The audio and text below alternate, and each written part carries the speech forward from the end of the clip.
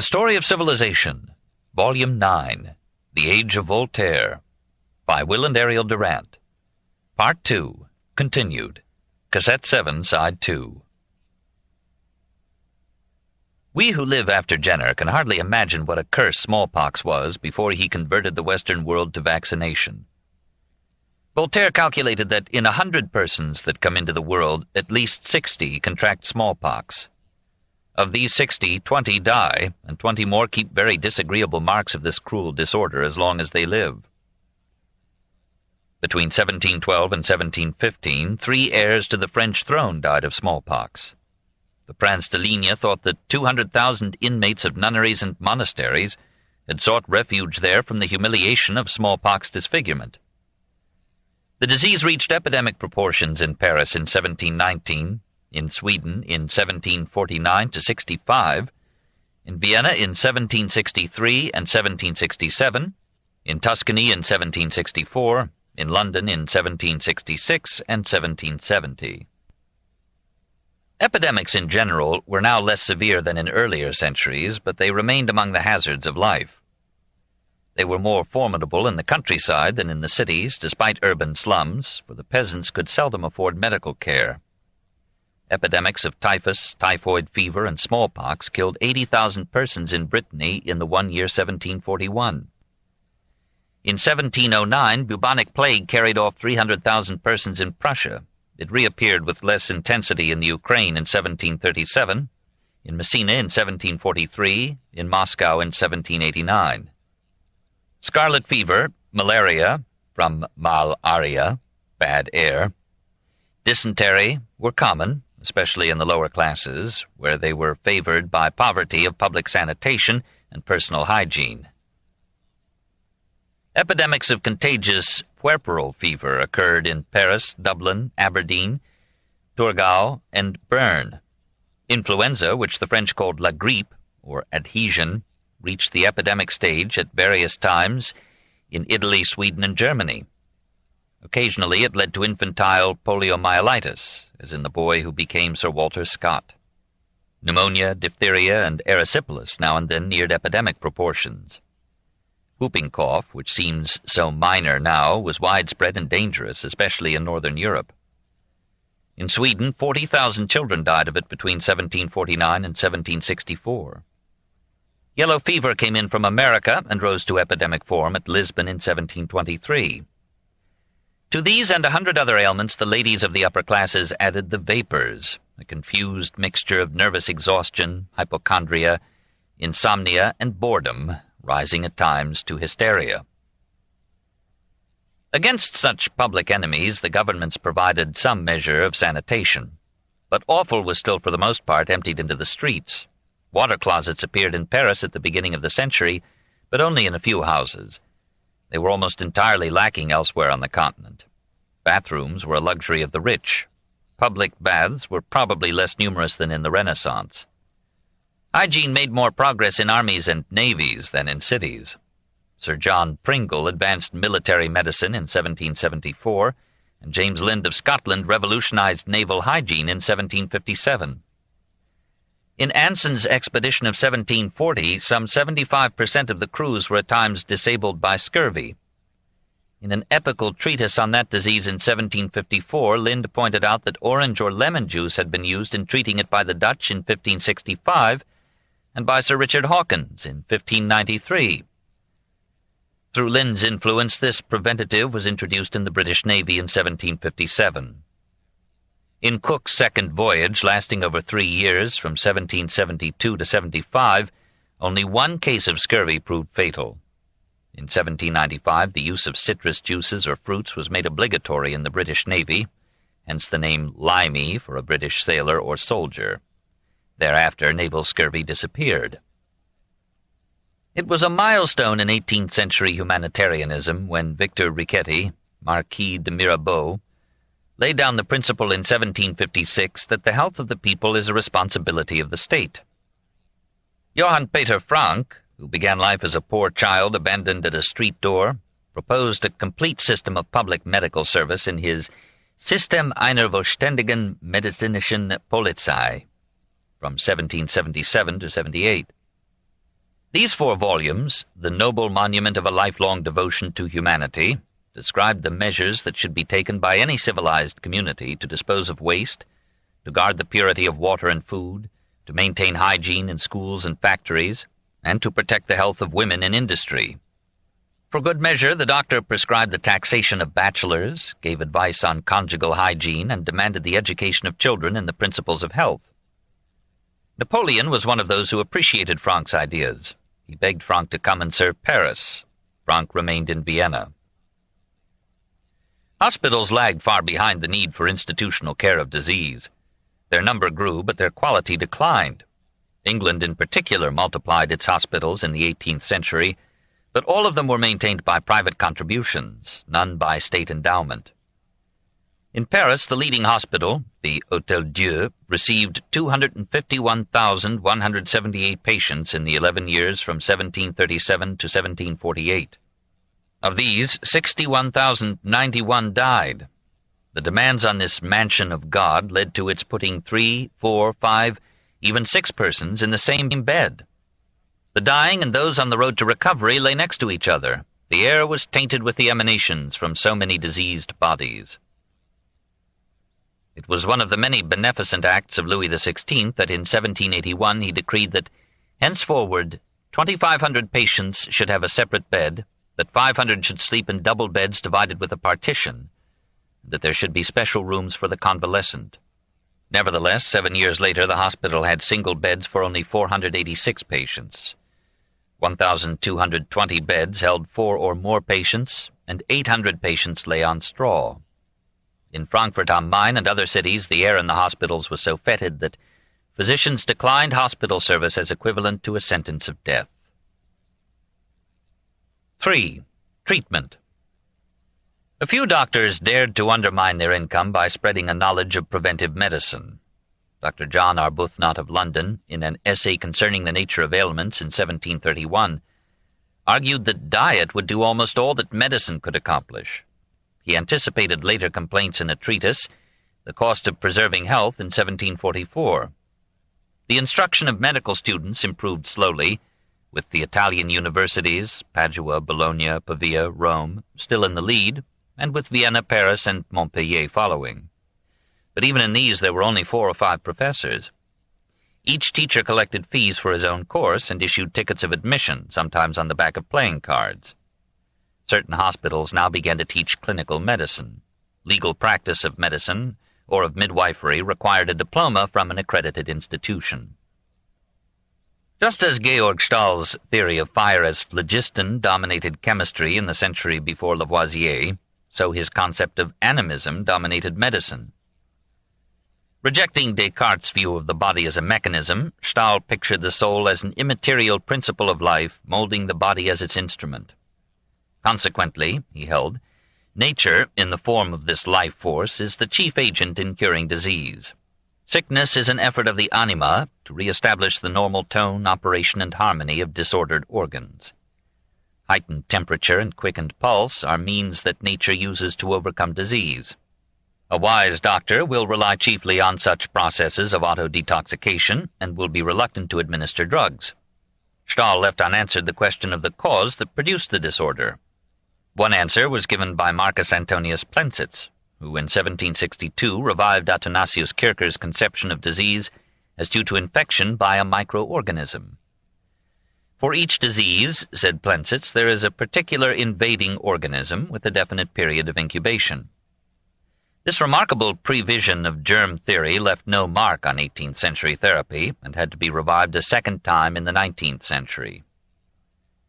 Some new methods of diagnosis were advanced. Stephen Hales advocated the measurement of blood pressure. Leopold Auenbrugger introduced percussion of the chest as a way of detecting fluid in the thorax. 2 Scots, George Martin and James Curry, developed the use of the clinical thermometer. Drugs, surgery, and quackery competed for the money of the patient. Bloodletting was still the standard panacea. One physician calculated in 1754 that 40,000 deaths were caused each year in France by excessive withdrawal of blood. Toward the end of the century, protests mounted and found an effective voice in Wolstein's Annotations regarding venesection in 1791. Drugs multiplied. The official London Pharmacopoeia of 1746 discarded prescriptions made of spider webs, unicorn horns, and virgin's milk, but it retained theriac, crab's eyes, woodlice, vipers, and pearls as forming curative mixtures. The Pharmacopoeia of 1721 gave official standing to paregoric, containing opium, ipecac, tartar emetic, spirit of sal volatile, and other new drugs. The edition of 1746 added valerian, sweet spirits of nitre, and balsam, tincture of benzoin. The edition of 1788 sanctioned arnica, sarsaparilla, cascarilla, magnesia, tincture of opium. Castor oil came into use in modern Europe about 1764, arsenic toward 1786. Colchicum was introduced for gout in 1763. William Withering, a Shropshire lad, learned from an old grand dame that foxglove, digitalis, is good for dropsy. He earned a niche in medical history by discovering its usefulness in ailments of the heart in 1783. Many reputable physicians made and sold their own drugs and charged rather for their prescriptions than for their visits. Proprietary medicines, from secret and patented formulas, made some individuals rich. So England absorbed tons of Stoughton's elixir, Betton's British oils, Hooper's female pills, and Ching's worm lozenges. Quacks were an appealing element in the medical scene. Count Alessandro di Cagliostro, whose real name was Giuseppe Balsamo, sold an elixir of long life to wealthy ninnies in several lands. Chevalier Taylor, armed with his cataract needle, proposed to cure any disorder of the eyes. Gibbon and Handel heard him hopefully. Joanna Stevens persuaded Parliament to pay her £5,000 for divulging the secret of her cure for the stone. When her recipe was published in 1739, it proved to be a compound of eggshells, snails, seeds, and soap, and in each of the cases which she claimed to have cured, stone was found in the bladder after death. The most famous quack of the 18th century was Franz Anton Mesmer. The thesis that earned him a doctor's degree at Vienna in 1766 renewed the old claim of astrological influences on man. These he explained by magnetic waves. For a time he tried to cure diseases by stroking the affected parts with magnets. Later, having met a priest who seemed to cure merely by laying on of hands, he discarded magnets, but announced that an occult force dwelt within him which could be transmitted to others under financial stimulation. He opened an office in Vienna where he treated patients by touching them, as kings had done for scrofula and as faith healers do today. The police declared him a charlatan and ordered him to leave Vienna within 48 hours. He moved to Paris in 1778 and began afresh by publishing a Mémoire sur la découverte du magnétisme animal in 1779. Patients came to him to be mesmerized. He touched them with a wand or stared into their eyes until he produced a semi-hypnotic submission to his suggestions. In this hypnotizing process, his ugliness was a terrifying asset. He set up magnetic tubs, baquets, containing a mixture based on hydrogen sulfide, and provided with iron projections which the patients touched as they joined hands with one another. To make the cure more certain, Mesmer himself touched each in turn. His patients included the Marquis de Lafayette, the Duchesse de Bourbon, the Princesse de Lamballe, and other persons prominent at court. Louis XVI offered him 10,000 francs if he would reveal his secret and establish a magnetic institute open to all.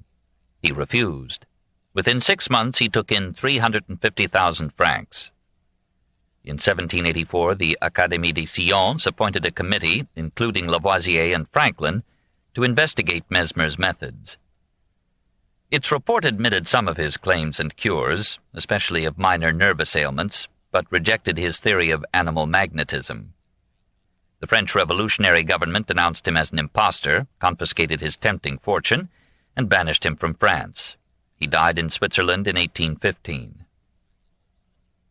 In London, James Graham opened in 1780 a Temple of Health on Mesmer's principles, but with improvements. He provided a magical wedding bed for married couples, which was guaranteed to ensure beautiful offspring. He rented it at £100 per night. His assistant as Goddess of Health in his procedures was Emma Lyon, destined, as Lady Hamilton, to hypnotize Lord Nelson himself. Confused by the proliferation of quacks and their miraculous cures, both the public and the medical profession took nearly all of the 18th century to accept prophylactic inoculation as a legitimate form of therapy. The transfer of weakened virus from a smallpox-infected human being to another person to make him immune to smallpox had been practiced by the ancient Chinese. For the same purpose, Circassian women pricked the body with needles touched with smallpox fluids. In 1714, a communication from Dr. Emmanuel Timony, read before the Royal Society of London, described the procuring of the smallpox by incision or inoculation, as it has for a long time been practiced in Constantinople. In a letter sent from Constantinople on April 1, 1717, Lady Mary Wortley Montagu wrote, "The smallpox, so fatal and so general amongst us British, is here made entirely harmless by the invention of ingrafting. Every year thousands undergo this operation. There is no example of anyone that has died of it. You may believe that I am very well satisfied of the safety of the experiment, since I intend to try it on my dear little son." The boy, 6 years old, was inoculated in March 1718 by Dr. Charles Maitland, an English physician then in Turkey. In 1721, a smallpox epidemic spread through London, proving especially fatal to children. Lady Mary, who had returned from Turkey, commissioned Dr. Maitland, also repatriated, to inoculate her 4-year-old daughter. 3 prominent doctors were invited to see how little the future Lady Bute was disturbed by the results. They were impressed, and one of them had his son inoculated. Lady Mary propagated the idea at court. Princess Caroline agreed to have it tested on 6 criminals who had been condemned to be hanged. They submitted on a promise of freedom if they survived. One suffered a mild attack of the disease, the others showed no ill effects, all 6 were released. In 1722, the princess had the operation performed on the orphan children of St. James's Parish, with complete success. In April, she had it performed on 2 of her daughters. Acceptance of inoculation spread among the British aristocracy, but the death of 2 inoculated persons in their households arrested the movement and gave a hold to the opposition. One critic complained that an experiment practiced only by a few ignorant women should, on a sudden and upon slender experience, so far obtain in one of the politest nations in the world as to be received into the royal palace. Lady Mary felt the stab and published an anonymous, plain account of the inoculating of the smallpox by a Turkey merchant. Most English physicians rejected inoculation as unsafe, but in 1760 Robert and Daniel Sutton introduced inoculation by puncture, and reported that in 30,000 cases they had had 1,200 fatalities, 4%. As late as 1774, Edward Massey, an English clergyman, preached against the dangerous and sinful practice of inoculation, and stood stoutly by the old theological view that diseases are sent by Providence for the punishment of sin. Perhaps, like many old religious doctrines, this could be profanely rephrased. Disease is often a punishment for ignorance or negligence. Other countries took up the idea. In America, Dr. Zabdiel Boylston, during the 6th epidemic of smallpox in Boston, inoculated his son in 1721 and performed 246 additional inoculations, despite an excited opposition that threatened to hang him. Most of the Puritan clergy defended him and shared the obloquy brought upon him. Benjamin Franklin and Benjamin Rush gave their influential support to the inoculation movement in Philadelphia. In France, the regent Philippe d'Orléans, with his usual courage, led the way by having his 2 children inoculated. The Faculty of Medicine at the University of Paris opposed the practice till 1763. Voltaire, in his Lettres sur les Anglais, praised Lady Mary's campaign, noted the universality of the practice among the Circassians, and ascribed it to the monetary value of beauty. The Circassians are poor, but have handsome daughters who accordingly are the principal article of their foreign trade. It is they who furnish beauties for the seraglios of the Grand Seigneur and the Sufi of Persia, and others who are rich enough to purchase and maintain these precious commodities. An Italian physician, Angelo Gatti, spread the inoculation experiment in France, and Théodore Tronchin in Switzerland. Catherine the Great and Grand Duke Paul of Russia had themselves inoculated on the urging of Voltaire in 1768.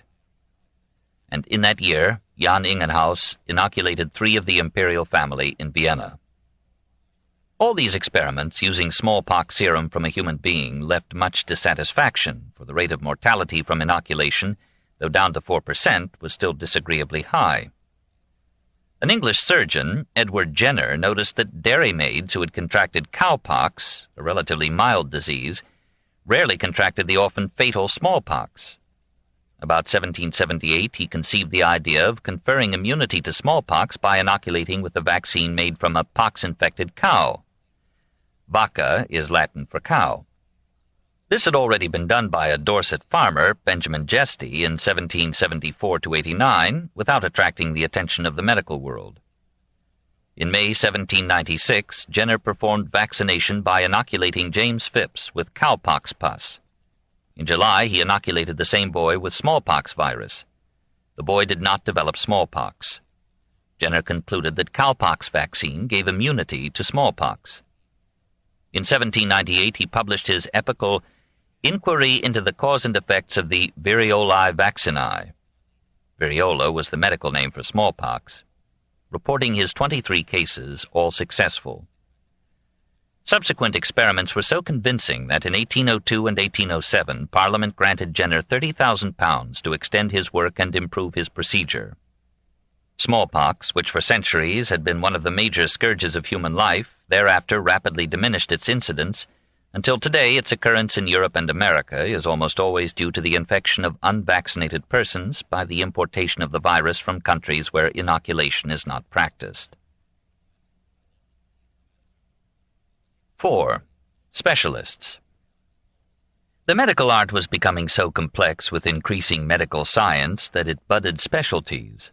Gynecology was not yet a separate devotion, but obstetrics was now a distinct skill and passed more and more into male hands. Feminine modesty still preferred trained midwives where these were available, but several royal mothers in childbirth set the example of accepting the ministrations of men. William Smellie led the way in England with his studies in the mechanism of labor and the use of forceps, studies brought together after 30 years of experience in his classic Midwifery from 1752. Ophthalmology made a significant advance with operations for cataract by William Cheselden in 1728 and Jacques Daviel. The latter originated in 1752 the modern treatment of cataract by extraction of the lens. In 1760 the first bifocal spectacles were made, for Benjamin Franklin and apparently at his suggestion. We shall find Diderot studying the psychology of blind persons and suggesting that they might be taught to read by touch. Perhaps in collusion with him, Rousseau, it is said, proposed embossed printing for the blind. Otology progressed through the use of the catheter for cleansing the eustachian tube in 1724, through the first successful operation for mastoid in 1736, and through the discovery of an elastic fluid in the labyrinth of the ear in 1742. Giacomo Rodriguez Pereira of Spain, having fallen in love with a deaf and dumb girl, devoted himself to developing a sign language using only one hand. The Abbé Charles-Michel de l'Épée improved silent chatter with an ambidextrous alphabet, and dedicated his life to the education, even to the maintenance, of his pupils. The treatment of the insane became more humane with the decline of the old theological view, held by Bossuet and Wesley, that insanity was a diabolical possession allowed by God as a punishment for guilt inherited or acquired. In the Narrenturm, or Fool's Tower, at Vienna, the inmates were on view to paying sightseers like animals in a menagerie. The Bethlehem, or Bedlam, Hospital for Lunatics was one of the showplaces of London, where for a fee the public might gaze upon madcaps tied by chain and iron collar to the wall. In the Hôtel Dieu at Paris, the insane were treated with cruelty or negligence by underpaid and overworked attendants. Still worse were private asylums, which could be persuaded to accept for incarceration sane persons delivered to them by hostile relatives.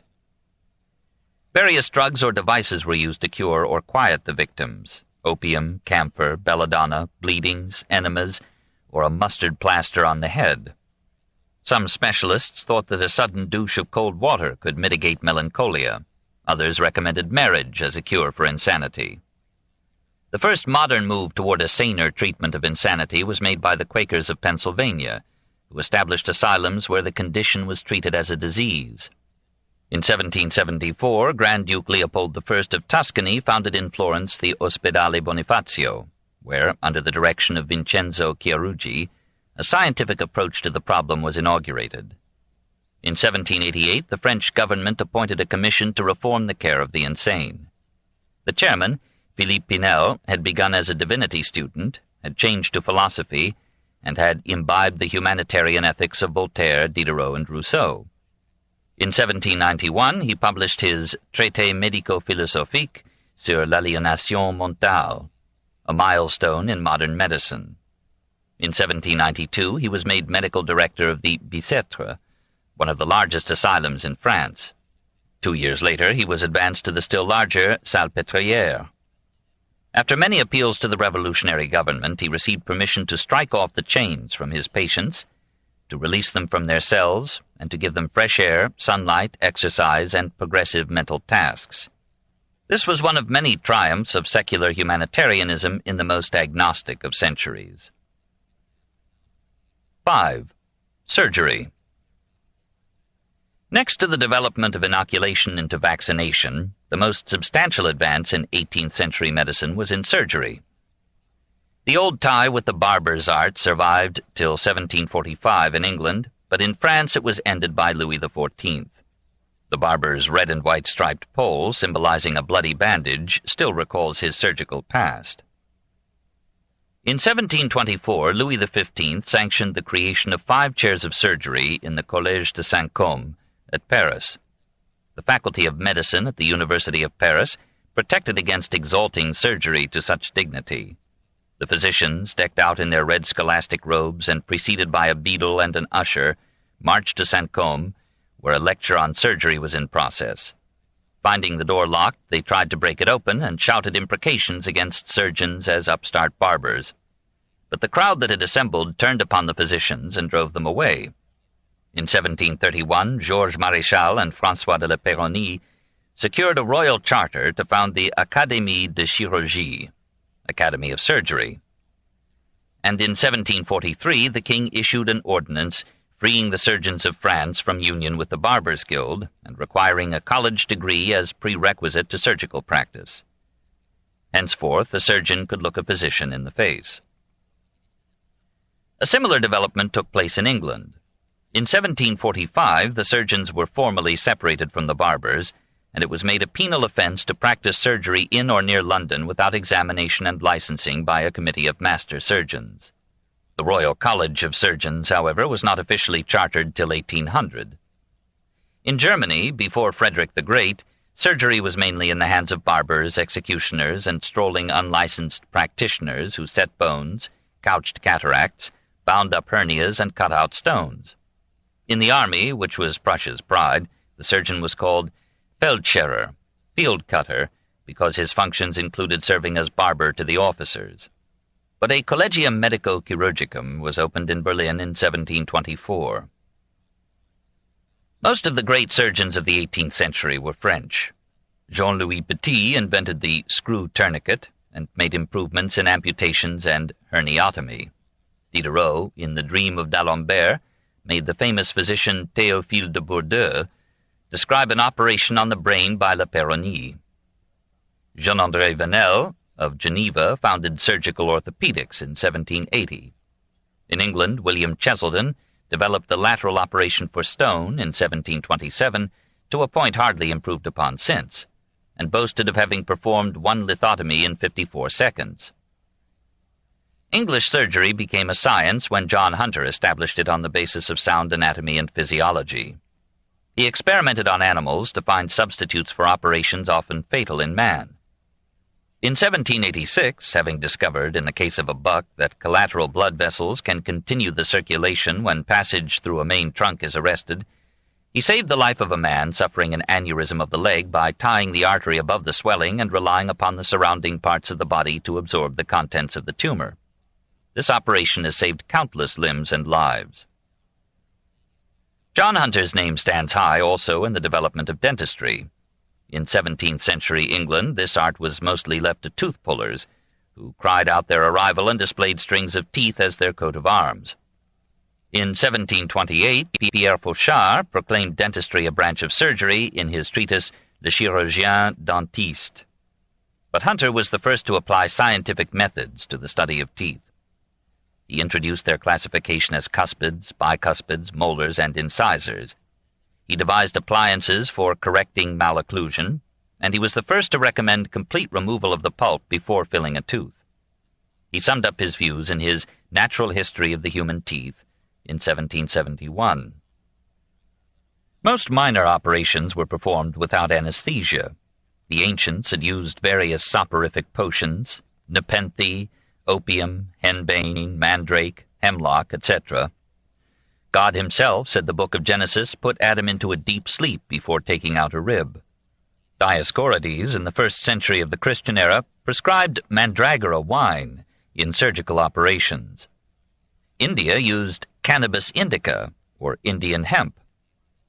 Surgical sleeping draughts were mentioned by Origen in the 2nd century and by St. Hilary of Poitiers in the 4th.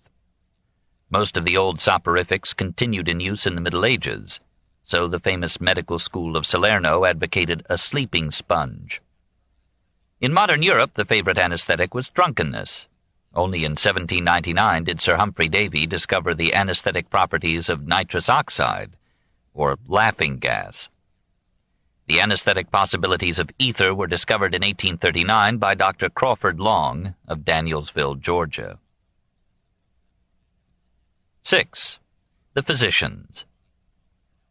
The growth of wealth, the rise of the middle classes in number and purse, and the progress of medical science and education gave a higher status and income to physicians than they had usually known before. La Métrie, himself a physician, rejoiced, "Everything gives way to the great art of the healer. The doctor is the one philosopher who deserves well of his country. The mere sight of him restores our calm and breeds fresh hope." Voltaire was critical of medicines. Regimen is superior to medicine, and of most doctors. Out of every 100 physicians, 98 are charlatans. But, he added, men who are occupied in the restoration of health to other men by the joint exercise of skill and humanity are above all the great of the earth. They even partake of divinity, since to preserve and renew is almost as noble as to create. Diderot praised the faculty of medicine in the University of Paris, whose faculty of theology was the bane of his life. "There are no books I read more gladly," he said, "than books about medicine, no men whose conversation is more interesting to me than that of doctors, but only when I am well." He made Dr. de Bourdieu the central character in Le Rêve d'Alembert. The profession was satirized, as usual, as in the plays of Goldoni, the pictures of Kodowiecki, the Ferdinand Count Fathom of Smollett, and the delectable caricatures of Thomas Rowlandson. Better fees and incomes raised physicians to better status. Most of them in England charged a guinea for a visit. Some of them earned £6,000 a year. Sir Hans Sloane, the first physician to be made a baronet, became president of the Royal Society, and Joseph von Quaren was made a baron by Joseph II of Austria. Physicians were welcomed in the best clubs of London, in the best salons of Paris. They no longer wore the lugubrious soutane, or black robe. They dressed in the best fashion of the upper middle class. In England they displayed a coat of red satin or brocade, knee-breeches, buckled shoes, gold-headed cane, and sometimes a sword. In France they dressed with the pomp of a high ecclesiastic. Some physicians call for special remembrance. Simon-André Tissot was famous in Lausanne as a leading advocate of inoculation and an authority on epilepsy. He labored not only to heal the sick, but also to keep the well. His Avis au peuple sur la santé, or Advice to the People on Health, from 1760, ran through 10 editions in 6 years, and was translated into every major language of Europe. Leopold Auenbrugger was chief in a circle of great doctors who gave honor to Vienna under Maria Theresa. He was loved for his modesty, honesty, and charity, a noble example of the substantial worth and charm of old-fashioned German character at its very best. Not quite so popular was Dr. Joseph Ignace Guillotin. who served as a deputy in the States General of 1789, upheld capital punishment, and proposed the use of a beheading machine that would avoid the misstrokes of executioners. And Théodore Tronchin was the most famous physician in Switzerland. He was a favorite pupil of Boerhaave at Leiden, practiced 20 years in Amsterdam, married the granddaughter of Jan de Witt, moved back to his native Geneva, and there introduced inoculation in 1749 by beginning on himself and his children. In 1756, the Duc d'Orléans invited him to Paris to inoculate his son, the Duc de Chartres, and his daughter, the current Mademoiselle de Montpensier. Paris marveled at such courage, but when the patients came through with no perceivable harm, the elite world flocked to Tronchin's lodgings in the Palais Royal, eager to be made immune to a disease that had long maintained a high rate of mortality in France. His success gave weight to his views on other matters. He preceded Rousseau in urging mothers to nurse their children. He told his patients to take less medicine and more exercise in the open air, to eat simple foods, to bathe more frequently, to wash in cold water, discard their wigs, nightcaps, and bed curtains, and retire and rise at an early hour. He startled the court at Versailles by ordering the windows of the palace, which had always remained closed, to be opened at least part of every day, even in winter. His ideas became fashionable. High-born ladies took walks in the early morning hours, clad, for ventilation's sake, in short skirts that were soon named tranchines. When Voltaire settled in Geneva, he put himself under Tronchin's care. "He is a man 6 feet tall," said Voltaire, "wise as Aesculapius, and as handsome as Apollo." Tronchin did not reciprocate these compliments, but, as Voltaire said of himself and Haller, perhaps they were both mistaken. Madame d'Épinay, who had come all the way from Paris to Geneva to take treatment from Tronchin, gave a very flattering picture of him. "I am going to spend 2 or 3 days at Voltaire's house with Monsieur Tronchin. Really, I discover every day new features in Tronchin which inspire me with boundless respect and regard for him. His charity, his disinterestedness, his affection and care for his wife are unexampled. Now that I know her, I declare to you that she is the sulkiest and most unendurable woman in existence." But who can trust one woman on another? It was not an especially great century in the history of medicine. The medical scene was still darkened with mysticism, quackery, and theories that should already have been shamed by experience. But the progress of anatomy and physiology had now placed medicine upon a sounder basis than before. Medical education was more thorough and more widely available. Unlicensed practice was fading away. Specialties were increasing knowledge and improving care. Surgery was liberated. Miraculous cures were losing repute. And the triumphs of medicine were playing their quiet part in that basic conflict between faith and reason, which was taking the forefront in the life of the mind. Book 5. The Attack upon Christianity, 1730 to 1774. Chapter 18. The Atheists, 1730 to 1751. 1. The Philosophic Ecstasy. Let us define our terms. By philosopher we shall mean anyone who tries to arrive at reasoned opinions on any subject whatever as seen in a large perspective. More specifically, in these chapters, we shall apply the term to those who seek a rational view of the origin, nature, significance, and destiny of the universe, life, or man. Philosophy must not be understood as in opposition to religion, and any large perspective of human life must make room for religion. But since many philosophers in 18th century France were hostile to Christianity as they knew it, the word philosophe took on an anti-Christian connotation, and usually in our use of the French term it will carry that implication. So we shall call La Métrie, Voltaire, Diderot, d'Alembert, Grimm, Helvétius, and d'Holbach philosophes. But we shall not so term Rousseau, though we should call him a philosopher, if only because he gave a reasoned argument in defense of feeling and faith. We must also allow for the fact that a philosophe might oppose all the religions around him, and yet, like Voltaire, consistently and to the end profess belief in God. The debate that agitated the intellectual classes in the half-century before the Revolution was not quite a conflict between religion and philosophy. It was primarily a conflict between the philosophe and Catholic Christianity as it then existed in France. It was the pent-up wrath of the French mind after centuries in which religion had sullied its services with obscurantism, persecution, and massacre. The reaction went to extremes, but so had the massacre of St. Bartholomew in 1572, the assassination of Henry IV in 1610, and the dragonnades of the Revocation in 1685. Never had there been such a multitude of philosophers. Helvétius remarked, "The taste of our age for philosophy," and D'Alembert wrote, "Our century has called itself the century of philosophy par excellence.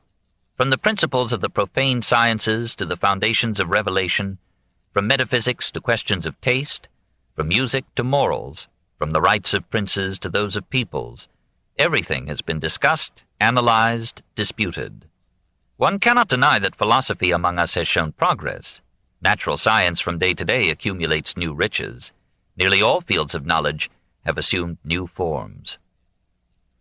The French philosophers were a new breed. First of all, they were clear. They were not solemn recluses, talking to themselves or their like in esoteric gibberish. They were men of letters who knew how to make thoughts shine through words.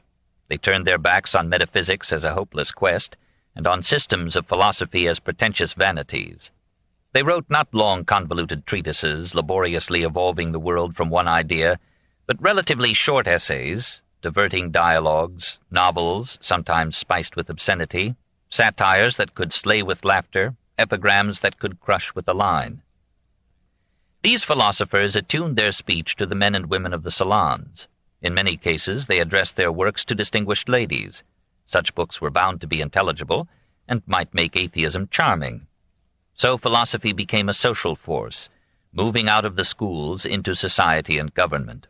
It took part of the conflict of powers. It was in the news. And since all educated Europe looked to France for the latest notions, the works of the French philosophers reached into England, Italy, Spain, Portugal, Germany, Sweden, and Russia, and became European events. Frederick the Great and Catherine the Great were proud to be philosophes, and perhaps they were not disturbed when French conservatives predicted that the freethinkers of France were undermining her morals, unity, and power. Gutenberg was having his effect. Print was spreading science, history, biblical criticism, the pagan classics. The philosophers could now speak to a larger and better prepared audience than ever before. They did not disdain to come down from their towers and popularize knowledge. Not that they put much trust in the common man as they knew him in that age, but they were confident that the dissemination of truth would improve the conduct and happiness of mankind.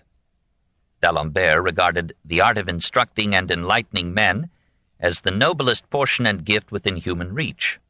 Sapere aude, to dare to know, became the motto of this éclaircissement, or enlightenment, this age of reason triumphant and fulfilled. For now, the faith in reason, which had had its Chanticleer and Francis Bacon a century before, became the foundation and instrument of liberal thought. That is, in this aspect, thought liberated from the myths of the Bible and the dogmas of the Church. Reason appeared in all the glory of a new revelation. It claimed authority henceforth in every field, and proposed to reform education, religion, morals, literature, economy, and government in its own bright image. The philosophes admitted the frailty of reason, as of everything human. They knew that it could be deceived by bad logic or a mistaken interpretation of experience, and they did not have to wait for Schopenhauer to tell them that reason is usually the servant of desire, the handmaiden of the will. Hume, who dominated this age of reason in Britain, was the strongest critic that reason ever encountered, possibly excepting Kant. Voltaire time and again acknowledged the limits of reason, and Diderot agreed with Rousseau that feeling is more basic than reason. Nearly all the philosophers of the Enlightenment recognized that the majority of men, even in the most civilized nation, are too pressed by economic necessities and toil to have time for the development of reason, and that the masses of mankind are moved far more by passion and prejudice than by reason. Even so, the hope remained that reason could be spread and could be freed from narrow selfishness and interested indoctrination. This book is continued on Cassette 8, Side 1.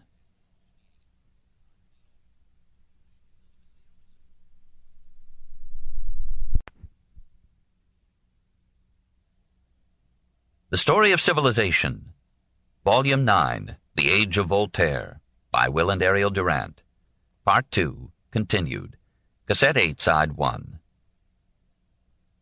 Even so, the hope remained that reason could be spread, and could be freed from narrow selfishness and interested indoctrination. And so, despite their periods of pessimism, a spirit of optimism prevailed among the philosophes. Never had men been so confident that they could remold, if not themselves, at least society. Despite the disasters of the 7 Years' War, despite the loss of Canada and India to England, there rose in the second half of the 18th century an élan of the mind that seemed to make old and ailing France young and strong again. Not since the days of the Greek sophists had there been so many ideas in the air, or so invigorating a spirit of inquiry and debate. No wonder Duclos sensed around him a certain fermentation of reason tending to develop everywhere. And because Paris was now the intellectual capital of Europe, the Enlightenment became as wide a movement as the Renaissance and the Reformation. Indeed, it seemed the logical culmination of the earlier movements. The Renaissance had gone back beyond Christianity to explore the pagan mind. The Reformation had broken the bonds of doctrinal authority, and, almost despite itself, had let loose the play of reason. Now those two preludes to modernity could complete themselves. Man could at last liberate himself from medieval dogmas and oriental myths. He could shrug off that bewildering, terrifying theology and stand up free to doubt, to inquire, to think, to gather knowledge and spread it, free to build a new religion around the altar of reason and the service of mankind. It was a noble intoxication. 2. The Background of Revolt. But how had this come about? Why had so many philosophers, especially in France, turned against Christianity, which, after all, had mingled hope with its terrors, charity with its crimes, beauty with its sins? In England, the revolt, as expressed by the deists, had met with a relatively tolerant hearing, even from the established church, and perhaps for that reason the fire of revolt had died down. Moreover, the church in England was subject to the state, and no longer made any active pretense to be a rival independent power. But in France the church was a powerful organization, owning a large share of the national wealth and soil, and yet bound by supreme allegiance to a foreign power. It seemed to be draining more wealth from secular into ecclesiastical hands through its role in the making of wills and the guidance of bequests. It refused to pay taxes beyond its occasional gratuitous gift. It held thousands of peasants in practical serfdom on its lands. It maintained monks in what seemed to be fruitless idleness. It had repeatedly profited from false documents and bogus miracles. It controlled nearly all schools and universities, through which it inoculated the minds of the young with stupefying absurdities. It denounced as heresy any teaching contrary to its own, and used the state to enforce its censorship over speech and press. It had done its best to choke the intellectual development of France. It had urged Louis XIV into the inhuman persecution of the Huguenots and the heartless destruction of Port Royal. It had been guilty of barbarous campaigns against the Albigenses and of sanctioning massacres like that of St. Bartholomew's Day. It had fomented religious wars that had almost ruined France. And amid all these crimes against the human spirit, it had pretended, and had made millions of simple people believe, that it was above and beyond reason and questioning, that it had inherited a divine revelation, that it was the infallible and divinely inspired vice-regent of God, and that its crimes were as much the will of God as were its charities. The Church offered many answers to this indictment. We shall hear them in due course. Meanwhile, these proliferating charges moved thousands of minds to resentment and protest, and finally to an impassioned hostility. Skeptics multiplied to the point where they ceased to fear the clergy and openly harassed them with difficult questions. When about 1730 Father Tournemine, at the Collège Louis le Grand, invited unbelievers to meet him, his room, we are told, was soon filled with freethinkers, deists, materialists. He converted hardly any. The clergy were appalled at the number of Frenchmen and Frenchwomen who died rejecting the sacraments of the Church. Madame de Prie threatened to have her servants throw through the window the curé who importuned her to accept extreme unction. A priest complained that the moment we appear we are forced into discussion. We are called upon to prove, for example, the utility of prayer to a man who does not believe in God, and the necessity of fasting to a man who has all his life denied the immortality of the soul. The effort is very irksome, while those who laugh are not on our side. Barbier remarked in 1751, "We may see in this country a revolution in favor of Protestantism." He was mistaken. The expulsion of the Huguenots had left no halfway house between Catholicism and unbelief. French liberal thought skipped the Reformation and went at one leap from the Renaissance to the Enlightenment. So in France it was not to the Jansenists or to the few surviving Protestants that the French mind turned in its rebellion. It was to Montaigne, Descartes, Gassendi, Bayle, and Montesquieu. When the French freethinkers went back to Descartes, they rejected nearly all of him but his methodic doubt and his mechanistic interpretation of the objective world. Bayle was honored as the subtlest of reasoners, whose doubts had generated 1,000 doubts more. His dictionnaire was an inexhaustible armory for the enemies of the Church. The example of England was an emboldening inspiration to the freethinkers of France. First, Francis Bacon, whose call to inductive science seemed to promise so much more fruit than Descartes' magical deduction of God and immortality from the existence of Descartes. Then Hobbes, whose blunt materialism never ceased to agitate Diderot. Then Newton, who seemed to have reduced God to a button presser in the world machine. The French did not yet know that Newton was more prolific in theology than in science. Then the English deists, who had given courage and impetus to Voltaire. And finally Locke, for the French skeptics thought that all religion collapsed before the proposition that all ideas are derived from sensation. If sensation is a product of external forces, mind is a product of experience, not a deathless gift of an invisible God. And if experience creates character, character can be changed by altering educational methods and content, and reforming social institutions. From these two propositions, men like Diderot, Helvétius, and D'Holbach drew revolutionary conclusions. Can there be anything more splendid, asked Voltaire with Locke in mind, than to put the whole world into commotion by a few arguments? Voltaire died before 1789. Here again the alert Marquis d'Argenson, writing in 1753. It would be a mistake to attribute the loss of religion in France to the English philosophy, which has not gained more than 100 philosophes or so in Paris, instead of setting it down to the hatred against the priests, which goes to the very last extreme. And he added, after that prediction of revolution which we have already quoted, "It, the revolution, will be a very different thing from the rude Reformation, a medley of superstition and freedom that came to us from Germany in the 16th century. As our nation and our century are enlightened in so very different a fashion, they will go whither they ought to go. They will expel the priests, abolish the priesthood, and get rid of all revelation and all mystery. One may not speak in behalf of the clergy in social circles. One is scoffed at and regarded as a familiar, or spy, of the Inquisition. The priests remark that this year there is a diminution of more than 1/3 in the number of communicants. The College of the Jesuits is being deserted. 120 boarders have been withdrawn from these so greatly defamed monks." There were other intellectual influences that weakened the medieval creed. The philosophe joined with the orthodox in rejecting Spinoza, for the great Jew had been labeled atheist, and it was dangerous to speak of him without denouncing him, as Hume and Voltaire took care to do. But clandestinely Spinoza was being read. His Tractatus Theologico-Politicus was stirring up biblical criticism, and M. le Comte de Boulainvilliers expounded Spinoza under the pretense of refuting him. Hume himself, influenced by France, was influencing France. Freemasons were establishing lodges in France and were privately enjoying their deistic heresies. Exploration, history, and the comparative study of religions were adding fire to the crucible in which Christianity was being tried as never before. Every science in its growth was raising the respect for reason, the belief in universal law, the disbelief in miracles, including the greatest and most frequent miracle of all, the daily transformation of bread and wine by 50,000 simple priests into the body and blood of Christ. Social forces entered into the decay of dogma. Every increase in wealth was accelerating the race for pleasure and was making the restraints of Christian morality more and more irksome in a Paris where the most Christian king kept a stud of mistresses, and the Virgin Mary had been displaced by Madame de Pompadour. And even the moral laxity of the age was turned into an indictment of Christianity.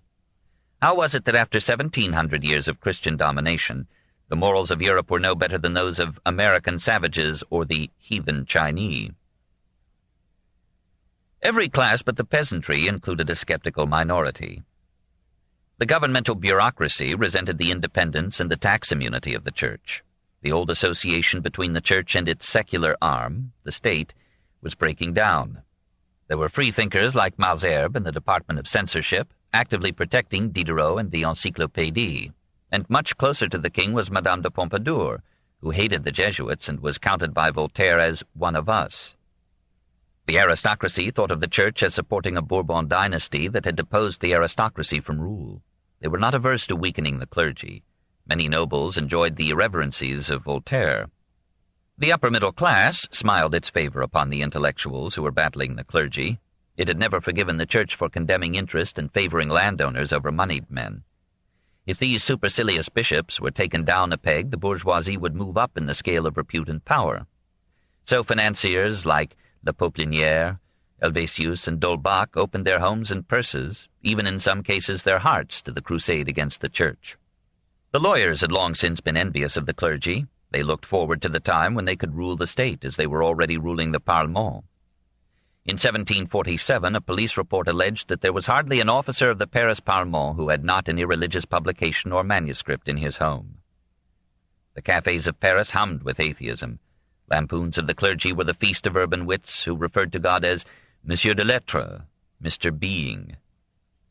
Even in the provinces, anti-clerical literature circulated widely. Some traveling salesmen profitably peddled from door to door a brochure entitled The Three Most Famous Impostors, Moses, Jesus, and Muhammad.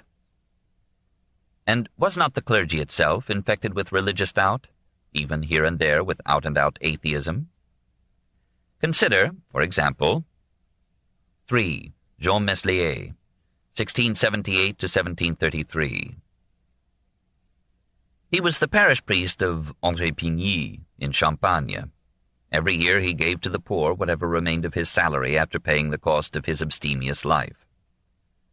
After 30 years of quiet and exemplary ministry, he died, aged 55, bequeathing all his possessions to the people of his parish, and leaving 3 manuscript copies of a treatise, which he entitled My Testament. One copy was addressed to his parishioners. This was surely the strangest bequest in history.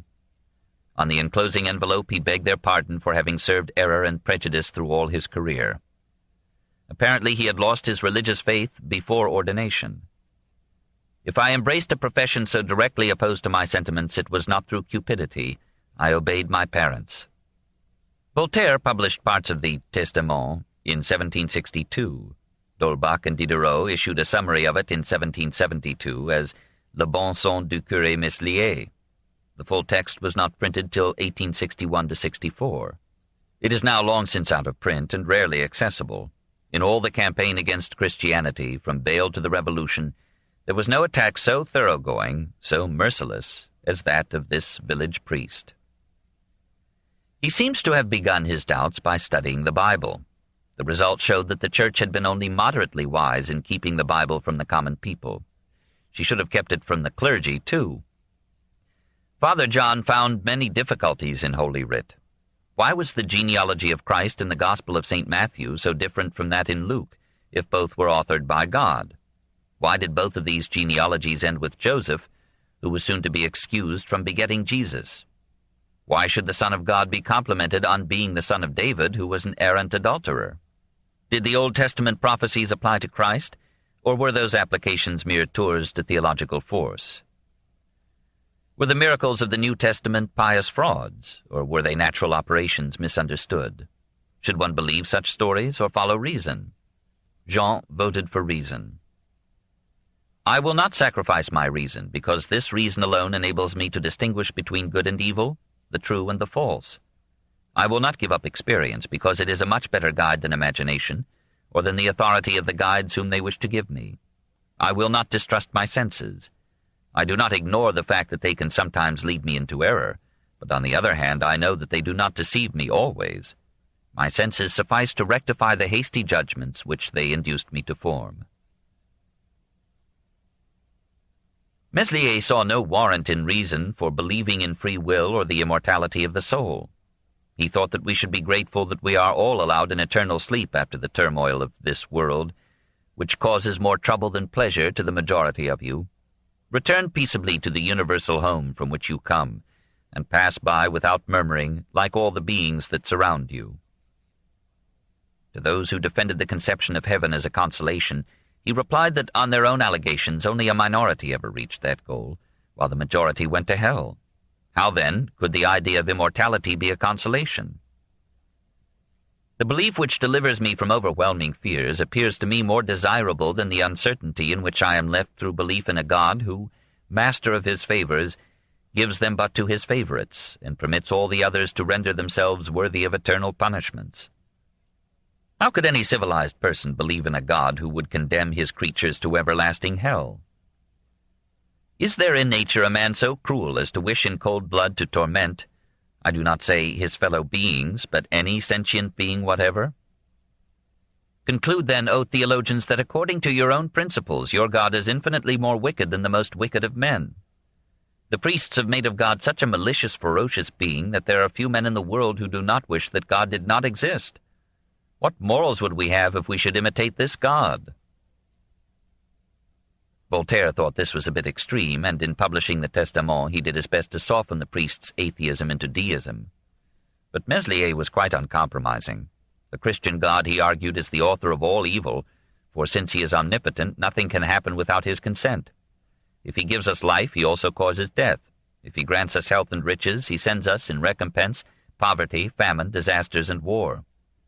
There are in the world many indications of intelligent design, but are there not quite as many signs that this divine providence, if it exists, is capable of the most devilish mischief? All the books are filled with the most flattering praises of providence, whose attentive care is extolled. However, if we examine all parts of this globe, we see the uncivilized as well as the civilized man in a perpetual struggle with providence. He is compelled to ward off the blows which it sends in the form of hurricanes, tempests, frost, hail, inundations, sterility, and the diverse accidents which so often render all man's labors useless. In a word, I see the human race continually occupied in protecting itself from the wicked tricks of this providence, which is said to be busy with the care of their happiness. After all, was there ever a stranger and more incredible God than this?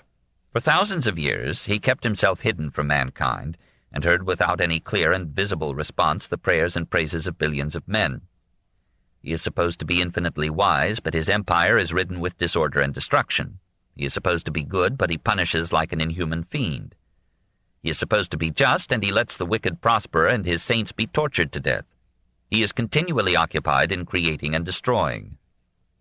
Instead of holding, like Voltaire, that belief in God is natural and universal, Meslier contended that such a belief is unnatural and has to be infused into the adolescent mind. All children are atheists. They have no idea of God. Men believe in God only upon the word of those who have no more idea of him than they themselves. Our nurses are our first theologians. They talk to children about God as they talk to them of werewolves. Very few people would have a God if care had not been taken to give them one. And whereas most atheists professed admiration for Jesus, Meslier included Christ in his passionate demolition of religious faith. First of all, what sane man could believe that God, with the view of reconciling himself with mankind, would sacrifice his own innocent and sinless Son? As for Jesus himself, we see in him a fanatic, a misanthrope, who, preaching to the wretched, advises them to be poor, to combat and extinguish nature, to hate pleasure, to seek sufferings, and to despise themselves. He tells them to leave father, mother, all the ties of life, in order to follow him. What beautiful morality! It must be divine, because it is impracticable for men. Meslier moves on to complete materialism. It is not necessary to go beyond matter and ask who created it. The puzzle of origins would be merely put back a step to the child's natural question, who made God? I say to you that matter acts of itself. Leave to theologians their first cause. Nature has no need of this in order to produce all the effects which you see. If you must worship something, worship the sun, as many peoples do, for the sun is the real creator of our life and health and light and warmth and joy.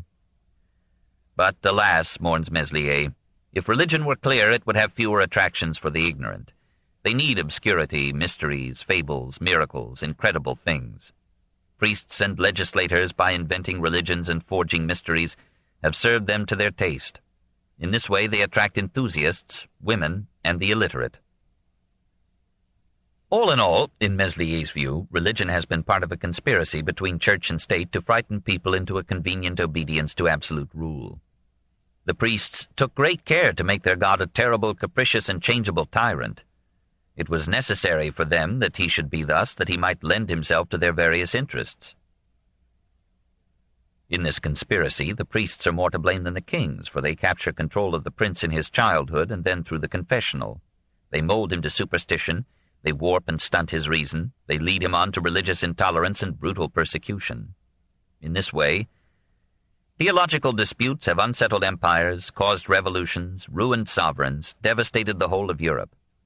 These despicable quarrels could not be extinguished even in rivers of blood.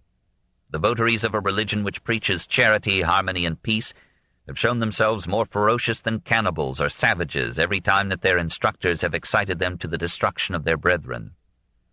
There is no crime which men have not committed in the idea of pleasing the deity or appeasing his wrath, or to sanction the knaveries of impostors on account of a being who exists only in their imagination. This gigantic and self-perpetuating conspiracy of church and state against man and reason is defended on the ground that a supernatural religion, and even a religion of terror, is an indispensable aid in the task of forming men to morality. But is it true that this dogma of heaven and hell renders men more virtuous? The nations where this fiction is established, are they remarkable for the morality of their conduct? To disabuse us, it is sufficient to open the eyes and to consider what are the morals of the most religious people. We see haughty tyrants, courtiers, countless extortioners, unscrupulous magistrates, impostors, adulterers, libertines, prostitutes, thieves, and rogues of all kinds, who have never doubted the existence of a vindictive God or the punishments of hell or the joys of paradise. No, theological ideas, though professed by nearly all men, have very little effect upon their conduct. God is far away, but temptation is near. Whom does the idea of God overawe? A few weak men disappointed and disgusted with this world, some persons whose passions are already extinguished by age, infirmities, or reverses of fortune. It is not the church, but the state that produces order and trains citizens to obey laws. Social restraints are more powerful than religion in making men behave. In the long run, the best morality is one founded upon reason and intelligence. To discern the true principles of morality, men have no need of theology, of revelation, or of gods. They need but common sense.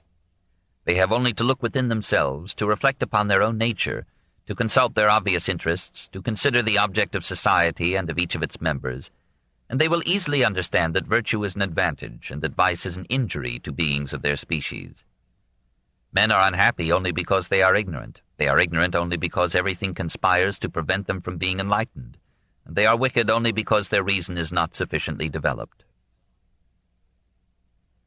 Philosophers could build a natural and effective morality if they were not frightened into a hypocritical orthodoxy by fear of powerful priests.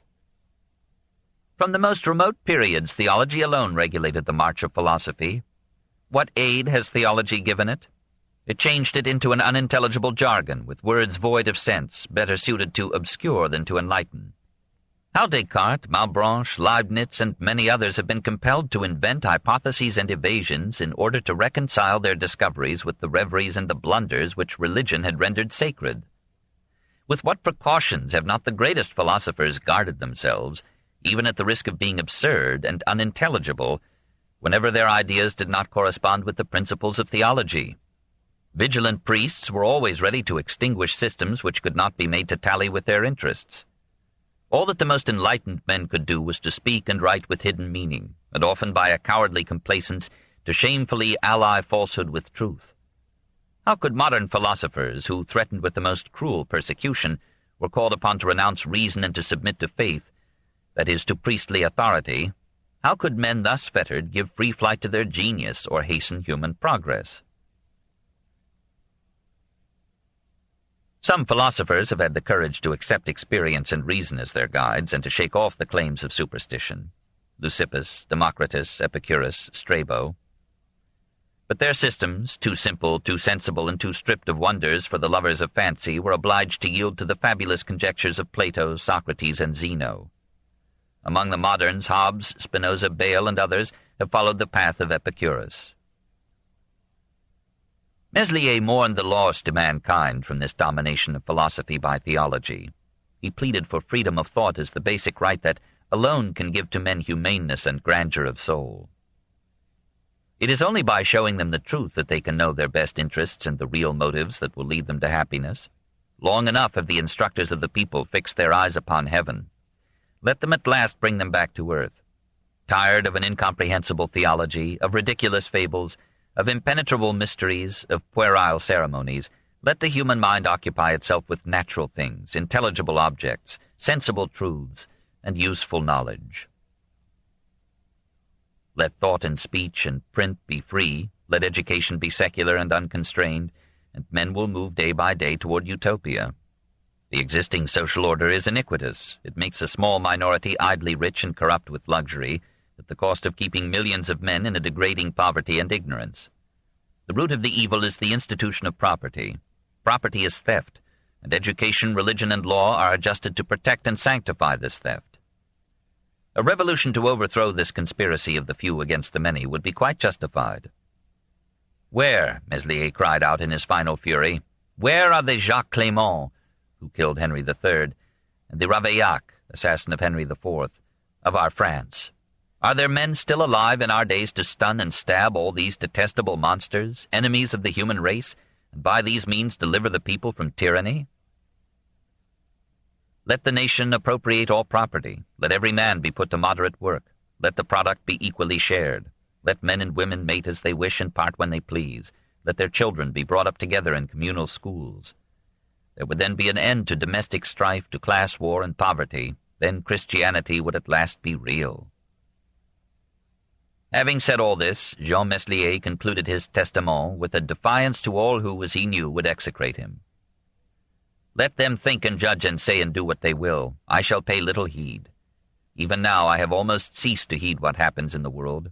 The dead, whose company I am now about to join, have no more troubles and disquiet themselves no more. So I am putting fini to all this.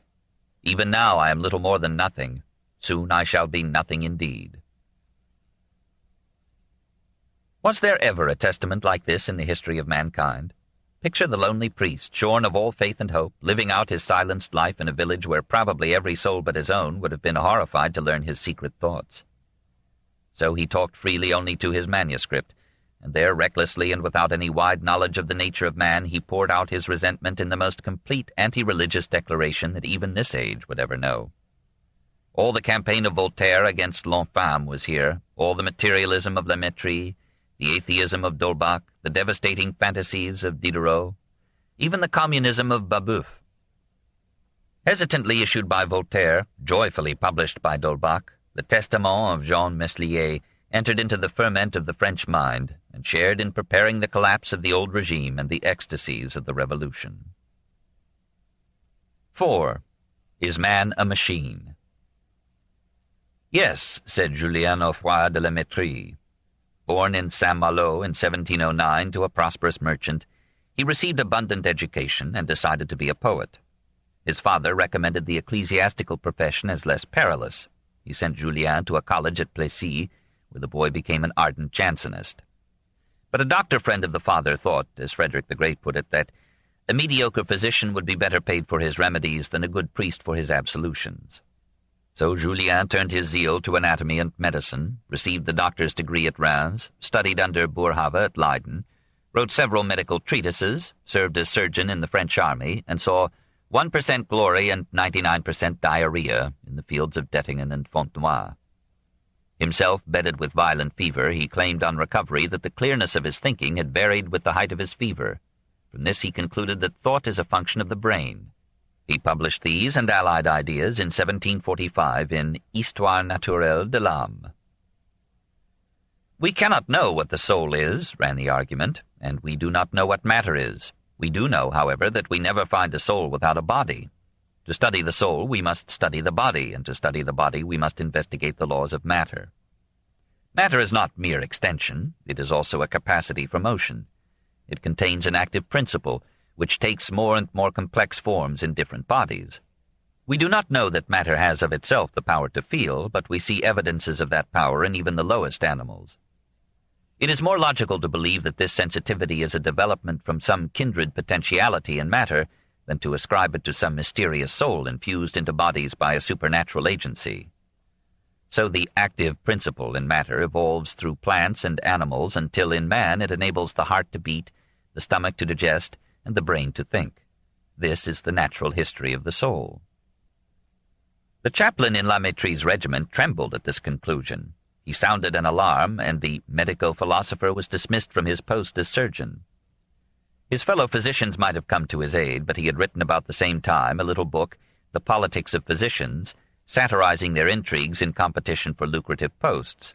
They joined in denouncing him. He found both his practice and his reputation ruined. He fled to Leiden, wrote another attack upon the medical profession, and turned to philosophy. So at Leiden in 1748 he issued L'Homme Machine. By the term machine, La Métrie means a body whose actions are due entirely to physical or chemical causes and processes. That the animal body is a machine in this sense is clear to him from 100 phenomena. The flesh of animals continues to palpitate, and their intestines continue peristalsis for some time after death. Muscles, separated from the body, contract when stimulated, and so forth. Animals, then, are machines, and if so, why not men, whose bones, muscles, tendons, and nerves are so remarkably similar to those of the higher animals? The mind obviously depends upon the physico-chemical operations of the body. Opium, coffee, wine, and divers drugs do not merely affect the body, they can alter the stream and character of thought, the mood and force of the will. Change a few fibers in Fontenelle's brain and you make him an idiot. Bodily disease can weaken the mind. The soul gains vigor with the body and acquires keenness as the body gains strength. Diet influences character. So the English, who eat meat red and bloody and not as well done as ours, seem to share more or less in the savagery due to this kind of food. Should we then be astonished that the philosophers have always had in mind the health of the body in order to preserve the health of the soul, and that Pythagoras gave rules for diet as carefully as Plato forbade wine? And La Métrie concludes, since all the faculties of the soul depend to such a degree on the proper organization of the brain and of the whole body, they are apparently but this organization itself. The soul is clearly an enlightened machine. Soul is therefore but an empty word of which no one has any idea, and which an enlightened man should use only to signify the part in us that thinks. In L'Homme Plante, in 1748, La Métrie developed the great chain of being into a theory of evolution. He lost some of his confidence when he tried to bridge the apparent gap between the inorganic and the organic. Suddenly he forgot mechanism and slipped into vitalism. He supposed certain semences, or seeds, which enabled matter to beget life. After that he found it easy to follow Lucretius. The first generations must have been quite imperfect. Perfection could not have been the work of a day in nature any more than in art. To diminish the gap between animals and men, La Métrie argues, against Descartes, that some animals reason. Let us observe the ape, the beaver, the elephant, etc. in their operation. If it is clear that these activities cannot be performed without intelligence, why refuse intelligence to these animals? And if you grant them a soul, you are lost. Who does not see that the soul of an animal must be either mortal or immortal, whichever ours is? There is no great difference between the simplest man and the most intelligent animal. Imbeciles are animals with human faces, as the intelligent ape is a little man in another shape. La Métrie adds, with his peculiar humor, that the entire realm of man is but a composite of different monkeys, at whose head Pope has placed Newton. Man ceased to be a monkey only when he invented specific sounds as convenient expressions for specific ideas. He became man through language. Did La Métrie admit a god as prime mover of the world machine? Voltaire and Diderot had defended the argument from design. La Métrie rejected it scornfully. All reasoning based on final causes is frivolous. Nature makes silk the way the bourgeois gentilhomme speaks prose, without knowing it. It is as blind when it gives life as it is innocent when it destroys it. Having, without seeing, made eyes that see, it is made, without thinking, a machine that thinks. La Métrie was not explicitly an atheist. He affected rather to discard the question of God as unimportant. It does not matter for our peace of mind whether matter is eternal or has been created, whether there is or is not a God. but he quoted a probably fictitious friend as holding that the universe will never be happy unless it is atheistic, for then there will be no more theological disputes, no ecclesiastical persecutions, no more religious wars, and man will express his natural instincts with no sense of sin. As for himself, La Mettrie was content with materialism. He ended his L'Homme Machine on a defiant note. Such is my system, or rather the truth, unless I am much deceived. It is short and simple. Dispute it now who will. Perhaps as a parting jest, he dedicated his agnostic manifesto to the pious poet and physiologist Albrecht von Haller, who rejected the dedication with horror in a letter to the Journal des Savants for May 1749. The anonymous author of L'Homme Machine having dedicated to me a work as dangerous as it is unusual, I feel that I owe it to God, to religion, and to myself to make the following statement. I declare that the book in question is completely alien to my sentiments. I regard its dedication to myself as an outrage, exceeding in cruelty all those which its anonymous author has inflicted on so many worthy people, and I beg the public to be assured that I have never had anything to do with the author, that I do not know him, and that I should look upon any consonance of views between us as one of the most unmitigated calamities that could possibly befall me. La Mettrie continued to print the dedication in later editions of his book. L'Homme Machine was widely reviewed and unanimously refuted.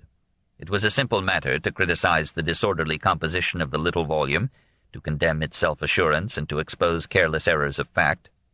It was not at all obvious that the soul and the body fall asleep together. Some authors are more brilliant in their dreams than on the page. A sick body may house a good mind, as with Pope and Scarron, and our rare meat lovers will not admit that they are still in the hunting stage. La Mettrie himself, who was up to every prank, published a pretended critique of his book in an anonymous L'Homme plus qu'une machine, Man more than a machine, probably as a means of drawing attention to his major work. On the other hand, he may have been really impressed by anti-mechanistic arguments.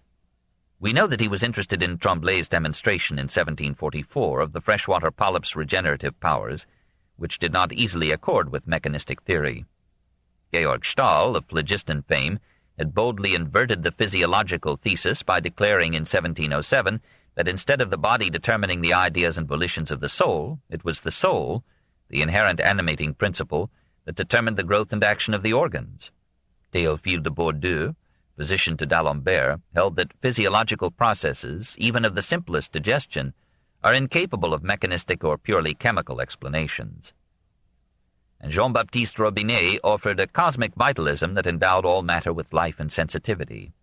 La Mettrie was apparently willing to accept this solution of the problem of matter versus life. Meanwhile, he proceeded to deduce a hedonistic ethic from his materialistic philosophy. In 3 separate works, Discours sur le bonheur, la volupté, pleasure, and l'art de jouir, the art of enjoyment, he proclaimed self-love to be the highest virtue and sense-pleasure the supreme good. He resented the theological denigration of the pleasures of life and questioned the alleged superiority of intellectual pleasure. All pleasures, he thought, are really sensual. Hence, simple people who do not bother with intellect are happier than philosophers. Let no man, said La Mettrie, repent his indulgence in sensual delights if these involve no harm to others. Nor should the criminal be held morally responsible for his crimes. He is the product of heredity and environment over which he had no control. He should be treated not with sermons, but with medicine, with a firmness that protects society, but also with a humaneness that recognizes universal determinism. It would be desirable to have for judges none but the most skillful physicians. These pronouncements marked the victory of Epicurus, misunderstood, over Zeno in 18th century France. The Stoic philosophy of the classic age of Louis XIV surrendered, in the Enlightenment, to the Epicurean vindication of pleasure, the universalization of matter, and the banishment of the gods. No wonder La Mettrie's books were sold widely to a public disillusioned of theology and tired of classic formalism and moral restraint. Polite society, however, shied away from him as an intellectual maverick who had incontinently revealed too many upper-class tenets. The clergy attacked him as an emissary of Satan. The theologians of Leiden prodded the Dutch government into ordering him out of the country. The free-thinking Frederick the Great invited him to Prussia in February 1748, gave him a pension, and enrolled him in the Berlin Academy of Sciences. Lamétrie resumed the practice of medicine and wrote, on asthma and dysentery, treatises that the king considered the best of their kind. Voltaire, after rubbing elbows with Lamétrie at Frederick's court, wrote to Madame Denis on November 6, 1750, "There is here too gay a man. It is Lamétrie. His ideas are fireworks, always in the form of skyrockets. His chatter is amusing for half a quarter of an hour, and mortally tiresome thereafter. He has just made, without knowing it, a bad book, in which he proscribes virtue and remorse, eulogizes the vices, and invites his readers to disorderly living, all without bad intention. There are in his work 1,000 brilliant touches, and not half a page of reason. They are like flashes of lightning in the night. God keep me from taking him for my doctor. He would give me corrosive sublimate instead of rhubarb, very innocently, and then begin to laugh. This strange doctor is the king's reader, and the best of it is that he is at present reading to him the history of the Church. He goes over hundreds of pages of it, and there are places where monarch and reader are ready to choke with laughter."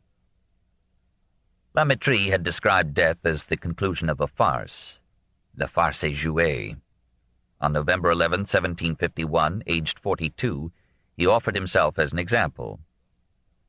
At a dinner given by a patient whom he had cured of a serious ailment, he gorged himself with a pâté of pheasant, was seized with a violent fever, and died. For once, said Voltaire, the patient had killed his doctor. The king wrote for the funeral a handsome eulogy, and Voltaire breathed relief. The dead man's ideas passed down to Diderot and D'Holbach and entered into the spirit of the age. Chapter 19. Diderot and the Encyclopédie, 1713 to 1768. 1. Shiftless Years, 1713 to 1748. He was born on October 5, 1713, at Langres in Champagne, 38 miles from Dijon. His father, Didier Diderot, was a cutler specializing in surgical instruments. The family had been engaged in cutlery for 200 years past. Denis did not inherit his forebears' contented stability of occupation and belief, but he never ceased to reverence his father's simple honesty and quiet charity. my son, so Denis quoted him, an excellent pillow is that of reason, but I find that my head rests still more softly on that of religion and the laws." Here in one sentence were the two voices of 18th century France.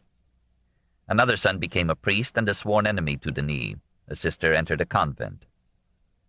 Denis himself verged on priesthood. From his 8th to his 15th year he attended a Jesuit school in Langres.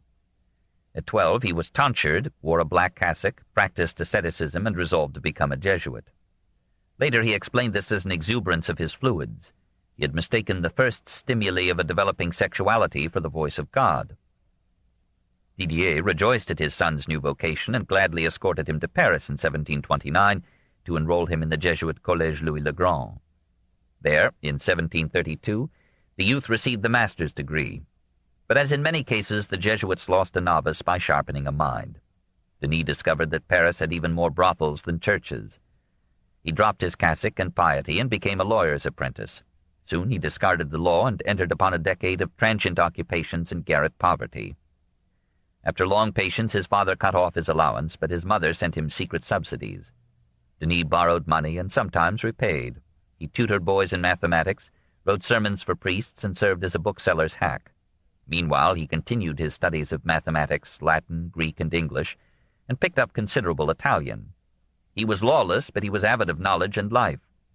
He never learned discipline, but he learned nearly everything else. Purse empty, glands full, he fell in love and decided to marry. This book is continued at this point on the other side of this cassette. Please reverse or turn the cassette over now. The Story of Civilization, Volume 9, The Age of Voltaire, by Will and Ariel Durant. Part 2, continued. Cassette 8, Side 2. Purse empty, glands full, he fell in love and decided to marry. Antoinette Champion was his senior by 3 years and 8 months, but she was a woman. She reproached him with his libertine youth. He assured her that this was a prelude to marital fidelity. He would be her faithful mate forever. "It is to you that my last love letters are addressed, and may heaven punish me as the most wicked of all men, the most traitorous of all men, if ever in my life I write one to anyone else." His finest letters violated this vow. Antoinette's mother, yielding to her daughter's tears and the suitor's fluent tongue, agreed to the marriage on condition that he secure his father's consent. Diderot gathered sufficient funds to pay the coach fare to Langres, 180 miles away. Arrived, he impressed his father by receiving there the proofs of his translation from the English of a history of Greece. Didier offered to support him in any career Denis should choose, but some choice must be made. The youth announced his eagerness to marry. The father upbraided him as a shiftless ingrate. The son answered insolently and vowed to marry with or without paternal consent or coin. Didier had him imprisoned in a local monastery. Denis escaped, walked 90 miles to Troyes, got a coach there, and returned to Paris. But Madame Champion was resolute. Her daughter should not marry a man severed from parents and patrimony. Diderot, living almost penniless in a dingy room, fell seriously sick. Antoinette heard of this, rushed to him, and dragged her mother with her. The mother's resistance broke down. Together they nursed the ailing philosopher. And on November 6, 1743, Nanette and her Ninon, as they called each other, were united at midnight in a little church that thrived on clandestine marriages. 9 months later they rejoiced in the birth of a daughter, who, 6 weeks later, died. 3 other children came, of whom only one survived childhood.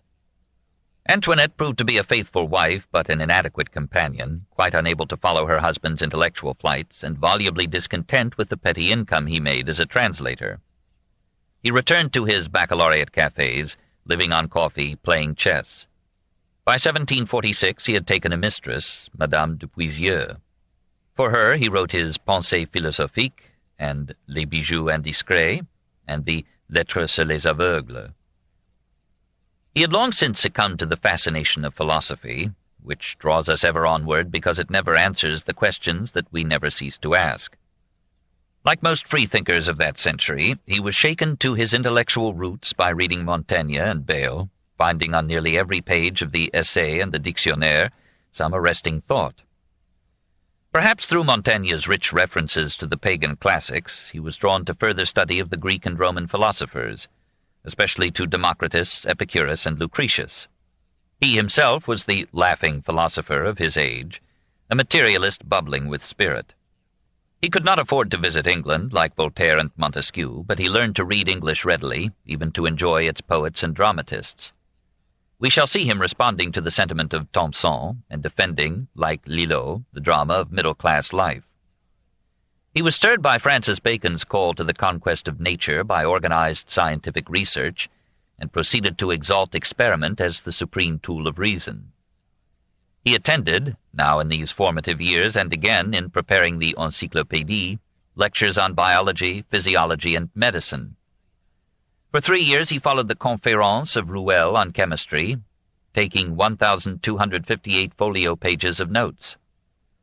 He studied anatomy and physics and kept abreast of the mathematics of his time. He went on from Bacon to Hobbes and Locke and the English deists. He translated in 1745 Shaftesbury's Inquiry Concerning Virtue and Merit, adding reflections of his own. He continued through all vacillations to believe with Shaftesbury that the good, the true, and the beautiful are nearly allied, and that a moral code based on reason rather than religion can adequately serve social order. Bursting with all this stimulation and with his own expansive imagination, he issued anonymously in 1746 his Pensées philosophiques. It was sufficiently radical to be attributed to La Métrie, and eloquent enough to be ascribed to Voltaire. Perhaps it owed something to both. It began with the defense of the passions.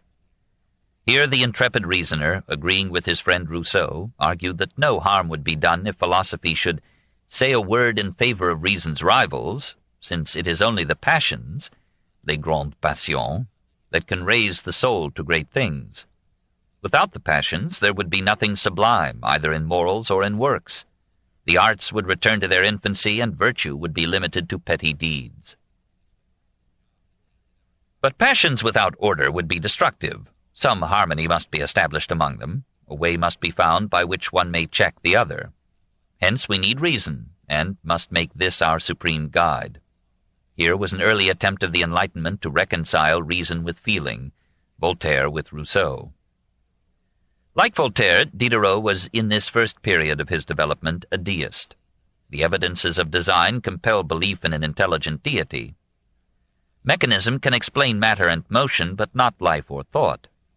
The future atheist challenged the atheist to explain the marvels of insect life recently displayed in the researches of Reaumur and Bonnet.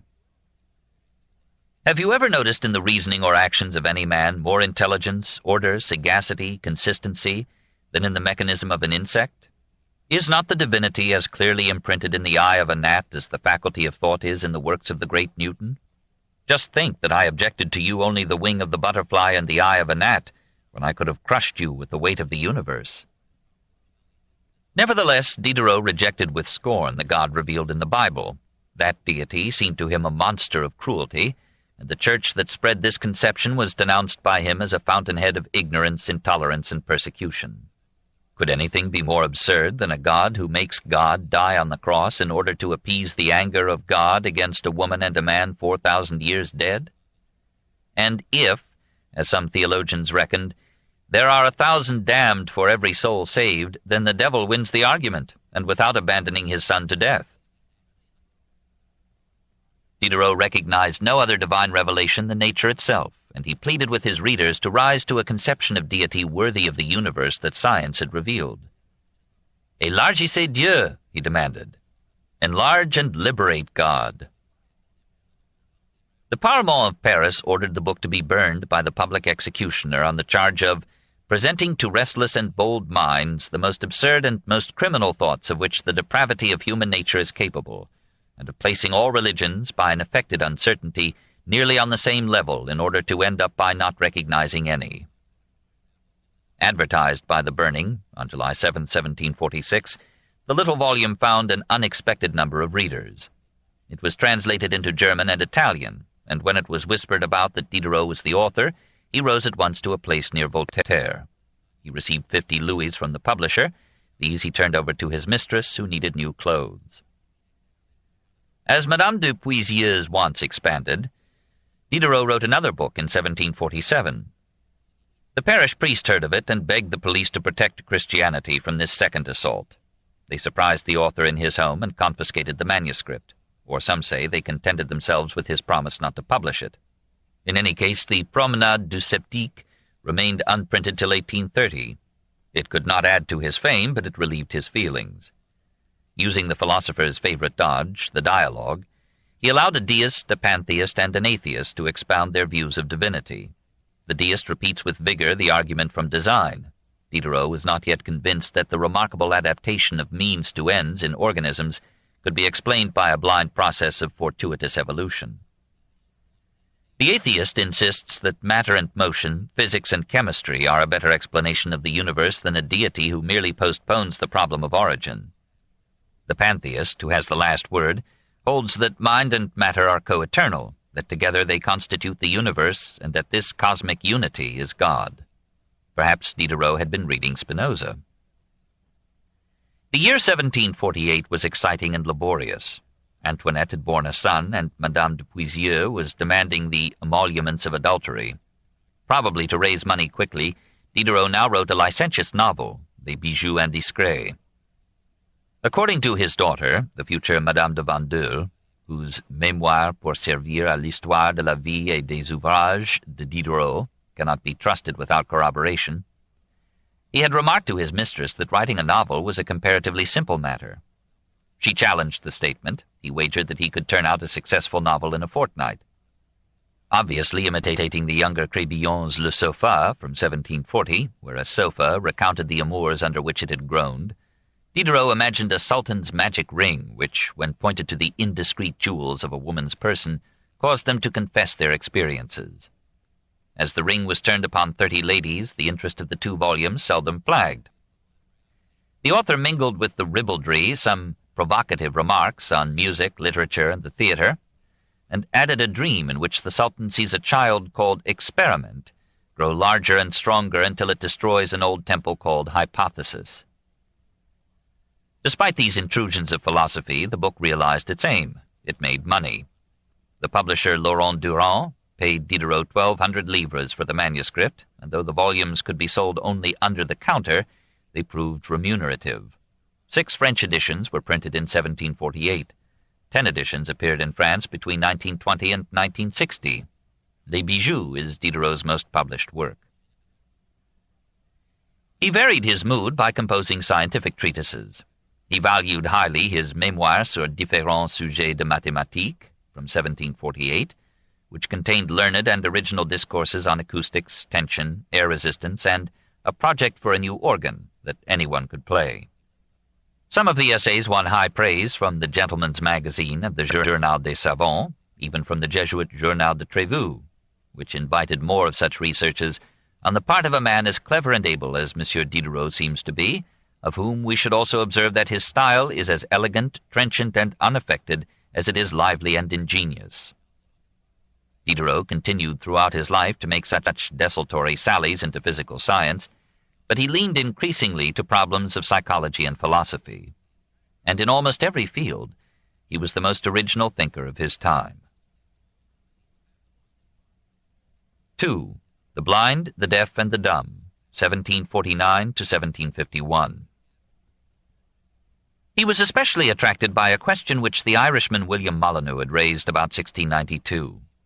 Will a man born blind, who has learned to distinguish a cube from a sphere by touch, be able, if his sight is restored, to differentiate at once a cube from a sphere, or will he require, before he can make this distinction, some experience of the relations between forms touched and the same forms seen? The latter answer had been given by Molyneux and his friend Locke. In 1728, William Cheselden operated successfully upon a 14-year-old boy who had been blind from birth.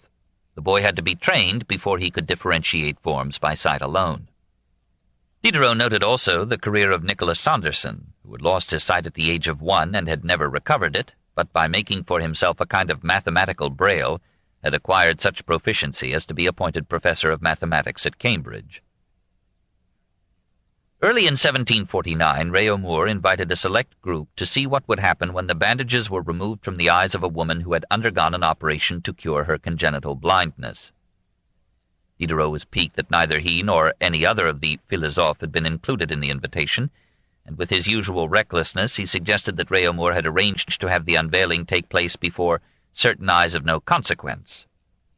According to Diderot's daughter, this phrase offended Madame Dupré de Saint-Maur, who prided herself on her eyes, and who was the current mistress of the current Directeur de la Librairie, or chief censor of publications, the Comte d'Argenson, Marc Pierre, younger brother of René Louis, the Marquis. On June 9th, Durant published Diderot's Lettres sur les aveugles à l'usage de ceux qui voient, Letter on the Blind for the use of those who see. It took the form of a letter addressed to Madame de Puisieux. It began with an account of the visit that Diderot and some friends had made to a blind wine-grower. They were struck by the sense of order shown by the blind man, a sense so sure that his wife relied on him at night to put back in its proper place everything disturbed during the day. All his surviving senses were keener than those of normal men. The smoothness of the flesh has for him no less subtle nuances than the sound of the voice, and there is no fear that he will mistake another woman for his wife, unless he gains by the exchange. He could not understand how one could know a face without touching it. His sense of beauty was confined to tactile values, pleasantness of voice, and utility. He had no shame in nudity, since he thought of clothing as a protection against weather, not as a concealment of the body from others' eyes. Theft he considered a major crime because he was so helpless against it. Diderot concluded that our ideas of right and wrong are derived not from God but from our sensory experience. Even the idea of God has to be learned, and it too, like morality, is relative and diverse. The existence of God is doubtful, for the argument from design has lost much of its force. Yes, there are evidences of design in many organisms and organs, as in the fly and the eye, but there is no sign of design in the universe as a whole, for some parts are hindrances, if not fatal enemies, to other parts. Almost every organism is bound to be eaten by another. The eye seems a wonderful instance of adjustment of means to ends, but there are gross imperfections in it, as Helmholtz would later point out in detail. There is a creative spontaneity in nature, but it is half-blind, and runs to much disorder and waste.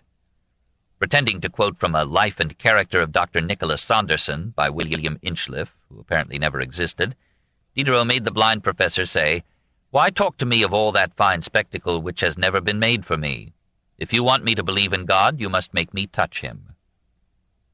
In the imaginary biography, Sanderson rejected God and attributed the order of the universe to a natural selection of organs and organisms by the survival of the fittest. All defective combinations of matter have disappeared, and only those remained in which the mechanism implied no important contradiction, and which could subsist by their own means and reproduce themselves. Even now the order of the world is not so perfect, but that monstrous products appear from time to time. What is this world? A composite subject to revolutions, all of which indicate a persistent tendency to destruction, a rapid succession of beings that follow each other, push each other, and disappear. Diderot concluded with agnosticism. "Alas, madam, when we put human knowledge in the balance of Montaigne, we shall not be far from accepting his motto. For what do we know? Of the nature of matter, nothing. Of the nature of mind or thought, still less, nothing whatever." All in all, this Lettres sur les Aveugles is one of the outstanding productions of the French Enlightenment. It is fascinating as a narrative, brilliantly perceptive as psychology, imaginatively suggestive as philosophy, tiresome only toward the end of its 60 pages. It contains some indelicacies, hardly in place in an epistle supposedly addressed to a lady, but perhaps Madame de Puisieux was accustomed to Diderot's mixture of plebeian frankness with erudite discourse. For good measure, the essay included a detailed proposal for what later took the name of Louis Braille, or Braille. Voltaire, who was then, in 1749, in Paris, wrote to Diderot an enthusiastic commendation of the Lettres. "I have read with extreme pleasure your book, which says much and suggests more. For a long time I have esteemed you as much as I despise the stupid barbarians who condemn what they do not understand. But I confess that I am not at all of the opinion of Sanderson, who denies a God because he was born blind. Perhaps I am mistaken, but in his place I should have recognized a very intelligent being who had given me so many supplements to sight. I desire passionately to converse with you, no matter whether you think you are one of his works, or whether you think you are a nicely organized portion of an eternal and necessary matter. Before my departure from Lunéville, I should like you to give me the honor of taking a philosophical dinner with me at my house, together with several sages."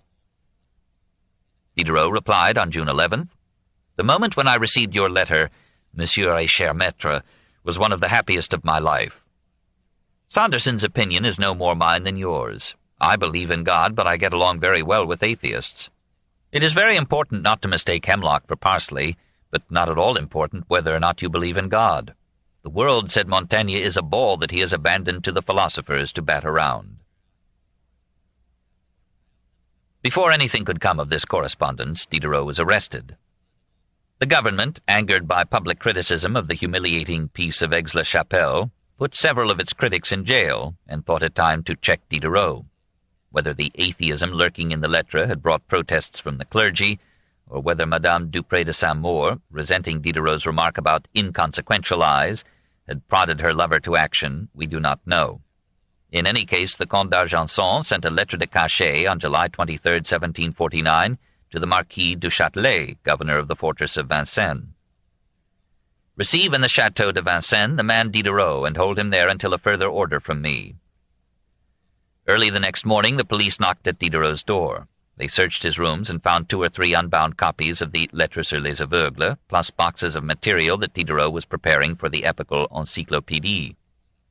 They carried him off to Vincennes, on the outskirts of Paris, where he was lodged solitary in a cell of the gloomy castle. He was allowed to keep with him a book which he had had in his pocket when arrested, Paradise Lost.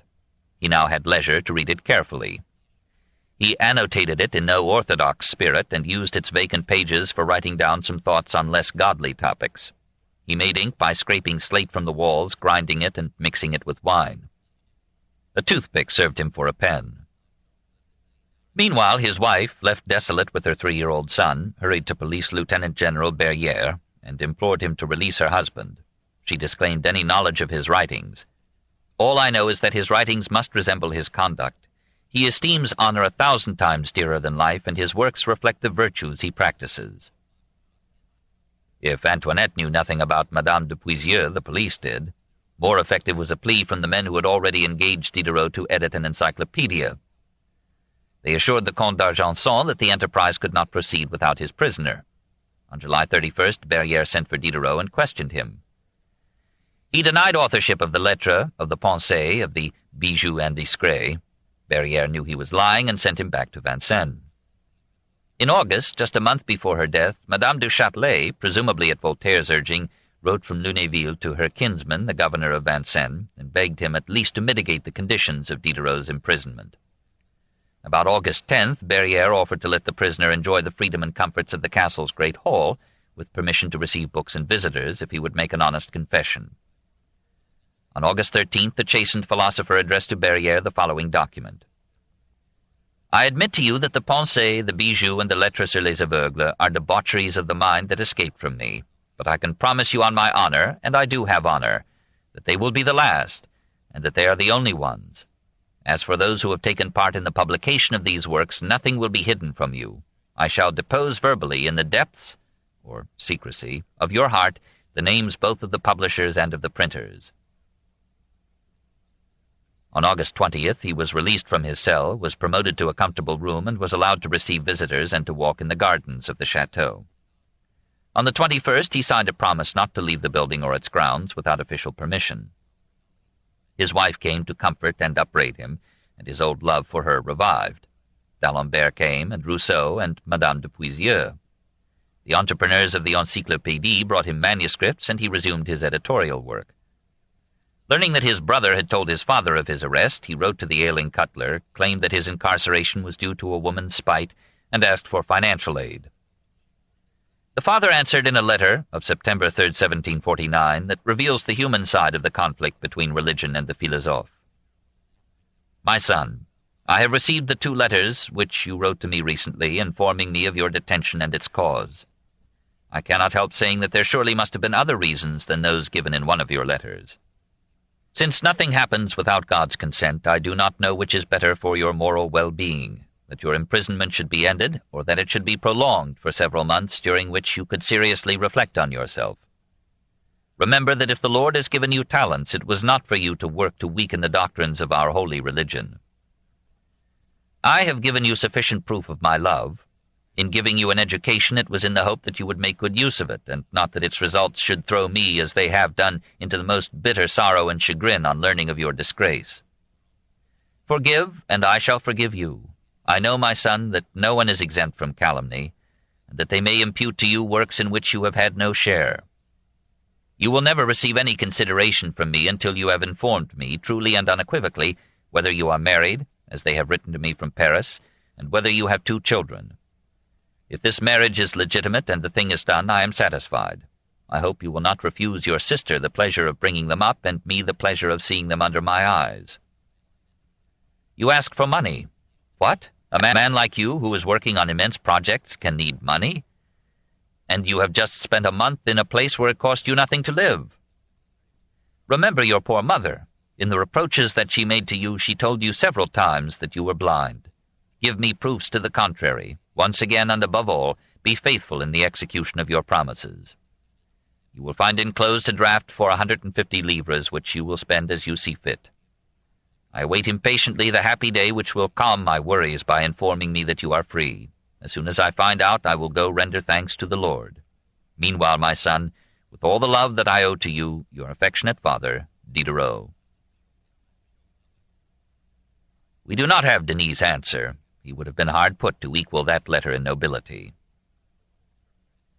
He was released on November 3, 1749, after 3.5 months of imprisonment. He went home happy to his wife and child, and for a time he forgot Madame de Puisieux. But on June 30, 1750, his son, aged 4, died of a violent fever. A 3rd child, born soon afterward, was badly injured at its baptism, being dropped to the floor of the church by an attendant. It died before the year was out.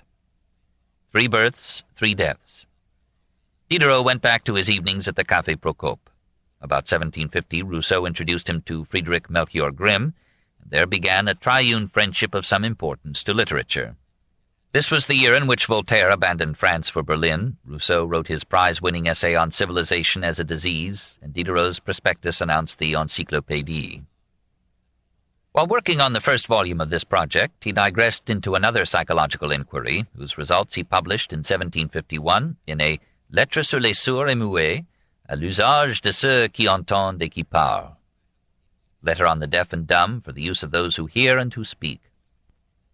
Not yet having forgotten Vincennes, he avoided heresy and received from the censor, now the kindly Malesherbes, tacit permission to publish the essay in France without his name and without fear of prosecution. Diderot proposed to ask questions of a deaf-mute, to observe the gestures with which the deaf-mute answered, and to illuminate thereby the origin of language through gestures. A great actor, for Diderot was already pregnant with his paradox of the actor, sometimes conveys a thought or a feeling more effectively through a gesture or a facial expression than through words. The first words were probably vocal gestures, sounds illustrative of the idea in mind. In poets, the word chosen has not only an intellectual denotation, or meaning, but also a symbolic connotation, or nuance. It has visual implications, for example, compare see and gaze, or overtones of sound, compare say and murmur. Hence, real poetry is untranslatable. As usual in Diderot, the discourse is vacillating and disorderly, but rich in suggestive asides. My idea would be to decompose a man, so to speak, and to consider what he derives from each of his senses. Condillac later, in 1754, built his Traité des Sensations around this notion. Or again, contrast poetry with painting. The poet can narrate events, the painter can show only one moment. His picture is a gesture which tries to express at once past, present, and future. Here was one germ of Lessing's Laocoon of 1766. But by this time the first volume of the Encyclopédie was ready for publication. 3. History of a Book, 1746 to 1765. The Encyclopédie, said the Roman Catholic critic Brunetière, is the great affair of its time, the goal to which everything preceding it was tending, the origin of everything that has followed it, and consequently the true center for any history of ideas in the 18th century. It belonged only to a philosophical century to attempt an encyclopedia, said Diderot.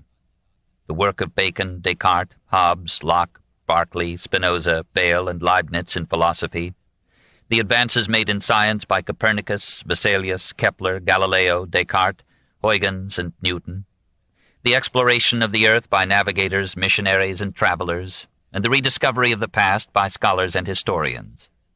All this mounting knowledge and speculation waited to be put in order for public accessibility and use. Chambers's Cyclopedia, or an Universal Dictionary of Arts and Sciences, from 1728, seemed at first to meet this need. In 1743, a Paris publisher, André-François Le Breton, proposed to have it translated into French, with changes and additions suited to French needs. The project grew until it aimed at 10 volumes. To meet the expense, Le Breton took into partnership for this undertaking 3 other publishers, Brillasson, David, and Durant. They engaged the Abbé de Gadamalve as editor, obtained a license to print with the Privilège du Roi, and issued in 1745 a tentative prospectus. In December, they or Gadamalve enlisted the aid of Diderot and d'Alembert. In 1747, Gadamalve withdrew, and on October 16th the publishers appointed Diderot editor-in-chief with a salary of 144 livres per month, and asked d'Alembert to take charge of the articles on mathematics. As the work proceeded, Diderot became increasingly dissatisfied with the Chambers text. We can measure this by his giving 56 columns to anatomy, which in Chambers had received 1, and 14 columns to agriculture, which in Chambers had rated 36 lines. Finally, he recommended that Chambers's book be put aside, and that an entirely new encyclopedia be prepared. Malve may have already suggested this. The publishers agreed, and Diderot, not yet the heretical author of the Letter on the Blind, persuaded the earnestly orthodox Chancellor d'Aguesseau to extend the Privilège du Roi to the extended enterprise in April 1748. But how was this to be financed? Le Breton reckoned it would cost 2 million livres. Actually, it cost less, some 1,140,000. Even so, there must have been many doubts about securing sufficient subscribers to warrant going to press. Diderot had already commissioned many articles, and secured some, for the first volumes, when his imprisonment at Vincennes interrupted the work.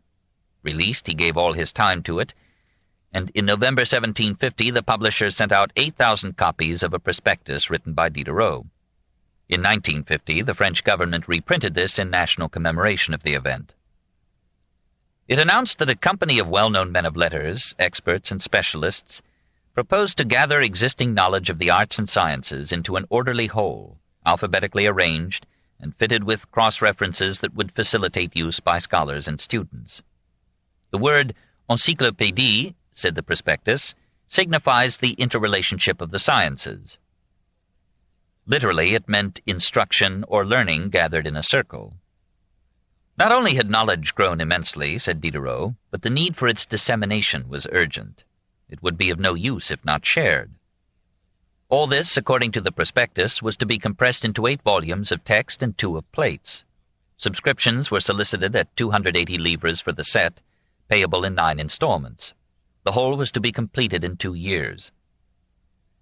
In our hindsight, this prospectus appears as one of the first announcements that the reign of science had begun, and that a new faith had been offered for the salvation of mankind. The response to the prospectus was inspiring, especially from the upper middle class. After Madame Geoffrin's death, it was disclosed that she and her husband had contributed over 500,000 livres to the expenses of the Encyclopédie. With this work in France and Johnson's Dictionary of 1755 in England, European literature declared its independence of aristocrats and servile dedications, and addressed itself to the larger public whose eye and voice it proposed to be.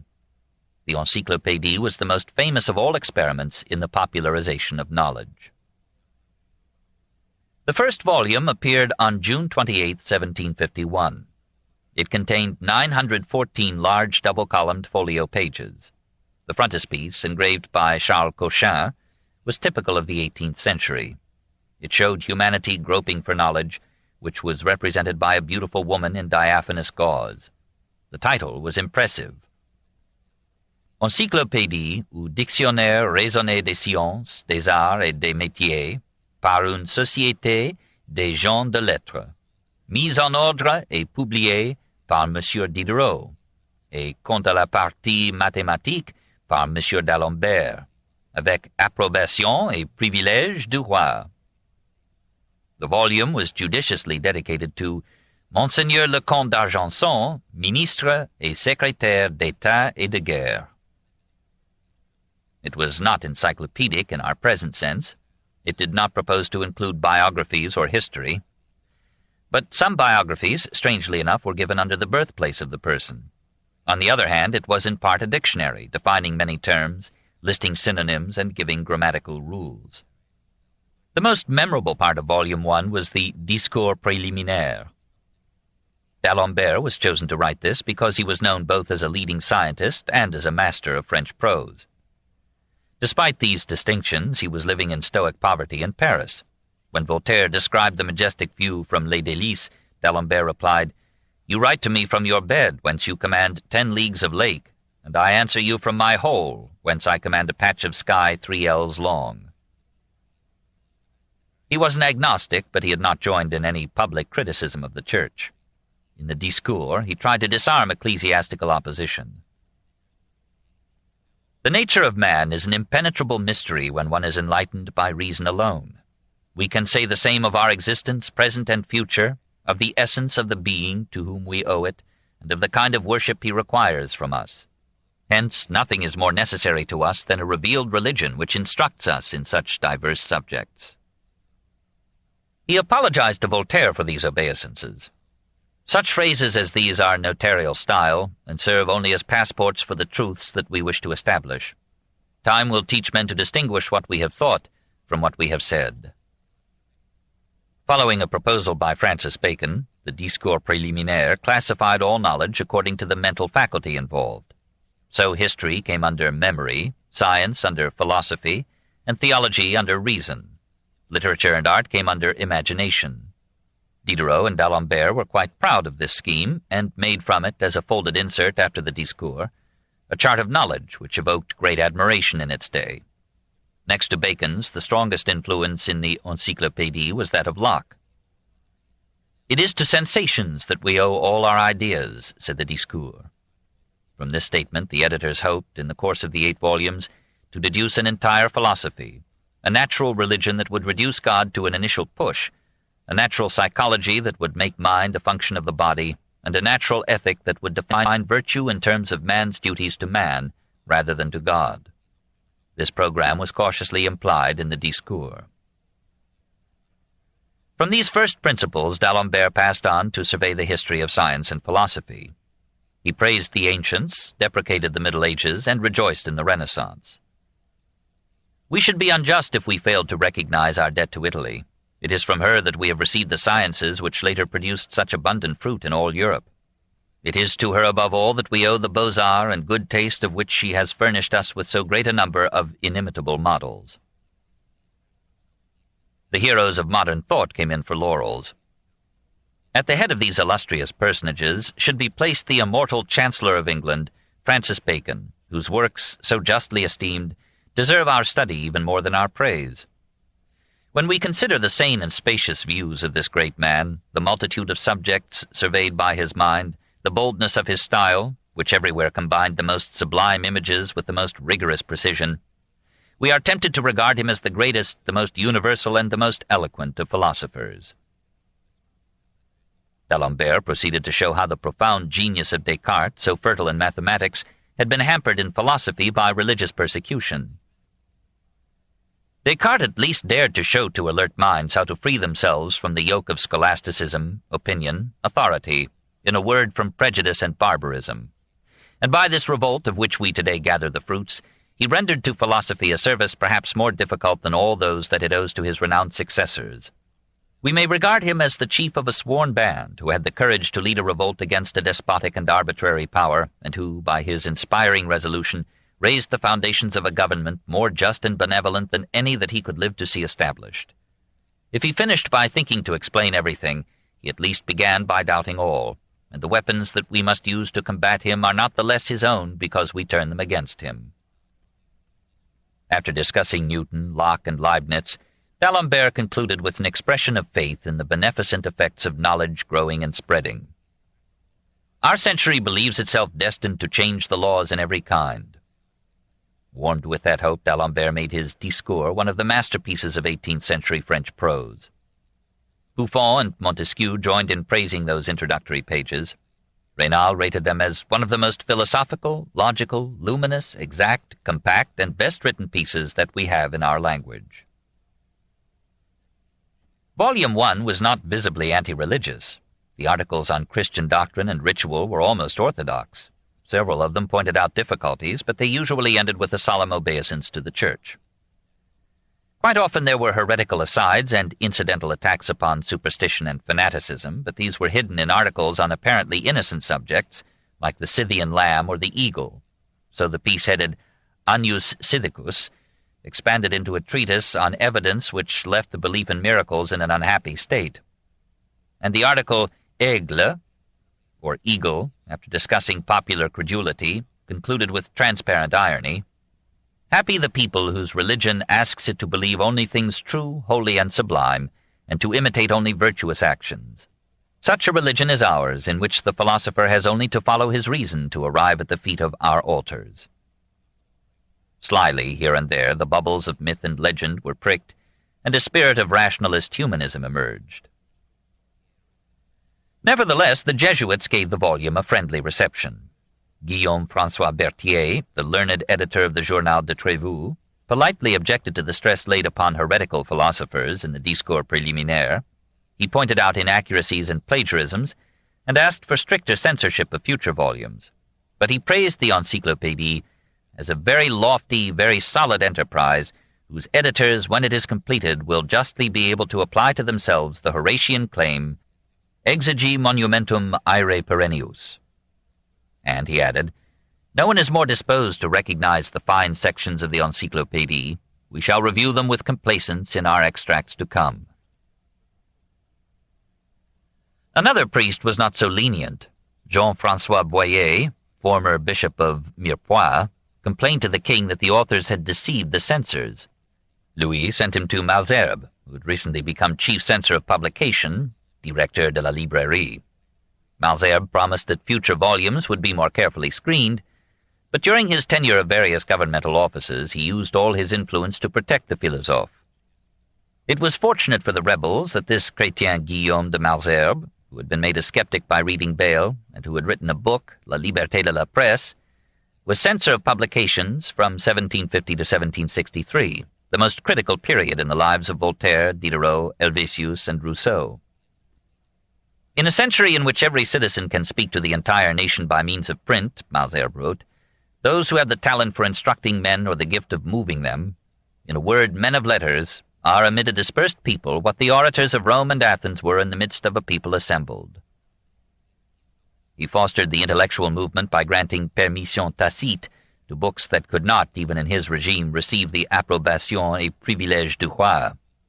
For in his view, a man who had read only the books that appeared with the express consent of the government would be behind his contemporaries by almost a century. This happy moment for the Encyclopédie was ended by one of the most curious incidents in the history of the Enlightenment. On November 18, 1751, Jean-Martin de Prade, seeking a degree at the Sorbonne, offered to the theologians an apparently innocuous thesis. Quel est celui sur la face duquel Dieu a répandu le souffle de la vie? Who is he over whose face God spread the breath of life?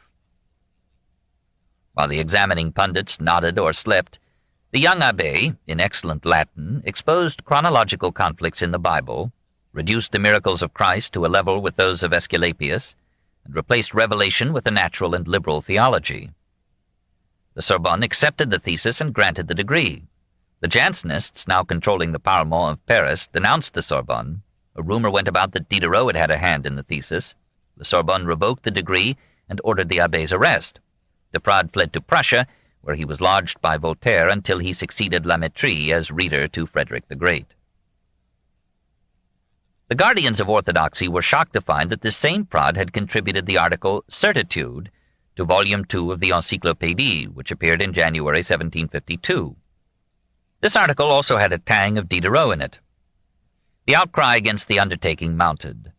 Berthier, while praising the volume for its many contributions to knowledge, rebuked the editors for a piece in which it was said that most men honor literature as they do religion, that is, as something they can neither know nor practice nor love. Such a statement, said the Jesuit, deserved the greatest attention on the part of the authors and the editors of the Encyclopédie, in order that henceforth nothing similar be inserted in it.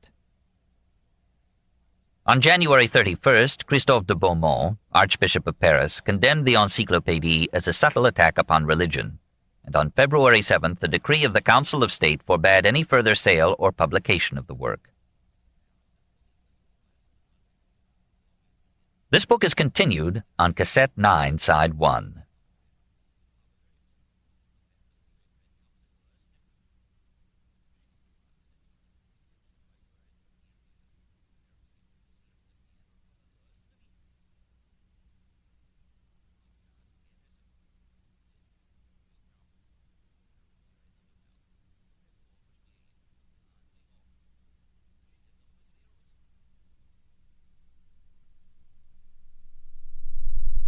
The Story of Civilization, Volume 9, The Age of Voltaire, by Will and Ariel Durant. Part 2, continued. Cassette 9, Side 1. On January 31st, Christophe de Beaumont, Archbishop of Paris, condemned the Encyclopédie as a subtle attack upon religion, and on February 7th a decree of the Council of State forbade any further sale or publication of the work. On that day the Marquis d'Argenson wrote in his journal, "This morning appeared an arrêt du Conseil, which had not been foreseen. It suppressed the Dictionnaire encyclopédique, with some appalling allegations, such as revolt against God and the royal authority, and corruption of morals.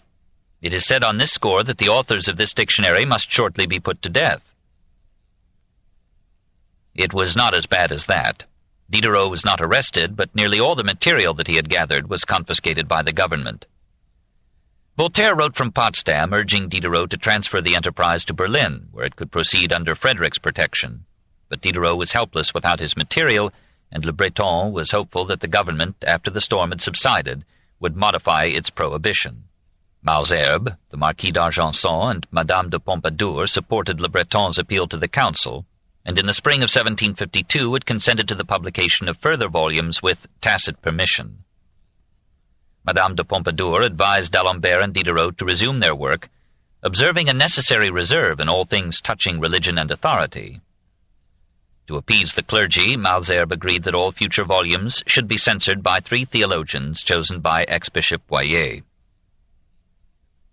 Volumes 3 to 6 appeared at yearly intervals between 1753 and 56, all subjected to strict censorship. The Führer had given the Encyclopédie wide publicity and had made it the symbol of liberal ideas. The number of subscribers rose to 3,100 with Volume 3, 4,200 with Volume 4. D'Alembert emerged from the ordeal somewhat shaken. To secure his personal safety, he stipulated that henceforth he would be responsible only for the mathematical articles. Diderot, however, was for fighting the censorship. On October 12, 1752, he published, ostensibly at Berlin and in the name of de Prade, a Suite de l'Apologie, continuation of the defense, de Monsieur l'Abbé de Prade. Referring to a recent episcopal denunciation of the Sorbonne thesis, he spoke out angrily. "I know nothing so indecent and so injurious to religion as these vague declamations against reason on the part of some theologians. One would say, to hear them, that men cannot enter into the bosom of Christianity except as a flock of beasts enters a stable, and that one has to renounce common sense to embrace our religion or to persist in it. To establish such principles, I repeat, is to reduce man to the level of the brute, and place falsehood and truth on an equal footing." He continued in Volume 3 the indirect attacks upon Christianity, usually covering them with professions of orthodoxy. His article, Sacred Chronology, exposed again contradictions in the Old Testament and cast doubts upon the accuracy of biblical texts. His article on the Chaldeans stressed their achievements in astronomy, but lamented their subjection to priests. "It is to dishonor reason to put it in bonds as the Chaldeans did. Man is born to think for himself."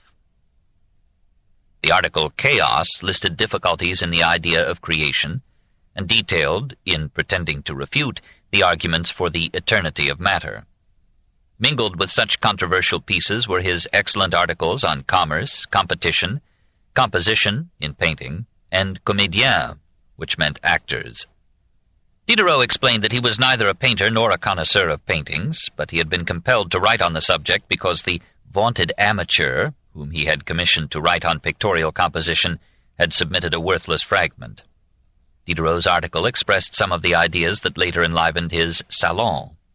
The article Comédien carried on Voltaire's campaign for the civil rights of actors. Volume 3 won much praise, tempered by criticism from the Jesuits and Élie Fréron's Année littéraire. New contributors raised the prestige of the work. Duclos began to take part with Volume 4, Voltaire and Turgot with Volume 5, Necker and Quesnay with Volume 6. During the first 4 years of the undertaking, Voltaire had been absorbed or embroiled in Germany. Now, in 1755, settled in Geneva, he sent in the articles Élégance, Éloquence, and Esprit, or intelligence, all graced with elegance, eloquence, and esprit. Diderot himself wrote for Volume 6 an article, Encyclopædia, which some scholars have rated the best piece in the whole work. It was certainly one of the longest, running to 34,000 words. He told of the difficulties the enterprise had faced, not only from forces aiming at its destruction, but also from restricted funds, inadequate to pay contributors and printers, and from the human frailties of authors harassed in health and cramped for time. He admitted the many defects of the first 5 volumes, which had been produced in haste and trepidation. He promised improvement, and with some feeling he made his own act of faith. The end of an encyclopedia is to assemble the knowledge scattered over the earth, to expound it to contemporaries, and to transmit it to posterity, to the end that the labors of past centuries should not be useless to those who are to come, and that our successors, becoming better instructed, may become at the same time more virtuous and happy, and that we may not die without having deserved well of the human race. He thought of the Encyclopédie as a blow for posterity, and trusted that posterity would vindicate him. He imagined some great revolution that has suspended the progress of the sciences and the work of the industrial arts, and has replunged into darkness a part of the world. And he warmed himself with hopes of the gratitude such a generation will have for men who feared and foresaw this ravage, and gave a shelter to the knowledge accumulated by past ages. Posterity, he said, is for the philosopher what the other world is for the man of religion. Volume 7, published in the fall of 1757, brought another crisis, worse than any before it. Quesnay and Turgot contributed famous expositions of physiocratic laissez-faire economics. Louis de Jaucourt, who was now one of the most frequent contributors, authored an insultingly brief article, France, in which most of the 900 words went not to the history but to the faults of France. The dangerously extreme inequality of wealth, the poverty of the peasants, the hypertrophy of Paris, and the depopulation of the provinces. And in an article, Government, Jaucourt wrote, "The people's greatest good is its liberty. Without liberty, happiness is banished from states." Voltaire wrote for this volume an ostentatiously learned article on fornication. But the pièce de résistance, at least the piece that aroused most resistance, was that article on Geneva which we have already encountered in its Swiss milieu. D'Alembert forgot his notarial caution, and his resolve to confine himself to mathematics.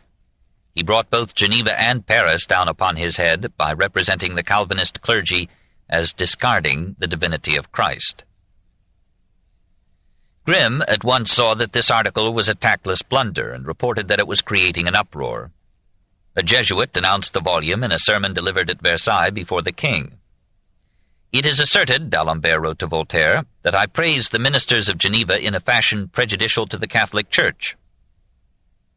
On January 5, 1757, an attempt had been made to assassinate the king. He responded by reviving an old law that condemned to death the authors, publishers, and sellers of books that attacked religion or disturbed the state. Several writers were imprisoned. None suffered death, but the sensitive D'Alembert was understandably frightened. Shrinking from the turmoil, he severed his connection with the Encyclopédie on January 1, 1758. For a moment he lost perspective. He accused Madame de Pompadour of favoring the anti-philosophes and asked Malesherbes to suppress their leader, Fréron. Voltaire urged him not to resign. D'Alembert replied on January 20th, "You do not know the position we are in and the fury of the authorities against us. I doubt that Diderot will continue without me, but I know that if he does, he is preparing for himself trials and tribulations for 10 years. 8 days later, his terror had increased. If they, the enemies, print such things today by express order of those in authority, it is not to rest there. It means a heaping of faggots around the 7th volume, and to throw us into the flames for an 8th. Voltaire yielded to D'Alembert and counseled Diderot to abandon the Encyclopédie, since, if it continued at all, it would be under a censorship nullifying the value of the work as a means of checking the power of the Church over the French mind. Turgot, Marmontel, Duclos, and Morellet refused to contribute further articles. Diderot himself for a time lost heart. "There is hardly a day," he wrote, "but I am tempted to go and live in obscurity and tranquillity in the depths of my province of Champagne." But he would not surrender. "To abandon the work," he wrote to Voltaire in February 1758, "is to turn one's back on the breach and do what the rascals who persecute us desire. If you but knew with what joy they learned of D'Alembert's desertion, and what maneuvers they undertake to prevent him from returning." At their assembly in 1758, the bishops of France offered an unusually large don gratuit to the king, and begged him to end the tacit permission that allowed the Encyclopédie to be published in France. Abraham de Chaumeix began in 1758 to issue a series of volumes called Préjugés légitimes contre l'Encyclopédie. The publication of Helvétius's Radical de l'Esprit on July 27, 1758, roused further protests. The Encyclopédie was involved in that storm because Diderot was widely rumored to have close connections with Helvétius. To make the situation more desperate, Rousseau, who had been contributing articles on music to the Encyclopédie, refused further participation, and on October 22, 1758, his Lettre à Monsieur d'Alembert sur les spectacles made public his break with the Philosophes. The camp of the Encyclopedists seemed irrevocably broken up. On January 23, 1759, the king's attorney, Omer de Fleury, warned the Parlement of Paris that there is a project formed, a society organized to propagate materialism, to destroy religion, to inspire a spirit of independence, and to nourish the corruption of morals. Finally, on March 8th, an order of the Council of State completely outlawed the Encyclopédie. No new volume was to be printed, and none of the existing volumes was to be sold. The decree explained, "The advantages to be derived from a work of this sort, in respect to progress in the arts and sciences, can never compensate for the irreparable damage that results from it in regard to morality and religion." The edict threatened not only the personal security of the Philosophes, but the financial solvency of the publishers. Many subscribers had paid for future volumes. How could these advances be refunded? Most of that money had been spent in publishing volumes 1 through 7 and preparing volume 8, which was ready for distribution when the royal decree fell. Diderot persuaded the publishers not to give up. Perhaps this ukase too would be modified in time. If not, the remaining volumes could be printed abroad. At the request of the publishers, Diderot secluded himself in his home and toiled on volume 9. Meanwhile, Malesherbes and others labored to appease the government. At this juncture, in the summer of 1759, there appeared in Paris a surreptitious and anonymous pamphlet entitled Memorandum pour Abraham Chomex, a piece at once dull and violent, attacking with the crudest insults not only the government, the Parlement, the Jesuits, and the Jansenists, but Christ himself and his mother. Diderot reported that the work is being attributed to me, and that almost with unanimity. He went to Malesherbes, to the Lieutenant General of the Police, and to the Advocate General of the Parlement, and swore that he had nothing to do with this explosion of street-corner atheism. His friends believed him, but advised him to leave Paris. He refused. Such flight, he argued, would be a confession of guilt. Malesherbes warned him that the police were planning to raid his rooms and confiscate his papers. He must hide these at once. "But where?" asked the harassed rebel. How could he in a few hours find hiding places for all the materials that he had accumulated? "Send them to me," said Malesherbes. "No one will come here to look for them." Meanwhile, the police discovered the printers of the scandalous pamphlet and concluded that Diderot had had no connection with it. No order for the seizure of his papers was issued. He was relieved, but verged on a nervous breakdown.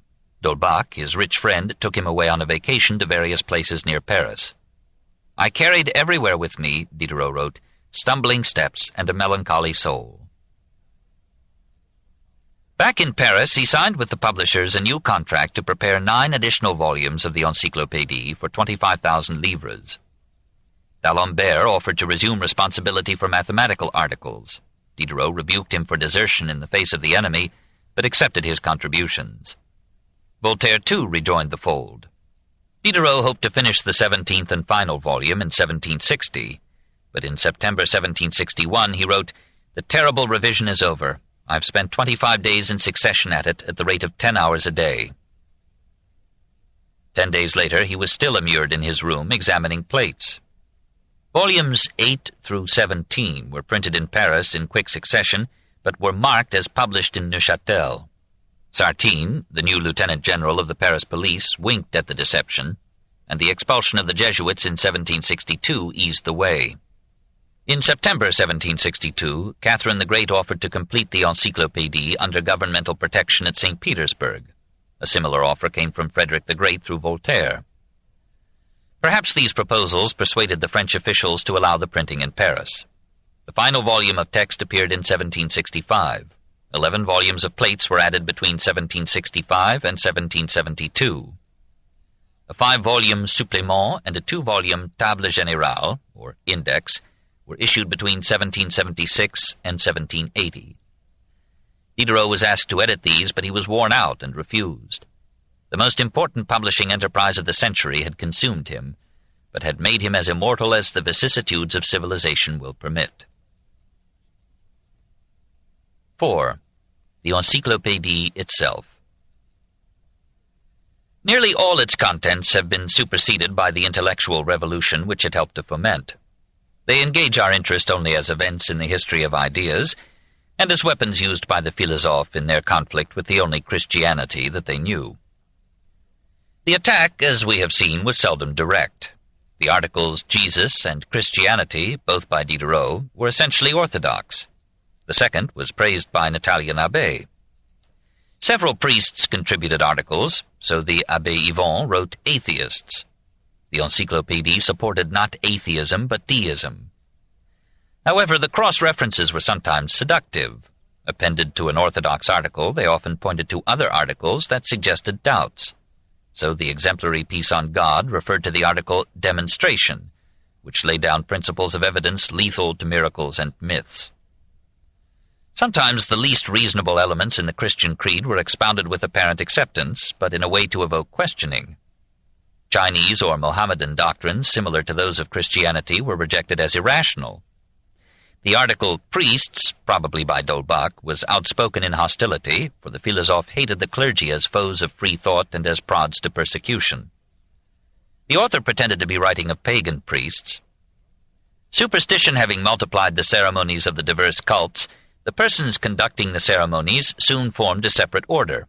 The people believed that these persons were entirely devoted to the divinity. Hence the priests shared in the respect given to the divinity.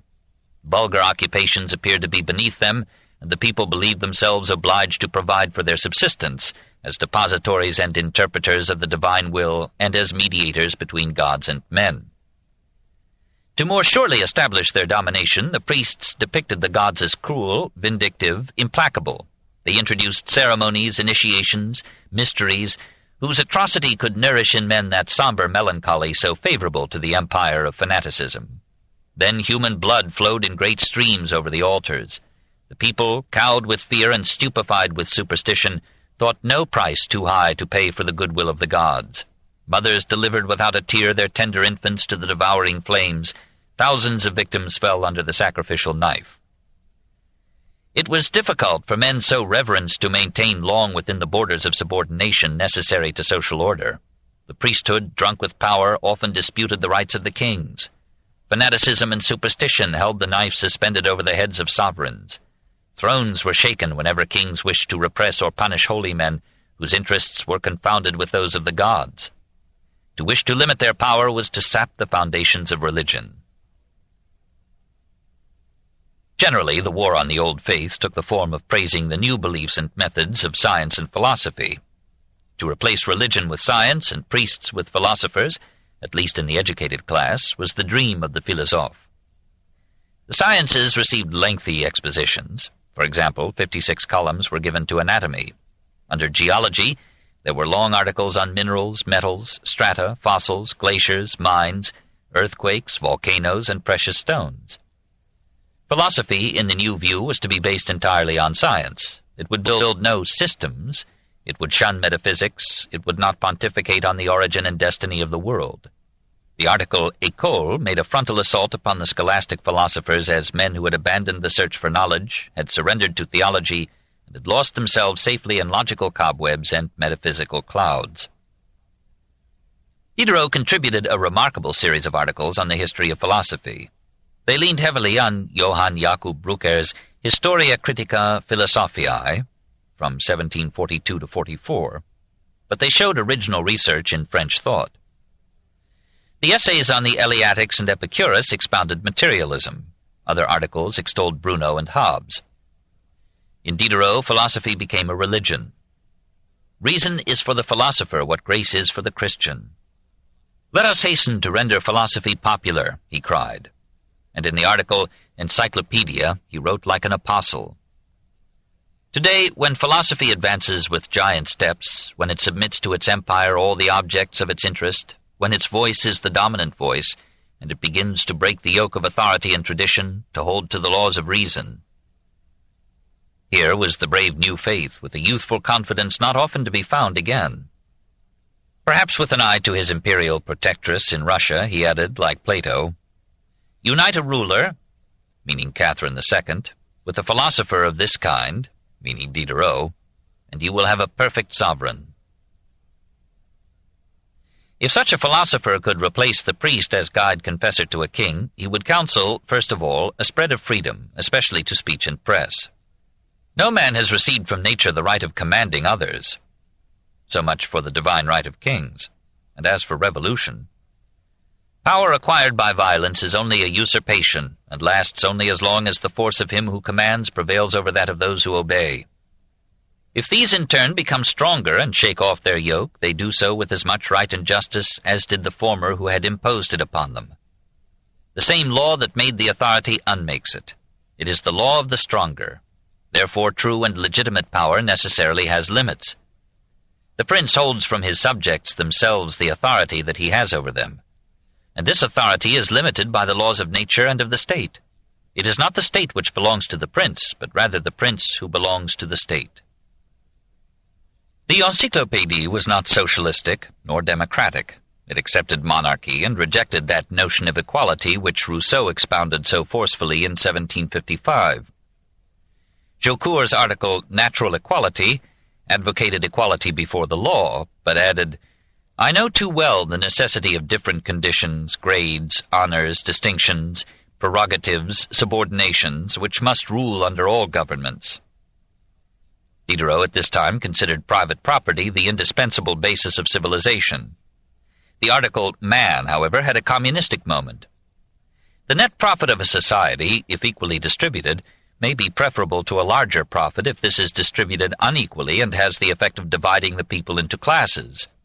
And, talking of almshouses, it would be of far more value to work for the prevention of misery than to multiply places of refuge for the miserable.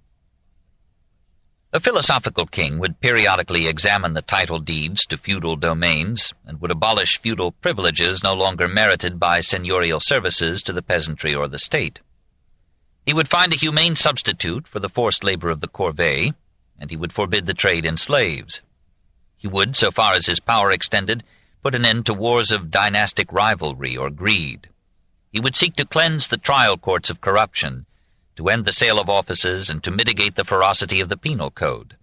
At the very least, he would put an end to judicial torture, and instead of lending his aid to the perpetuation of superstition, he would dedicate his labors to advancing that golden age in which statesmanship would ally itself with science in an unremitting war upon ignorance, illness, and poverty. By and large, the economic ideas of the Encyclopédie were those of the middle class to which most of the philosophes belonged. Often they were the views of the physiocrats who, under the lead of Quesnay and Mirabeau père, dominated economic theory in mid-century France. Free enterprise, and therefore free commerce and free competition, were held vital to free men. Hence guilds, as impediments to all these, were condemned. These ideas were destined to take the stage of history in the ministry of Turgot in 1774. The Encyclopédie gave alert and enthusiastic attention to the industrial technology that was beginning to transform the economic face of England and France.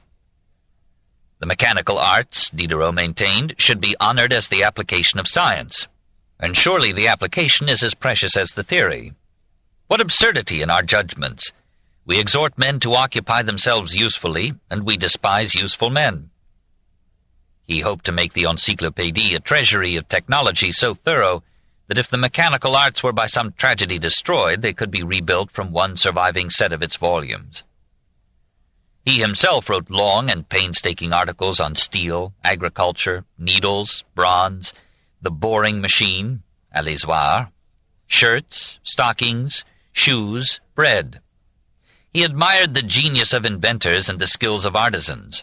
He went in person or sent his agents to farms, shops, and factories to study new processes and products, and he supervised the engravings, numbering almost 1,000, that made the 11 volumes of plates the marvel of their kind in their age.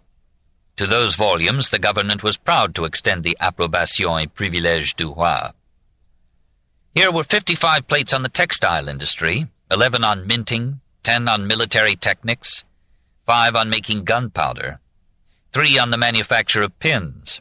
The last were a source for Adam Smith's famous passage on the division of labor into 18 distinct operations in producing a pin.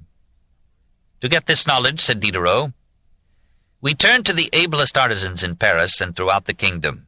We took the trouble to ask them questions, to write at their dictation, to get from them the terms used in their trades, to rectify in long and frequent interviews with one group of workmen what others had imperfectly, obscurely, or sometimes inaccurately explained. We have sent engravers into shops who have drawn designs of the machines and tools, omitting nothing that could make them clear to the eyes. When in 1773 the Ottoman Sultan asked Baron de Thot to manufacture cannon for the forts of the Dardanelles, the Baron used the Encyclopédie article on cannon as one of his constant guides. After his work on the text was completed, Diderot suffered a mortification that almost broke his spirit. Happening to examine an article, he discovered that many parts of the proof sheets that he had corrected and approved had been omitted in print. A survey of other articles showed a similar Baudelarization in volumes 9 to 17. The omissions were usually of passages that might have further aroused the clergy or the Parlement, and the deletions had been made with no regard for the logic or continuity of what remained. Le Breton confessed that he had performed the surgery to save the Encyclopédie from further tribulation and himself from bankruptcy. Grimm reported the results. The discovery threw Diderot into a frenzy which I shall never forget. "For years," he cried to Le Breton, "you have been basely cheating me. You have massacred the work of 20 good men who have devoted their time, their talents, their vigils, from love of right and truth, in the simple hope of seeing their ideas given to the public and reaping from them a little consideration richly earned. You will henceforth be cited as a man who has been guilty of an act of treachery, an act of vile hardihood, to which nothing that has ever happened in this world can be compared." He never forgave Le Breton. Looking back upon the great enterprise, we see it to have been, by its history as well as its contents, the outstanding achievement of the French Enlightenment. And as Diderot's part in it was central and indispensable, his stature rises to a place only after Voltaire's and Rousseau's in the intellectual panorama of 18th century France. His industry as editor was pervasive and exhausting. He made the cross-references, corrected errors, read the proofs. He ran about Paris seeking and prodding contributors. He himself wrote hundreds of articles when contributors could not be found or when they proved incompetent. He was the last resort when all others had failed. So we find him writing on philosophy, canvas, Christianity, boa constrictors, beauty, playing cards, breweries, and consecrated bread. His article Intolerance anticipated Voltaire's treatise and may have suggested several of its ideas. Many of his pieces were studded with errors, and some of them were indiscriminately hostile and unjust, like that on the Jesuits. But he was a man in a hurry, embattled and pursued, and fighting back with every weapon he could find. Now that the excitement of battle has subsided, we can recognize the shortcomings of the Encyclopédie. There were 1,000 errors of fact. There were careless repetitions and flagrant omissions. There were substantial plagiarisms, as Jesuit scholars pointed out. Some articles were a mosaic of borrowings. Berthier, in 3 issues of the Journal de Trévoux, showed with exact references and parallel quotations over 100 plagiarisms in Volume 1. Most of these thefts were brief and unimportant, as in definitions, but several extended to 3 or 4 columns copied almost word for word. There were serious intellectual defects in the Encyclopédie. The contributors had too simple a view of human nature, too sanguine an estimate of the honesty of reason, too vague an understanding of its frailty, too optimistic a prospect of how men would use the knowledge that science was giving them. The Philosophes in general, and Diderot in particular, lacked historical sense. They seldom paused to inquire how the beliefs they combated had arisen and what human needs, rather than priestly inventions, had given them birth and permanence. They were quite blind to the immense contribution of religion to social order, to moral character, to music and art, to the mitigation of poverty and suffering. Their anti-religious bias was so strong that they could never lay claim to that impartiality which we should now consider essential to a good encyclopedia. Though some Jesuits, like Berthier, were often fair in their criticism, most of the Encyclopédie's critics were as partial as the Philosophes. Diderot felt keenly the factual faults of the work. He wrote in 1755, "The first edition of an encyclopedia cannot be but a very ill-formed and incomplete compilation," and he expected that it would soon be superseded. Even so, the bulky product found its way into the centers of thought on the continent. The 28 volumes were thrice reprinted in Switzerland, twice in Italy, once in Germany, once in Russia. Pirated editions came back into France to spread the influence of the contraband ideas. All in all, there were 43 editions in 25 years, a remarkable record for so costly a set. Families read its articles together in the evening, eager groups were formed to study it. Thomas Jefferson advised James Madison to buy it. Now the gospel of reason as against mythology, of knowledge as against dogma, of progress through education as against the resigned contemplation of death, all passed like a pollen-laden wind over Europe, disturbing every tradition, stimulating thought, at last fomenting revolt. The Encyclopédie was the revolution before the revolution. Chapter 20. Diderot Proteus, 1758 to 1773. 1. The Pantheist. We call him Proteus because, like the sea god in Homer, he tried to escape his captors by assuming all sorts of shapes. Voltaire called him Pantophilus because Diderot was in love with every branch of science, literature, philosophy, and art. In each of these fields he had intimate knowledge. To each he made suggestive contributions. Ideas were his meat and drink. He gathered them, savored and sampled them, and poured them out in a profuse chaos whenever he found a blank sheet or a willing ear. I throw my ideas upon paper, and they become what they may. Perhaps foes.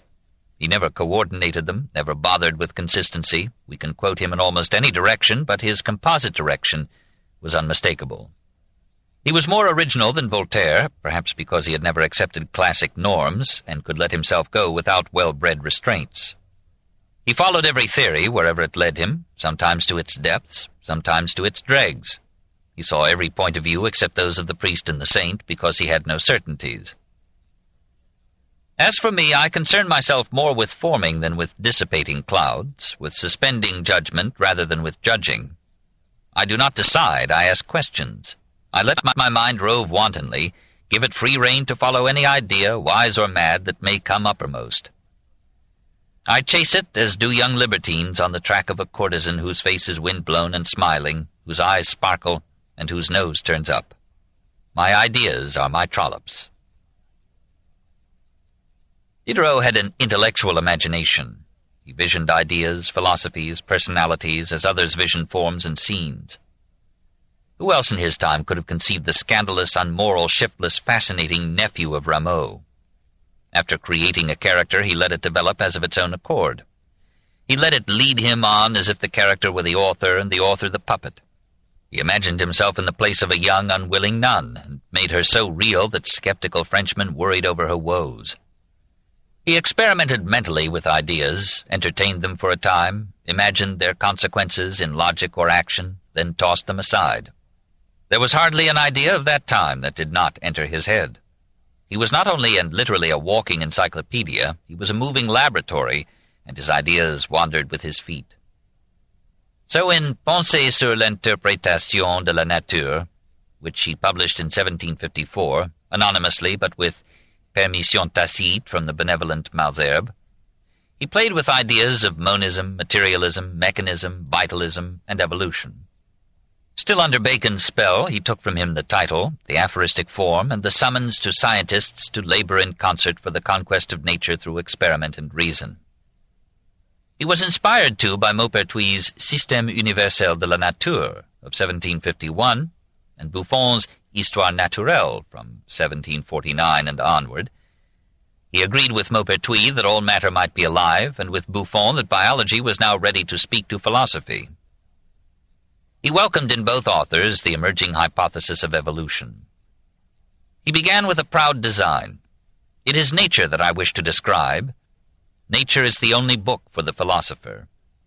He conceived of nature as a half-blind, half-intelligent power operating upon matter, making matter live, making life take a million experimental forms, improving this organ, discarding that one, giving birth and death creatively. In that cosmic laboratory, thousands of species have appeared and disappeared. Just as in the animal and plant kingdoms an individual begins, grows, endures, perishes, and passes away, could it not be likewise with entire species? If faith did not teach us that animals come from the hands of the Creator such as we see them, and if it were allowed to have the least out of their commencement and their end, might not the philosopher, abandoned to his conjectures, suppose that animality had from all eternity its particular elements scattered and confounded in the mass of matter, that these elements happened to unite since it was possible for this to happen, that the embryo formed from these elements passed through an infinity of organizations and developments, that it acquired in succession movement, sensation, ideas, thought, reflection, consciousness, feelings, passions, signs, gestures, articulate sounds, language, laws, sciences, and arts, that millions of years passed between these developments, that perhaps it, the organism, has still further developments to undergo, other additions to receive, now unknown to us, that it may lose these faculties as it acquired them, that it may forever disappear from nature, or rather continue to exist under a form and with faculties quite other than those which we notice in it in this moment of time. Nature in Diderot is everything. She is his God. But of her essence we know only her confused abundance and restless change. Nature is matter alive. Everything is matter, but matter contains in itself the élan of life and the potentiality of thought. Man is not a machine, but neither is he an immaterial spirit. Body and soul are one organism and die together. Everything destroys itself and perishes. Nothing remains but the world. Nothing endures but time. Nature is neutral. She makes no distinction between good and evil, great and small, sinner and saint. She cares for the species rather than for the individual. Let the individual mature and reproduce, then let him die. And every species too will die. Nature is wise in a myriad subtle details, which seem to show design. She gives organisms instincts that enable them to live and make live. But also she is blind, destroying philosophers and fools alike with one belch of fire, one heave of her shoulders through the crust of the earth. We shall never be able to understand nature, or to ferret out her purpose or meaning, if she have any, for we ourselves, in all our bloody and majestic history, are among her transient and infinitesimal sports. 2. The Dream of D'Alembert. Diderot continued his speculations on nature in one of the strangest productions in French literature, Le Rêve d'Alembert. It was characteristic of him to present his thoughts in the form of a dream, to foist the dream upon his friend, and to make two famous contemporaries, Julie de Lépinasse and Dr. Théophile de Bourdieu, the speakers in the dialogue. "I put my ideas into the mouth of a man who dreams," Diderot told his mistress. "It is often necessary to give wisdom the air of foolishness in order to procure it entry."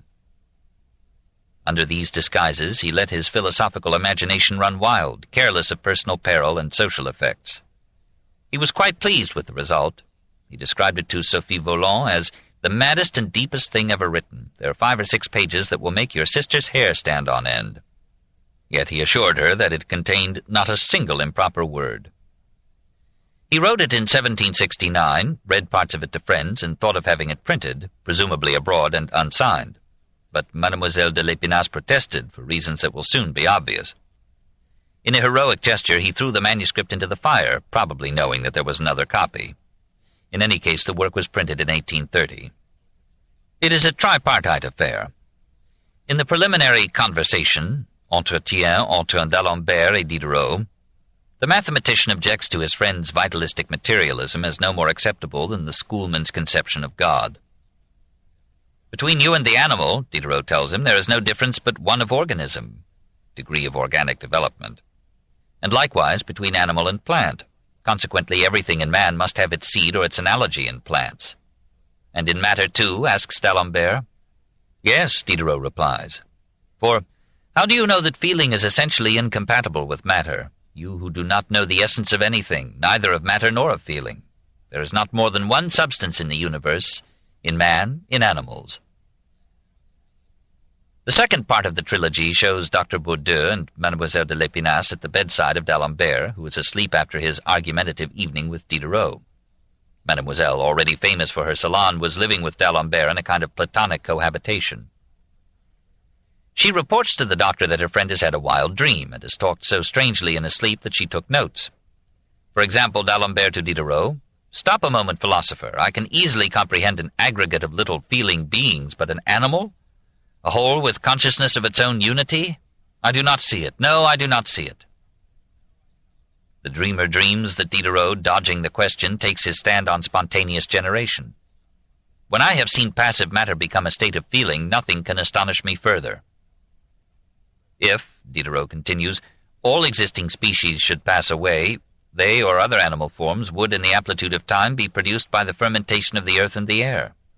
Bordeaux and Mademoiselle take up the discussion, but are interrupted by a sudden cry from the dreaming man, who now talks like Diderot. "Why am I what I am? Because it was inevitable that I should be. If everything is a general flux, what will not be produced here or elsewhere by the passing and vicissitudes of some millions of centuries? Who can tell what the thinking and feeling being is on Saturn? Might the feeling and thinking being on Saturn have more senses than we? Ah, if so, the Saturnian is unfortunate, for the more the senses, the more the needs." "He is right," Bordeaux comments Lamarckianly. "Organs produce needs, and reciprocally, needs produce organs." D'Alembert wakes for a moment, finds Bordeaux kissing L'Épinasse, and protests, is told to go back to sleep, and obeys.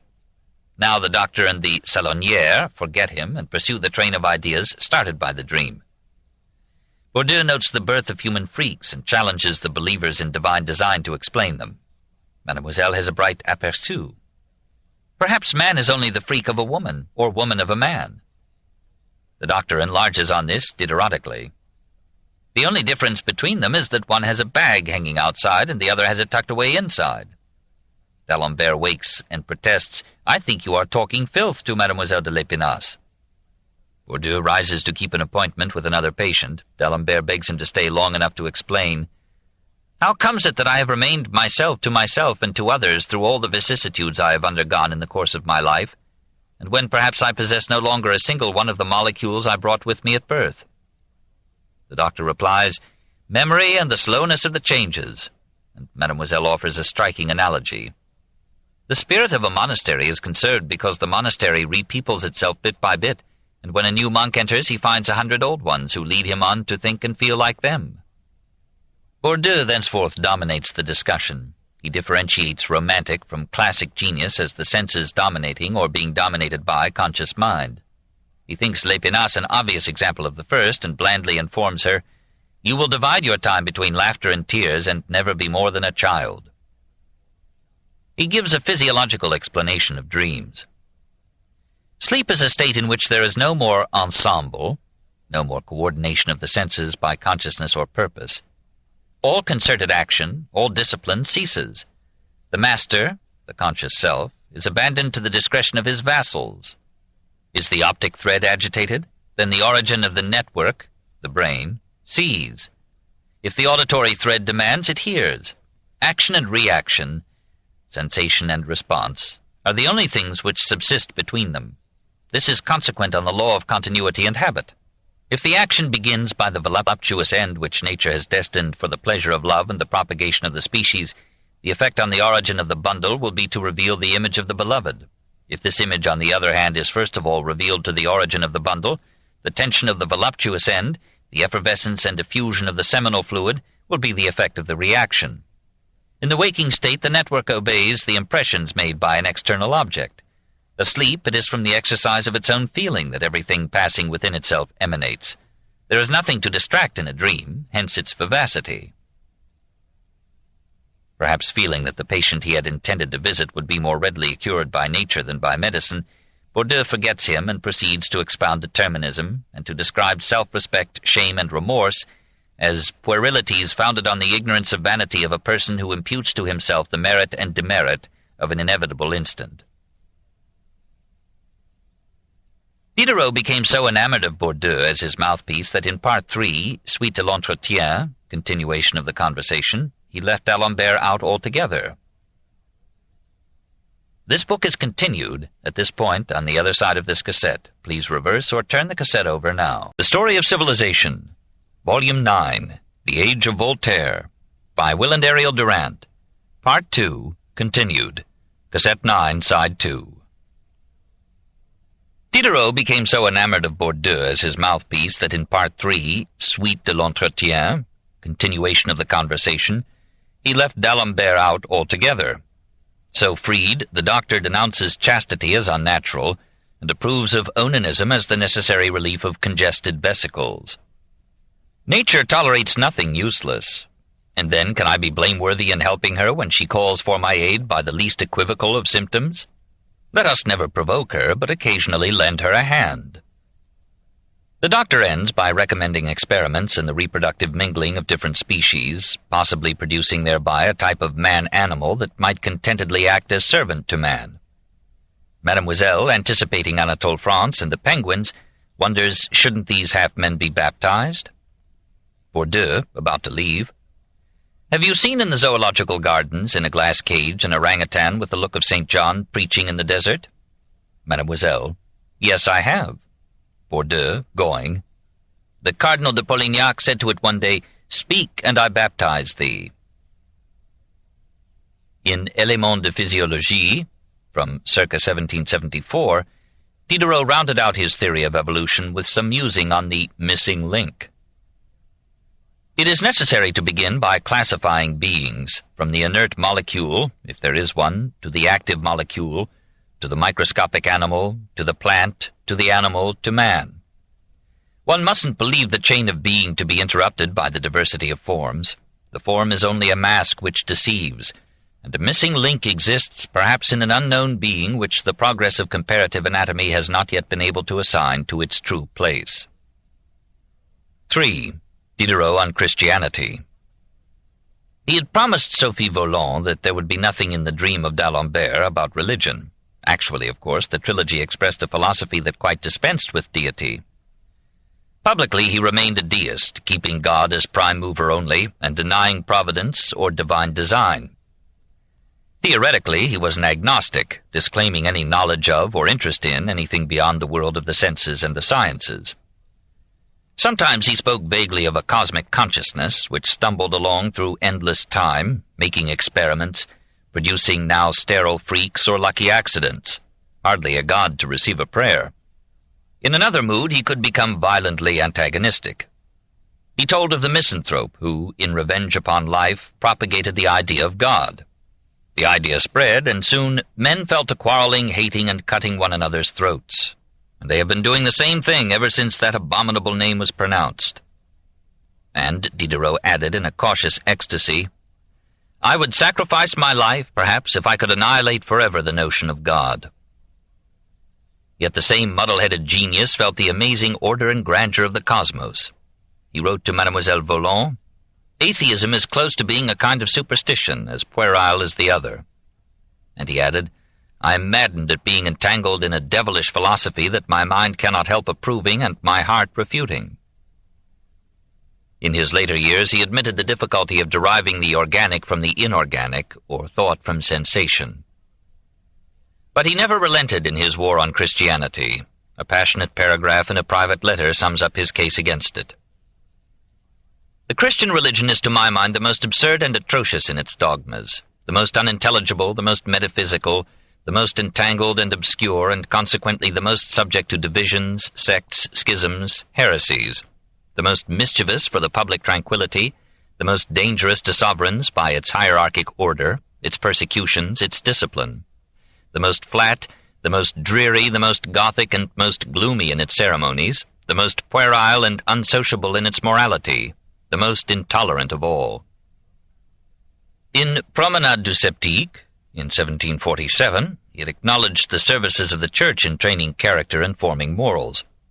In later years he thought that while discouraging petty crime, the Christian religion had fomented greater ones. Sooner or later a moment comes when the notion which had prevented a man from stealing a shilling will cause 100,000 men to be slaughtered. Fine compensation. However, our religious opinions have little influence on our morals. Men fear present laws more than a distant hell and an invisible God. Even a priest hardly relies upon praying to the gods except when he is little concerned about the matter. In 1783, Diderot predicted that belief in God and submission to kings would be everywhere at an end within a few years. The prediction seemed verified in France in 1792, but Diderot also predicted that the belief in the existence of God will remain forever. Like most of those who have lost their faith in Catholic doctrine, this same Diderot, who thought Christian ceremonies dreary and gloomy, remained sensitive to the beauty and solemnity of Catholic ritual, and he defended it against Protestant critics in his Salon of 1765. Those absurd rigorists do not know the effect of outward ceremonies upon the people.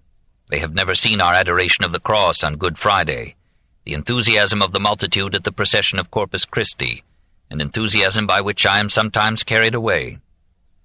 I have never seen that long file of priests in sacerdotal vestments, those young acolytes in white albs, strewing flowers before the Holy Sacrament, that crowd preceding and following them in religious silence, so many men prostrate on the ground. I have never heard that grave, pathetic chant sung by the priests and affectionately answered by numberless men, women, girls, and children, without being stirred in my inmost heart, and without tears coming into my eyes. But after wiping his eyes, he resumed the attack.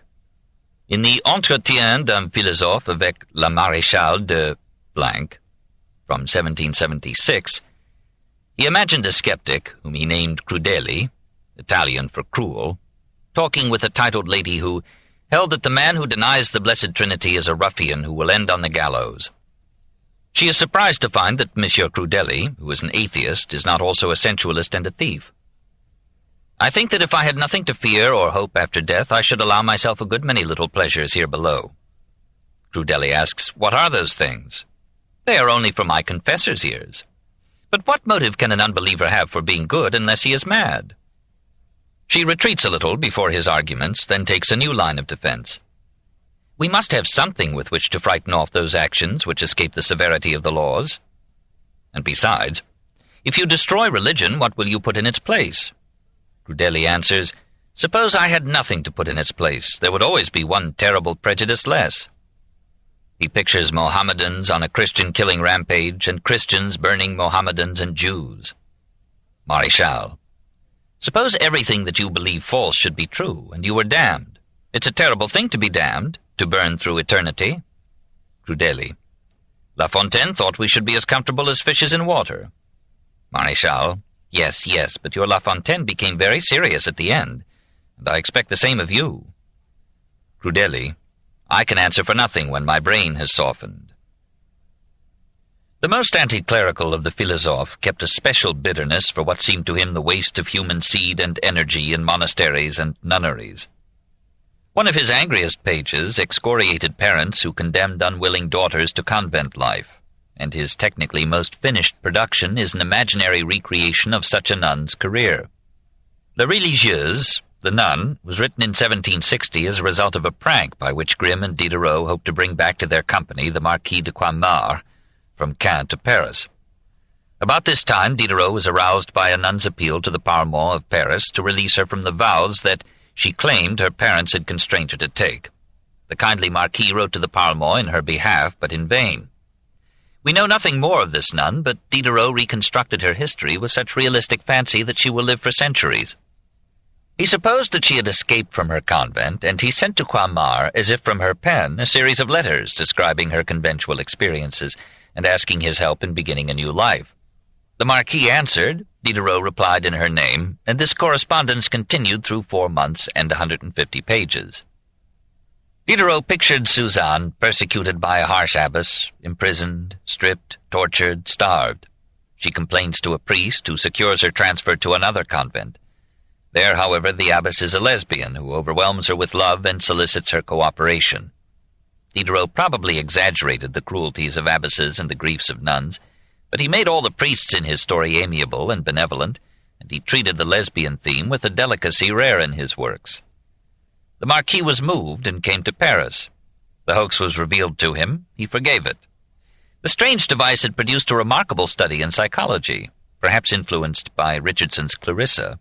Never had a skeptic entered so vividly into the feelings of a reluctant saint.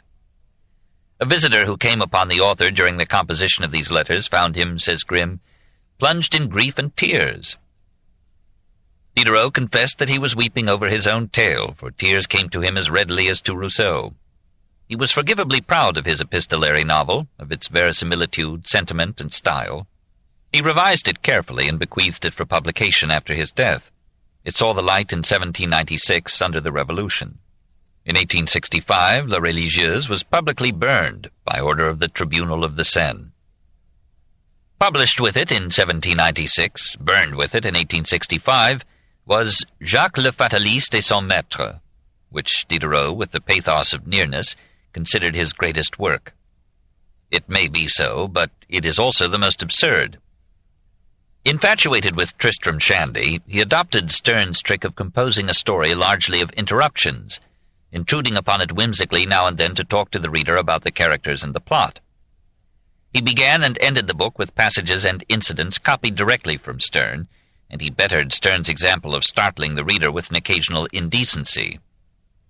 The two characters that carry the story reflect Cervantes's device of contrasting master and man in temperament and philosophy. The master rejects, Jacques professes fatalism. "Everything that happens down here," he says, "is written up yonder." Jacques believed that a man wended his way just as necessarily to glory or ignominy as a ball would follow the slope of the mountain down which it rolled. His former captain had filled Jacques' head with all these ideas drained out of Spinoza, whom he knew by heart. A rare captain. Midway in the story, Diderot tarries to tell, with verve and skill, the story of the Marquise de la Pommeraye, mistress of the Marquis des Arcis. Suspecting that he is tired of her, she resolves to find out by hinting that their liaison has become a bit of a bore. She is deeply offended by his admission that he is willing to relapse from a lover into a friend. She plans a unique revenge. She finds a pretty prostitute, finances her rehabilitation, teaches her grammar, manners, and an impressive piety, introduces her to the Marquis as a lady of lineage, trains her to arouse his humors and reject his advances, guides her in the art of eliciting a proposal of marriage. Some months after the marriage, Madame de la Pommeraye reveals to the Marquis the past of his mate. But the Marquise's revenge is spoiled by an anomalous development. The reformed sinner has learned to love her Marquis. In shame and tears, she confesses her deception and proposes to disappear from his life.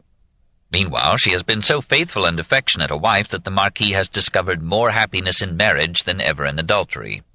He forgives her and refuses to let her go. He lives with her in brave content, and Madame de la Pommeraye eats her heart out in defeat.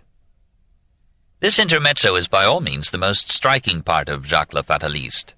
It has the close texture, the subtle touches of psychological realism, the concentrated feeling quietly expressed, which are missing in the novel as a whole.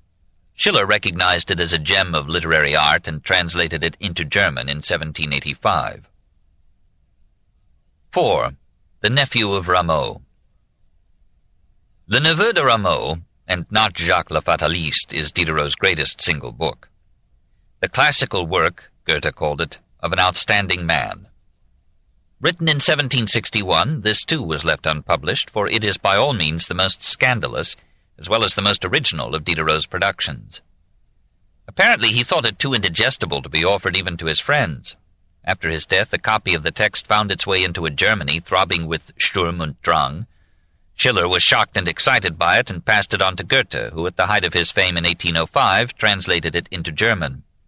This translation entered France and was retranslated into French in 1821. Another copy was published in 1823, but it had come to the printer Baudelairized by Diderot's daughter. The original manuscript was not discovered till 1891 in a bookstall on the quays of the Seine. That manuscript is now in the J. Pierpont Morgan Library in New York. Diderot chose, as the mouthpiece of ideas too bizarre for even Diderot to express in the first person, Jean-François Rameau, nephew of the famous composer Jean-Philippe Rameau, who died in 1764, who was still alive when the unpublishable dialogue was written. Diderot knew music well. He talked familiarly of Locatelli, Pergolese, Jomelli, Galuppi, Leo, Vinci, Tartini, and Hasse, and rightly predicted that in violin playing the difficult would soon displace the beautiful. The nephew composed music and had some success as a music teacher, but he was harassed by the handicap of his name and jealous of his uncle's superiority. He gave up the battle and sank into the bohemian shiftlessness and self-indulgent amoralism described by Diderot. Many other traits attributed to him in the dialogue are confirmed by contemporary reports, but history gives no support to Diderot's characterization of him as a pander who proposed to market the beauty of his wife. When that wife died, Jean-François lost all self-respect. His sarcastic and unchastened tongue made him a social outcast.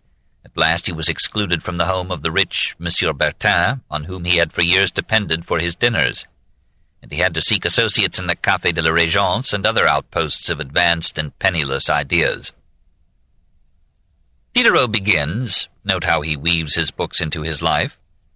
Let the weather be fair or overcast, it is my habit, about 5 o'clock in the afternoon, to go walking toward the Palais Royal. It is I whom you can see, always alone, dreaming on d'Argenson's bench. I discuss with myself politics, love, taste, philosophy. I abandon my mind to all its libertinage. When the weather is too cold or wet, I take refuge in the Café de la Régence, where I watch the chess games. One afternoon I was there, looking around, talking little, hearing as little as I could, when I was approached by one of the most bizarre persons in the land. There follows a remarkable character portrait, a man who has drunk the dregs of life and bitterly recalls the wine, formerly moneyed and comfortable with the prettiest wife in Paris, received once in every fashionable home, abreast of all the culture in France, sunk now into poverty and degradation, living on merciful dinners and forgotten loans, seeing nothing in life but struggle and defeat, rejecting all religion as a beautiful and terrible lie, viewing all morality as timidity and sham, and yet keeping enough of his past to clothe his disillusionment in educated eloquence and rational dress. He has a sharp and bitter humor. Madame So-and-so has been delivered of twins, each father will have one. Or of a new opera. It has some pretty passages, too bad this is not the first time they have been composed. His deepest tragedy is that he believes in nothing. He has heard Rousseauian mouthings about nature, how much better it is than civilization, but he observes that in nature all species devour one another, and the sublime end of every organism is to be eaten. He sees the same anthropophagy in the economic world, except that there men consume one another by due process of law. All morality, he thinks, is a hoax that the clever play upon the simple, or that the simple play upon themselves. See that pious woman coming from church with modest, downcast eyes? Her imagination at night rehearses the scenes of the licentious Portier des Chartrins and the libidinous postures of Aretino. The wise man thinks the nephew will laugh at the 10 Commandments and enjoy all the sins judiciously. Hurrah for wisdom and philosophy! The wisdom of Solomon, to drink good wines, gorge on choice foods, tumble pretty women, sleep on downy beds. Outside of that, all is vanity. After this, what was left for the Nietzsches and Baudelaires to say? Diderot ends this danse macabre of ideas by calling the nephew a do-nothing, a glutton, a coward, a spirit of mud, to which Rameau replies, I believe you are right. A mean thought comes to us. How could Diderot have drawn this character so vividly if he had not found him lurking in himself? He protests against the idea. He admits that he is no saint. I do not condemn the pleasure of the senses. I, too, have a palate that relishes delicate dishes and delicious wines. I have a heart and eyes, and I like to see a beautiful woman. I like to feel under my hand the firmness and roundness of her throat, to press her lips to mine, to draw pleasure from her eyes, and to expire in her arms. Sometimes with my friends a little debauch, even a bit tumultuous, does not displease me. But I will not conceal it from you. It seems to me infinitely sweeter to have helped the unfortunate, to have given salutary counsel, to have read an agreeable book, to take a walk with a man or a woman dear to me, to have given some instructive hours to my children, to have written a good page, to fulfill the duties of my place, to say to my beloved tender and sweet words that bring her arms around my neck. A man of my acquaintance grew to wealth in Cartagena. He was a younger son in a country where custom transmits all property to the eldest. Word reached him in Colombia that his older brother, a spoiled brat, had despoiled his too indulgent father and mother of all that they possessed, and had expelled them from their chateau, and that these good people were now languishing in poverty in a provincial town. What did this younger son do, who, so badly treated by his parents, had gone so far abroad to seek his fortune? He sent them help. He hastened to arrange his affairs and return opulent to his father and mother. He restored them to their home. He provided dowries to get his sisters married. Ah, my dear Rameau, this man regards those months as the happiest in his life. He spoke of them to me with tears in his eyes. And I, in telling you his story, I feel my heart troubled with joy, with a pleasure that can find no words. 5. Ethics and Politics. There were in Diderot at least two characters, as in us all. A private self, preserving secretly all the impulses of human nature as found in primitive, savage, even animal life, and a public self reluctantly accepting education, discipline, and morality as the price to be paid for protection by social order. There were still other selves in him, the Diderot who had not forgotten his youth, his bohemian liberties and loves, his freedom from responsibilities except to the police, and there was the paterfamilias who, if allowed a mistress capable of understanding his language and ideas, could be also, intermittently, a fairly good husband, a doting father, a half-domesticated animal, a man with some appreciation of money, morality, and law. This Jekyll and Hyde produced between 1770 and 1772 two dialogues illustrating the vacillation of his views. In Entretien d'un père avec ses enfants, he drew a loving picture of his father gently expounding the danger of those who put themselves above the law. But 2 years later he wrote the most radical of all his works. Louis-Antoine de Bougainville had just in 1771 published his Voyage autour du monde, recounting his experiences in Tahiti and other South Pacific isles. Diderot seized upon parts of the narrative as illustrating certain superiorities of savagery to civilization. To elucidate these, he composed in 1772, with his usual verve, imagination, and partiality, a Supplément au Voyage de Bougainville, which saw the light only in 1796. He took up an old Tahitian mentioned by Bougainville, and fancied him making a farewell address to the admiral of the departing French. "And you, chief of the brigands who obey you, quickly push off your vessel from our shore. We are innocent, we are happy. All you can do for us is to spoil our happiness. We follow the pure instinct of nature. You have sought to efface its character from our souls. Here all things belong to all men. You have preached some strange distinction between thine and mine. Our daughters and our wives were held in common by us all. You have shared this privilege with us, and have inflamed them with frenzies unknown before. You have slaughtered each other for them. They have come back stained with your blood. We are free, and behold, you have planted in our earth the title of our future slavery. On this metal blade you have written, 'This country is ours.' And why? Because you have set foot here? If a Tahitian disembarked one day upon your shores, engraved upon one of your stones, 'This country belongs to the inhabitants of Tahiti,' what would you think of such a proceeding? He whom you wish to seize like an animal, the Tahitian, is your brother. What right have you over him that he has not over you? You came. Did we fall upon you? Did we pillage your ships? No. We respected our image in you. Leave us our customs. They are wiser and more honorable than yours. We have no wish to barter what you call our ignorance against your useless knowledge." The Nestor of Tahiti goes on to remind the Europeans how cordial was the welcome they had received, how they were housed and fed and loved. For, Diderot supposed, there was no sixth commandment in the island and no jealousy. The native women could not understand the ship's chaplain when he spoke of sin and shame. They gave the ultimate hospitality to the sailors. With what result? Syphilis, unknown to the islanders before, was now appearing in the native women and was being communicated to the native men. The old man begs the visitors to leave the island and never return. Diderot added a conversation of the chaplain and Aurou, a native who had learned Spanish. Aurou, on whose hut the chaplain has been billeted, offers him the choice of his wife and daughters as his bedmate. The chaplain explains that his moral code forbids him to accept such a favor, but one of the girls touches him and he becomes a man. He spends the next 3 days explaining Christian ethics to Aurou, and the next 3 nights sleeping in turn with a second daughter and a third daughter, and the 4th night, as in honor bound, he consecrated to the wife of his host. His efforts to convert Aurou to Christianity provide Diderot with a joyful page. Chaplain: What is marriage with you? Aurou: Agreement to share the same hut and sleep in the same bed as long as we wish to do so.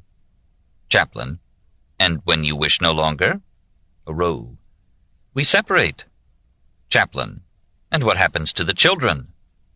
This is no problem, says Aurou. The lady returns with them to her father. She is soon courted by another man who is glad to accept her children, for children are economic assets in an agricultural society. Chaplain. Can a father sleep with his daughter, a mother with her son, a brother with his sister, a husband with another man's wife? Raoult. Why not? Chaplain. I suppose, however, that even here a son does not often sleep with his mother. Raoult. Not unless he has a great deal of respect for her. The chaplain comes away almost won to Tahitian ways. He admits that he was tempted to throw his clothes into the ship and pass the rest of his life among these children of nature. Diderot concludes almost as his former friend Rousseau had argued in his Discourse on the Arts and Sciences from 1750 and his Discourse on the Origin of Inequality from 1755. Would you like an abridged account of almost all our wretchedness? Here it is. There existed a natural man. There was introduced into this man an artificial man, and a civil war enduring throughout life arose. Sometimes the natural man is stronger, sometimes he is struck down by the moral and artificial man. In either case, the poor monster is pulled about, pinched with tweezers, tortured, stretched on the wheel, ceaselessly unhappy.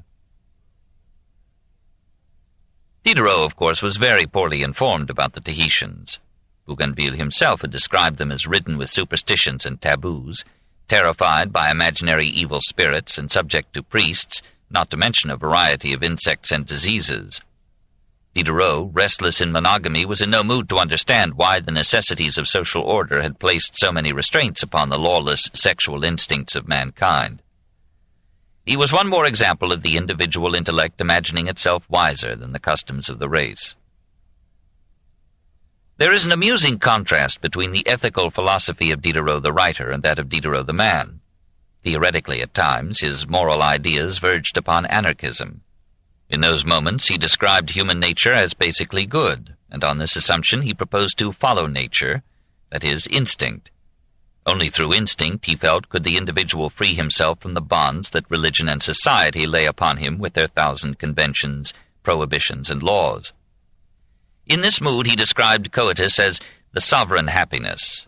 He defined love as the voluptuous rubbing of two membranes and the voluptuous loss of a few drops of liquid. And he assured his mistress that adultery is a fault less reprehensible than the slightest lie. He was a philosopher longing to live like a rooster. As his experience of life widened, he reversed almost all his ethical views. Veering from Rousseau toward Voltaire, he took an increasingly gloomy view of man as bad by nature as well as through social deterioration. Nothing shows so well how detestable human nature is as the facility with which people consent to the most wicked acts when, as in a crowd, nobody is personally responsible for the evil that is done. Believe me, says Jacques the Fatalist, we never pity anyone but ourselves. Now Diderot cancels his earlier exaggerations with new ones. The natural man would twist his father's neck and sleep with his mother were it not for the development of his reason by education. As his sexual needs diminished, Diderot came to agree with Epicurus that the pleasures of the soul are more steadfastly satisfying than physical delights. Is there, he asks, only physical pleasure in possessing a beautiful woman? Is there only physical pain in losing her by death or inconstancy? Is not the distinction between physical and moral as solid as that between the animalcule that feels and the animal that reasons? Now that he had arrived at the biological conception of virtue as any quality that makes for survival, he came vaguely to understand that the highest virtues are those that make for the survival of the group, since social organization is the chief means of individual survival. Diderot recognized in the Nephew of Rameau what happens to one who tries to cast off the restraints imposed upon the individual for the preservation of the group. Such a man becomes a derelict without faith, food, mate, or hope. So Diderot concludes his dream of Tahiti with a tardy counsel of moderation. We will preach against insensate laws until they are reformed, but meanwhile we will submit to them. He who of his own authority infringes a bad law authorizes everyone else to infringe a good one. It is less inconvenient to be mad among madmen than to be wise all alone. When his daughter Angélique developed the charms of young womanhood, Diderot began to worry about her morals. He watched over her virginity as a precious and marketable asset, and after he had seen her safely married, he warned her against adultery. The very suspicion of infidelity on her part, he told her, would crush him with grief and make him die of shame. In his art criticisms, he denounced Boucher as corrupt and exalted modesty and other Christian virtues as pictured by Greuze and Chardin. In his plays, he preached the old virtues like any settled and prosperous bourgeois. Diderot amused himself with such pieces of reckless humor as the Supplément au Voyage de Bougainville, and with anarchistic revels of imagination at the dinners of D'Holbach. But when he came home, he insisted upon all the middle-class virtues, and tried to practice them if only he might be allowed a little adultery. His political ideas were as confused as his views of morality, and with his good-humored candor he admitted it. He did not agree with Voltaire that an enlightened monarch would prove the best available instrument of reform. He condemned Frederick the Great as a tyrant, and he tried to convert Catherine the Great to democratic ideas. He accepted constitutional monarchy, but proposed a national assembly, chosen by property owners as having a stake in good and economical government. When he wrote this, none but the propertied middle class could be imagined as a possible substitute for the aristocracy in the government of France. He dreamed of a benign society in which both liberty and equality, those natural enemies, would be assured to all, but he doubted if any reforms would be effective until widespread education should have raised the average intelligence of the people. His economic ideas were radical in theory, moderate in application. Even in old age, he clung to an anarchistic communism as his ideal. I am convinced that there cannot be any real happiness for mankind except in a social state in which there would be no king, no magistrate, no priest, no laws, no thine or mine, no ownership of property, no vices or virtues. But he confessed that this prospect is diablement idéal. "What a devilish social economy we have," exclaimed the nephew of Rameau. "There are some men who are gorged with everything, while others, who have stomachs just as importunate, haven't a bite to put between their teeth." Diderot knew in his sober moments that inequality of possessions will continue as long as inequality of ability remains. He dismissed socialism as impracticable because as yet there was only a small, disorganized, and hardly conscious proletariat. But he hoped that the status of these workers would soon be raised. When it came to practical reforms, he stood with the physiocrats on the side of nascent capitalism. He declared the rights of property to be sacred and absolute, condemned any infringement of those rights by the state, and joined with Quesnay, Turgot, and Voltaire in calling for the liberation of industry and commerce from governmental controls. He favored state subsidies to agriculture as that part of the economy that was most vital and yet most at the mercy of the rest. Like all of us, he grew more conservative as his years and his income increased. 6. Diderot on art. All this rambling invasion of theology, ethics, politics, and economics constituted merely a few sides of Diderot's polymorphous interest and activity. There were many more. Who would have thought that this burly jack-of-all-ideas would become, overnight, the leading art critic of his age? In 1759, his friend Grimm, busy with war and Madame d'Épinay, asked Diderot to substitute for him in reporting to the clientele of his correspondance the biennial exhibitions of paintings and sculpture in the Louvre. Diderot reported the salons between 1759 and 1771, and those of 1775 and 1781, sometimes at great length. For in these notes he let himself wander freely over almost every phase of human life. Nothing so fresh and intimate had ever appeared in art criticism before. Some of his critiques were cast in the form of conversations with painters at the exhibition itself. Some were introduced as a personal communication to Grimm, as in 1761. Here, my friend, are the ideas that have passed through my head on seeing the pictures exhibited in this year's salon. I throw them upon the paper without much care to select them or to express them. The only thought I have had in mind is to spare you some moments that you will employ better. He went at his new task with ebullient delight. He thanked Grimm for compelling him to look at the exhibited art not with the superficial and distracted gaze of the passing crowd, but with the resolve to study each canvas or marvel until he really felt its artistry and significance. He had no technical preparation, but he talked with the artists themselves, Chardin, Latour, Cochin, Falconet. He studied their method of composition, brushwork, and coloring. I opened my soul to the effects produced by the artist's labor. I conceived the magic of the light and the shade. I understood color. I acquired the feeling of the flesh. He became in the end a competent critic of technique. But, disclaiming all technical knowledge, he proposed merely to say what each work meant to him.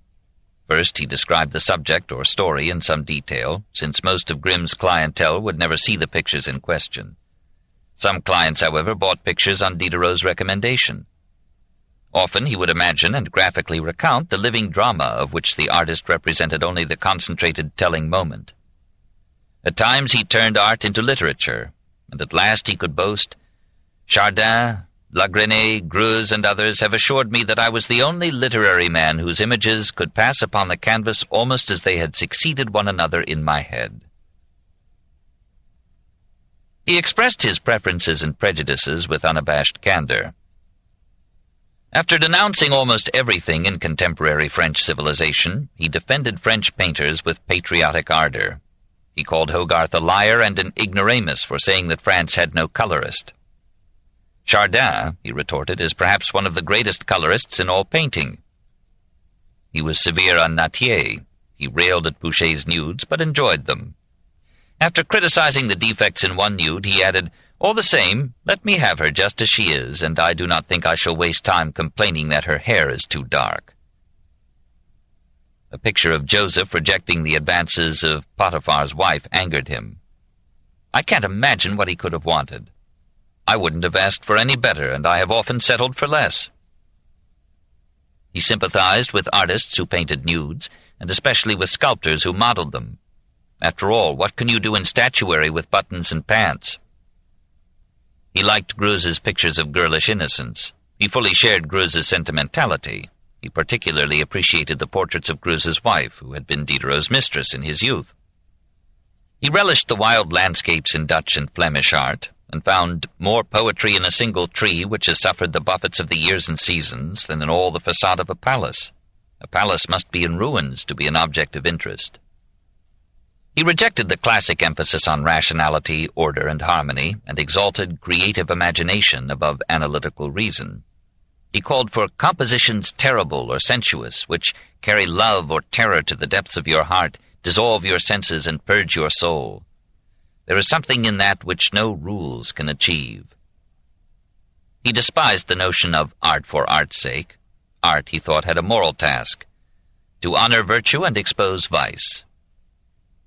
To his observations on the Salon of 1765, Diderot felt confident enough to add an essai sur la peinture. Like Plato and Aristotle, he found the essence of beauty in the harmonious relation of parts in a whole. But he suggested that there must also be a harmony of the object with its environment and with its intended purpose. Ideally, he thought beauty might be defined as complete adaptation to function. So a healthy and intelligent man should seem beautiful. Art should select in a scene the features that point its significance and should eliminate irrelevant elements. It need not be a slavish imitation of the objective and indiscriminate reality. Yet the artist must study the natural object rather than ancient models or formal rules. Better one Teniers than a dozen fanciful Watteaus. Diderot felt a certain discord between reason and art. He recognized that Boileau's classical precepts had crippled French poetry. Here he left Voltaire and sided with Rousseau. Art must above all be the voice and product of feeling. Therefore he exalted color, while Reynolds in the same decade was extolling design. Design gives form to beings, Diderot conceded, but color gives them life.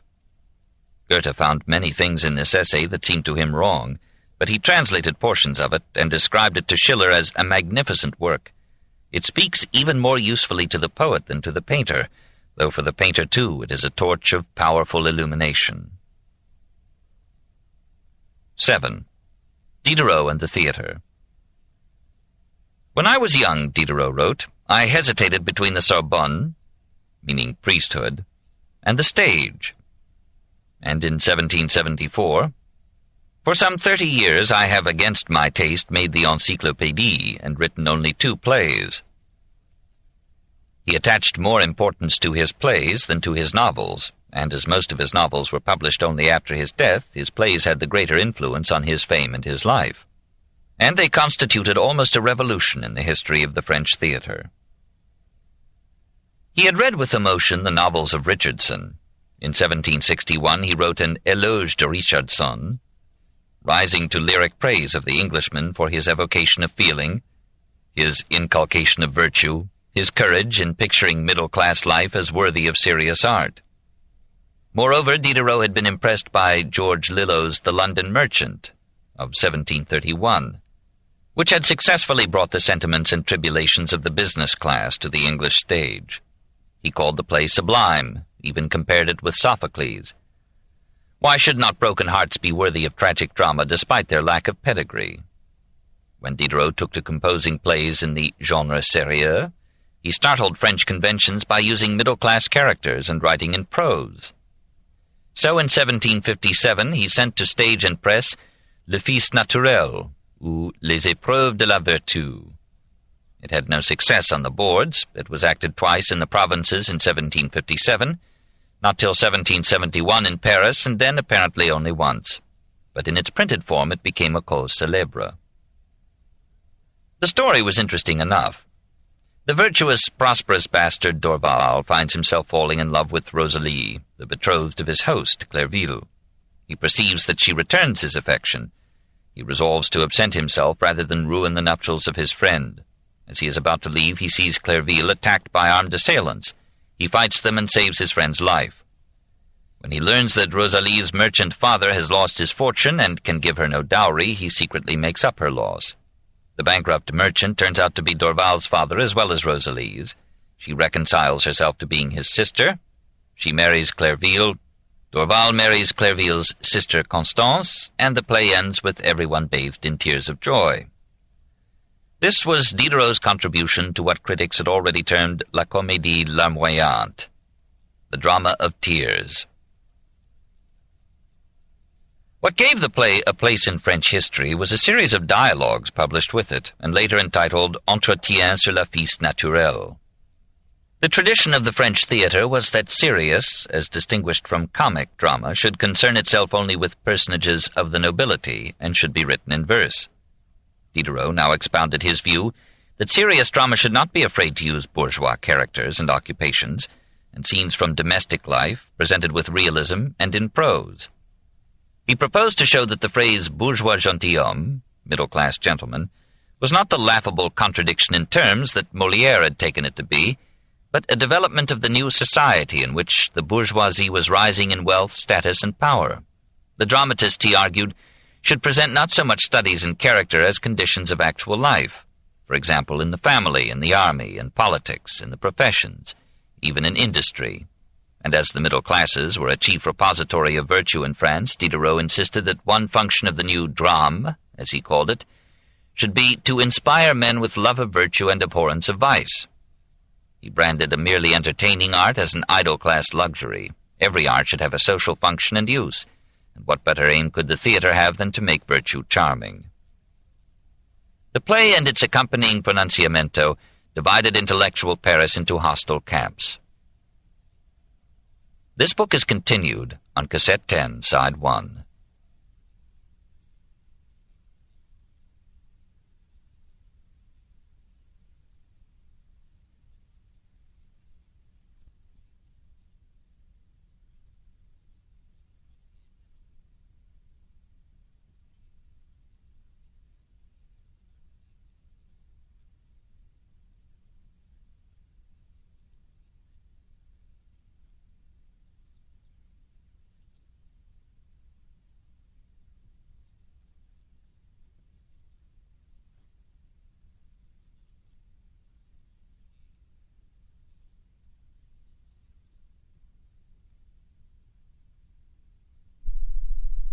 Volume 9, The Age of Voltaire, continued. Cassette 10, Side 1. The play and its accompanying pronunciamento divided intellectual Paris into hostile camps. Palissot and other anti-philosophes, ridiculed Diderot's ideas. Freron did not merely criticize the play as dull didacticism, wet with sentiment and unreal virtue, but he showed in successive issues of his Année littéraire a suspicious similarity between the first half of Le Fils Naturel and the comedy Il Vero Amico, The True Friend, which Goldoni had staged at Venice in 1750. Diderot confessed, "I took possession of it as if it were a piece of property belonging to me. Goldoni has not been more scrupulous. He laid hold of l'avare, Molière's The Miser, without anyone taking it into his head to find that bad, and no one among us has dreamed of accusing Molière or Corneille of plagiarism for having tacitly borrowed the idea of some play either from an Italian author or from the Spanish theatre." Of course, this was true of Corneille's Le Cid and Molière's Le Festin de Pierre, Don Juan. Encouraged by friends, defiant of his enemies, and amid the direst troubles of the Encyclopédie, Diderot wrote and published in 1758 another play, Le Père de Famille, and added to it a provocative Discours sur la poésie dramatique, a title reminiscent of the one that Dryden had used for a similar essay 90 years before. The Family Father was produced in Toulouse and Marseille in 1760, and at the Théâtre Français in Paris in February 1761. There it ran for 7 nights, which was considered a moderate success. Voltaire allowed performances of his tragedy Tancred to be postponed to permit this run, and he wrote to his new rival, "Oh, my dear brother Diderot, I yield you my place with all my heart, and I should like to crown you with laurel." Diderot replied, "Thank you, my dear master. I know how much you must have desired the success of your disciple, and I am touched by it. My affection and homage to the end of my life." The play was successfully revived at the Théâtre Français in 1769 and became a minor element in the triumph of the Philosophes. The plot was partly autobiographical. The father is a loving reminiscence of Didier Diderot, except that he preaches far more than that good man had been reported to do.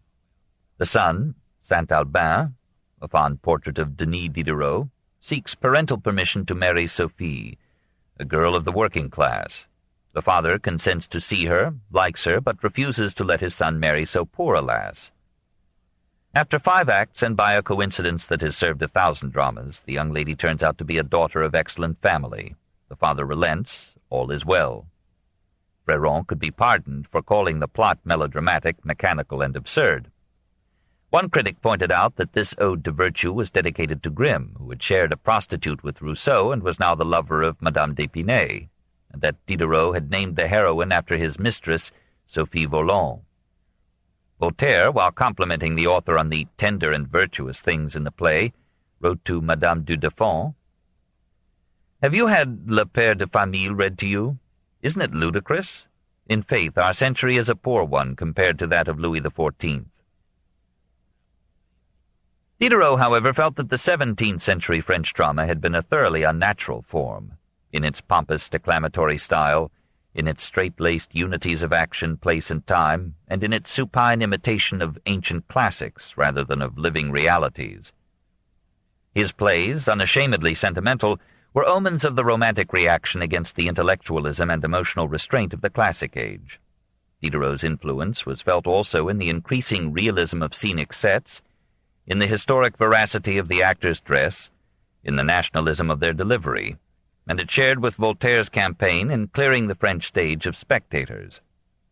"Every improvement in the art of production for the past 150 years," said Gustave Lanson, "has sprung from Diderot, except that scenery now tends to be more imaginative than realistic." Germany, too, responded to Diderot, whom Sainte-Beuve called the most German of Frenchmen. Lessing translated Le Père de Famille and the dramatic discourses and declared that no more philosophical mind than Diderot's has occupied itself with the theatre since Aristotle. He had his say also on the histrionic art. In a challenging essay, Paradoxe sur le comédien, in 1778, he argued that to move an audience, the actor must not surrender himself to the emotion he expresses, but must remain completely self-possessed. This, of course, flew in the face of Horace's advice to poets, "Si vis me flere, primum tibi flendum est." If you wish me to weep, you must first weep yourself." "No," said Diderot. "The actor must have in himself an unmoved and disinterested onlooker. He must have penetration and no sensibility. If the actor were full, really full, of feeling, how could he play the same part twice running with the same spirit and success? Full of fire at the first performance, he would be worn out, or cold as marble at the third. Fill the front of the theatre with tearful creatures, but I will have none of them on the boards." A counsel hardly followed by those who acted Diderot's plays. It was a paradox in Diderot himself, for in 1757 he had written, "Poets and actors feel intensely and reflect little." Now he reversed himself, perhaps after watching David Garrick in Paris, in 1763 and 1770, simulate diverse emotions in quick succession and at will. Or he might have found his paradox in Hamlet's bidding to the players at Elsinore. "In the very torrent, tempest, and, as I may say, whirlwind of passion, acquire and beget a temperance that may give it smoothness." Sir Henry Irving rejected Diderot's analysis, but a modern critic believes that it has remained to this day the most significant attempt to deal with the problem of acting. Actors may be emotional in life, but not on the stage. Perhaps their self-control on the stage leads to their emotional release in life, hence many sins must be forgiven them. They must study the indicated feeling in its causes and express it in their gestures and speech, but they must remember it in tranquillity. Diderot struck the balance in a letter to Mademoiselle Jourdain. "An actor who has nothing but sense and judgment is cold. One who has nothing but verve and sensibility is mad." Looking back upon this disorderly view of Diderot's chaotic mind, we forgive his confusion in the literally magnanimous profusion of his ideas and the scope of his interests. Nothing human was alien to him except religion, and even there, as we have seen, he was not immune to religious feeling. It was characteristic of him to begin with mathematics and physics and end with drama and music. He could not be a great scientist, being too impatient for research and experiment. He leaped too buoyantly to generalizations, but these were almost always illuminating. He knew enough about music to write a method of clavecin instruction and a treatise on harmony. He composed the most influential plays and the best novels of his time. In the short story he excelled all his contemporaries except Voltaire, and he surpassed Voltaire himself in giving to the short story that concentration of thought and action which determined the form into our own day. Addicted to conversation and trained in the salons, he developed the dialogue to a brilliance and vitality seldom equaled before or since. And he wrote philosophy not in a secret language for ivory towers, but as a living debate on living themes among men willingly caught in the stream of the world. 8. Diderot. Behind this kaleidoscopic mind was a man of many virtues and almost every fault, each taking its turn on the stage of his life. When Michel van Loo painted him, Diderot protested that the face in the picture showed only a fleeting part of him, merely one expression of but one mood. I had 100 different expressions in a day, according to the mood that was on me. I was serene, sad, dreamy, tender, violent, passionate, eager. The outward signs of my many and varying states of mind chased one another so rapidly across my face that the painter's eye caught a different me from moment to moment, and never got one right. Gradually, however, those many faces merged into a composite mold and left him the rugged physiognomy that we see in the portrait by Greuze. As somber as Caesar, worn out by his passionate encounters with an army of ideas and enemies, and by attempts to express in static words the fluent nuances of his yes and no's. High brow receding on a half-bald head, large rustic ears and big bent nose, firm mouth and fighting chin, brown eyes heavy and sad, as if recalling unrecallable errors, or realizing the indestructibility of superstition, or noting the high birth rate of simplicity. Usually in public he wore a wig, but when he lost himself in the ecstasy of monologue, he might remove it, play with it, or rest it on his lap. He was absorbed in being, and had no time for seeming. He yielded to no one in appreciation of his character. He admitted, "I get excited for a moment, But a moment later I am myself again, the frank, gentle, just, indulgent, honest, charitable, obliging man. Continue, if you please, this eulogy, for it isn't complete. I haven't said anything about my intelligence." He doubted if any man alive was more honest than he, and he was sure that even the pillars of the church would rely upon his word. "What beautiful souls yours, mine, and his are," he wrote to his mistress, letting Grimm into the Trinity. He spoke with rapture about his books and plays, confident of their immortality. He thought his morals excellent, and indeed he had only one mistress at a time. He spoke of himself as the philosopher, and acknowledged his likeness to Socrates. "What does it matter," he asked, "whether I owe my estimable qualities to nature or experience, so long as they are solid, and vanity never spoils them?" Actually, he had most of the virtues with which he credited himself. He was honest in the sense of candid, though he had done a deal of lying in his youth. There was no pose or affectation in him. He was gentle except in speech, where he was often wild and sometimes so coarse that Madame Geoffrin had to call him to order and decency. He certainly had courage, for he continued to fight when so many friends deserted him, when even Voltaire advised him to quit. He was just, except to piety and Rousseau. We may see later that he did not sufficiently allow for Jean-Jacques' sensibility. He was unquestionably generous, always ready to aid those who appealed to him, and more lavish in praise of others than of himself. He spent many days substituting for Grimm in the Correspondance, or putting into effective shape the literary efforts of his friends. He helped a long succession of poor people with gifts out of his modest income. When a needy scribe showed him a satire on Diderot and asked him to revise it, saying that he needed bread, Diderot revised and improved it, and suggested that he dedicate it to the current Duc d'Orléans, who does me the honor to hate me. It was so done, and the Duke sent the young author 25 louis. He was lenient in his criticisms of books and paintings, except Boucher's, saying that he preferred to point to the good rather than belabor the bad. He was the most good-humored of the philosophes. Rousseau till 1758, and Grimm to the end, corroborated Diderot's estimate of his own character. They spoke of him, said Madame d'Épinay, with the greatest veneration. They admired his genius, but his character was the object of their particular enthusiasm. Monsieur Grimm says that he is the most perfect mortal he knows. To such friends his faults were those of a child naively frank. They reckoned him profounder than Voltaire. He was assuredly richer than Voltaire in ideas, for there were no checks and balances in his constitution. He was more imaginative, less rational, more impetuous, never mature. Diderot, said Voltaire, is too hot an oven. Everything that is baked in it gets burned. Even so, many things came out half-baked. He was as keen as Rousseau in sensibility, as tender in his sentiments, as ready to weep over the loveliness of nature and the tragedies of life. He made his religieuse say, and it probably expressed himself, "For a tender soul the shedding of tears is a delicious condition." His visitors sometimes found him in tears or in a rage over a book.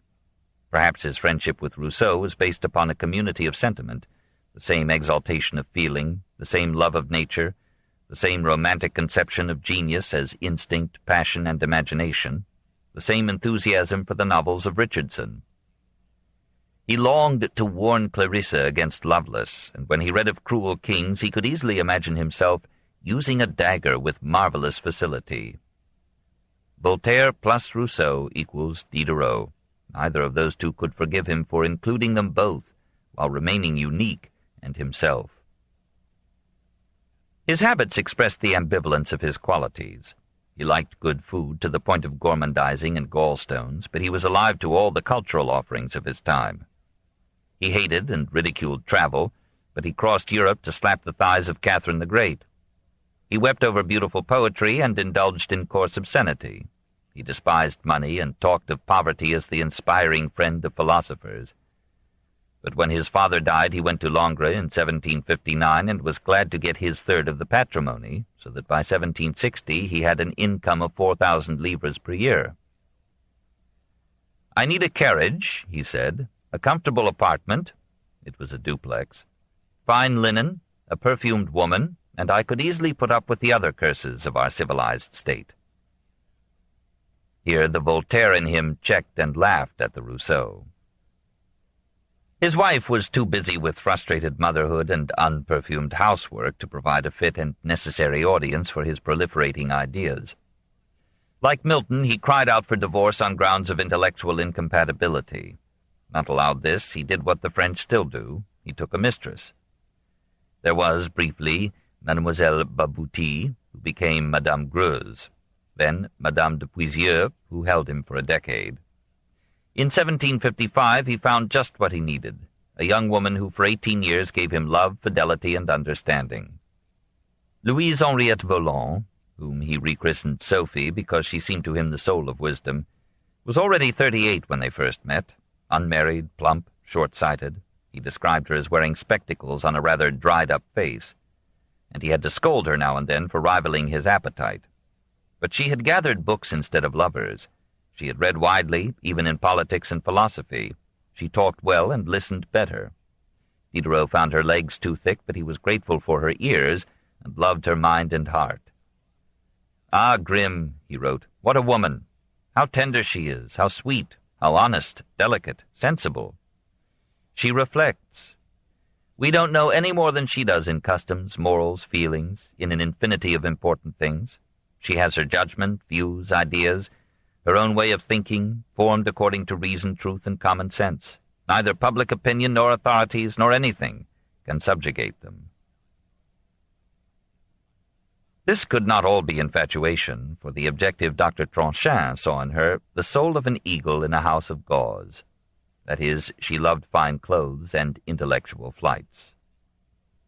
To her, through 20 years, Diderot wrote his finest letters, which remain among the literary treasures of the 18th century. He could write to her frankly about everything. He could send her his bawdy stories and his latest speculations.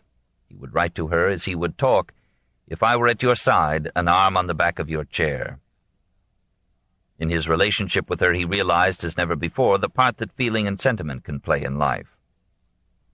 Now he could hardly believe in determinism.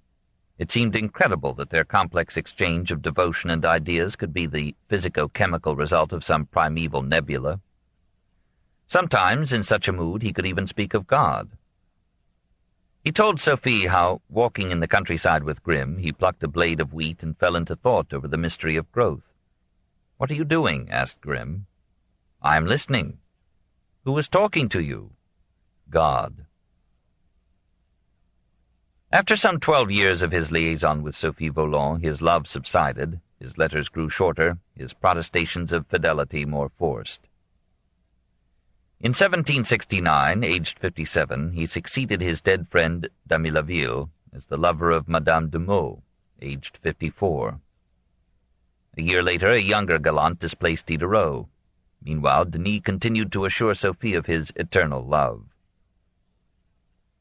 Through all the wanderings of his heart and mind, his wife, Antoinette, bore with him faithfully, scolded him incontinently, and sought consolation in religion and cards.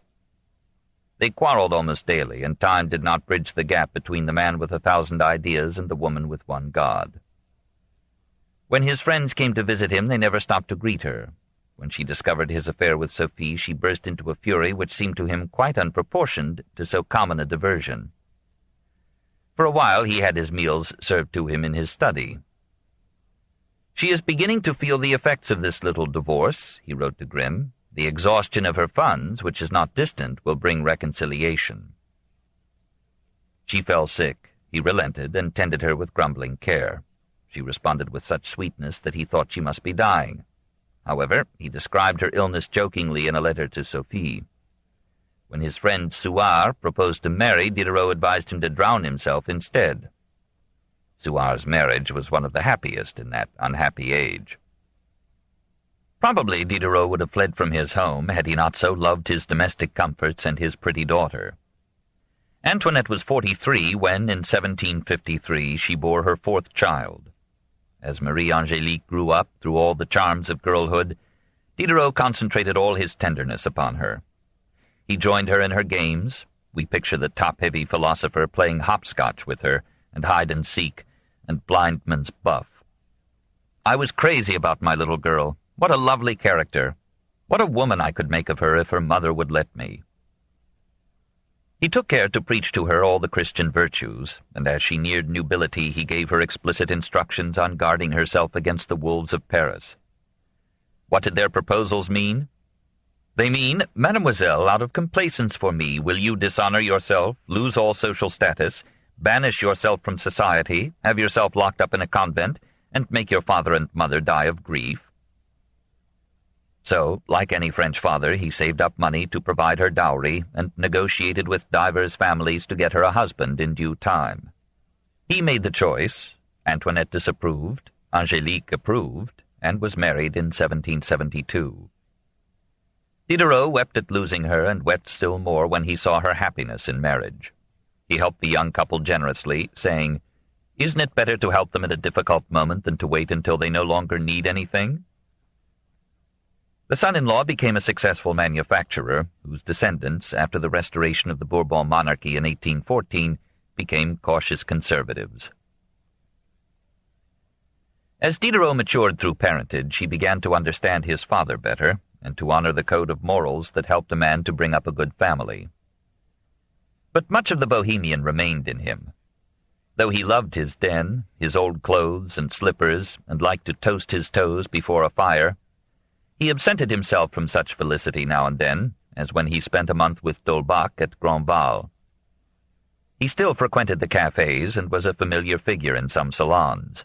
Madame Geoffrin loved him despite his rough speech, and in a burst of maternal affection she sent him a new desk, cozy armchairs of leather, a great clock of gold and bronze, and a luxurious dressing-gown. He thanked her and sadly let his old furniture be taken away, but he expressed tender regrets for his discarded robe de chambre. "Why did I not keep it? It was just made for me, and I was made for it. It followed every fold in my body without inconveniencing me. It was picturesque and handsome. The new robe, stiff and starched, makes a mannequin of me. There was no call to which its good nature did not lend itself. If a book was covered with dust, one of its flaps was ready as a duster. When the ink in my pen was thick and would not flow, its side was ready. You could see, traced in long black stripes, the frequent services it had rendered me. These long stripes announced the man of letters, the writer, the toiler. At present I look like one of the idle rich. No one recognizes me. I was absolute master of my old dressing-gown. I have become the slave of the new one." He counted his friendships the chief solace and inspiration of his life. His association with Grimm was closer and more permanent than any of his loves. In 1772, when they had known each other for 22 years, he wrote to him, "My tender, my only friend, you have always been, you will always be, my dear and only friend." Yet there were times when he was keenly hurt by Grimm's coldness and seeming indifference. The German exploited Diderot's good nature, often delegating to him the writing of his correspondence. Diderot substituted for him not only in reporting the salon exhibitions, but in reviewing the latest books, and sometimes he worked through the night to meet the deadline that Grimm had laid down. Grimm offered to pay him.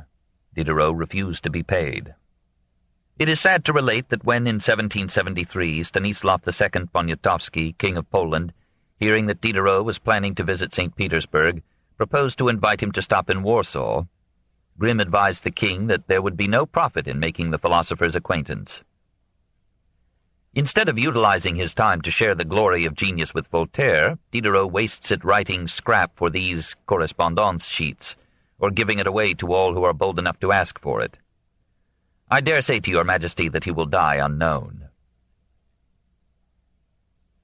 Probably Diderot's happiest hours, aside from those he spent with Angélique, were when he took the floor at the dinners of D'Holbach or Madame Geoffrin and sailed forth rudderless on a stream of eloquence on any subject whatever. He was not at his best in polite gatherings where wit rather than ideas was in demand. Madame Geoffrin herself was frightened by his enthusiasms, and her counsels of moderation and decency weighted his flights. But at the Baron's table, where, as Hume was assured, 17 atheists assembled, he could let himself go. And then nearly all agreed there was nothing so fascinating, so absorbing, in all the brilliant conversation of Paris. "He who has known Diderot only in his writings," said Marmontel, "has not known him at all. I have experienced few greater intellectual pleasures." Henri Meister, who often heard him, described him in an apt comparison. When I recall Diderot, the immense variety of his ideas, the amazing multiplicity of his knowledge, the rapid flight, the warmth, the impetuous tumult of his imagination, all the charm and all the disorder of his conversation, I venture to liken his character to nature herself, exactly as he used to conceive her, rich, fertile, abounding in germs of every sort, gentle and fierce, simple and majestic, worthy and sublime, but without any dominating principle, without a master, and without a god. Or, here a first-hand report on Diderot's conversation by Proteus himself. "I seemed extraordinary to them, inspired, divine. Grimm hardly had eyes enough to see me, nor ears enough to hear me. Everybody was astonished. I myself felt a contentment within me that I can't express. It was like a fire burning in my depths that seared my breast, spread over them, and set fire to them. It was an evening of enthusiasm, for which I was the hearth." His contemporary reputation was greater among those who knew him than among those who had merely read his published works, which were chiefly the Encyclopédie and his plays. The best of them, La Religieuse, Jacques le Fataliste, Le Rêve d'Alembert, Le Neveu de Rameau, were still unprinted at his death. Partly for this reason, partly because of the radicalism of his ideas on religion and sex, he failed, and never tried, to win admission to the Academy. To his friends, however, he was le philosophe, the philosopher, leader of the rebel tribe. Rousseau, even after coming to hate him as a secret enemy, wrote in the Confessions, "At the distance of some centuries, Diderot will seem a prodigious man. People will look from afar at that universal head with mingled admiration and astonishment, as we look today at the heads of Plato and Aristotle." Goethe, Schiller, Lessing were fascinated by Diderot's writings. Stendhal, Balzac, Delacroix joined in the admiration. Comte rated him the supreme genius of that exciting age. Michelet called him the true Prometheus, and said that one could draw upon Diderot's works for 100 years and infinite riches would still be left. Or shall we hear Madame Geoffrin, who knew him well but had not read his books? "He is a good and honest man," she wrote, "but he is so wrong-headed and is so badly balanced that he sees and hears nothing as it is. He is always like a man who dreams, and who believes his dreams to be real." He was good and bad, honest and dishonest, wrong-headed and intuitive, badly balanced and brilliantly creative, a dreamer, warrior, and seer, whose stature in history seems to grow as his time recedes, until today some think him the most interesting and provocative figure of the French 18th century. Let us leave the matter there until we meet him again, face to face with an empress, and then in the rendezvous of the philosophe with death. Chapter 21.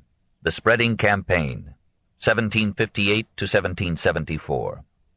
1. Helvétius, 1715 to 1771. 1. Development. The family was of Swiss-Germanic origin, like those virile stocks that make Bern and Zurich proud and prosperous today. One member in Neuchâtel took the name Schweitzer, that is, Swiss. Another, who removed to the Netherlands, bore the name Helvétius, that is, Swiss. This second branch moved to Paris about 1680. There, Jean-Claude Adrien Helvétius became physician to Queen Marie Leschinska. Of his 20 children, the one who here concerns us was born January 26, 1715. Claude Adrien was reared in the odor of medicine, which left some trace in his philosophy. After studying under the Jesuits in the Collège Louis le Grand, he was apprenticed to a tax collector. Soon he was rich. At the age of 23 he had an income of 360,000 livres per year. He was handsome, a good fencer, dancer, and shot, a favorite with courtiers and courtesans. He was appointed maître d'hôtel, master of the household, to the Queen. He was thoroughly unprepared to become a philosopher, except of the kind that is too clever to write books. But in 1738 he met Voltaire, was awed by his mind and fame, and began to dream of authorship. Would it not be a novel distinction to be at once a financier and a philosopher? He spent some time at Bordeaux as the guest of Montesquieu, and then in Burgundy with Buffon. These were formative influences. He became a close friend with another millionaire, Baron d'Holbach, the arch-materialist of the age. At the Baron's dinners, and in the salon of Madame de Graffigny, he met Diderot, Grimm, Rousseau, Duclos, Galliani, Marmontel, Turgot. He was transformed. In 1751 he made two fateful decisions. He abandoned his lucrative post as a farmer-general of taxes, retired to a feudal estate at Vorey-au-Perche, and devoted himself to writing a book that would move the world. In the same year, aged 36, he married Anne-Catherine de Ligneville d'Autrecourt, a countess of the Holy Roman Empire, aged 32, one of the most beautiful and accomplished women in France. He took her at once to Vorey for fear, said Grimm, that Paris would tarnish her. There, or was it in Paris, Fontenelle, nearing 100, entered the dressing-room of the lovely countess and found her in almost complete dishabille. "Ah, madame," he cried in gay retreat, "si je n'avais que 80 ans. If only I were but 80 years old." The happy couple maintained also a house in Paris, and there Helvétius's hospitality, graced by his wife's charms, drew to them such intellectual lions as Diderot, d'Holbach, Fontenelle, Buffon, d'Alembert, Turgot, Galliani, Morlaix, Condorcet, and Hume. "You should see," said Marmontel, "how agreeable his home became for literary men." At those dinners Helvétius tried to guide the conversation to the themes on which he planned to write. He invited criticism of his ideas and showed himself a good listener. Morlaix complained that Helvétius was always composing his book in company. After 7 years of incubation, the beloved volume came forth, July 15, 1758, as De l'Esprit, on intelligence. To the surprise of the friends who had seen it in manuscript, it appeared with the precious privilege of the king. Malesherbes had delegated to Jean-Pierre Tertier the task of censoring it. Tertier reported, "I have found nothing in it which, in my judgment, ought to prevent its publication." On August 6th, the Advocate General of the Paris Parlement branded the book a mass of heresies. On August 10th, the Council of State revoked the privilege to print. Soon Tertier was ousted from his lucrative posts. The amiable author protested that he had made no attack upon Christianity. "Of what impiety can they accuse me? I have in no part of this work denied the Trinity, or the divinity of Jesus, or the immortality of the soul, or the resurrection of the dead, or any other article of the papal creed. I have not therefore in any way attacked religion." Voltaire, fearing that Helvétius would be sent to the Bastille, advised him to travel, but Helvétius was too comfortable at home to sacrifice so much for a book. He issued a retraction in the form of a letter to a priest, and when the government declared this inadequate, he signed an apology so humiliating, wrote Grimm, that one would not have been astonished to see a man take refuge with the Hottentots rather than put his name to such avowals. Madame Helvétius came to Versailles to intercede for her husband. The government contented itself with ordering him to retire to his estate for 2 years.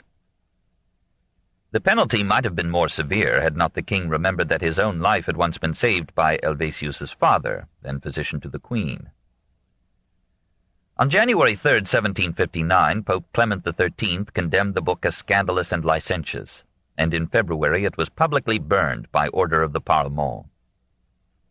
We have seen how this fuss over an omelette, as Voltaire called it, shared with d'Alembert's article on Geneva in leading to the suppression of the Encyclopédie.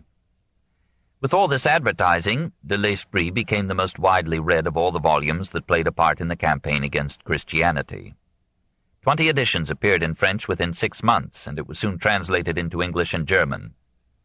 Today only a few scholars know of it, and it is almost impossible to obtain. Helvétius published no more, but he continued to write. Leisurely but angrily he restated and amplified his views in the treatise De l'Homme, on man, which attacked priests as venal peddlers of hope and fear, perpetuators of ignorance, and murderers of thought.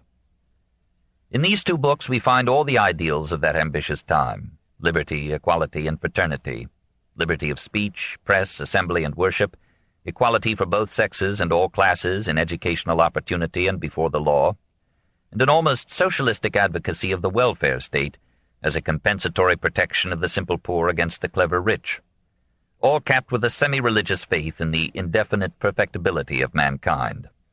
Here again, if we listen well, is the voice of the revolution. 2. Philosophy. Like nearly all the Philosophes, Helvétius begins with Locke. All ideas are derived from sensation, therefore from the experience of the individual. All mental states are combinations of sensations felt at present or revived from the past through memory or projected into the future through imagination. Judgment is the sensation of differences among sensations, and reason is a combination of judgments. Mind and soul are not the same. Mind is an assemblage or sequence of mental states. Soul is the sensitivity of the organism, the capacity to receive sensations. All sensation is physical. All soul is a power in matter. All the phenomena of medicine and natural history evidently prove that this power begins with the formation of the bodily organs, lasts as long as they last, and is destroyed with their dissolution. Animals have souls. Man became superior to the beasts through the development of upright stature, which gradually turned his forefeet into hands capable of grasping, or comprehending, and manipulating objects. Having begun with Locke, Helvétius proceeds with Hobbes. All action is desire responding to sensations present or recalled. Desire is the memory of the pleasure that attended certain sensations. Passion is a persisting desire and varies in intensity according to the pain or pleasure remembered and expected. The passions often lead us into error because they fix our attention upon some particular part of an object or a situation, not allowing us to view it on every side. In this sense, intelligence is the delay of reaction to allow wider perception and fuller response. Nevertheless, passions are to character what motion is to matter. They supply the drive, even the drive for knowledge. The mental achievement of a person varies with the intensity of his passions. The man of genius is a man of strong passions. The stupid man is devoid of them. The basic passion is love of power, and this is basic because it enlarges our ability to realize our desires. Up to this point, Helvétius's work deserved Voltaire's description of it as an omelette, a mingling of ideas long current in the philosophical world. But now he advanced to his most distinctive propositions. Since all ideas come from the individual's experiences, diversity in the ideas and character of individuals and nations depends upon differences in individual or national environment. All men at birth have an equal aptitude for understanding and judgment. There are no inborn superiorities of mind. All are endowed with the strength and power of attention sufficient to raise them to the rank of illustrious men, if environment, education, and circumstance favor them. The inequality of their capacity is always the effect of the difference of situation in which chance has placed them. At the moment the child is delivered from the womb, he enters life without ideas and without passions. The only one he feels is that of hunger. It is not in the cradle, not from heredity, that we receive the passions of pride, avarice, ambition, the desire for esteem and glory.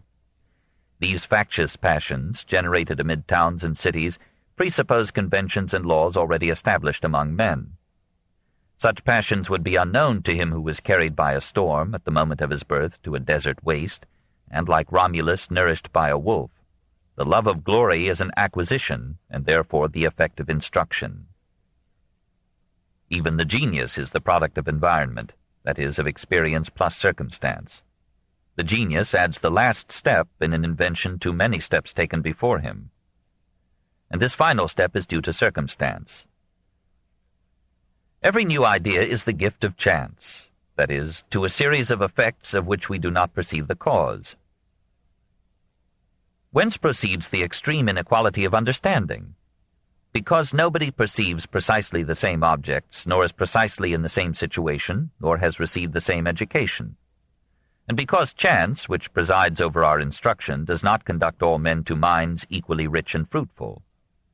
It is therefore to education, taken in the fullest extent that we can give to this term, and in which the idea of chance is also included, that we are to refer the inequality of understanding.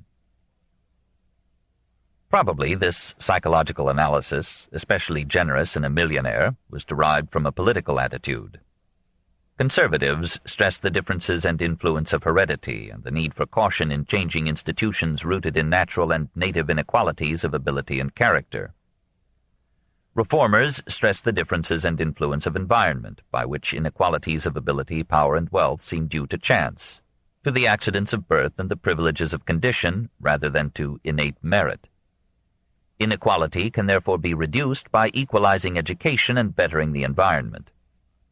Helvétius applies his theory of natural equality to races as well as to individuals. All races would have reached equal development if their environmental opportunities had been equal. Consequently, national pride, like pride of person or class, has no warrant in reality. The liberty of which the English are so proud is less the reward of their courage than the gift of fortune, that is, of the protective channel and seas. Internal liberty, other things equal, varies inversely as external danger. Obviously, on these premises, the road of progress follows the improvement of education, society, and government. Education is capable of affecting everything. Does it not teach the bear to dance? All progress, even in morals, depends upon the spread of knowledge and the training of intelligence. Destroy ignorance, and you will destroy all the seeds of moral evil. To approach this goal, the entire educational system of France must be rebuilt. It must be freed from the Church and assigned to the state, and it must be provided for all persons of either sex and any age. The teaching of Latin and Greek must be replaced by education in science and techniques, and new stress must be laid upon forming healthy bodies and wise and virtuous minds. Here, Helvétius, while not denying any Christian dogma, enters upon a passionate plea for the curtailment of ecclesiastical power in France. He attacks the Church from a social rather than a theological standpoint. He denounces the Catholic glorification of celibacy and poverty, but rejoices that very few Christians take these ideas seriously. A secret incredulity frequently opposes the pernicious effect of religious principles. Catholic control of education, he charges, not only retards the technical advance of a nation by slighting science, but it enables the clergy to form the mind of the child to priestly domination. The desire of the clergy in all times has been to be powerful and opulent. By what method can it satisfy this desire? By selling hope and fear. The priests, wholesale dealers in these commodities, were sensible that this sale would be assured and lucrative. The power of the priest depends upon the superstitions and stupid credulity of the people. It is of little worth to him that they be learned. The less they know, the more docile they will be to his dictates. In every religion, the first objective of the priests is to stifle the curiosity of men, to prevent the examination of every dogma whose absurdity is too palpable to be concealed. Man is born ignorant, but he is not born a fool, and it is not without labor that he is made one. That he should be made such, and be able to extinguish in himself his natural light, much art and method must be employed. Instruction must heap upon him error upon error. There is nothing which the sacerdotal power cannot execute by the aid of superstition, for by that it robs the magistrates of their authority and kings of their legitimate power. Thereby it subdues the people and acquires a power over them which is frequently superior to the laws, and thereby it finally corrupts the very principles of morality. Helvétius adds 8 chapters on toleration. Religious intolerance is the daughter of sacerdotal ambition and stupid credulity. If I believe my nurse and my tutor, every other religion is false, mine alone is the truth. But is it acknowledged as such by the universe? No, the earth still groans under the multitude of temples consecrated to error. What does the history of religions teach us? That they have everywhere lighted up the torch of intolerance, strewed the plains with corpses, imbrued the fields with blood, burned cities, and laid waste empires. Are not the Turks, whose religion is a religion of blood, more tolerant than we? We see Christian churches at Constantinople, but there are no mosques in Paris. Toleration subjects the priest to the prince. Intolerance subjects the prince to the priest. Helvétius is inclined to make one exception in favor of intolerance. There is one cause in which toleration can be detrimental to a people, and that is when it tolerates a religion that is intolerant, such as the Catholic. This religion, becoming the most powerful in a state, will always shed the blood of its stupid protectors. Let not the insinuating manner of the Catholics impose upon the Protestants. The same priests who in Prussia regard intolerance as an abomination and an infraction of natural and divine law look on tolerance in France as a crime and a heresy. What renders the same man so different in different countries? His weakness in Prussia and his power in France.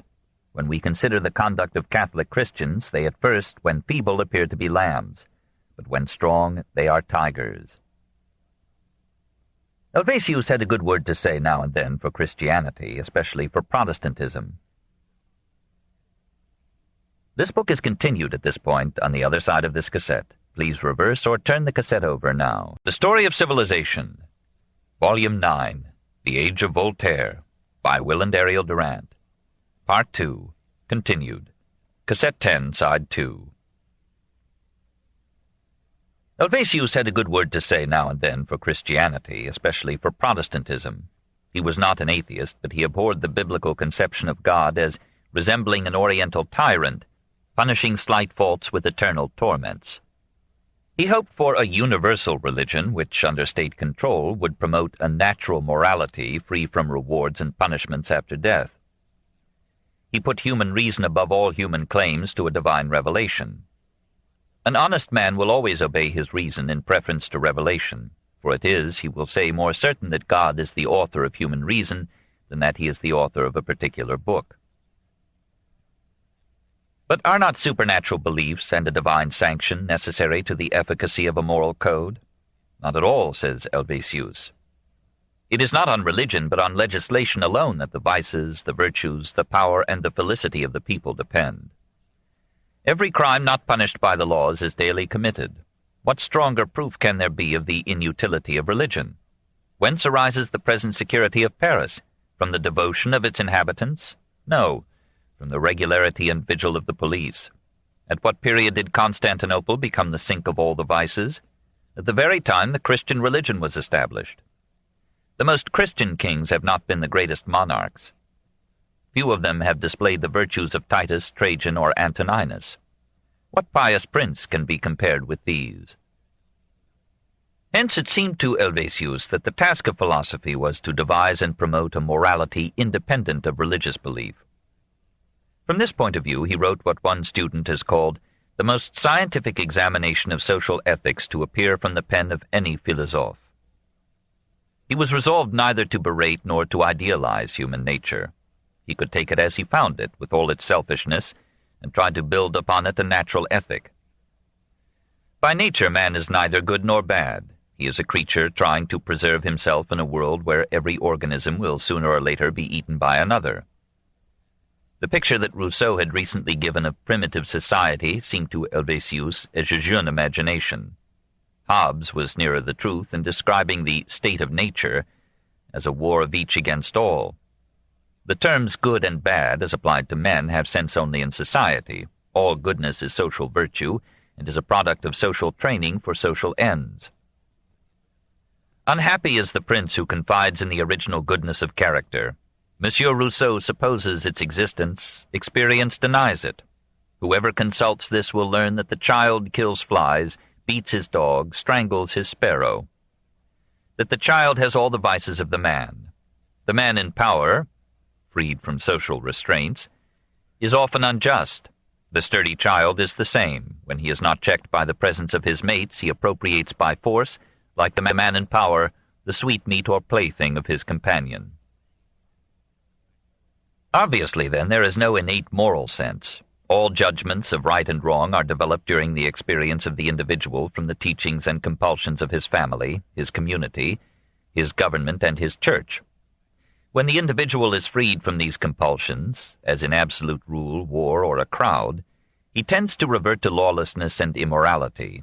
And in most nations, morality is now nothing more than a collection of the precepts dictated by the powerful to secure their authority and to be unjust with impunity. But morality, properly understood, is the science of the means invented by men to live together in the happiest manner. If those in power do not oppose its progress, this science will advance in proportion as the people acquire new knowledge. Helvétius is a frank hedonist. The goal of life is happiness here on earth. Happiness is a continuity of pleasure, and all pleasure is basically sensual or physiological. The activity of the mind and the acquisition of knowledge are the most permanently satisfying pleasures, but they too are fundamentally physical. Asceticism is foolish, sexual pleasure is quite legitimate if it injures no one.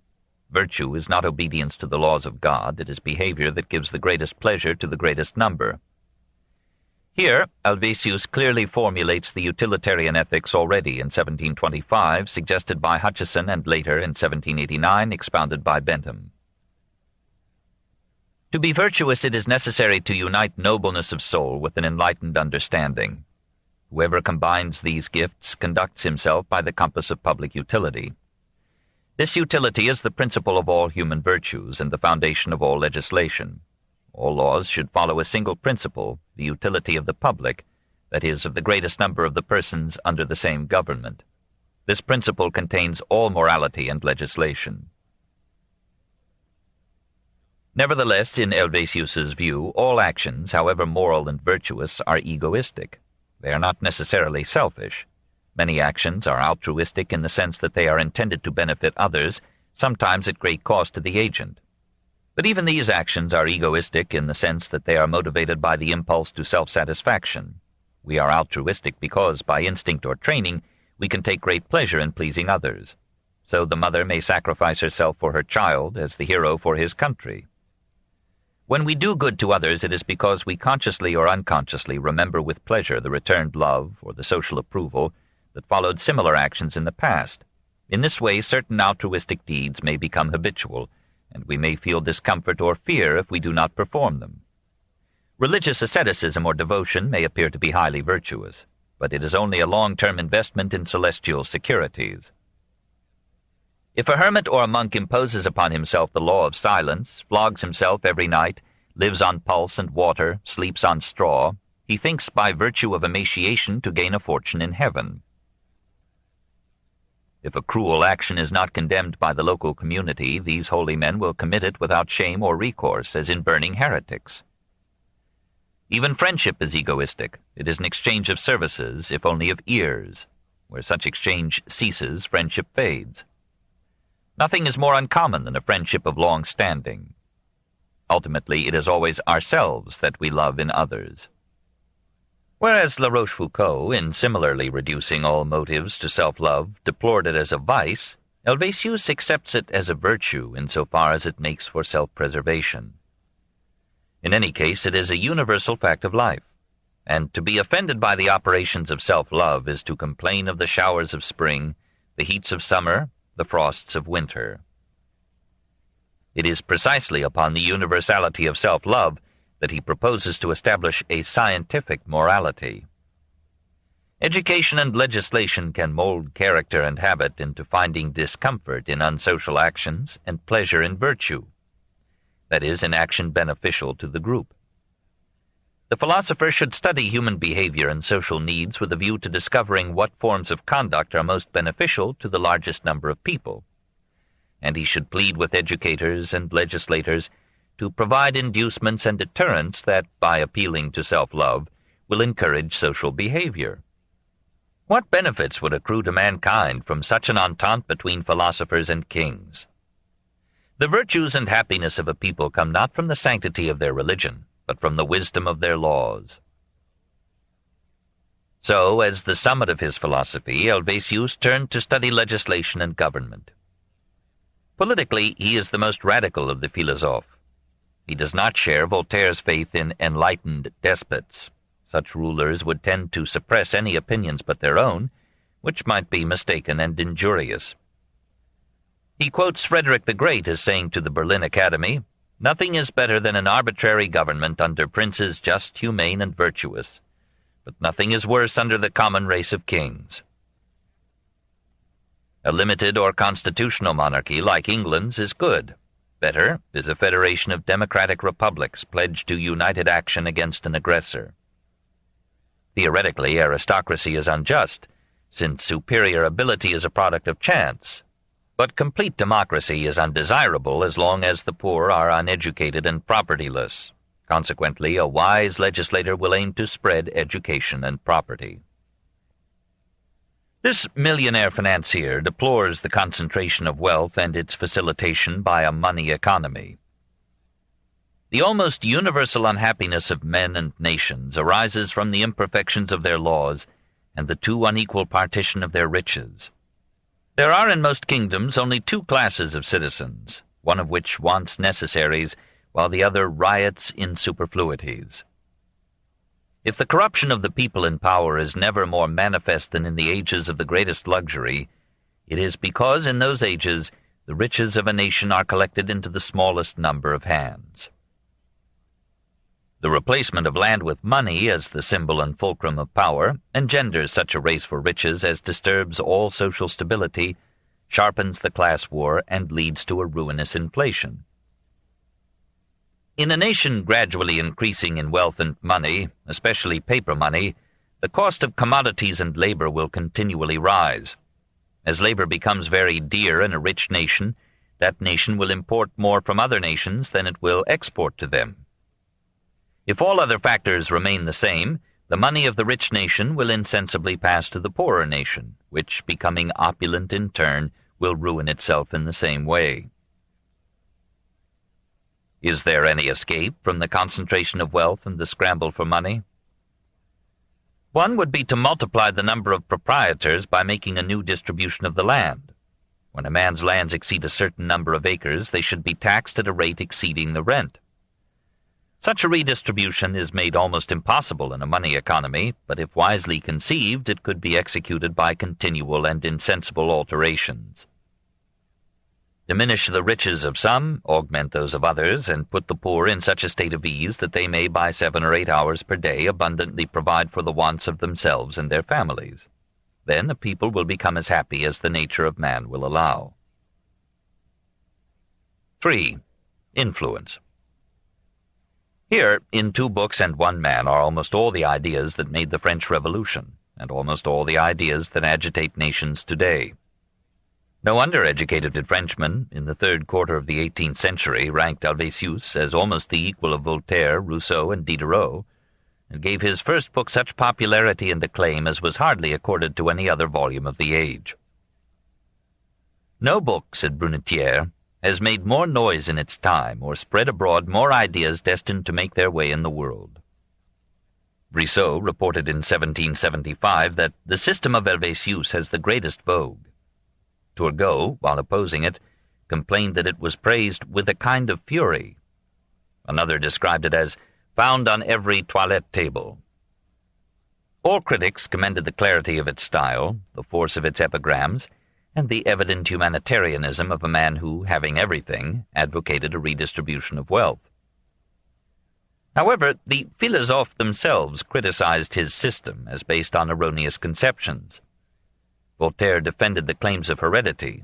All men are not at birth equal in potential excellence of mind and character. Geniuses, he thought, are born, not made. Diderot agreed with Voltaire. In a réfutation de l'ouvrage d'Helvétius intitulé L'Homme, written in 1775, but not published till 100 years later, he argued that sensations are transformed differently in different individuals by inherited differences in the structure of the brain. Man is not born blank. True, he is born without ideas and without directed passions. But from the first moment of his life he is endowed with a predisposition to conceive, compare, and retain some ideas with more relish than others, and with dominant tendencies later resulting in actual passions. Here Diderot, who had begun with Locke, turned back to Leibniz and held out a hand to Kant. The influence of environment and schooling, in Diderot's view, is always limited by heredity. We cannot give what nature has refused. Perhaps we destroy what she gives. Education improves her gifts. He resented the reduction of intellectual delights to sensual pleasure, and joined in the general outcry against Helvétius's notion that all altruism is egoism, unconscious or concealed. Madame du Deffand was one of those who agreed on this point with Helvétius. This man, she said, has revealed everybody's secret. Adam Smith, following his friend Hume, insisted that altruism was founded upon feelings of sympathy as innate as egoism. But in The Wealth of Nations he based his economic theory on the universality of self-love. Madame Roland, in the ecstasies of the Revolution, was repelled by Helvétius. I felt myself impelled by a generosity which he never recognized. I confronted his theories with the great heroes that history has immortalized. These problems cannot be solved in a paragraph. It seems clear that differences in hereditary or congenital constitution substantially affect the operation of environment and education. How else shall we explain the quite diverse character and development of brothers despite the similarity of origin and opportunities? And yet Helvétius was on the right track. Within the limits decreed by heredity, immense changes can be effected in the behavior of individuals and groups by differences in environment, education, and legislation. How else shall we explain the emergence of man from barbarism to civilization? Perhaps we should admit to Helvétius that no one consciously acts in a way more painful than its alternative. But certain social instincts, maternal love, gregariousness, love of approval, though they cannot rival the individualistic instincts in total force, are strong enough to generate altruistic actions before any conscious weighing of pleasure, pain, or result. Each of us is an ego, but some of us spread our egos to include our family, community, country, or mankind. In this sense, the largest egos are the best. In any case, many men were moved to thought and action by Helvétius's ideas. It was probably under his influence that La Chalotais began his campaign to replace the schools of village priests and Jesuit colleges with a system of education controlled by the state. The public schools of America go back to the proposals of Condorcet, who called himself a disciple of Helvétius. Beccaria testified that the works of Helvétius inspired him to write his historic plea for the reform of penal law and policy. Bentham declared, I owe to Helvétius's de l'Esprit a great part of my ideas, including the utilitarian principle of seeking in morality and in legislation the greatest happiness of the greatest number. The National Convention of 1792 certified its sense of Helvétius's influence on the Revolution by giving his daughters the title Filles de la Nation. William Godwin based his Enquiry Concerning Political Justice of 1793 upon the teachings of Helvétius, and Godwin's wife, Mary Wollstonecraft, was led to compose her epical Rights of Woman in 1792, partly by Helvétius's claim that the intellectual inequalities between the sexes were largely due to inequalities of education and opportunity. Many of Helvétius's contemporaries contrasted his theory of universal egoism with the kindness of his character and the benevolence of his life. Marmontel wrote of him, There could not be a better man, liberal and generous without ostentation, and beneficent from the goodness of his heart. Grimm, seldom lavish in praise, described Helvétius as a true gentleman, just, indulgent, free from all ill humor, a good husband, a good father, a good friend, a good man. True of himself were the words that Helvétius wrote in De l'Esprit. In order to love mankind, we must expect little from them. Every man, so long as his passions do not obscure his reason, will always be more indulgent in proportion as he is more enlightened. If the great man is always the most indulgent, if he pours over the faults of others the lenient balm of pity, and is slow in discovering those faults, it is because the elevation of his mind will not permit him to expatiate upon the vices and follies of individual persons, but only upon those of mankind in general. At Vorey and in Paris he lived with his wife and children, an idol of devotion and happiness. In 1764 he traveled in England and Germany, met Hume and Gibbon and Frederick the Great. In 1770 he shared in financing Pigaul's statue of Voltaire. He died in 1771 with D'Holbach and other friends at his bedside. His widow, loving his memory, refused all suitors for her hand, including Benjamin Franklin. She survived her husband by 29 years, passed through the Revolution safely, and died in 1800, aged 81. 2. Auxiliaries. A very swarm of minor philosophes, in the third quarter of the 18th century, joined in the attack upon Christianity. They labored with all the industry and enthusiasm of early Christians spreading the new gospel, or of Spanish Christians expelling Moors. They poured forth a stream of tracts and treatises, and when their own profusion ebbed, they translated all the anti-religious literature they could find, from Lucretius to Hobbes.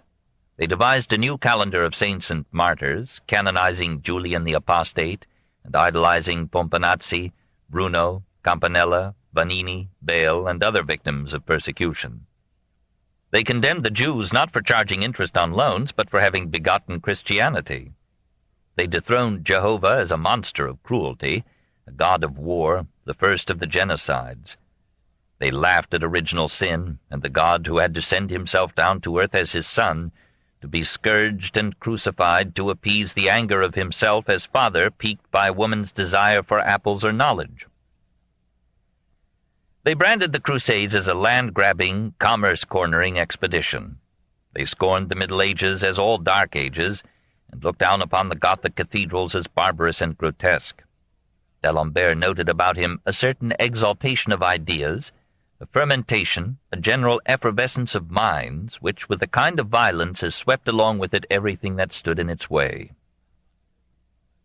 There was Jacques-André Naigeon, whom Sainte-Beuve described as a fanatical beadle of atheism. He came to live and work with D'Holbach as translator and editor. Together they published in 10 years 30 books, large or small, original or imported, all against Christianity.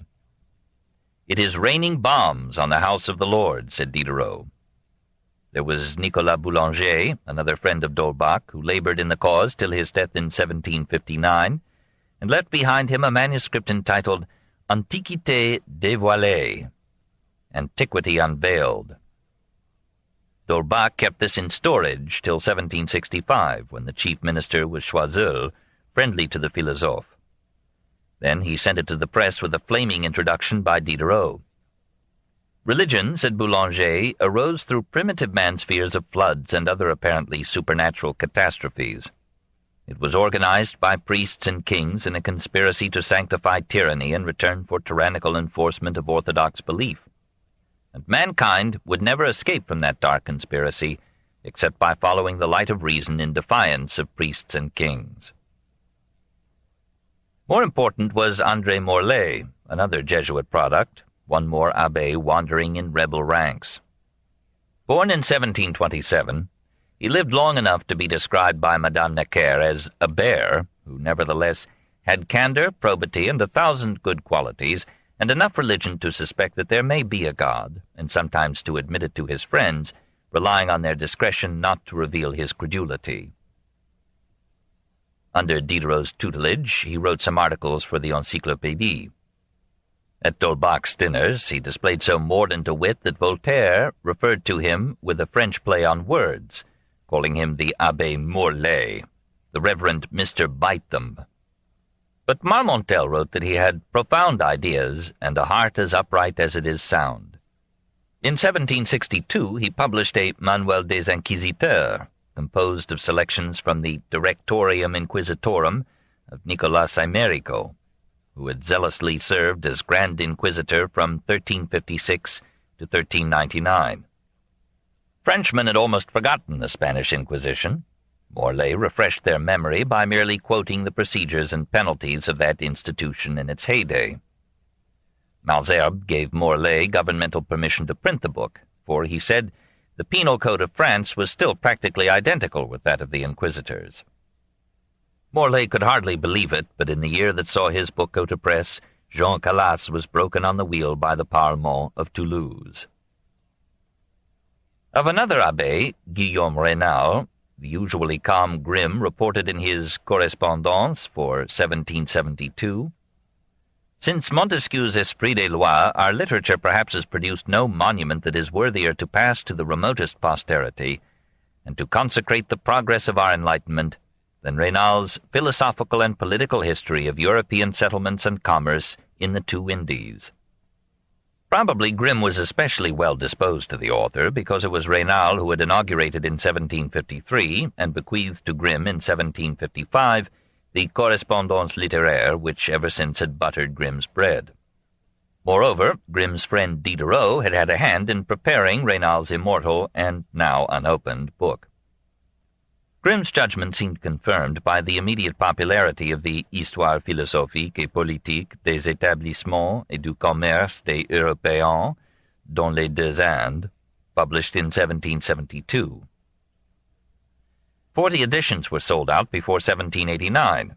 There were uncounted pirated editions and translations. Franklin, Gibbon, and Robertson praised it. Toussaint Louverture found in it the inspiration for his slave-liberating devotion and campaign in 1791. An erudite critic thought it had more influence upon the French Revolution than even the social contract of Rousseau. Raynal had entered Paris as a poor priest.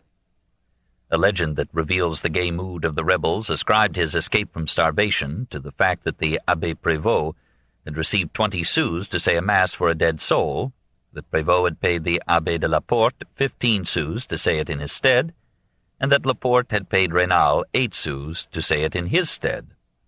Raynal was glad to eat at the tables of Helvétius and d'Holbach. He proved to be pleasant company, and seems to have secured the aid of several authors besides Diderot in collecting material, even in writing sections of his book. Rousseau, who quarreled with all and sundry, found Raynal unquarrelable, and thanked him in the Confessions for unswerving friendship and financial aid. Raynal must have made money somehow, for he is said to have bribed the censor for permission to issue his book. 20 years of labor had gone into its preparation. It detailed and denounced the greed, treachery, and violence of the Europeans in dealing with the natives of the East and West Indies, and it warned the white man of the terrible revenge that the colored races might take if ever they came to power. It was the first French indictment of colonial exploitation. It was among the first books to stress the importance of commerce in determining modern history. It contributed, in passing, to the idealization of Indian natives and to the cult of Chinese civilization by European liberals. Running through the diffuse volumes were the dominant themes of the Enlightenment: hatred of superstition and priestcraft, and resentment of state and church tyranny over life and thought. Raynal passionately subscribed to the view that Catholicism was an imposture by which prelates and rulers had joined forces to support each other through myths, miracles, propaganda, oppression, and massacre. He appealed to the rulers of Europe to dissociate themselves from all ecclesiastical ties, to allow freedom of speech and publication, and to prepare the way for democratic government. He did not spare Protestantism. This, too, he said, had been guilty of intolerance, and he described the fanaticism of the Puritans in New England, the witch persecution in Salem. Despite its long preparation, Raynal's book was ultimately condemned to oblivion by its faults. Careless in its facts, it mistook legends for history, neglected dates, gave no references to authorities, confused its materials, and engaged, or allowed Diderot to engage, in oratorical effusions and emotional appeals hardly becoming in a work of history. But those were no times for calm impartiality. A book was a weapon and could not be dulled by presenting opposed sides. Literature was war. The French government so assumed. The Parlement of Paris ordered the book to be burned, and Raynal was ordered to leave France. He fled to the Netherlands, but thought it safe to return in 1784 under the mildest of Bourbon kings. He was one of the few philosophes to see and survive the Revolution. He was shocked by its violence and its use of all the old machinery of intolerance. On May 31st, 1791, aged 78, he addressed to the Constituent Assembly a letter warning it against excesses. "I have long dared to tell kings of their duties," he wrote. "Let me today tell the people of its errors." He pointed out that the tyranny of the populace could be as cruel and unjust as the despotism of monarchs. He defended the right of the clergy to preach religion, so long as the opponents of priestcraft were left free to speak their minds. He protested against the laws enforcing a state religion and against the outrages of the mob upon priests. Robespierre persuaded the Assembly to let the old man escape the guillotine, but Raynal's property was confiscated by the government, and he died in destitution in 1796, amid the triumphs and terrors of the Revolution. 3. D'Holbach. 1. The Amiable Atheist. The best beloved of all the Philosophes in Paris was a German, born in 1723 at Edesheim in the episcopal principality of Speyer. He was baptized as Paul Heinrich Dietrich von Holbach and was reared as a Roman Catholic. His grandfather had made a fortune by introducing ipecac from Holland to Versailles. At Leiden, Paul studied science and learned English. After the Peace of Aix-la-Chapelle in 1748, he settled in Paris, became a French subject, married into a family of financiers, and achieved nobility by investing 110,000 livres at 5% in the Company of Secretaries of the King. He was called Baron by his circle because he owned an estate in Westphalia, which brought him 60,000 livres per year. Altogether, he had an annual income of 200,000 livres. A fortune, said Morlaix, which no one has ever used more nobly, nor with greater benefit to science and art. He played Maecenas to Marivaux and other authors. He collected a large library, paintings, drawings, and natural history specimens. His home became, as one would put it, the Café d'Europe.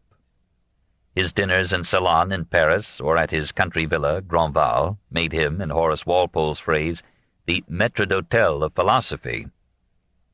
On Thursdays and Sundays, Madame d'Holbach prepared the table for 12 guests, not always the same, but most frequently the leaders of the anti-Christian war. Diderot, Helvétius, d'Alembert, Raynal, Boulanger, Morlaix, Saint-Lambert, Marmontel. Sometimes Buffon, Turgot, and Quesnay. Rousseau came too, but shuddered at the atheism bubbling around him. There, Diderot was at his wildest, and the Abbé Galliani kept philosophy on the ground by puncturing theory with wit. The synagogue, as the Baron called these gatherings, met at 2 o'clock, talked, ate, and talked till 7 or 8. Those were the days when conversation was unwritten literature, not a chaos of interruptions and trivialities. No topics were barred there. That was the place, said Morlaix, to hear the freest, most animated, and most instructive conversation that ever was in regard to philosophy, religion, and government. Light pleasantries had no place there.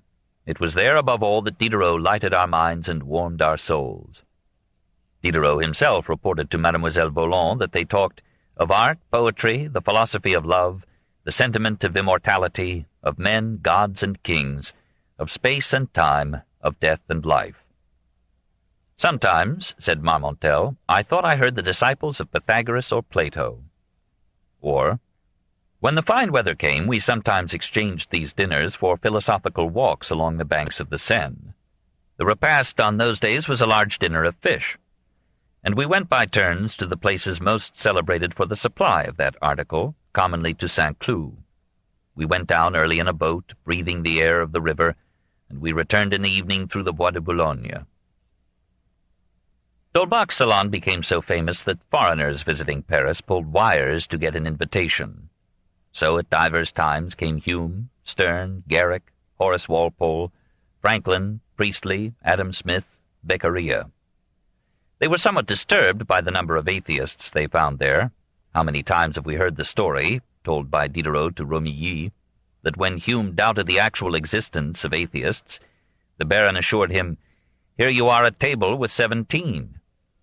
Gibbon related that the Philosophes of Paris laughed at the cautious skepticism of Hume, preached the tenets of atheism with the bigotry of dogmatists, and damned all believers with ridicule and contempt."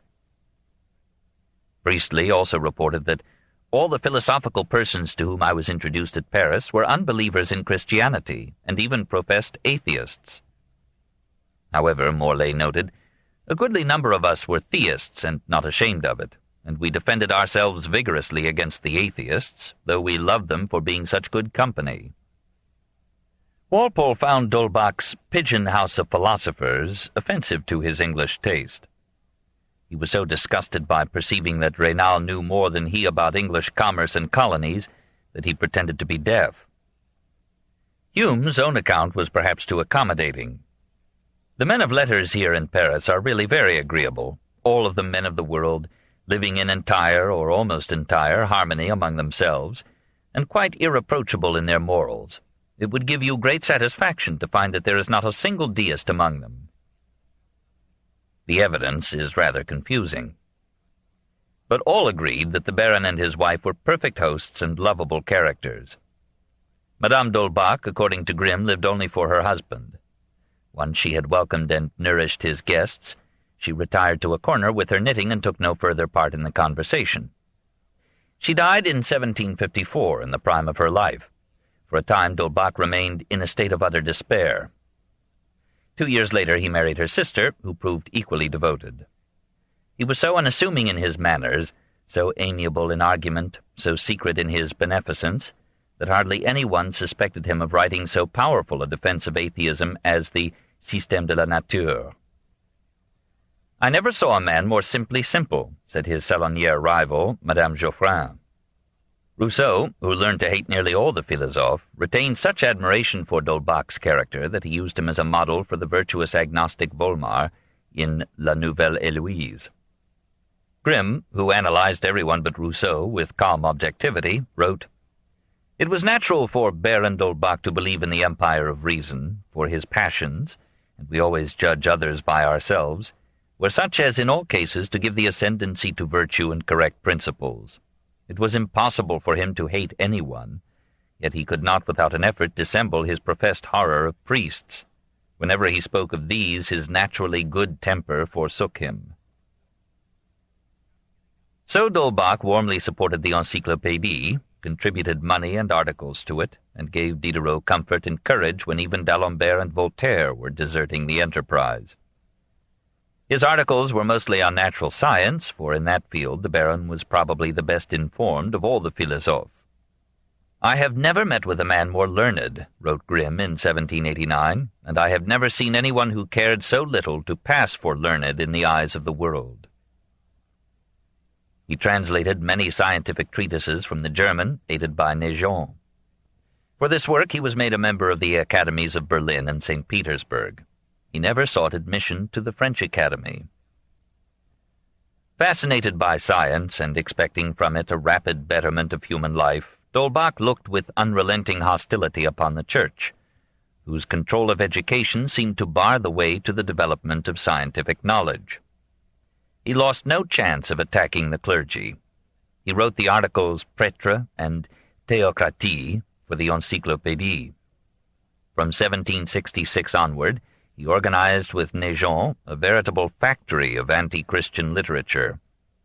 In quick succession appeared Le Tableau des Saints, De l'Imposture sacerdotale, Prêtre démasqué, De la cruauté religieuse, L'Enfer détruit.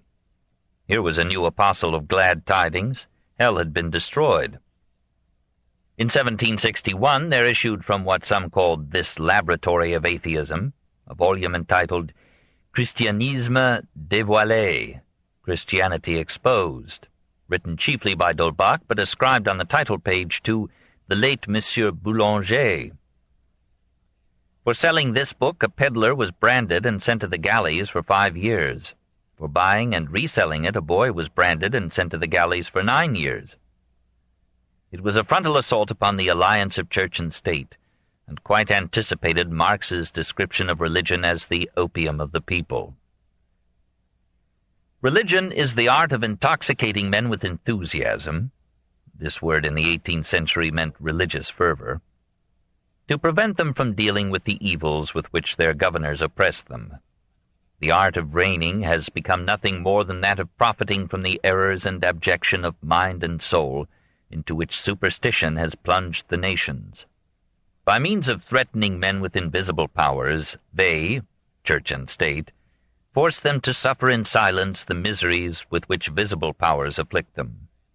They are made to hope that if they agree to being unhappy in this world, they will be happy in the next. D'Holbach thought this union of church and state the fundamental evil in France. "It is as a citizen that I attack religion, because it seems to me harmful to the happiness of the state, hostile to the mind of man, and contrary to sound morality." Instead of morality, the Christian is taught the miraculous fables and inconceivable dogmas of a religion thoroughly hostile to right reason. From his very first step in his studies, he is taught to distrust the evidence of his senses, to subdue his reason, and to rely blindly on the authority of his master. Those who have shaken themselves free from these notions find themselves powerless against errors sucked in with their mother's milk. To rest morality upon religious beliefs, Stolbach argued, is a risky procedure, for such beliefs are subject to change, and their fall may damage the moral code allied with them. Everyone who has discovered the weakness or falsity of the evidence upon which his religion is based will be tempted to believe that the morality is as chimerical as the religion it is founded on. That is how it is that the words infidel and libertine have become synonymous. There would be no such disadvantage if a natural morality were taught instead of a theological. Instead of prohibiting debauchery, crime, and vice because God and religion forbid them, we ought to say that all excess is harmful to man's conservation, makes him despicable in the eyes of society, is forbidden by reason, and is forbidden by nature, which wants him to work for his lasting happiness. It is hard to understand how a man so burdened with money should have found time or urge to write so many books. In 1767 he sent forth a Théologie portative, earnestly making fun of Christian doctrines and reducing all theology to the ecclesiastical will to power. In 1768 he published La Contagion Sacrée, ou Histoire naturelle de la superstition, ostensibly translated from the English of Jean Tranchard. And in the same year he issued Lettres à Eugénie, ou Préservatif contre les préjugés, which pretended to be by an Epicurean philosopher in so. In 1769 came an Essai sur les préjugés par Monsieur du Marsay, explaining that the only cure for the evils of religion was the spread of education and philosophy. And in 1770 the busy baron published his chef-d'œuvre, the most powerful single volume issued in the campaign against Christianity. 2. The System of Nature. Système de la nature, ou des lois du monde physique et du monde moral, was printed professedly in London, actually in Amsterdam, in 2 large volumes, and bore, as the name of the author, Monsieur Mirabeau. This man, now 10 years dead, had been secretary to the French Academy. An introduction he gave a sketch of his life and works. No one believed that the good and exemplary Mirabeau had written so scandalous a book. The Quadrennial Assembly of the Clergy in 1770, after voting a grant of money to the king, appealed to him to suppress the anti-Christian literature that was circulating in France. Louis XV ordered his prosecutor to act at once. The Parlement of Paris condemned 7 books, among them D'Holbach's Christianisme dévoilé and the Système de la Nature, as impious, blasphemous, and seditious, tending to destroy all idea of divinity, to rouse the people to revolt against religion and government, to overthrow all the principles of public security and morality, and to turn subjects away from obedience to their sovereign. The books were to be burned, the authors were to be arrested and severely punished. Morlaix tells us that 10 men knew that D'Holbach was the author, and that they kept the secret for 20 years. The synagogue continued its meetings, and to some of them Madame D'Holbach invited Canon Bergier, who had just received a pension from the clergy for his scholarly articles defending the Catholic Church. Many suspected Diderot of having written parts of the book. It was as a whole too orderly and solemn to have come from his pen, but he may have contributed the flowery apostrophe to nature at the end. In any case, Diderot felt unsafe in Paris, and thought it wise to visit Langres. The Système, smuggled in from Holland, was bought eagerly by a wide public, including, says Voltaire, scholars, the ignorant, and women. Diderot was delighted with it. What I like, he said, is a philosophy clear, definite, and frank, such as you have in the System of Nature. The author is not an atheist on one page and a deist on another. His philosophy is all of one piece. Quite unlike Diderot's. What he really liked was that D'Holbach was an atheist on every page. And yet the book was infused with an almost religious devotion to the happiness of mankind. D'Holbach, seeing so much misery in a world ruled by kings and priests, concluded that men would be happier if they turned their backs upon priests and kings and followed scientists and philosophers. The opening sentences of the book announce its spirit and theme. The source of man's unhappiness is his ignorance of nature. The pertinacity with which he clings to blind opinions imbibed in his infancy, and the consequent prejudice that warps his mind, appear to doom him to continual error. He takes the tone of his ideas on the authority of others who are themselves in error, or who have an interest in deceiving him. To remove this Cimmerian darkness, to guide him out of this Cretan labyrinth, requires the clue of Ariadne, with all the love she could bestow on Theseus. It exacts a most undaunted courage, a persevering resolution. The most important of our duties, then, is to seek means by which we may destroy delusions that can never do more than mislead us. The remedies for these evils must be sought in nature herself. It is only in the abundance of her resources that we can rationally expect to find antidotes to the mischief brought upon us by an ill-directed and overpowering enthusiasm. It is time these remedies were sought. It is time to look the evil boldly in the face, to examine its foundations, to scrutinize its superstructure. This book is continued on Cassette 11, Side 1. The Story of Civilization, Volume 9, The Age of Voltaire, by Will and Ariel Durant, Part 2, continued. Cassette 11, Side 1. It is time to look the evil boldly in the face, to examine its foundations, to scrutinize its superstructure. Reason, with its faithful guide experience, must attack in their entrenchments these prejudices of which the human race has been too long the victim. Let us try to inspire man with courage, with respect for his reason, with an inextinguishable love for truth, to the end that he may learn to consult his experience and no longer be the dupe of an imagination led astray by authority, that he may learn to found his morals on nature, on his wants, on the real advantage of society, that he may dare to love himself, that he may become a virtuous and rational being, in which case he cannot fail to be happy.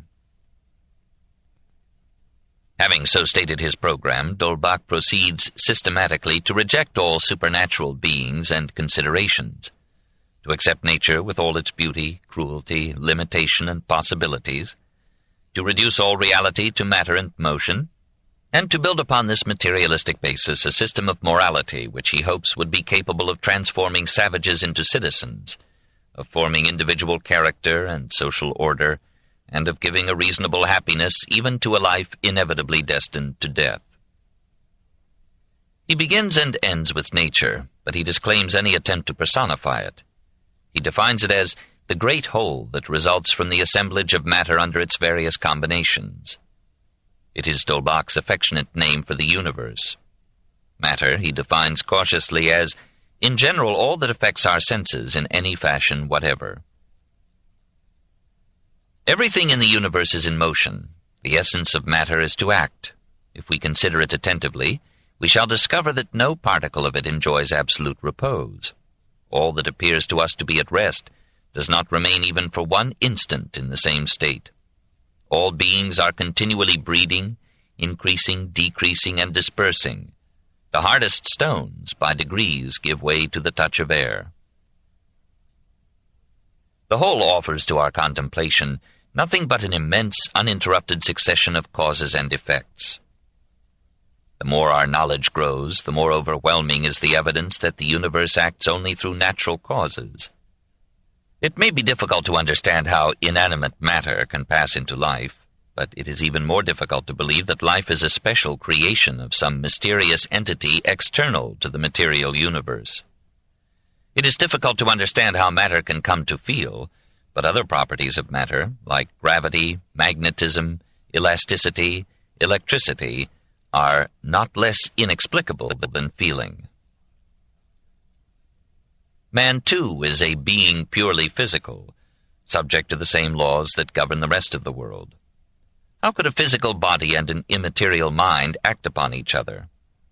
The soul is merely the total organization and activity of the body, and can have no separate existence.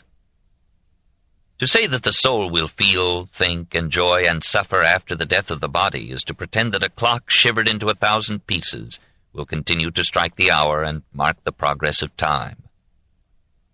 The conception of mind and soul as immaterial entities has retarded our treatment of mental diseases. When we consider mind as a function of the body, we enable medical science to cure many mental disorders by attacking their physical causes. Being a function of the body, mind is subject to the universal rule of natural causes and effects. Chapter 11 of the Système is the most eloquent defense of determinism in all the range of French philosophy. Man's life is a line that nature commands him to describe upon the surface of the earth, without his being able to swerve from it even for an instant. He is born without his consent.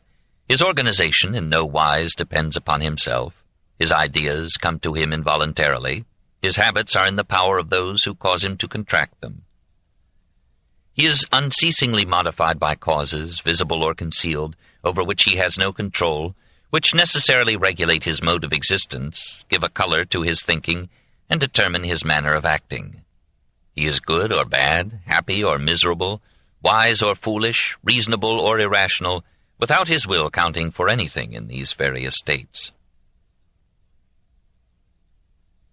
This determinism seems to imply fatalism, and D'Holbach, unlike most determinists, frankly accepts the implication. The condition of the universe at any moment is determined by its condition at the preceding moment, and this was determined by its predecessor, and so on as far in the past as you like, so that any moment in the history of the universe may be taken as determining all later moments, as far in the future as you like. This apparent subjection of man, of every genius or saint in every conception or prayer, to some primeval gas, does not deter D'Holbach. He accepts his fate with stoic pride. Man is the work of nature. He exists in nature. He is submitted to her laws. He cannot deliver himself from them, nor can he step beyond them, even in thought. Instead, therefore, of seeking outside the world for beings who can procure him a happiness denied him by nature, let man study this nature. Let him learn her laws, contemplate her forces, observe the immutable rules by which she acts. Let him apply these discoveries to his own felicity, and submit in silence to her mandates, which nothing can alter. Let him cheerfully consent to ignore causes hidden from him by an impenetrable veil. Let him, without murmuring, yield to the decrees of a universal necessity which can never be brought within his comprehension, nor ever emancipate him from those laws that are imposed upon him by his essence. Does this fatalism warrant us in concluding that there is no use in our trying to avoid evil, dishonor, sickness, or death, and that we may as well cease all effort, all ambition or aspiration, and let events take their course? D'Holbach replies that even here we have no choice. Heredity and environment have already determined whether we shall subside into apathy or respond actively to the needs and challenges of life. And he anticipates the objection that determinism, by appearing to excuse crime, may increase it. Determinism does not suggest that crime should not be punished. On the contrary, it will lead the legislator, the teacher, and public opinion to provide, by laws or morals, better deterrents to crime and more inducements to social behavior. These deterrents and inducements will enter into the environmental factors molding the conduct of men. But determinism does warrant us in considering crime and all unsocial behavior as a mental imbalance due to heredity, environment, or circumstance. Therefore, we must deal with such behavior as we treat disease. We must abandon the use of torture and extreme penalties, for these increase the opposition between the individual and society, and accustom people to violence and cruelty rather than deter them from crime. In this philosophy, of course, there is no room for God. D'Holbach's unflagging antipathy, not only to theism, but to deism and pantheism as well, led his contemporaries to call him the personal enemy of the Almighty. If we go back to the beginning, we can always find that ignorance and fear have created gods. Fancy, enthusiasm, or deceit has adorned or disfigured them. Weakness worships them. Credulity keeps them alive. Custom respects them. Tyranny supports them to serve its own ends. He raises against theism all the old arguments and grows as hot as Helvétius against the biblical conception of God. The majestic order and regularity of the universe do not suggest to him any supreme intelligence. They are due to natural causes operating mechanically and require no attribution to a deity who would himself be more inexplicable than the world. Order and disorder, like good and evil, beauty and ugliness, are subjective conceptions, derived from the pleasure or displeasure that our perceptions give us. But man is not the measure of all things. His satisfactions are no objective standard to apply to the universe. Nature proceeds without regard to what we, from our infinitesimal point in space, consider good or bad, ugly or beautiful. From the point of view of the whole, there is no such thing as real evil. Insects find a safe retreat in the ruins of the palace that crushes men in its fall. We must learn to regard nature, with her sublimities and catastrophes, as imperturbably neutral. All that has been said in the course of this work proves clearly that everything is necessary, that everything is always in order relative to nature, where all beings do nothing more than follow the laws that are imposed on their respective classes. Nature distributes with the same hand that which is called order and that which is called disorder, that which is called pleasure and that which is called pain. In short, she diffuses by the necessity of her existence both evil and good. Let not man, therefore, either praise her bounty or tax her with malice. Let him not imagine that his vociferations or supplications can ever arrest her colossal power, always acting after immutable laws. When he suffers, let him not seek a remedy by recurring to chimeras that his own distempered imagination has created. Let him draw from the stores of nature the remedies which she offers for the evils she brings upon him. Let him search in her bosom for those salutary productions to which she has given birth. D'Holbach comes close to reintroducing God in the form of nature. After vowing not to personify it, he tends to deify her, speaks of her omnipotence, her will, her plan, her bounty. He thinks of her as man's best guide, and lets, perhaps, Diderot write a sophomoric apostrophe to her as the concluding paragraph of a powerful book. O nature, sovereign of all beings, and ye, her adorable daughters, virtue, reason, and truth, remain forever our only divinities. It is to you that belong the praises of the human race. To you appertains the homage of the earth, and so on. Such pantheistic piety is hardly in key with D'Holbach's view of nature as handing out good and evil impartially. Winds, tempests, hurricanes, volcanoes, wars, plagues, famine, diseases, death, are as necessary to her eternal march as the, not everywhere, beneficent heat of the sun. We are reminded of Calvin's God, stingy with heaven and lavish of hell. In his characteristic mood, D'Holbach repudiates not only the idea of God, but the very word. The words God and create ought to be banished from the language of all those who desire to speak to be understood. These are abstract words, invented by ignorance. They are only calculated to satisfy men lacking in experience, men too idle or too timid to study nature and its ways. He rejects deism as a compromise with superstition, and makes a veritable religion of atheism. The friend of mankind cannot be a friend of God, who at all times has been a real scourge to the earth. The apostle of nature will not be the instrument of deceitful chimeras, by which the world is made an abode of illusions.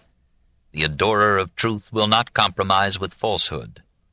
He knows that the happiness of the human race imperiously exacts that the dark, unsteady edifice of superstition shall be razed to its foundations, in order to elevate on its ruins a temple to nature suitable to peace, a fane sacred to virtue.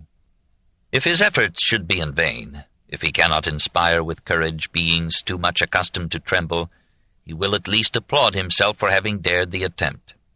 Nevertheless, he will not judge his efforts fruitless if he has been able to make only a single mortal happy, if his principles have calmed the transports of one honest mind. At least he will have the advantage of having banished from his own mind the importunate terror of superstition, of having trodden underfoot those chimeras with which the unfortunate are tormented. Thus, escaped from the peril of the storm, he will calmly contemplate from the summit of his rock those tremendous hurricanes which superstition excites, and he will hold forth a succoring hand to those who shall be willing to accept it. 3. Morals and the State. But is atheism compatible with popular morality? Can the powerful egoistic impulses of common men be controlled by a moral code shorn of all religious devotion and support? D'Holbach faced this question in the Système de la Nature, and returned to it in 1776 with the 3-volume Morale Universelle. First of all, he doubts if religion, all in all, has made for morality. In spite of a hell so horrid even in description, what crowds of abandoned criminals fill our cities? Are condemned thieves and murderers either atheists or skeptics? Those wretches believe in a God. Does the most religious father, in advising his son, speak to him of a vindictive God? His constitution destroyed by debauchery, his fortune ruined by gambling, the contempt of society, these are the motives that the father employs. And even supposing that religion sometimes helps morality, does this balance the harm that religion causes? Against one timid man whom this idea of hell restrains, there are thousands upon whom it operates to no effect. There are millions whom it makes irrational, whom it turns into savage persecutors, whom it converts into wicked fanatics. There are millions whose minds it disturbs, and whom it diverts from their duty to society. And consider the hypocrisy forced upon skeptics by the social pressure of religion.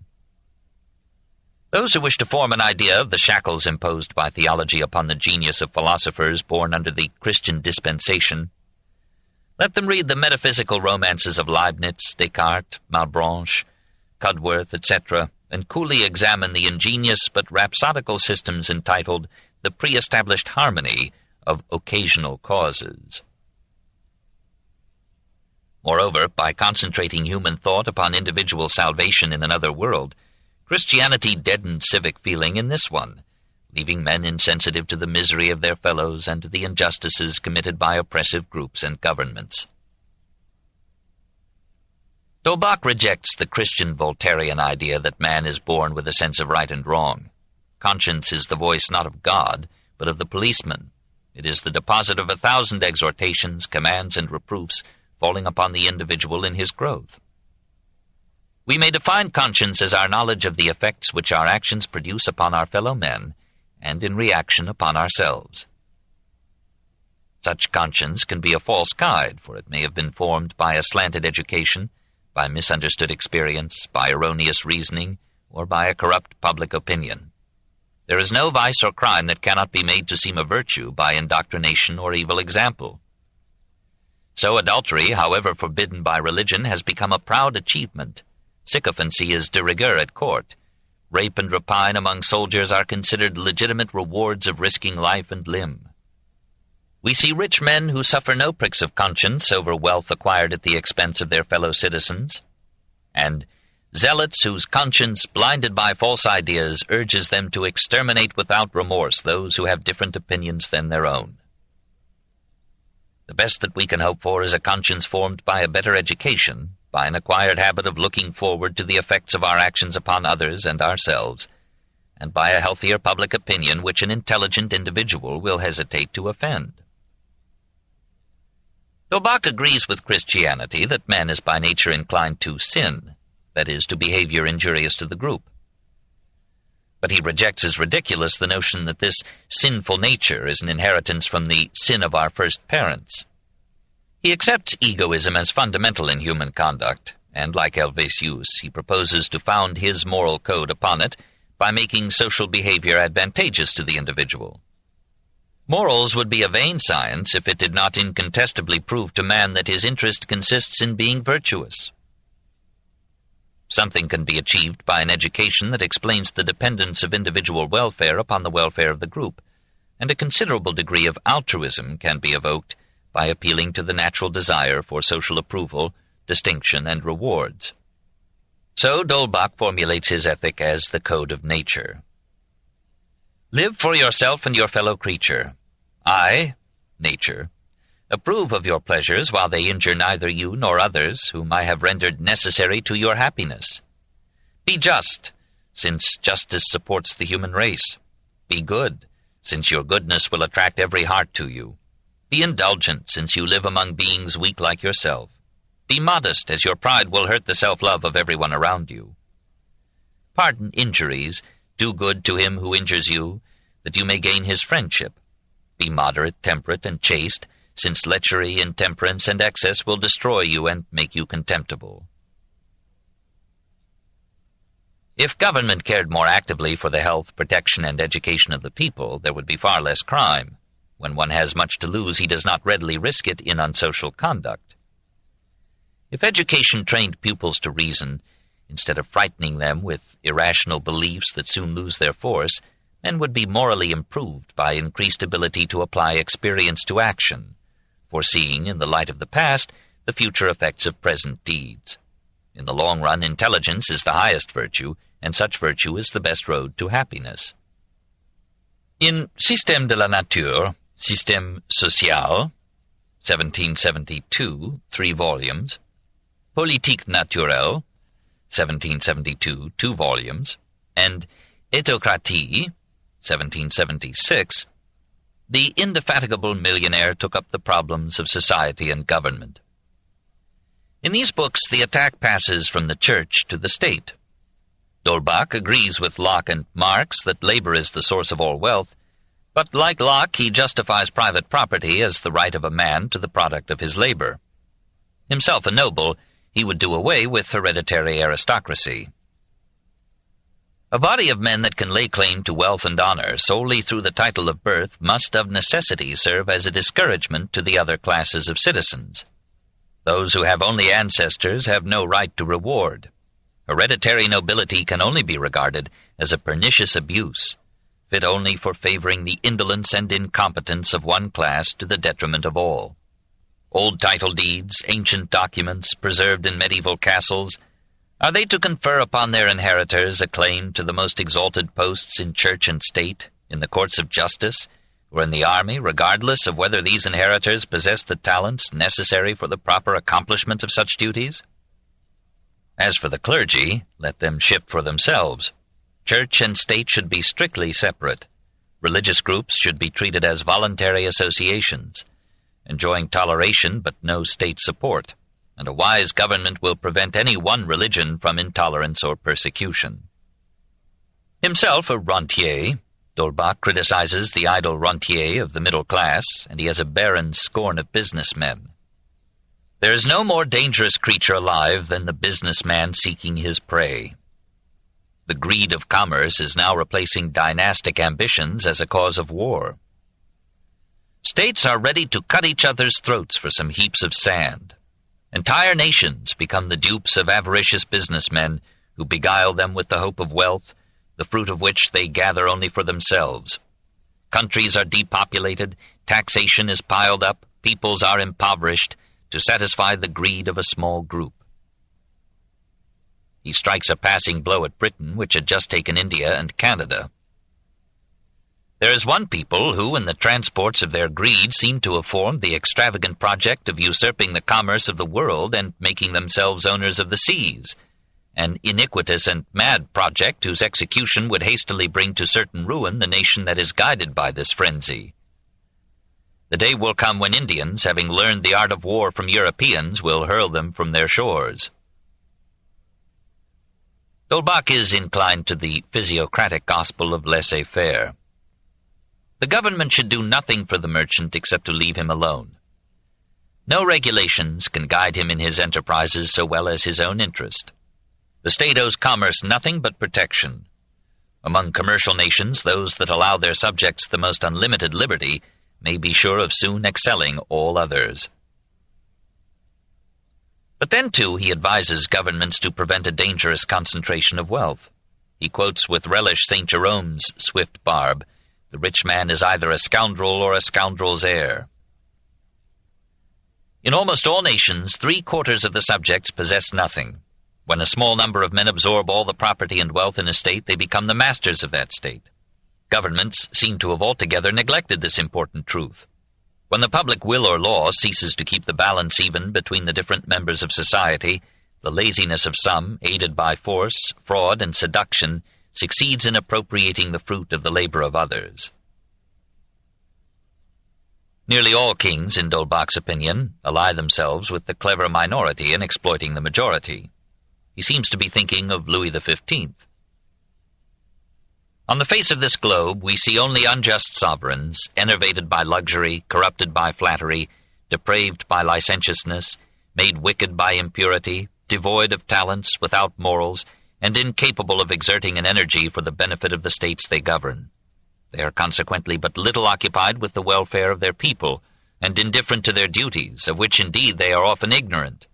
Stimulated by the desire to feed their insatiable ambition, they engage in useless, depopulating wars, and never occupy their minds with those objects which are the most important to the happiness of their nation.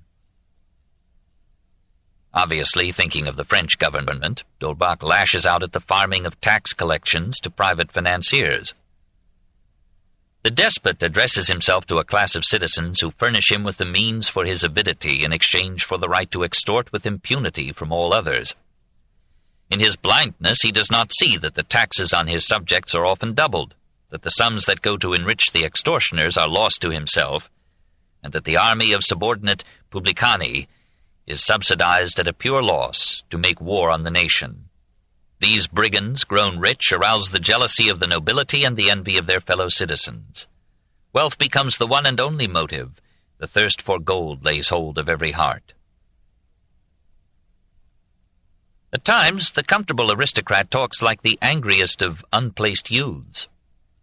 Are nations to work without respite to satisfy the vanity, the luxury, the greed of a pack of useless and corrupt bloodsuckers? In this mood he echoes the contrat social of his former friend Rousseau.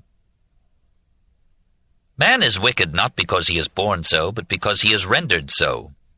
The great and powerful crush with impunity the indigent and unhappy. These, at the risk of their lives, seek to retaliate the evil they have received. They attack either openly or secretly a country that to them is a stepmother, who gives all to some of her children and deprives the others of everything. Man is almost everywhere a slave. It follows of necessity that he is base, selfish, dissimulating, without honor. In a word, that he has the vices of the state of which he is a member. Everywhere he is deceived, encouraged in ignorance, and prevented from using his reason. Of course he must everywhere be stupid, irrational, and wicked. Everywhere he sees vice and crime applauded and honored. He concludes that vice is good, and that virtue is only a useless self-sacrifice. If governments were enlightened and seriously occupied themselves with the instruction and welfare of the people, and if laws were equitable, it would not be necessary to seek in another life for financial chimeras which always prove abortive against the infuriate passions and real wants of man. How can this exploitation be stopped? The first step is to abolish absolute monarchy. Absolute power must necessarily corrupt in heart and mind whoever holds it. The power of the king should always be subordinate to the representatives of the people, and these representatives should depend continuously on the will of their constituents. Here is a call for the summoning of the fateful States General of 1789. Since every government derives its powers from the consent of the governed, the society may at any time revoke these powers if the government ceases to represent the general will. Here is the voice of Rousseau and revolution. But revolutions, sometimes at great cost, destroy the past in order to rebuild it under another phrase and form. Not through dangerous convulsions, not through conflict, regicide, and useless crimes can the wounds of a nation be healed. These violent remedies are always more cruel than the evils they are intended to cure. The voice of reason is neither seditious nor bloodthirsty. The reforms which it proposes may be slow, but therefore all the better planned.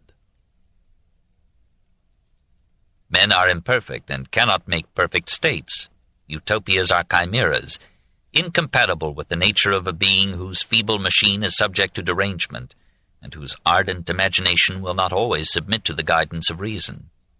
The perfecting of politics can only be the slow fruit of the experience of centuries. Progress is not a straight line, and it is a long one. Many generations of education and experiment will be needed to clarify the causes and cures of social ills. Democracy is an ideal, possible only in small states and with widespread popular intelligence. It would be unwise in the France of Louis XVI. Perhaps this new king, so good and well-intentioned, will engage great talents to reform the state. So in the end, D'Holbach contents himself with a constitutional monarchy, and he dedicates his autocratie to Louis as a just, human, beneficent king, father of his people, protector of the poor. In that desperate hope, the aging philosophe hung up his arms. 4. D'Holbach and his critics. The Système de la Nature is the most thorough and forthright exposition of materialism and atheism in all the history of philosophy. The endless hesitations, contradictions, and subtleties of Voltaire, the vague enthusiasms and ambivalent lucubrations of Diderot, the confusing repudiations of Rousseau by Jean-Jacques, are here replaced by a careful consistency of ideas and a forceful expression in a style sometimes heavy, occasionally flowery, often eloquent, always direct and clear. Yet, realizing that 700 pages would be too much for the general digestion, and anxious to reach a wider audience, D'Holbach expounded his views again, in a simpler form, in Le Bon Sens, ou Idées opposées aux idées surnaturelles, in 1772. Seldom has a writer been so assiduous in spreading such unpopular convictions. That he was heard far and wide is proved by the reaction of Frederick the Great to the Système de la Nature. He who had so courted the philosophes, and had been lauded as their patron and ideal, turned against them when he saw one of their leaders attacking absolute monarchy as well as Christianity. It had been to his advantage to have the Catholic powers weakened in their internal unity by the campaign against the Church, but to find that rebel ecstasy daring now to insult kings as well as God stirred him to resentment, perhaps to fear. The same pen that had once written Anti-Machiavel now composed a Réfutation du Système de la Nature. This man D'Holbach was going too far and too fast. When one speaks in public, Frederick suggested, he should consider the delicacy of superstitious ears. He should not shock anybody. He should wait till the time is sufficiently enlightened to let him think out loud. Apparently at Frederick's suggestion, but probably still more through fear that the extreme radicalism of D'Holbach would alienate all but atheists and revolutionaries from the philosophic camp, Voltaire, like a general reproving a presumptuous lieutenant, inserted into the article Dieu in his Dictionnaire philosophique several pages criticizing D'Holbach's chef-d'œuvre. He began, "The author has had the advantage of being read by both learned and ignorant, and by women. His style, then, has merits which that of Spinoza lacked. He is often luminous, sometimes eloquent, although, like all the rest, he may be charged with repetitions, declamations, and self-contradictions. But as regards profundity, he is very often to be mistrusted in both physics and morals. The interest of mankind is here involved. We will therefore examine whether his doctrine is true and useful." Voltaire would not agree that the order which we ascribe to the universe, and the disorder which we may think to find in it, are subjective concepts and prejudices. He argued that the order is overwhelmingly obvious, and that disorder is sometimes painfully clear. What, is not a child born blind or without legs, or a monstrous freak, contrary to the nature of the species? Is it not the ordinary regularity of nature that makes order, and the irregularity that constitutes disorder? Is it not a great derangement, a dreadful disorder, when nature gives a child hunger and a closed esophagus? Evacuations of every kind are necessary, yet the excretory channels are frequently without openings, which it is necessary to remedy. The origin of the disorder remains to be discovered, but the disorder is real. As to matter having the power to generate life and mind, Voltaire, though he too at once inclined to that view, preferred a modest agnosticism to D'Holbach's confident assumptions. "Experience," he quotes from the Système, "proves to us that the matter which we regard as inert and dead assumes action, life, and intelligence when it is combined in a certain way." But this is precisely the difficulty. How does a living germ arise? About this the author and the reader are alike ignorant.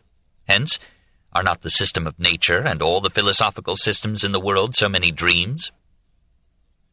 "It would be necessary," says D'Holbach, "to define the vital principle which I deem impossible. Is not this definition very easy? Is not life organization with feeling? But that these two properties can arise solely from matter in motion, it is impossible to prove. And if it is impossible to prove, why affirm it? Many readers will feel indignant at the decisive tone assumed when nothing is explained. When you venture to affirm that there is no God or that matter acts of itself by an eternal necessity, you must demonstrate this like a proposition in Euclid. Otherwise you rest your system on a perhaps. What a foundation for a belief that is of the greatest importance to the human race! D'Holbach had supported abiogenesis by referring to the experiments in 1748 of the English Jesuit Needham, who believed that he had produced new organisms out of non-living matter. Voltaire, alert to the latest developments in science, referred to the experiments from 1765 of Spallanzani as having shown the error of Needham's procedure and conclusions. D'Holbach had seen no design in nature. Voltaire sees much.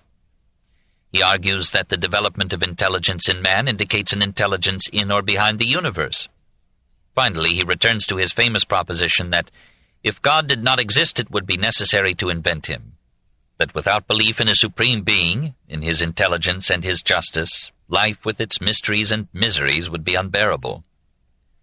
He joins D'Holbach in scorning superstition, but he defends religion as the simple adoration of a deity. He concludes amiably, "I am persuaded that you are in a great error, but I am equally convinced that you are honest in your self-delusion. You would have men virtuous even without a God, although you have unfortunately said that so soon as vice renders man happy, he must love vice. A frightful proposition which your friends should have prevailed upon you to erase. Everywhere else you inspire probity. This philosophical dispute will only be between you and a few philosophers scattered over Europe, and the rest of the world will not even hear of it. The people do not read us. You are wrong, but we owe respect to your genius and your virtue." We do not know if Voltaire had his heart in this refutation. We note his light remark when he heard that Frederick also had written against the Système de la Nature. God had on his side the two least superstitious men in all Europe, which ought to have pleased him immensely. He asked the Duc de Richelieu to let Louis XV know that the unwilling exile of Ferney had written an answer to the audacious book that was the talk of Paris. D'Holbach's friends published Voltaire's critique as a means of advertising the Baron's ideas. Young rebels took up materialism as a badge of bravery in the war against Catholicism. D'Holbach's philosophy entered into the spirit of the French Revolution before and after Robespierre, who preferred Rousseau. We hear echoes of the système in Camille Desmoulins, Marat, and Danton. D'Holbach, more than Voltaire, more than Diderot, said Faguet, is the father of all the philosophy and all the anti-religious polemics at the end of the 18th and the first half of the 19th century. During the Directory, a minister sent copies of a book by D'Holbach to all departmental heads in an attempt to check the Catholic revival. In England, we feel D'Holbach's influence in the materialism of Priestley. Godwin's Enquiry Concerning Political Justice stemmed from D'Holbach, Helvétius, and Rousseau in that order of influence. And the enthusiastic atheism of Godwin's son-in-law Shelley dated from his reading of the Système de la Nature, which he began to translate as a means of enlisting the Oxford dons in the campaign against religion. In Germany, it was D'Holbach's materialism, as well as Hume's skepticism, that aroused Kant from his dogmatic slumber. Perhaps Marx, through devious channels, inherited his materialist tradition from D'Holbach. Long before the Baron wrote, Berkeley had made the most damaging point about materialism. Mind is the only reality directly known. Matter, since D'Holbach defined it as all that affects our senses, is known only indirectly through mind, and it seems unreasonable to reduce the directly to the indirectly known. We are not so clear about matter as we used to be. We are as much mystified by the atom as by mind. Both are being resolved into forms of energy that we cannot understand. And it is as difficult now as in the days of Locke and Voltaire to imagine how matter can become idea, much less consciousness. The mechanistic interpretation of life proved fruitful in physiology, but the possibility still remains that organs, matter, may be products and instruments of desire, mind, like the muscles of an athlete. Mechanism, determinism, even natural law may be summary simplifications, logically irrefutable because they are tools invented by the mind for the convenient handling of phenomena, events, and things. These tools have become inextricable elements in scientific thought, but they are unsatisfactory when applied to the mind that fashioned them. We do not know that the world is logical. Chapter 22. Voltaire and Christianity, 1734 to 1778. 1. Voltaire and God. We may study later the non-religious activities, opinions, and interests of that consuming fire called Voltaire, burning fitfully at Ferney. Here we summarize only his views on religion and his war against Christianity. We shall say nothing about him that has not been said 100 times before, and he said nothing about Christianity that had not been said before. It is only that when he said it, the words passed like a flame through Europe, and became a force molding his time and ours. It was natural that he should question the Christian creed, for religion is intended to quiet rather than excite the intellect, and Voltaire was intellect incarnate, unquiet and unappeased. We have seen him in his career joining the skeptical wits of the Temple, nourishing his doubts among the deists of England, pursuing science at XVIII, and exchanging infidelities with Frederick in Germany. Yet until he was 56, he kept his unbelief as an incidental expression or private sport, and made no open war upon the Church. On the contrary, he publicly and repeatedly defended the fundamentals of the Christian faith, a just God, free will, and immortality. Unless we account him a liar, which he often was, he retained till death his belief in God and in the value of religion. We may quote him to almost any purpose, for, like every living thing, he grew and changed and decayed. Which of us retained at 50 the views he held at 20, or at 70 the views he held at 50? Voltaire contradicted himself endlessly because he lived long and wrote much. His opinions were the fluent vision of his mounting years. At XVIII, about 1734, he tried to formulate his ideas on first and last things in a traité de métaphysique. Years before Paley made the comparison familiar to Englishmen, Voltaire submitted that it was as logical to postulate an intelligent mind in the universe as to suppose that a watchmaker had made a watch. In either case, he saw evidence of design in the adaptation of specific means to particular ends. But just as the watch, though designed by intelligence, operates according to fixed laws, so does the universe. There are no miracles. Yet somehow he could not throw off the feeling that the human will is in some mysterious way and modest degree free, though he knew well that free volitions acting upon a mechanical world must upset its mechanism. Mind is a form and function of matter. We ought to judge, said Voltaire, following Locke, that it is quite possible for God to add thought to matter.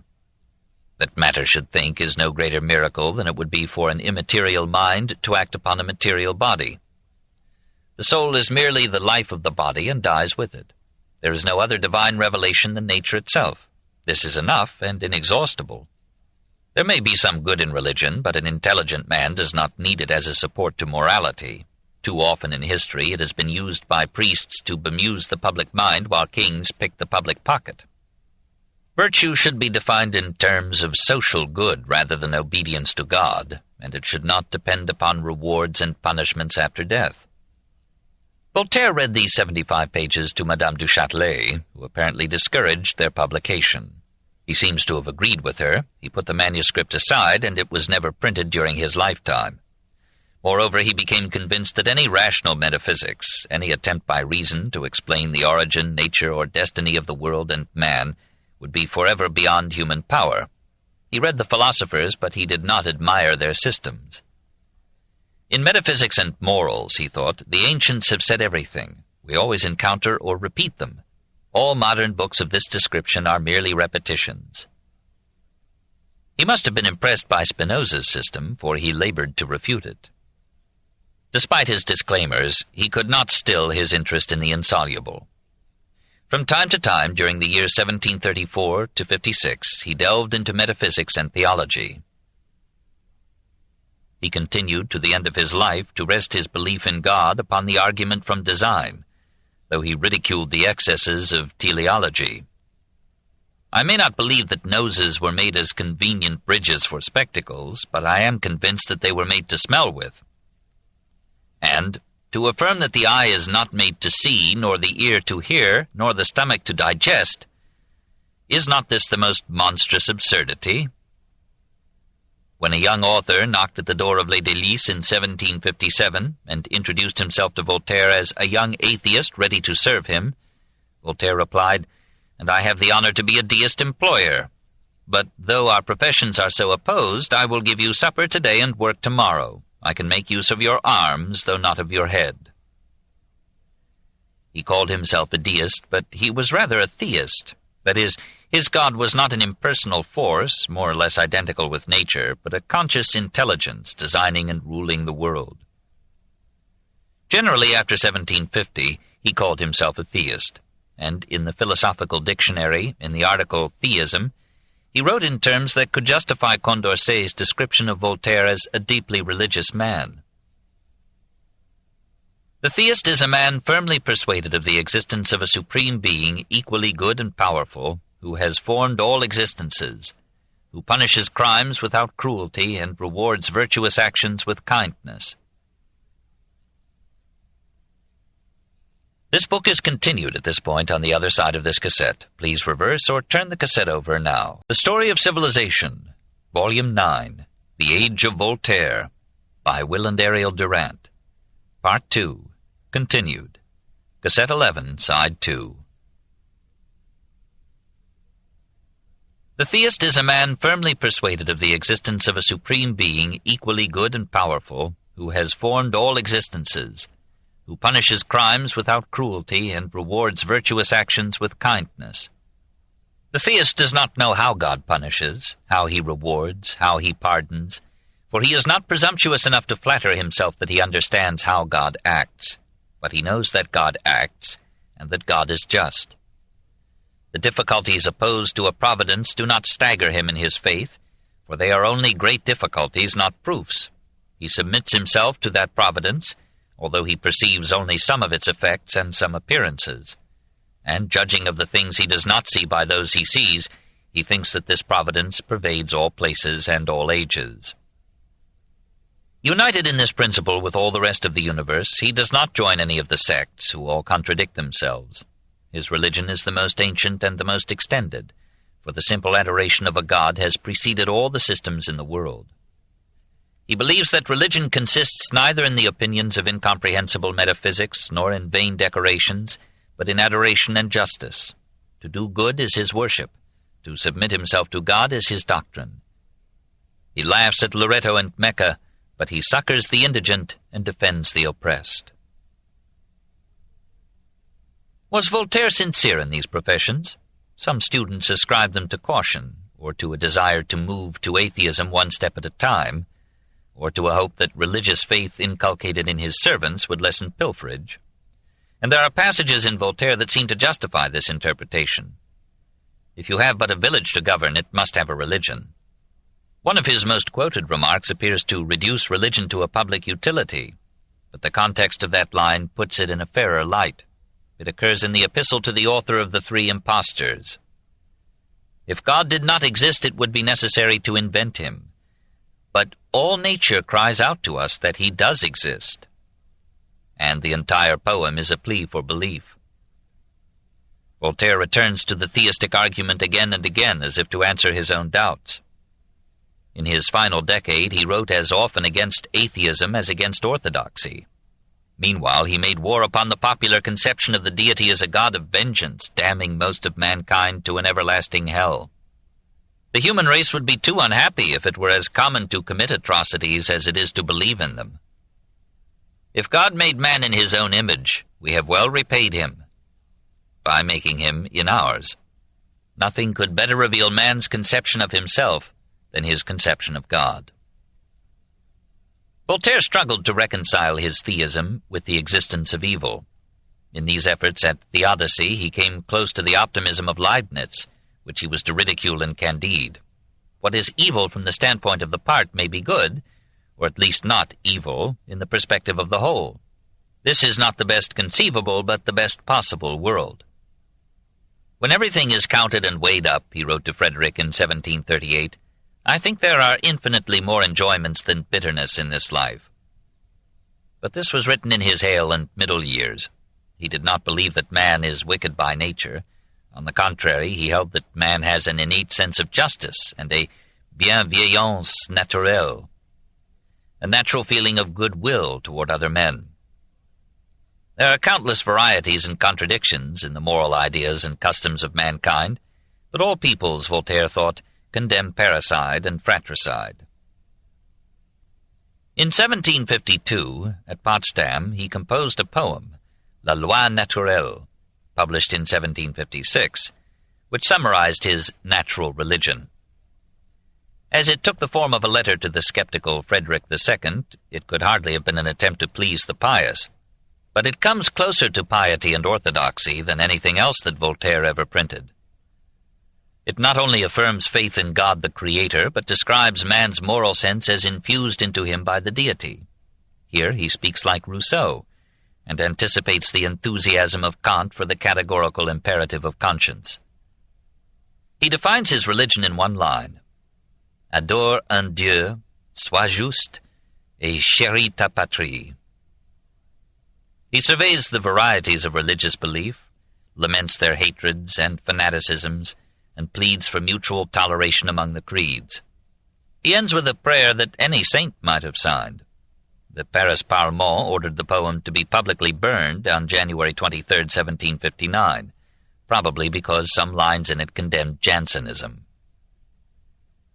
We may conclude that until 1751, until he was 57 years old, Voltaire refrained from any outright and public attack upon Christianity or the Catholic Church. What was it that aroused him to open war, precisely at an age when most rebels have subsided into peace? It was the suppression of the Encyclopédie, the orthodox explanations of the Lisbon earthquake, and the ferocious executions of Jean Calas and the Chevalier de la Barre. 2. Voltaire and the Encyclopédie. He was in Potsdam when the first volume of the Encyclopédie was published in 1751. He must have read with warm pleasure the lines by which d'Alembert had paid homage to him in the Discours Préliminaire. May I not render to this rare genius the tribute and eulogy that he merits, which he has so frequently received from his compatriots, from foreigners, and from his enemies, and to which posterity will add full measure when he can no longer enjoy the praise? Voltaire returned the compliment in a letter of September 5, 1752, to d'Alembert. You and Monsieur Diderot are accomplishing a work which will be the glory of France and the shame of those who persecute you. Of eloquent philosophers I recognize only you and him. He pledged his support and lost no opportunity to call attention to the enterprise as an immense and immortal work which accuses the shortness of human life. However busy with his own major compositions, Le Siècle de Louis XIV and Essai sur les Mœurs, and embroiled with Hirsch, Maupertuis, and Frederick, Voltaire found time to send to d'Alembert in 1753 some brief articles on all existences, who punishes crimes without cruelty, edifice which you are raising. Add, shorten, I give you my pebbles to insert into some corner of the wall. He invoked the aid of influential friends to protect the editors. In 1755 he wrote to d'Alembert, As long as I have a breath of life, I am at the service of the illustrious authors of the Encyclopédie. I consider myself greatly honored to be able to contribute, even feebly, to the greatest and handsomest monument of the nation and of literature. With that letter he enclosed articles on fire, force, fornication, French, genius, and taste, or goût. Examining the first 5 volumes, he found much to praise, something to deplore. He asked the editors to require clearness and brevity of all contributors, and he cautioned d'Alembert, whom he mistakenly supposed to be chief editor, "You are poorly seconded. There are bad soldiers in the army of a great general. I am sorry to see that the writer of the article Enfer declares that hell was a point in the doctrine of Moses. Now, by all the devils, that is not true." Soon he sent in several minor articles and a major disquisition on history.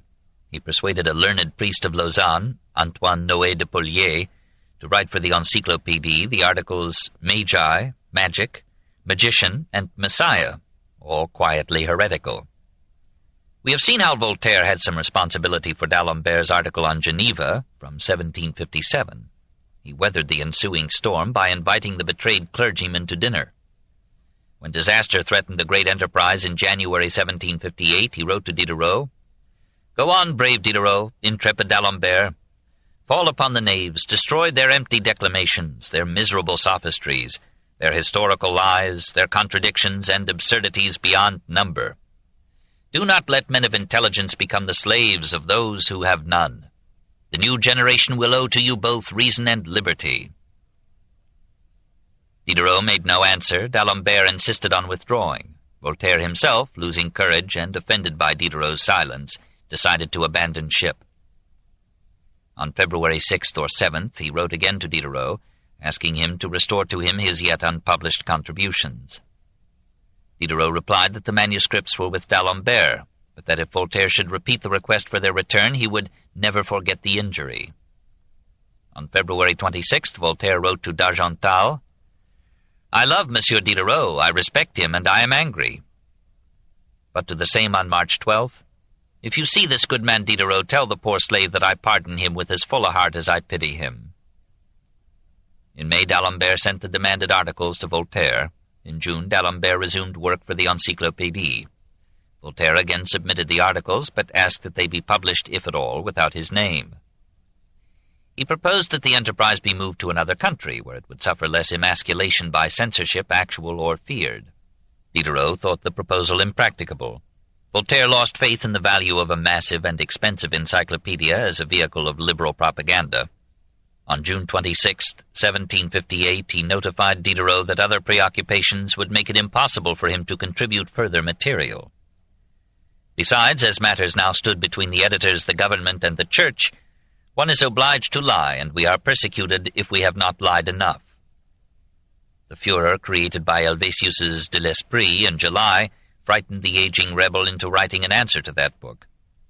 On November 16th, he informed Diderot that he had bought a house at Ferney and intended henceforth to live quietly as a country gentleman.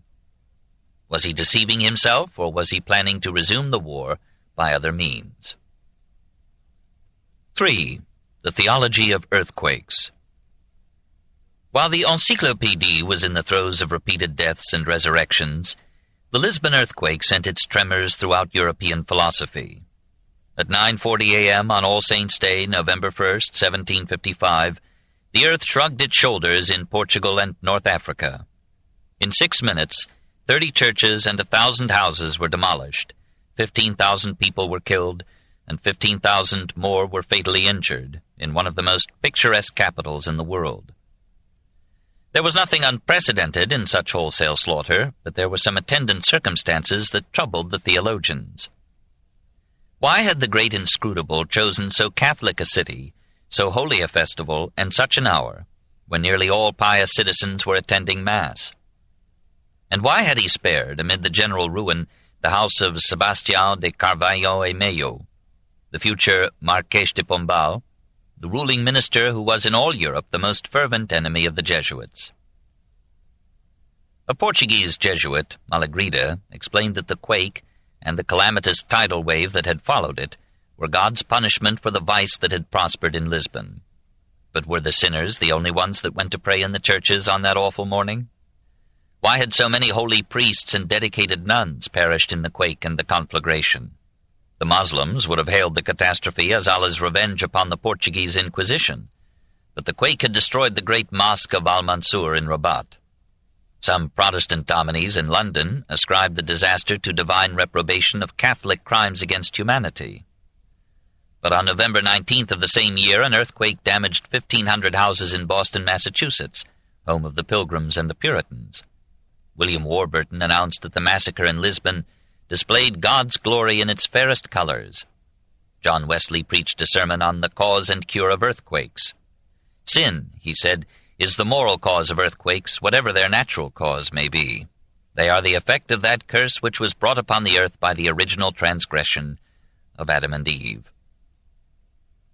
Voltaire fumed at these explanations, but he himself could find none to reconcile the event with his faith in a just God. Where now was Leibniz's best of all possible worlds, or Pope's whatever is right, or his pretense that all partial evil is universal good? In an angry reaction against his own early optimism, Voltaire composed in 1756 his greatest poem, On the Lisbon Disaster, or an Examination of the Axiom All is Well. Here is our chance to sample at once his thought and his verse. O miserable mortals, grieving earth, O frightful gathering of all mankind, eternal host of useless sufferings, ye silly sages who cry all is well, come, contemplate these ruins horrible, this wreck, these shreds and ashes of your race, women and children heaped in common death, these scattered members under broken shafts, 100,000 luckless by the earth devoured, who, bleeding, torn, and still alive, buried beneath their roofs, end without help their lamentable days in torment vile. To their expiring and half-formed cries, the smoking cinders of this ghoulish scene, say you this follows from eternal laws, binding the choice of God both free and good?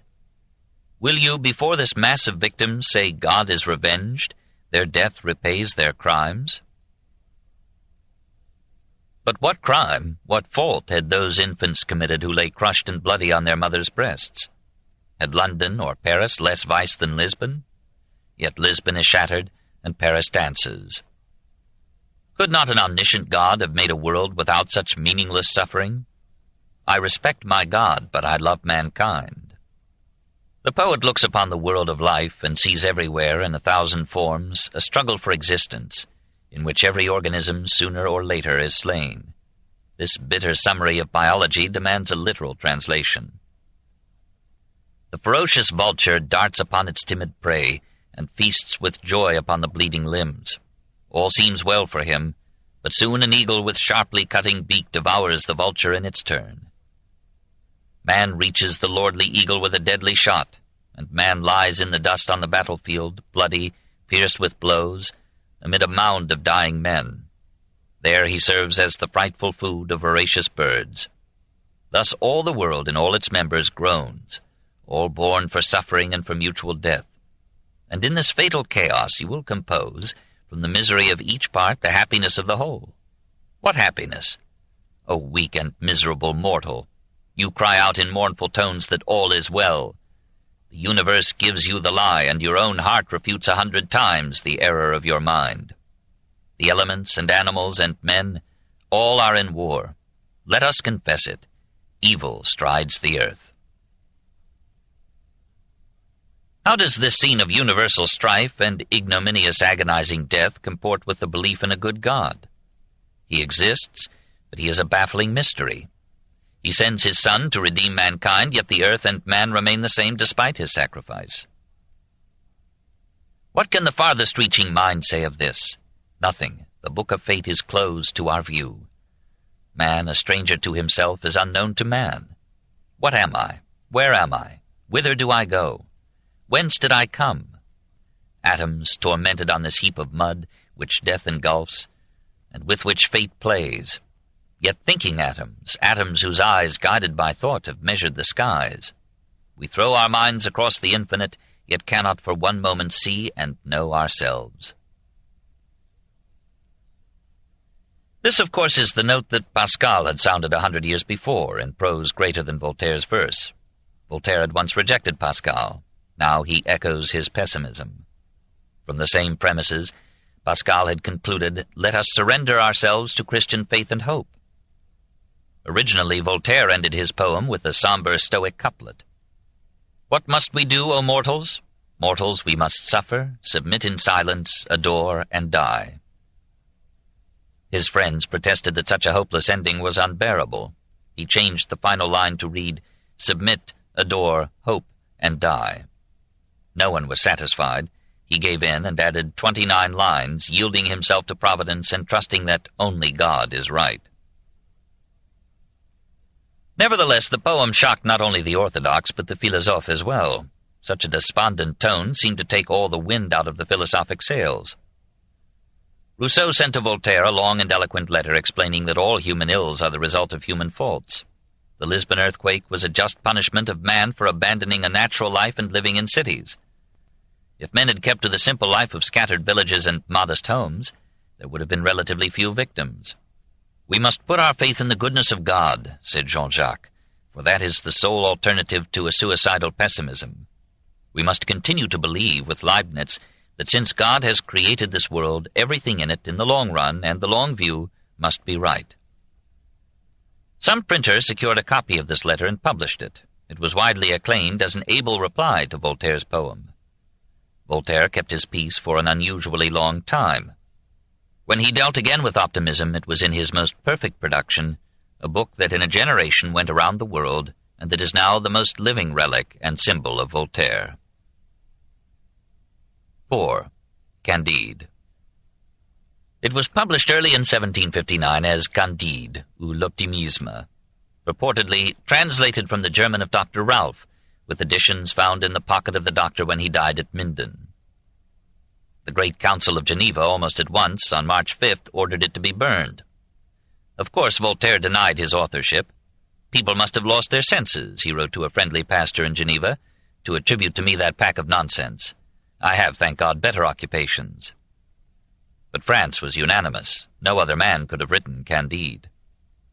Here was that deceptively simple, smoothly flowing, lightly prancing, impishly ironic prose that only he could write. Here and there a little obscenity, a little scatology, everywhere a playful, darting, lethal irreverence. If the style is the man, this had to be Voltaire. It begins innocently, but soon betrays the master's twinkling eye. In the country of Westphalia, in the castle of the most noble Baron Thunder ten Tronckh, lived a youth whom nature had endowed with a most sweet disposition. He had a solid judgment joined to the most unaffected simplicity, and for that reason I believe he was named Candide. The old servants of the house suspected him to have been the son of the Baron's sister, by a good and honorable gentleman of the neighborhood, whom that demoiselle refused to marry, because he could produce no more than 71 quarterings. He was inadmissible in marriage, though adequate in bed. The handsome young bastard is tutored by Professor Pangloss, All-Tongue, who could prove to admiration that there is no effect without a cause, and that in this best of all possible worlds the Baron's castle was the most magnificent of all castles, and Milady the best of possible baronesses, despite her 350 pounds. "It is demonstrable," said he, "that things cannot be otherwise than as they are, for as all things have been created for some end, they must necessarily have been created for the best end.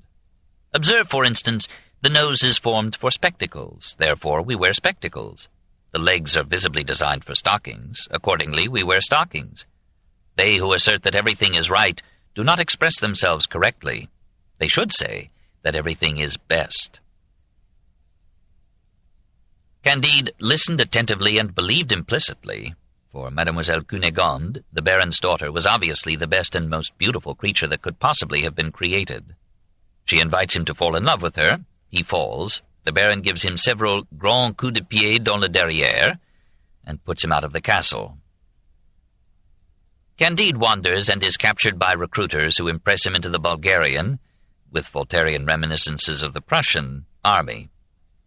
There he was made to wheel about to the right, to the left, to draw his rammer, to return his rammer, to present, to fire, to march, and they gave him 30 blows with a cane. He sees battle, deserts, and comes upon Pangloss, who is now minus the end of his nose, and will soon lose an eye and an ear, as the result of excessive propinquity with the pretty wench Paquette, who was infected with an ailment which she had received from a learned Cordelier, Franciscan friar, who had it from an old countess, who had received it from a captain of cavalry, who owed it to a marquise, who had it from a page, who had it from a Jesuit, who had received it from one of the companions of Christopher Columbus. Candide and Pangloss are shipwrecked near Lisbon, and reach shore just in time for the earthquake. They survive, but are arrested as heretics by the Inquisition. Pangloss is hanged.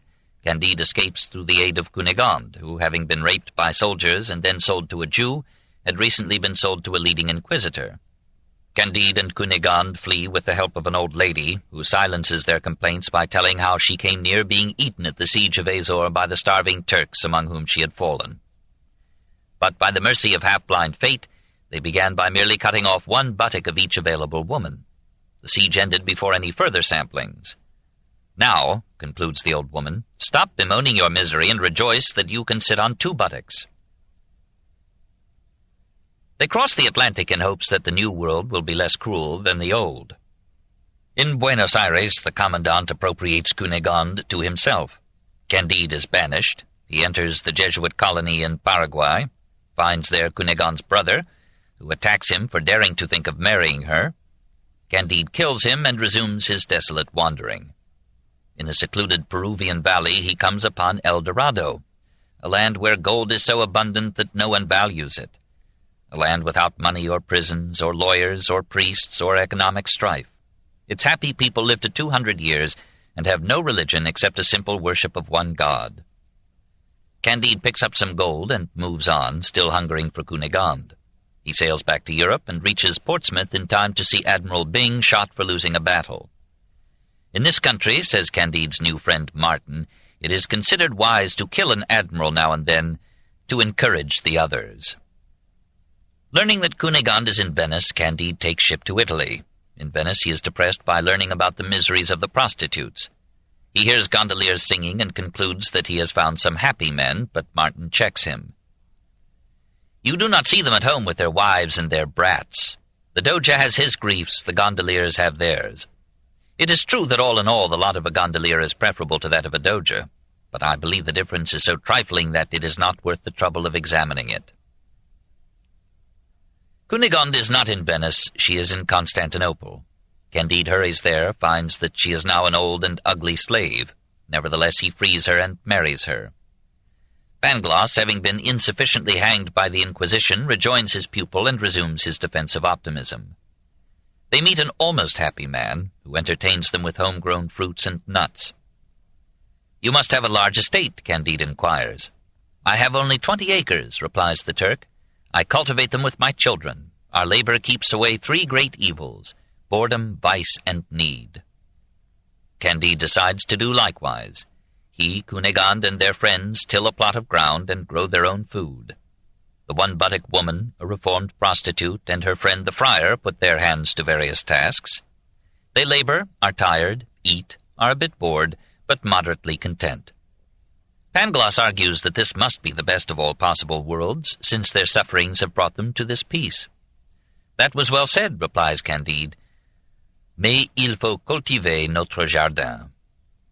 We must cultivate our garden. The little novel ends.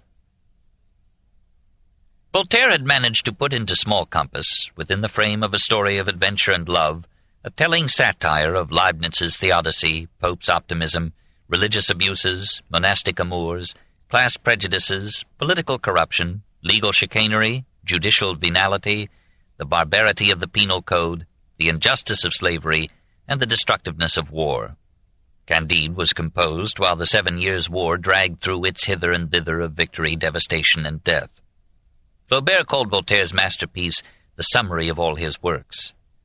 It had the defect of most satires, absurd exaggeration, but Voltaire knew quite well that few men ever encounter so bitter a concatenation of catastrophes as Candide's. He must have known, too, that though it is good to cultivate one's garden, to do well one's individual and immediate task, it is also good to have larger interests than one's field. He cultivated well his garden at Ferney, but he cried out to all Europe against the execution of Calas.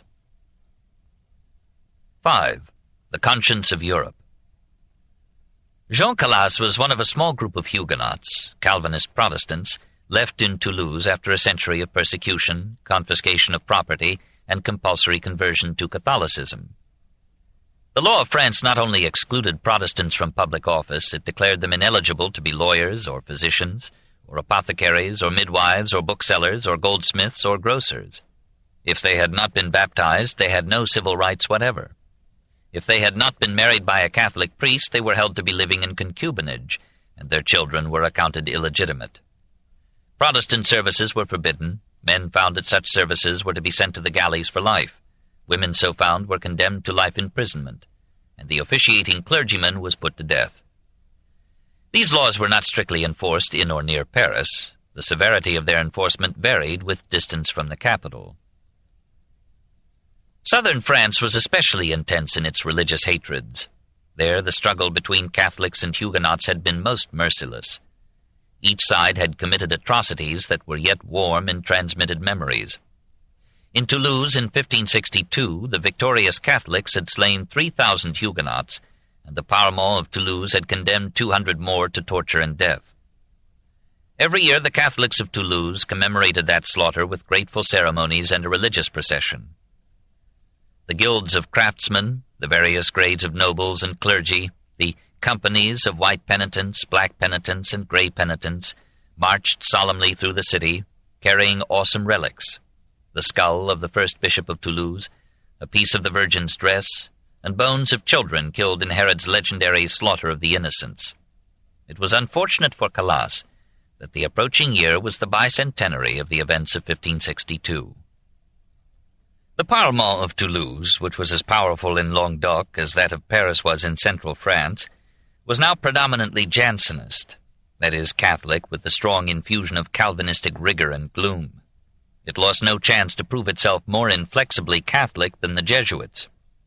On March 2, 1761, it condemned to death the Huguenot pastor Rochette for conducting Protestant services, and it decreed death for 3 gentlemen of the Comte de Foix who had tried to free Rochette from the gendarmes. On March 22nd, it ordered the torture and execution of a Huguenot shopkeeper on the charge that he had killed a son who had proposed to become a Catholic. It should be said, in fairness to fanatics, that Calvin's Institutes of the Christian Religion gave some ground for their belief that Calvinists considered it permissible for a father to kill a disobedient child. In times when law was still weak, and the family was the chief, almost the only source of discipline, many societies gave the father the right of life and death over his children. Something of this patriarchal code may have been in Calvin's mind when he wrote, "The Lord commands all those who are disobedient to their parents to be put to death." Calvin referred to Deuteronomy, chapter 21, verses 17 to 21, and Matthew, chapter 15, verses 4 to 6. Those passages, however, merely allow the parents to accuse their son before the elders of the city, who then may condemn him to death, and doubtless this is what Calvin meant. But the excited Catholics of southern France suspected that Huguenot parents, unable to appeal to the elders of the city, would take that old law into their own hands. It is against this dark background that we must see the case of Jean Calas. He was a marchand d'Indienne, dealer in linens, who kept a store on the main street of Toulouse, where he had lived for 40 years. He and his wife had 4 sons and 2 daughters. For 30 years they had kept a Catholic, Jeanne Vignière, as governess for their children, even after she had converted one son, Louis, to Catholicism. Louis now lived as an apprentice in another street and received a regular allowance from his father. Donat, the youngest son, was apprenticed at Nîmes. 2 other sons, Pierre and Marc-Antoine, lived with their parents.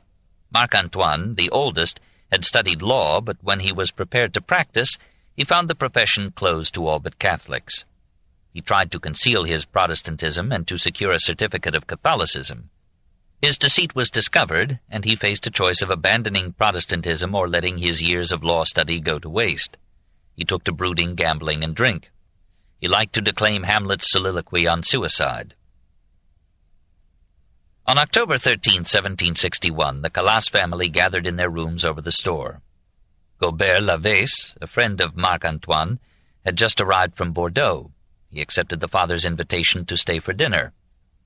After the meal, Marc-Antoine went down to the shop.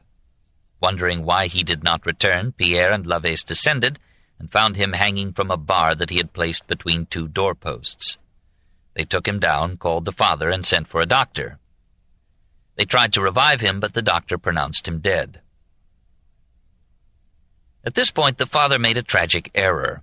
He knew that a law then in force required that a suicide be drawn naked through the streets, be pelted by the populace with mud and stones, and then be hanged, and all his property was to be forfeited to the state.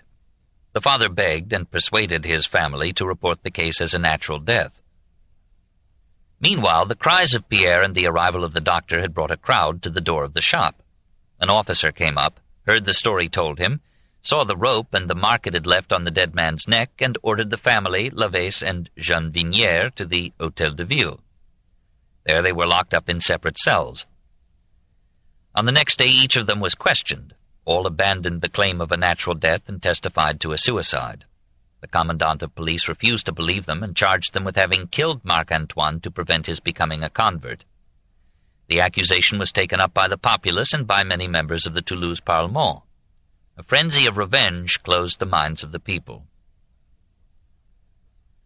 It seems incredible to us now that anyone should believe in the murder of a son by his father to prevent a change of faith, but that is because we are thinking as individuals, and after 2 centuries of decline in religious faith. The people of Toulouse thought en masse as a crowd, and crowds can feel, but they cannot think. The frenzy was fed by a ceremony which the white penitents staged in their chapel. Over an empty coffin a skeleton was suspended, holding in one hand an inscription, Abjuration of Heresy, and in the other a palm branch, symbolizing martyrdom. Below was the name Marc-Antoine Calas. Assuming that the youth was not a suicide, they buried the corpse with great pomp in the church of St. Stephen. A part of the clergy protested in vain against this anticipation of a verdict of murder. The trial of the Calas family took place before the 12 judges of the municipal court of Toulouse. An admonition was sent out to be read on 3 successive Sundays in every church, summoning to the witness stand all who knew anything about the death. Several persons appeared. A barber testified that he had heard a cry from the Calas house on the fatal evening, "Ah, mon Dieu, they are strangling me."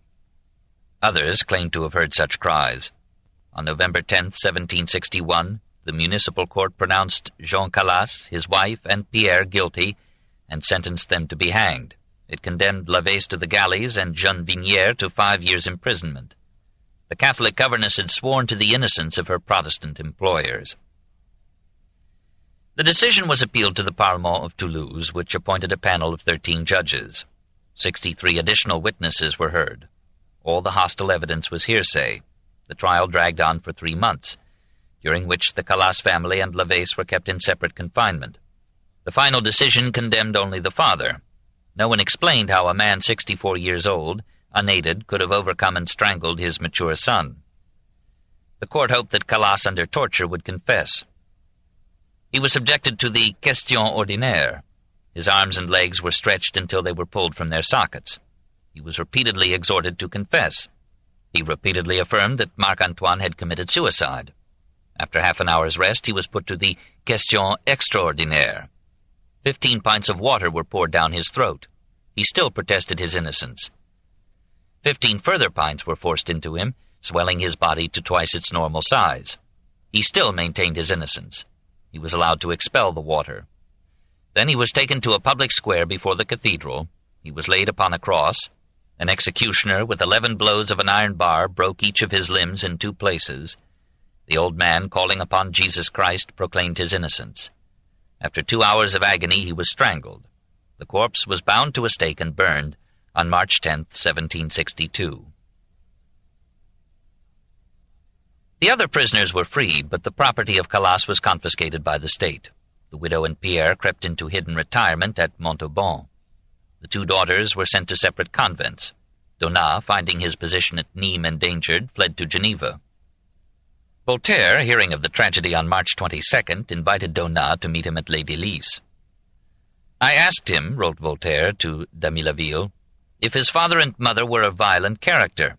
He told me that they had never beaten any of their children, and that there were no parents more tender and indulgent." Voltaire consulted 2 Genevan merchants who had lodged with Calas at Toulouse. They confirmed Donat's statement. He wrote to friends in Languedoc. "Both Catholics and Protestants replied to me that the guilt of the family was beyond reasonable doubt."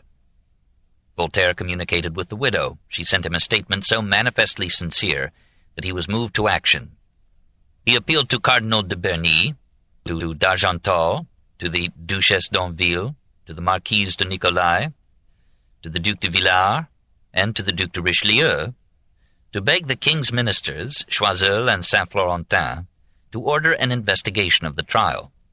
He took Donat Calas into his family, brought Pierre Calas to Geneva, and persuaded Madame Calas to take lodging in Paris, where she could be available for examination. He engaged lawyers to advise him on the legal technicalities of the case. He published a pamphlet, Original Documents Concerning the Death of Sieur Calas, and followed this up with further publications. He appealed to other authors to lend their pens to the effort to rouse the conscience of Europe. He wrote to Damilaville, "Cry out yourself, and let others cry out. Cry out for the Calas family and against fanaticism." And to d'Alembert, "Shout everywhere, I beg you, for the Calas family against fanaticism, for it is l'infâme that has caused their misery." He solicited funds to help him bear the expense of the campaign, which he had thus far paid himself. Contributions came from 100 quarters, including the Queen of England, the Empress of Russia, the King of Poland. A prominent Paris lawyer, Élie de Beaumont, agreed without fee to prepare the case for presentation to the Council of State. The daughters of Calas were moved to Paris to join their mother. One of them brought a letter from a Catholic nun appealing for the Calas family. On March 7, 1763, mother and daughters were given audience by the king's ministers. The verdict was unanimous that the case be examined. All relevant documents were ordered from Toulouse. But the Toulouse magistrates found 100 devices for delay in gathering and remitting the papers. It was during that summer that Voltaire wrote and sent forth his epical Traité sur la tolérance.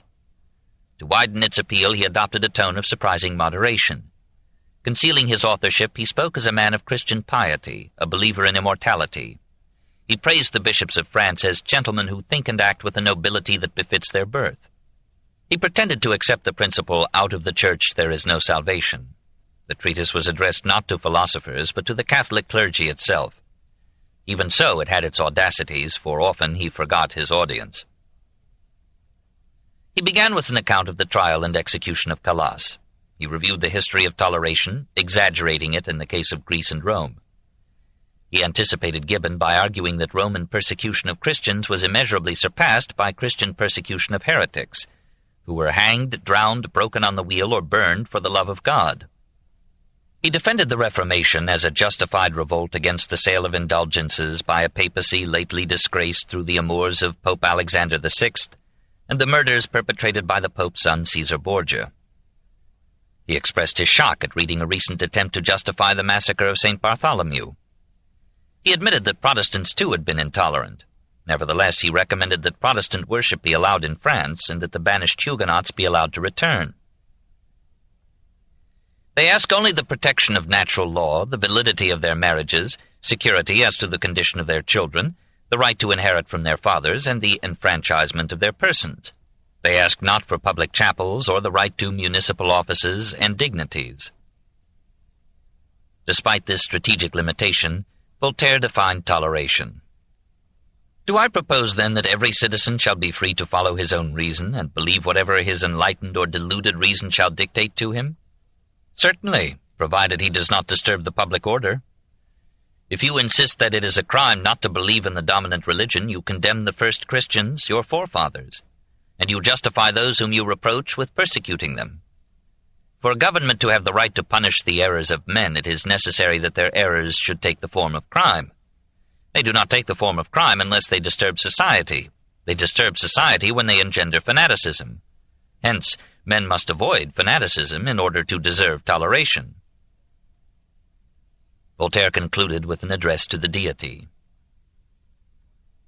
Thou hast not given us hearts to hate, nor hands to kill one another. Grant that we may aid one another to support the burden of this painful and transitory life. May the trifling differences in the garments that cover our frail bodies, in the mode of expressing our thoughts, in our ridiculous customs and imperfect laws, in a word, may the slight variations that are found amongst the atoms called men not be used by us as signals of mutual hatred and persecution. May all men remember that they are brothers. We do not know what share this appeal had in leading to the Edict of Toleration issued by Louis XVI in 1787, nor whether it reached or moved the ministers of Louis XV. In any case, after delays that tried the souls of the Calas family and their defenders, the King's Council, on March 9, 1765, declared the condemnation of Jean Calas annulled, and pronounced him innocent, and Choiseul obtained from the king a grant of 30,000 livres as compensation to the widow and her children for the loss of their property. When the news of the verdict reached Ferney, Voltaire wept with joy. Meanwhile, on March 19, 1764, a municipal court at Mazamet in south-central France ordered Pierre-Paul Servin and his wife to be hanged on the charge of murdering their daughter Elisabeth to prevent her conversion to Catholicism. The judgment decreed that the two surviving daughters must witness the execution of their parents. The ceremony had to be performed in effigy, for the family had fled to Geneva in April 1762 and had told their story to Voltaire. Servin was a Protestant living in Castres. some 40 miles east of Toulouse. On March 6, 1760, the youngest daughter, Elisabeth, disappeared. The parents sought for her in vain. The Bishop of Castres summoned them and informed them that he had sent the girl to a convent after she had confided to him her desire to become a Catholic. French law, established under Louis XIV, allowed Catholic authorities to remove from the parents, if necessary by force, any child above the age of 7 who asked for conversion. This book is continued on Cassette 12, Side 1.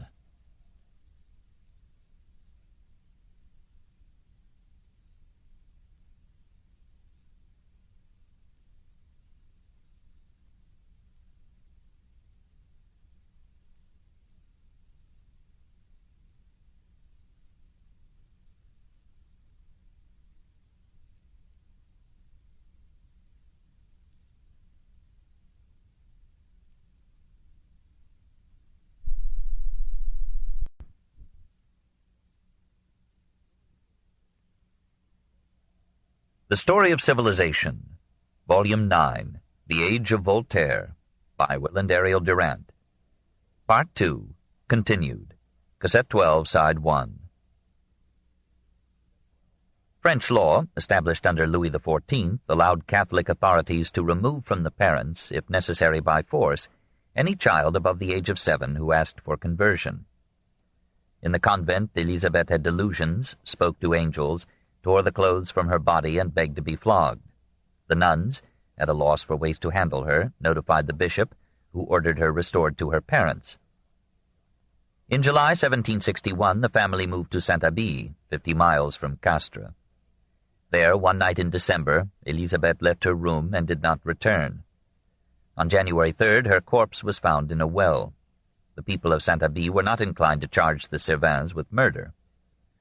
Of 45 witnesses called before the local court, all without exception expressed the opinion that the girl had committed suicide or had fallen into the well by accident.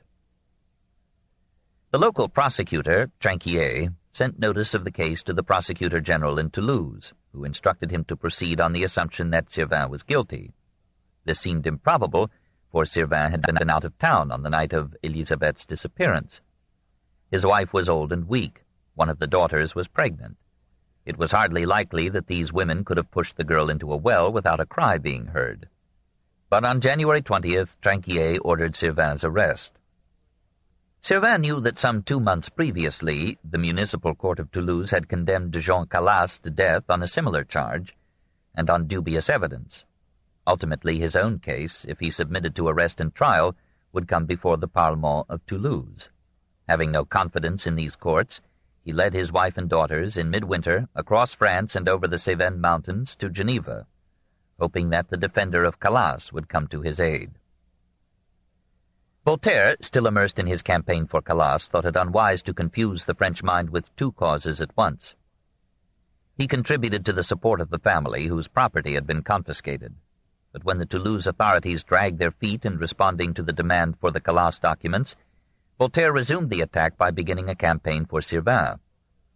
Again he appealed for help and funds. Contributions came from Frederick II of Prussia and Christian VII of Denmark, and again from Catherine II of Russia and Stanislas Poniatowski, King of Poland. The Mazamet court refused Voltaire's request for a copy of the trial record. We must not detail the struggle in this case.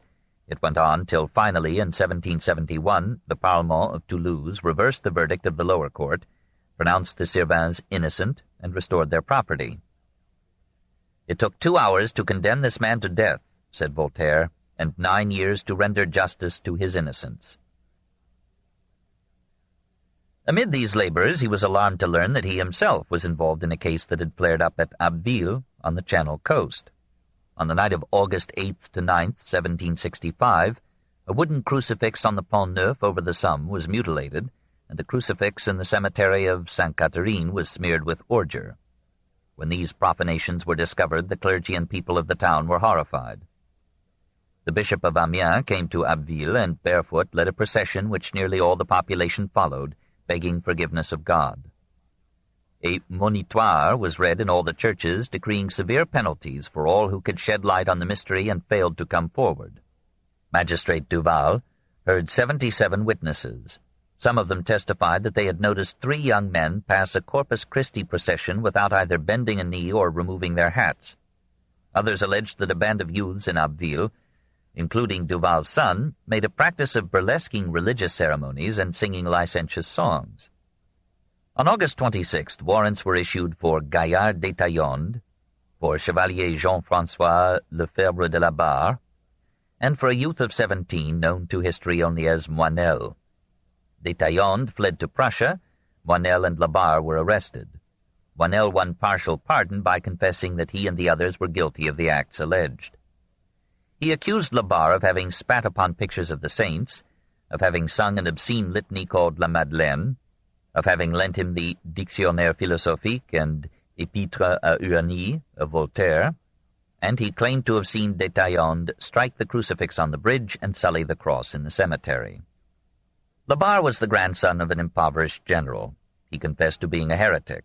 A witness reported that La Barre, on being asked why he had not removed his hat before the Corpus Christi procession, had replied that he regarded the host as a piece of wax, and could not understand why anyone would adore a god of dough.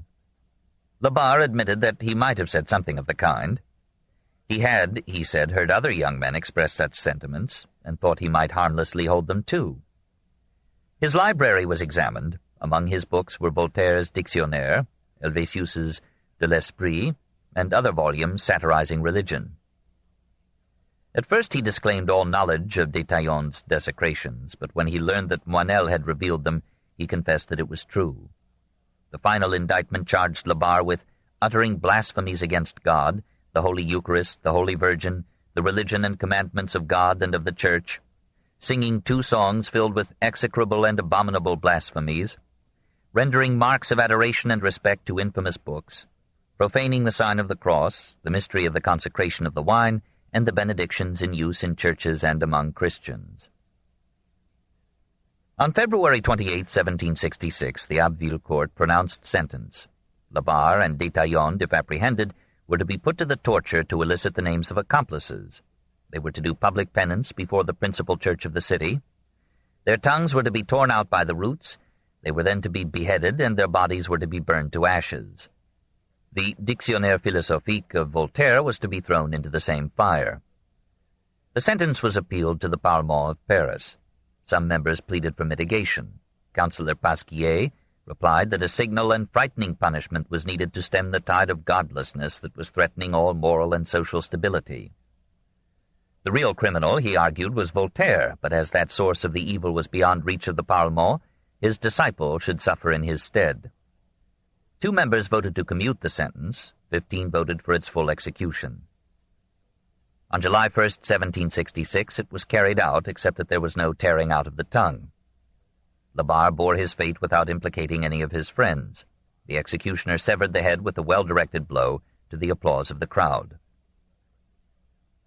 Voltaire was shocked by the severity of the punishment. This, he felt, was a barbarity worthy of the Spanish Inquisition at its worst.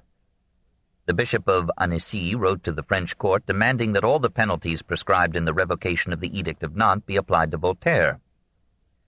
"That rascally bishop," wrote Voltaire to d'Alembert, "still swears that he will have me burned in this world or the other. To escape being burned, I am laying in a supply of holy water." Fearing that he might be summoned before the Parlement of Dijon, he took the opportunity to try the medicinal waters at Rolle, in Switzerland. Then he returned to Ferney and resumed his efforts for Servin. Now he proposed to d'Alembert and Diderot that he and they and other philosophes leave benighted France and settle in Cleves under the protection of Frederick the Great. Neither they nor Frederick enthused over the plan. Frederick agreed that the punishment of La Barre was extreme. For his part, he would rather have condemned the youth to read the entire Summa Theologica of Thomas Aquinas. This, he thought, would be a fate worse than death. Frederick proceeded to give Voltaire a bit of advice. "The scene which has occurred at Abbeville is tragic, but was there not some fault in those who were punished? Should we directly attack the prejudices that time has consecrated in the mind of nations? And if we wish to enjoy liberty of thought, must we insult established belief? A man who does not wish to make a disturbance is rarely persecuted. Remember Fontenelle's saying, 'If my hand were full of truths, I should think more than once before opening it.'" As to the proposed colony of Philosophes at Cleves, Frederick offered protection, but on condition that they keep the peace and respect the faith of the people. He added, "The average man does not deserve to be enlightened. If the philosophers were to form a government, the people, after 150 years, would forge some new superstition, and would either pray to little idols or to the graves in which the great men were buried, or invoke the sun, or commit some similar nonsense. Superstition is a weakness of the human mind, which is inseparably tied up with it. It has always existed and always will." Voltaire persisted in his campaign. He sent forth a simple narrative of the death of the Chevalier de la Barre. He wrote to his royal friends, asking them to intercede with Louis XV to have the dead youth in some way rehabilitated. And when these efforts failed, he sent to Louis XVI in 1775 a letter entitled The Cry of Innocent Blood. The judgment against La Barre was never reversed, but Voltaire had the satisfaction of seeing Turgot revise the criminal code that had sanctioned the execution of a youth for offenses that seemed to merit something less than decapitation. With an energy remarkable at his age, Voltaire continued to the end of his life to lead the crusade against the excesses of church and state. In 1764, he secured the liberation of Claude Chaumont, who had been condemned to the galleys for attending Protestant services.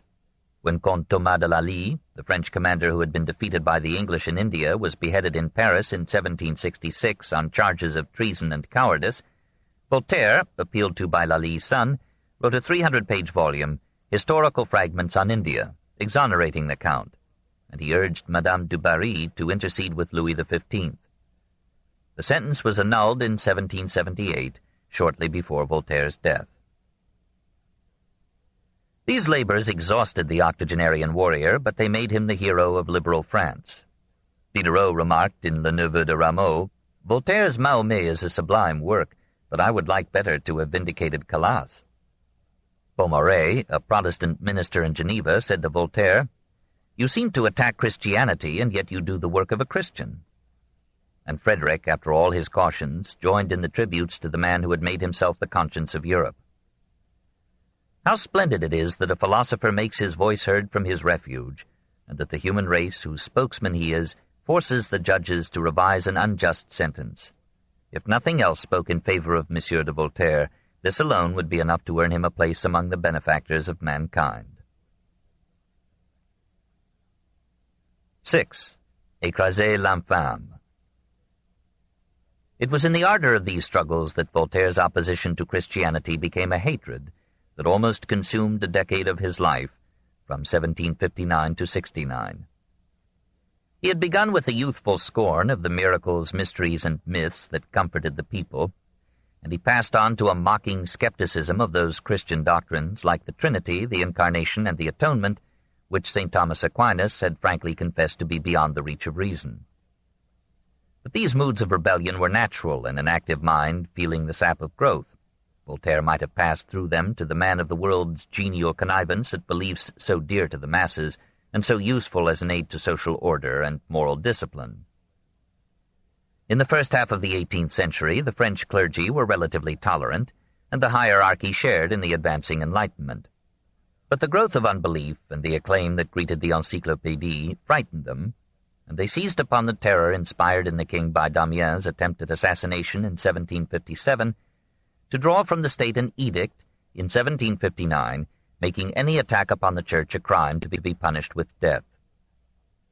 The Philosophes saw this as a declaration of war, and felt that henceforth they need spare no feelings, no traditions, in attacking what seemed to them a murderous absurdity.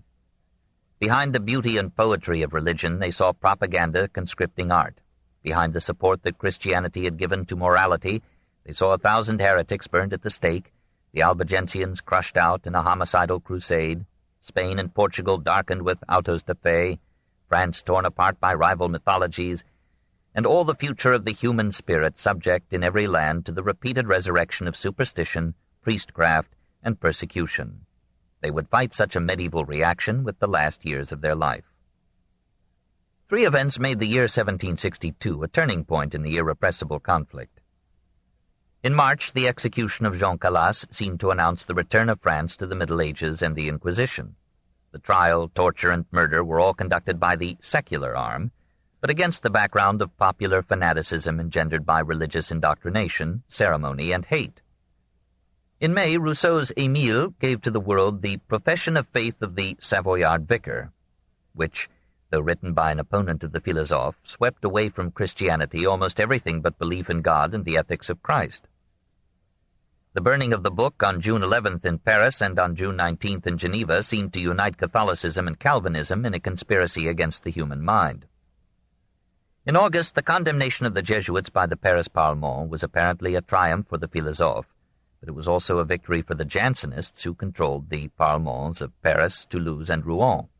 And the actions of the Parlements in the case of Calas and Labarre made it clear that the Jansenists were as bitter enemies of intellectual freedom as any in the history of France.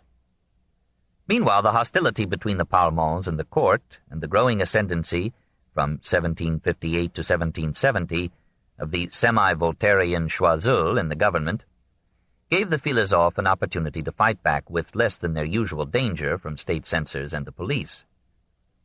The stage was set for the climax of the attack upon Christianity. Now Voltaire spread and shouted the watchword of his ire, "Écrasez l'infâme," crush the infamy. He had begun to use the phrase in 1759. Henceforth he repeated it 100 times and in a dozen forms. Occasionally he used it as a signature.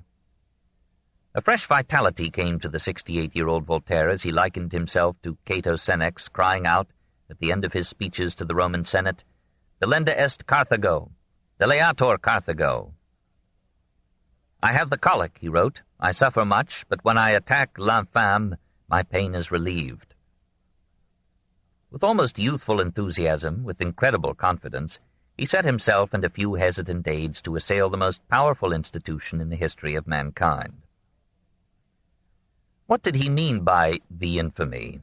Did he propose to crush superstition, fanaticism, obscurantism, and persecution? Or was he undertaking to destroy the Catholic Church, or all forms of Christianity, or all religion itself?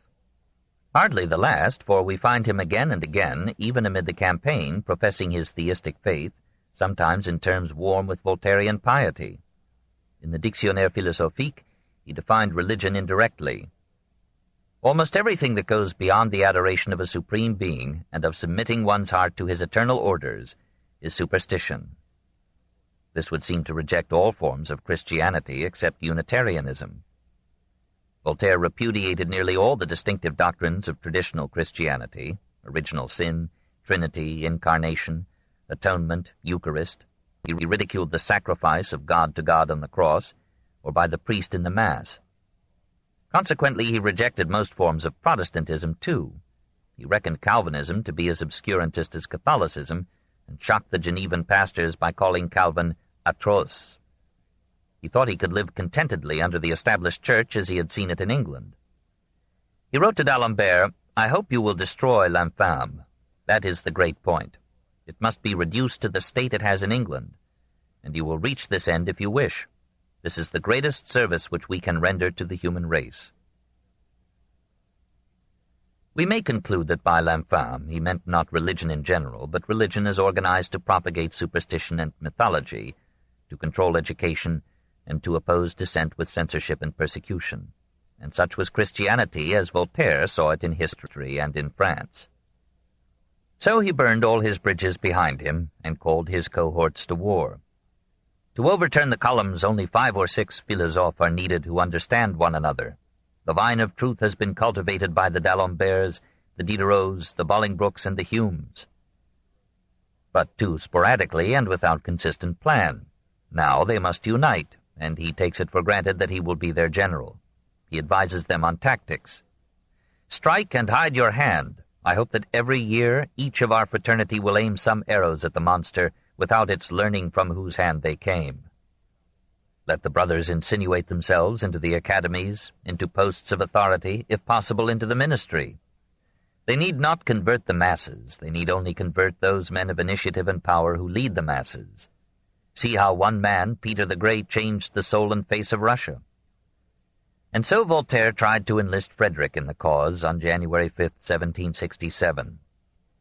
"Sire, you are perfectly right. A wise and courageous prince, with money, troops, and laws, can quite well govern men without the aid of religion, which was made only to deceive them.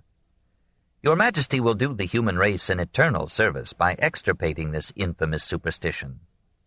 I do not say among the rabble who are not worthy of being enlightened, and who are apt for every yoke. I say among honest people, among men who think, among those who wish to think. 'Tis for you to feed their minds. My one regret in dying is that I cannot aid you in this noble enterprise."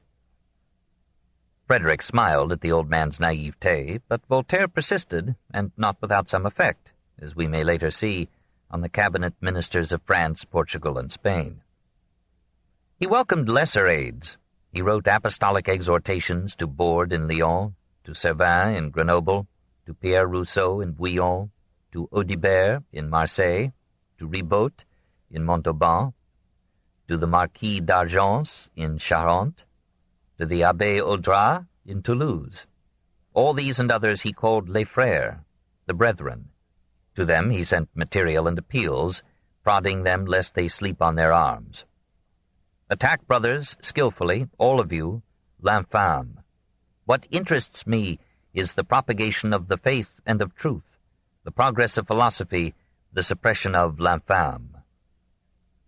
Drink to my health with brother Plato, Diderot, and écrasez l'infâme. I embrace all my brethren, my health is pitiable, écrasez l'infâme. I embrace my brethren in Confucius, in Lucretius, in Cicero, in Socrates, in Marcus Aurelius, in Julian, and in the communion of all our patriarchs.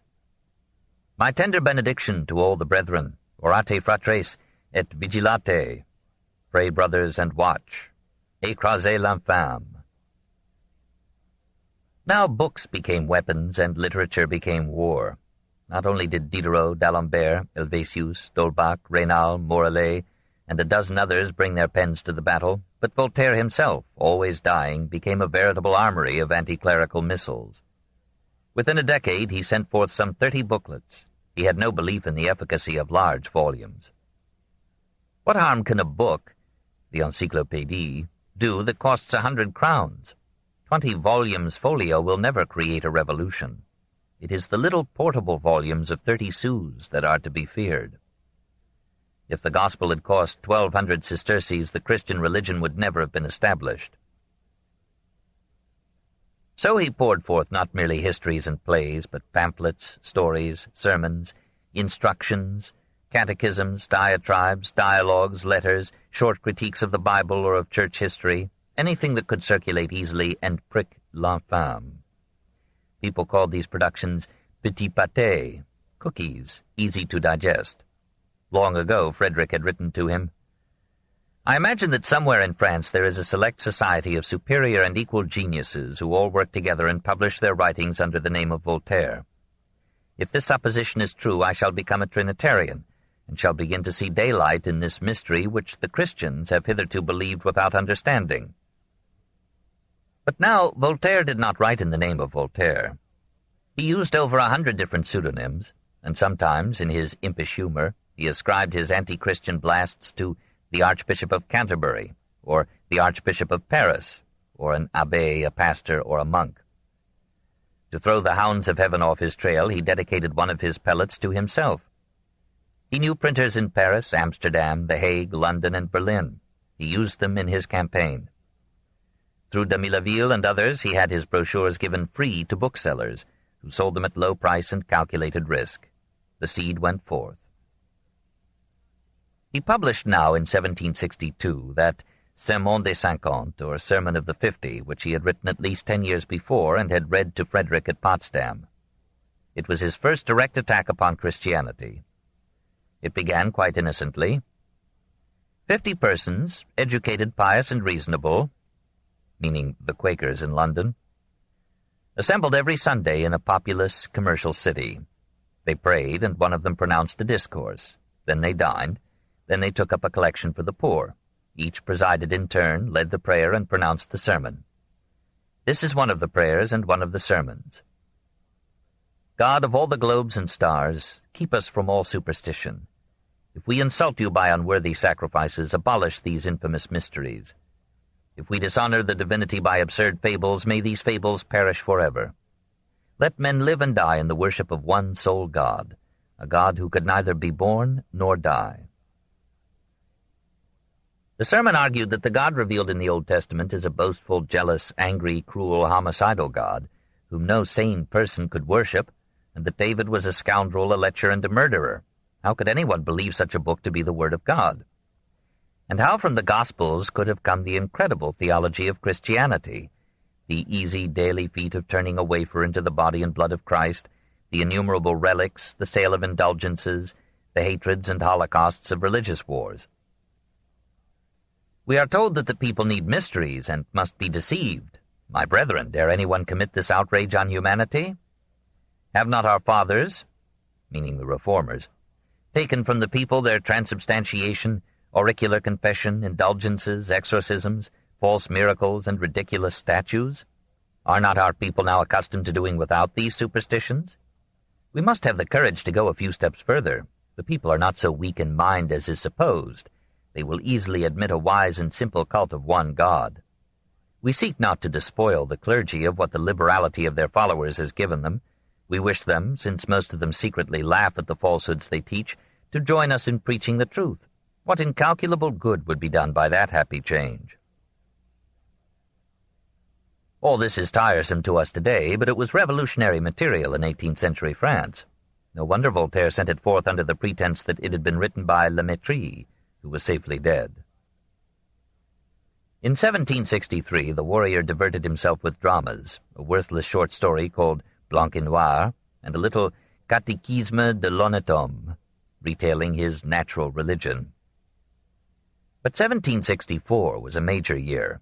Voltaire kept his printers busy with L'Évangile de la Raison and Examen de la Religion, a modified edition of Jean Meslier's fiery Testament, and one of his most important publications, Dictionnaire philosophique portatif. It was not the immense tome of 824 large double-column pages that we have in one form today, or the 5 or 8 volumes that it fills in his collected works. It was a small book, easy to hold or to conceal. The brevity of its articles, the simplicity and clarity of its style, carried it to 1 million readers in a dozen lands. It is a remarkable production for one man. There are probably 1,000 errors in it, but the vast accumulation of data, the erudition in almost every field, make the book one of the miracles in the history of literature.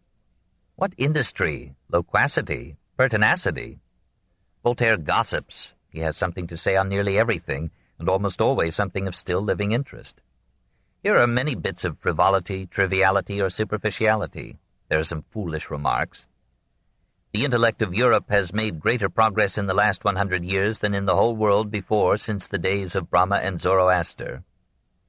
But no man can be wise through 1,000 pages, and no other man has ever been brilliant so long. Even etymologies are given, for Voltaire, like every curious reader, was attracted by the tribulations that words have suffered in their travels through time and space. And here in the article Abuse of Words, and again in the article Miracles, is the famous Voltairean imperative, define your terms. Essentially, the book aimed to serve as an arsenal of arguments against Christianity as Voltaire knew it. Here, once more, are the incredibilities, absurdities, and scandals of the Bible, not only in the article Contradictions, but on almost every page. Who gave the Church the authority to pronounce canonical and God-inspired 4 of the 50 Gospels that were written in the century after the death of Jesus? What a revealing oversight it was to speak of the virgin birth of Jesus and yet trace his genealogy to that rascal David through the allegedly fainéant Joseph. Why did Christianity reject the Mosaic law despite Christ's repeated confirmation of it? Was Paul, who rejected that law because of a little piece of skin, a greater authority than Christ? The city fathers of Geneva did not like the Dictionnaire philosophique. On September 24, 1763, the Council of 25 ordered the executioner to burn every copy that he could find.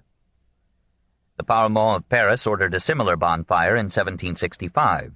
We have seen the fate of the book in Abbeville in 1766. Voltaire assured the Genevan authorities that the dictionary was the work of a corps of writers entirely unknown to him. Meanwhile, he prepared supplementary articles for the 4 further editions that were secretly printed before the end of 1765, and he poured new material into the 5 additional editions that appeared before his death in 1778. He arranged with the conniving booksellers of Geneva to supply them with as many free copies as they could distribute, and with salesmen to leave copies at private doors. He continued the war with intensified passion in the years 1765 to 67. In 1764 he had finally abandoned his house at Les Délices in a Geneva too hot for his heresies. For almost 3 years he hardly stirred from his property at Ferney. And nearly every month he sent to some printer a new pamphlet against l'infâme. Les Questions de Zapata, from March 1767, pretended to be the queries put to a committee of theologians by a professor of theology at the University of Salamanca in 1629. Zapata confessed to doubts that the Star of Bethlehem, the supposed census of the whole earth by Augustus, the slaughter of the innocents, and the temptation of Jesus by Satan on a hill whence one could see all the kingdoms of the earth. Where was that wonderful hill?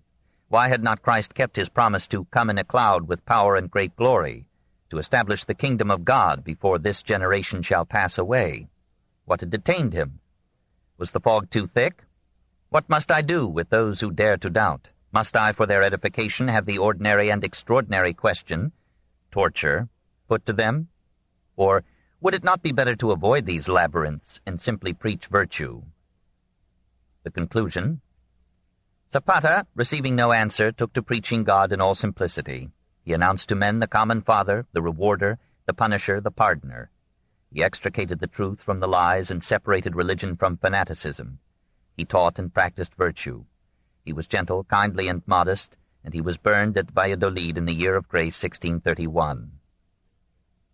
In May 1767, Voltaire returned to the attack more vigorously in a work of 105 pages, Examen important de Milord Bolingbroke. Here he put his arguments into the mouth of the dead Englishman, but Bolingbroke would probably have accepted the imposition. In the same year, Voltaire published L'Ingenue, a delightful 100-page story of an unbelievably virtuous Huron Indian brought to France from America and confused by European customs and Christian theology. In 1769 came Le Cri des Nations, an appeal to Catholic Europe to throw off the alleged sovereignty of popes over kings and states. Again in that year he sallied forth with a studious but impassioned Histoire du Parlement, condemning that body as a conspiracy of Jansenist reactionaries. And in 1770-72 he issued 9 volumes as Questions sur l'Encyclopédie, a mélange of articles constituting another one-man encyclopedia, even more pointedly anti-Catholic than the Portatif. Usually he disguised his publications with deceptive titles: Homily on the Interpretation of the Old Testament, Epistle to the Romans, Sermons of the Reverend Jacques Rosset, Homily of Pastor Bourne, Counsels to the Fathers of Families. The educated public of France guessed that Voltaire had written them, for he could not disguise his style, but no one proved it.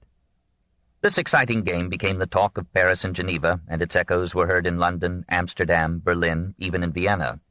Never in history had a writer played such hide-and-seek with such powerful enemies, and with such success. 100 opponents tried to answer him. He rebutted them all, fighting back roughly, sometimes coarsely or unfairly. C'est à la guerre. And he enjoyed it. In the ardor of battle he forgot to die.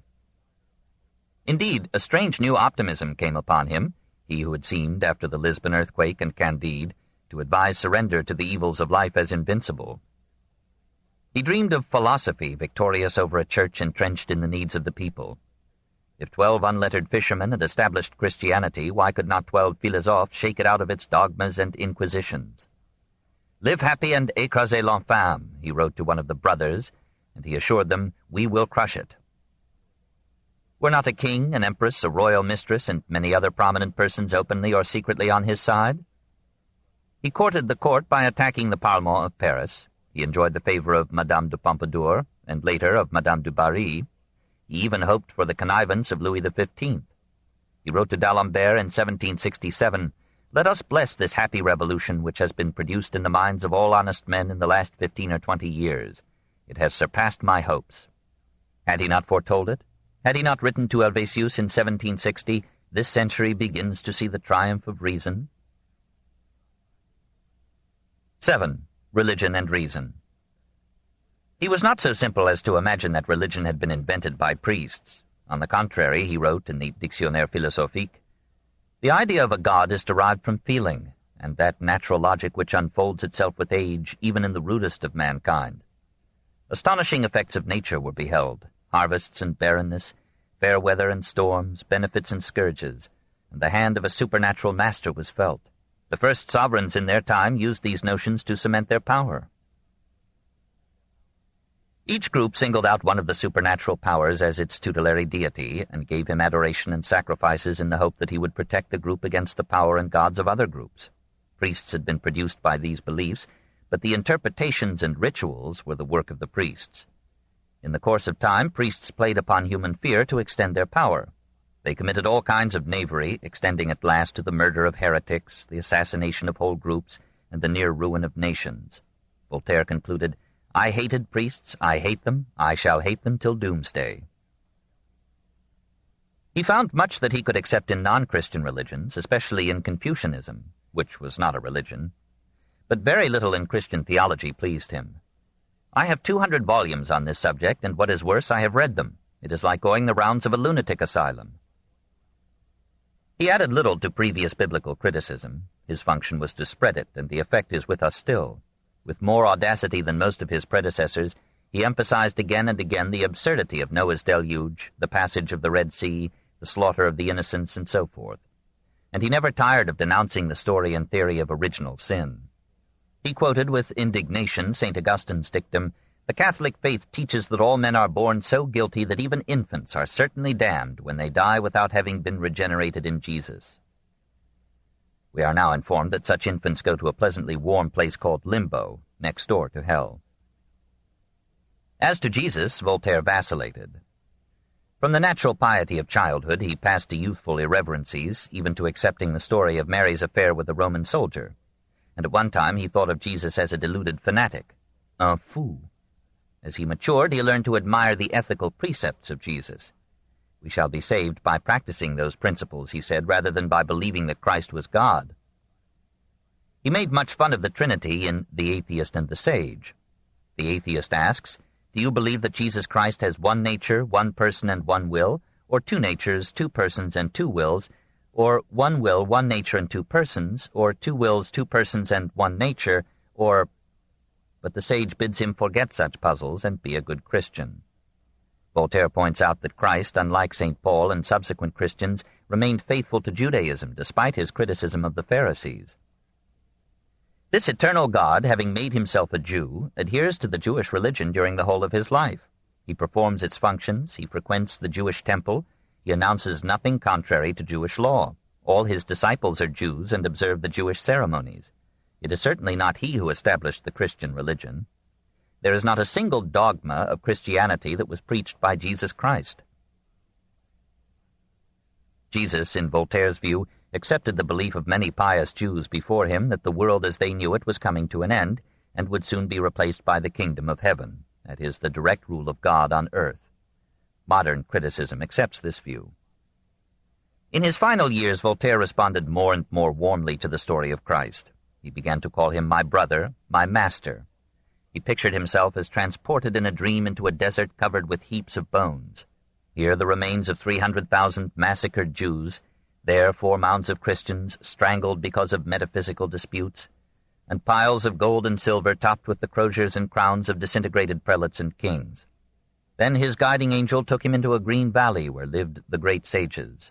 There he saw Numa Pompilius, Pythagoras, Zoroaster, Thales, Socrates. Finally, I advanced with my guide into a grove higher than that in which the sages of antiquity tasted a pleasant repose.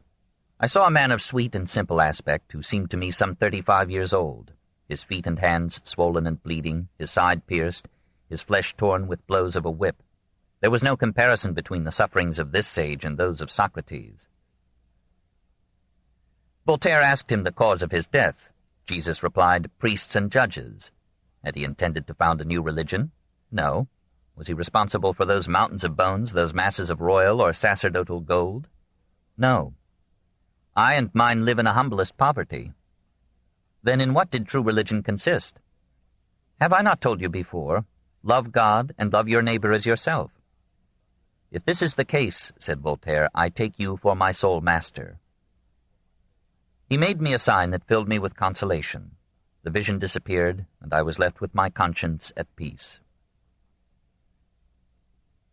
But that was a later mood. In his war years, Voltaire saw the history of Christianity as predominantly a misfortune for mankind. The mysticism of Paul, the fables of Gospels, canonical or apocryphal, the legends of martyrs and miracles, and the strategy of priestcraft combined with the hopeful credulity of the poor to produce the Christian Church. Then the fathers of the Church formulated the doctrine in eloquence capable of satisfying middle-class minds. Bit by bit, the light of classic culture was dimmed by the spread of childish imaginations and pious frauds, until darkness settled for centuries upon the European mind.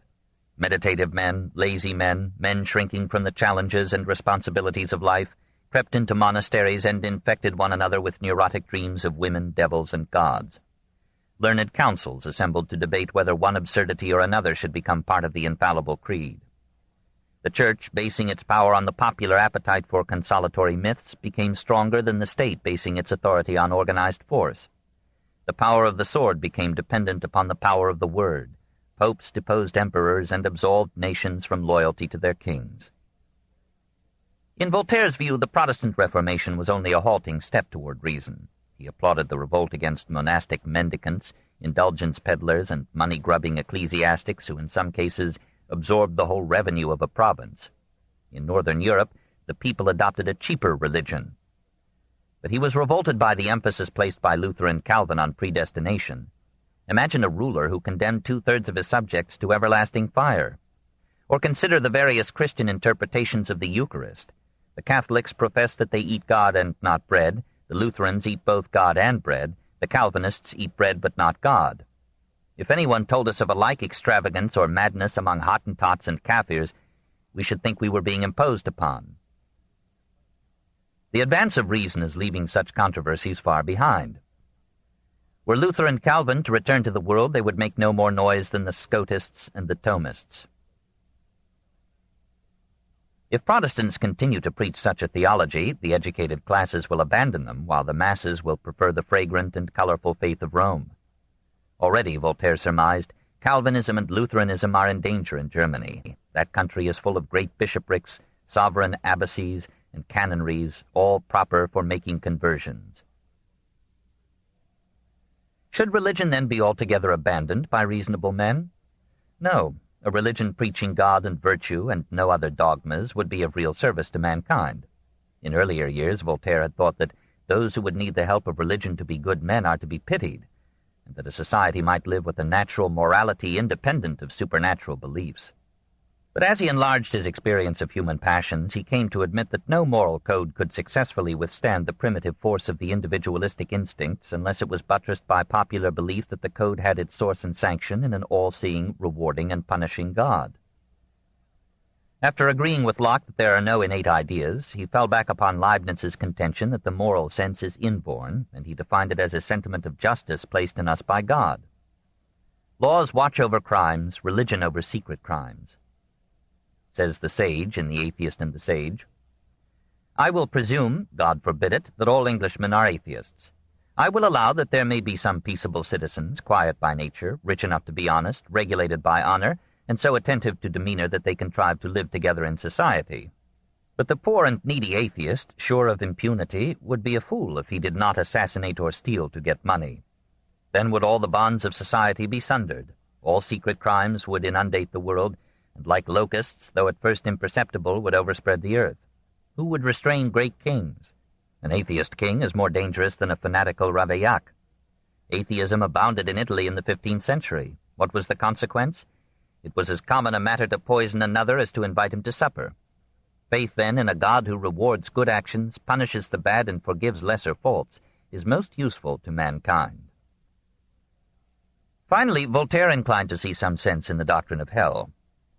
To those philosophers who in their writings deny a hell, I will say, Gentlemen, we do not pass our days with Cicero, Atticus, Marcus Aurelius, Epictetus, nor with the too scrupulously virtuous Spinoza, who, although laboring under poverty and destitution, gave back to the children of the Grand Pensionary de Witt an allowance of 300 florins, which had been granted him by that great statesman, whose heart, it may be remembered, the Hollanders devoured.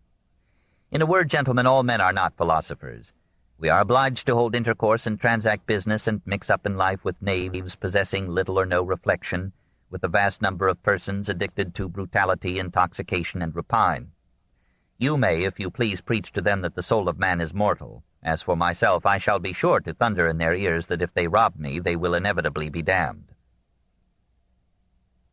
We conclude that the devil can quote Voltaire to his purpose. After appealing for a religion freed from fables, the great skeptic ended preaching the worst fable of all. He had asked for a religion confined to the inculcation of morality. Now he admitted that common men cannot be kept from crime except by a religion of heaven and hell. The Church could claim that he had come to Canossa. At the age of 72, he rephrased his faith under the chastened title, The Ignorant Philosopher, this in 1766. He confesses at the outset that he does not know what matter or mind is, nor how he thinks, nor how his thought can move his arm. He asks himself a question that apparently never occurred to him before. Is it necessary for me to know? But he adds, I cannot divest myself of a desire of being instructed. My baffled curiosity is ever insatiable. He is now convinced that the will is not free. The ignoramus who thinks thus did not always think so, but he is at length compelled to yield. Is there a God? Yes, as the intelligence behind the order, the prodigious art, and the mechanical and geometrical laws that reign in the universe. This book is continued at this point on the other side of this cassette. Please reverse or turn the cassette over now. The Story of Civilization, Volume 9, The Age of Voltaire, by Will and Ariel Durant. Part 2, continued. Cassette 12, Side 2. Is there a God? Yes, as the intelligence behind the order, the prodigious art, and the mechanical and geometrical laws that reign in the universe. But this supreme intelligence is known to us only in his existence, not in his nature. Miserable mortal, if I cannot understand my own intelligence, if I cannot know by what I am animated, how can I have any acquaintance with that ineffable intelligence which visibly presides over the universe? But we are his work. Voltaire is inclined to believe that there was never a creation in time, that the world has always existed, has ever issued from that primitive and necessary cause as light emanates from the sun, and that nature has always been animated. He still believes that there is design in the universe, a providence that guides the whole but lets the part, including each human individual, shift for itself. And he concludes, If you tell me that I have taught you nothing, remember that I set out by informing you that I am ignorant. The perplexed philosopher began to envy those who had never thought but had only believed and hoped, and yet he came back to Socrates' view that a life without thought is unworthy of a man. He expressed his hovering between these views of life in L'Histoire d'un bon Brahmin in 1761. In my travels I once happened to meet an aged Brahmin. This man had great understanding, great learning, and great wealth. I wish, he said to me one day, I had never been born. Why so? I asked. Because I have been studying these 40 years, and I find it has been so much time lost. Though I teach others, I know nothing. I exist in time without knowing what time is. I am placed, as our wise men say, in the confines between two eternities, and yet have no idea of eternity. I am composed of matter. I think, but I have never been able to satisfy myself what it is that produces thought. I do not know why I exist, and yet I am applied to every day for a solution of the enigma. I must return an answer, but I can say nothing satisfactory on the subject. I talk a great deal, and when I have done speaking, I remain confounded and ashamed of what I have said. The condition in which I saw this good man gave me real concern. The same day I had a conversation with an old woman, his neighbor. I asked her if she had ever been unhappy for not understanding how her soul was made. She did not comprehend my question. She had not for the briefest moment in her life had a thought about these subjects with which the good Brahmin had so tormented himself. She believed from the bottom of her heart in the metamorphoses of her great god Vishnu, and provided she could get some of the sacred water of the Ganges in which to make her ablutions, she thought herself the happiest of women. Struck with the happiness of this poor creature, I returned to my philosopher, whom I thus addressed. Are you not ashamed to be thus miserable when, not 50 yards from you, there is an old automaton who thinks of nothing and lives contented? You are right, he replied. I have said to myself 1,000 times that I should be happy if I were as ignorant as my old neighbors, and yet it is a happiness I do not desire. The reply of the Brahmin made a greater impression upon me than anything that had passed. I concluded that although we may set a great value upon happiness, we set a still greater value upon reason. But after mature reflection, I still thought there was great madness in preferring reason to happiness. 8. Voltaire, Bigot. In a similar mood, Pascal had chosen to submit his logic-ridden intellect to the Catholic Church as an organization that through long experience had found a combination of doctrine and ritual helpful to morality and comforting to wonder and grief. Voltaire did not go so far, but in his 70s he moved confusedly in that direction. He began by reconciling himself to the general desirability of some religion. When Boswell asked him on December 29, 1764, "Would you have no public worship?" Voltaire answered, "Yes, with all my heart. Let us meet 4 times a year in a great temple, with music, and thank God for all his gifts. There is one Son, there is one God. Let us have one religion, then all mankind will be brethren." The Son offered him, so to speak, a halfway house to God. In May 1774, aged 80, he rose before dawn and climbed with a friend to see the sunrise from a nearby hill. Perhaps he had been reading Rousseau. Reaching the top exhausted and overwhelmed by the glory of the triumphant sun, he knelt and cried, "O mighty God, I believe." But the Voltaire in him rebounding, he said as he rose to his feet, "As to Monsieur the Sun and Madame his mother, that is another matter." Gradually he went further and consented to allow a clergy which would teach morality to the people and offer prayers to God. He acknowledged that the bishops in France and England had done some good in organizing social order, but the cardinals were too expensive and should be dispensed with. He had a tender regard for the simple parish priest who kept the village register, helped the poor, and made peace in troubled families. These curés should be more respected, better paid, less exploited by their ecclesiastical superiors. In generous moments, the old penitent was willing to increase the religious assemblies from 4 times a year to once a month, even once a week. There should be prayers and thanksgiving, acts of adoration, and lessons in morality, but no sacrifice, no prayers of petition, and let the sermons be short. If you must have religious pictures or statues, let them commemorate not dubious saints, but the heroes of humanity, like Henry IV, saving his mistresses. And no supernatural dogmas except the existence of a just God. The ecclesiastical organization should be subject to the state. The clergy should be trained and paid by the government. Monasteries and convents might remain, but only as refuges for the old or sick. Like so many skeptics, Voltaire had a tender regard for the nuns who came out of their convents to help the sick and the poor. Seeing the Sisters of Charity in the hospitals of Paris, he had written in the Essai sur les Mœurs, "There is not on all the earth anything to equal the sacrifice of beauty, youth, and often high birth, which the gentle sex offers gladly in order to solace in the hospitals the welter of human suffering. The nations separated from the Roman faith have but imperfectly copied so noble a charity." As all the world knows, Voltaire built near his mansion at Ferney a little church over whose portal he proudly inscribed the words, "Deo erexit Voltaire." This, he claimed, is the only church in the world dedicated to God alone. All the others are dedicated to saints. He asked Rome to send him some sacred relics for his chapel. The Pope sent him a haircloth of St. Francis of Assisi. On the altar, Voltaire placed a life-size gilded metal statue of Christ, not as the crucified, but as a sage. There, from 1760 onward, he attended Mass every Sunday. He had himself censored as seigneur of the village, and at Easter in 1768 he went to communion. He sent his servants to church regularly and paid to have their children taught the catechism. Much of this piety may have been designed to give his villagers a good example, to encourage them in beliefs that might lessen their crimes and safeguard his property. He made sure that the court at Versailles should hear of his exemplary behavior, and perhaps he hoped that this would facilitate his campaigns for the Colosses, the Servins, and Le Bar, and his own return to Paris. And indeed the king and the queen were pleased to hear of his reform. The Abbé de la Blétrie approved of Voltaire's taking the sacrament, but remarked on seeing the communicant's emaciation that Voltaire had forgotten to have himself buried, to which Voltaire, bowing courteously, replied, "After you, monsieur." On March 31st, 1769, he summoned a notary and signed before several witnesses an affirmation that he wished to die in the Catholic religion. The frere in Paris laughed at him. He bore their jibes good-humoredly. After 1768, he adopted the monastic custom of having devotional works read to him at mealtime. For this purpose, he preferred the sermons of Massillon. He could appreciate literature even when it came in a cassock.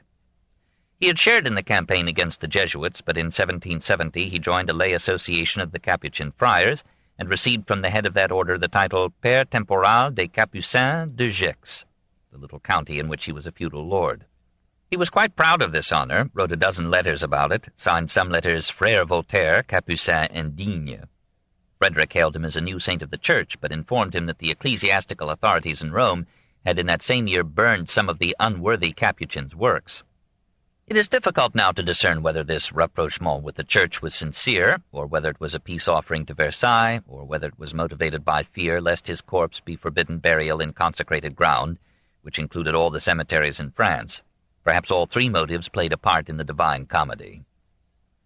In these final years, 1770 to 78, he devoted his pen rather to repudiating atheism than to attacking Christianity. Into the article God in the Dictionnaire philosophique he inserted 2 sections in refutation of D'Holbach's Système de la Nature. In 1772 he composed a vigorous essay, Il faut prendre un parti, We Must Take Sides, in which he argued for God and toleration. He confessed to Madame Necker, to the Duchesse de Choiseul, to Prince Frederick William of Prussia, his fear that the movement for religious toleration would be defeated by the advocacy of atheism. He regretted that his criticism of D'Holbach was endangering the solidarity of the Frere, but he persisted. I have no doubt that the author and 3 supporters of this book will become my implacable enemies for having spoken my thoughts, and I have declared to them that I will speak out as long as I breathe, without fearing either the fanatics of atheism or the fanatics of superstition.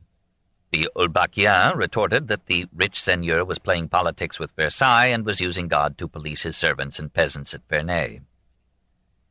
In the last decade of his life, the men whom he had once hailed and spurred on as brothers in the campaign against l'infâme looked upon him as a lost leader. Diderot had never loved him, had never taken to corresponding with him, had resented Voltaire's evident assumption that d'Alembert was the chief and soul of the Encyclopédie. Diderot applauded the defense of Calas, but he let slip a jealous line. This man is never more than the second in all genres. Voltaire did not share Diderot's revolutionary politics, nor his liking for the bourgeois drama of sentiment. The bourgeois, become aristocrat, could not relish the bourgeois contentedly bourgeois. Neither Diderot nor D'Holbach made the pilgrimage of devotion to Ferney. Grimm commented with undue severity on Voltaire's criticism of Hobbes and Spinoza. The ignorant philosopher has with difficulty skimmed the surface of these matters. And now the atheists of Paris, growing in number and pride, turned their backs upon Voltaire. So early as 1765, even amid the battle against l'infâme, one of them dismissed him with scorn. Il est un bigot, c'est un déiste. Buffeted from both sides, the frail patriarch began toward 1770 to lose faith in the prospects of victory. He called himself a great destroyer who had built nothing. His new religion of God and tolerance, he feared, would come only when rulers would accept the Abbé de Saint-Pierre's project for perpetual peace. That is, probably never at all. He had long suspected the frailty of philosophy and the unattractiveness of reason. No philosopher has influenced the manners of even the street he lived in. He surrendered the masses to superstition or mythology. He hoped to win some 40,000 sages in France and the educated strata of the middle class, but even this hope began to fade in the twilight of his years. To enlighten the young, bit by bit, this was all the dream that was left to him as he prepared, aged 84, to see Paris and die. Perhaps in the marvelous welcome that he was destined to receive there, his faith and hope in man would return. Was he a philosopher? Yes, though he made no system, vacillated on everything, and too often remained on the surface of things. He was not a philosopher if the word means the maker of a system of unified and consistent thought about the world and man. He turned away from systems, as the imprudent sallies of the minuscule into the infinite. But he was a philosopher if that means a mind seriously occupied with the basic problems of nature, morals, government, life, and destiny. He was not considered profound, but perhaps that was because he was uncertain and clear. His ideas were seldom original, but in philosophy nearly all original ideas are foolish, and lack of originality is a sign of wisdom. Certainly the form that he gave to his ideas was original. Voltaire is without question the most brilliant writer that ever lived. Was he second in every field, as Diderot charged? Second in philosophy to Diderot, yes, and in drama to Corneille and Racine, but he was first and best in his time in his conception and writing of history, in the grace of his poetry, in the charm and wit of his prose, in the range of his thought and his influence. His spirit moved like a flame over the continent and the century, and stirs 1,000,000 souls in every generation. Perhaps he hated too much, but we must remember the provocation. We must imagine ourselves back in an age when men were burned at the stake or broken on the wheel for deviating from orthodoxy. We can appreciate Christianity better today than he could then, because he fought with some success to moderate its dogmas and violence. We can feel the power and splendor of the Old Testament, the beauty and elevation of the New, because we are free to think of them as the labor and inspiration of fallible men. We can be grateful for the ethics of Christ because he no longer threatens us with hell, nor curses the men and cities that will not hear him. We can feel the nobility of St. Francis of Assisi because we are no longer asked to believe that St. Francis Xavier was heard in several languages while he spoke in one. We can feel the poetry and drama of religious ritual now that the transient triumph of toleration leaves us free to worship or abstain. We can accept 100 legends as profound symbols or illuminating allegories because we are no longer required to accept their literal truth. We have learned to sympathize with that which we once loved and had to leave, as we retain a tender memory for the loves of our youth. And to whom, more than to any other one man, do we owe this precious and epical liberation? To Voltaire. Chapter 23, the last chapter. The Triumph of the Philosophes, 1715 to 1789. 1. The clergy fights back. There was much to be said for Christianity, and its defenders said it with vigor, sometimes with blind misjudging of the age, sometimes with the grace and clarity that France expects even of theology. There were ecclesiastics who still insisted that any deviation from defined Catholic doctrine should be punished by the state, and that the massacre of St. Bartholomew was as legitimate as surgery. But there were others who took up the gauge like gentlemen and allowed the enemy to choose the weapon, reason. It was a gallant gesture, for when a religion consents to reason, it begins to die.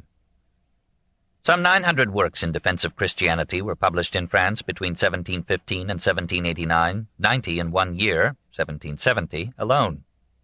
Diderot's Pensées philosophiques, Helvétius's De l'Esprit, Rousseau's Émile, drew 10 refutations each.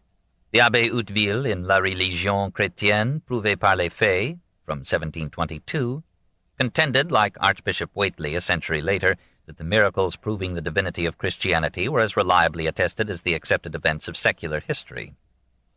The Abbé Guillon spread through 2 volumes his satirical Oracle des Nouveaux Philosophes, from 1759 to 1760. The Abbé Pluche spread out the Spectacle de la Nature in 8 volumes between 1739 and 46. It went through 18 costly editions.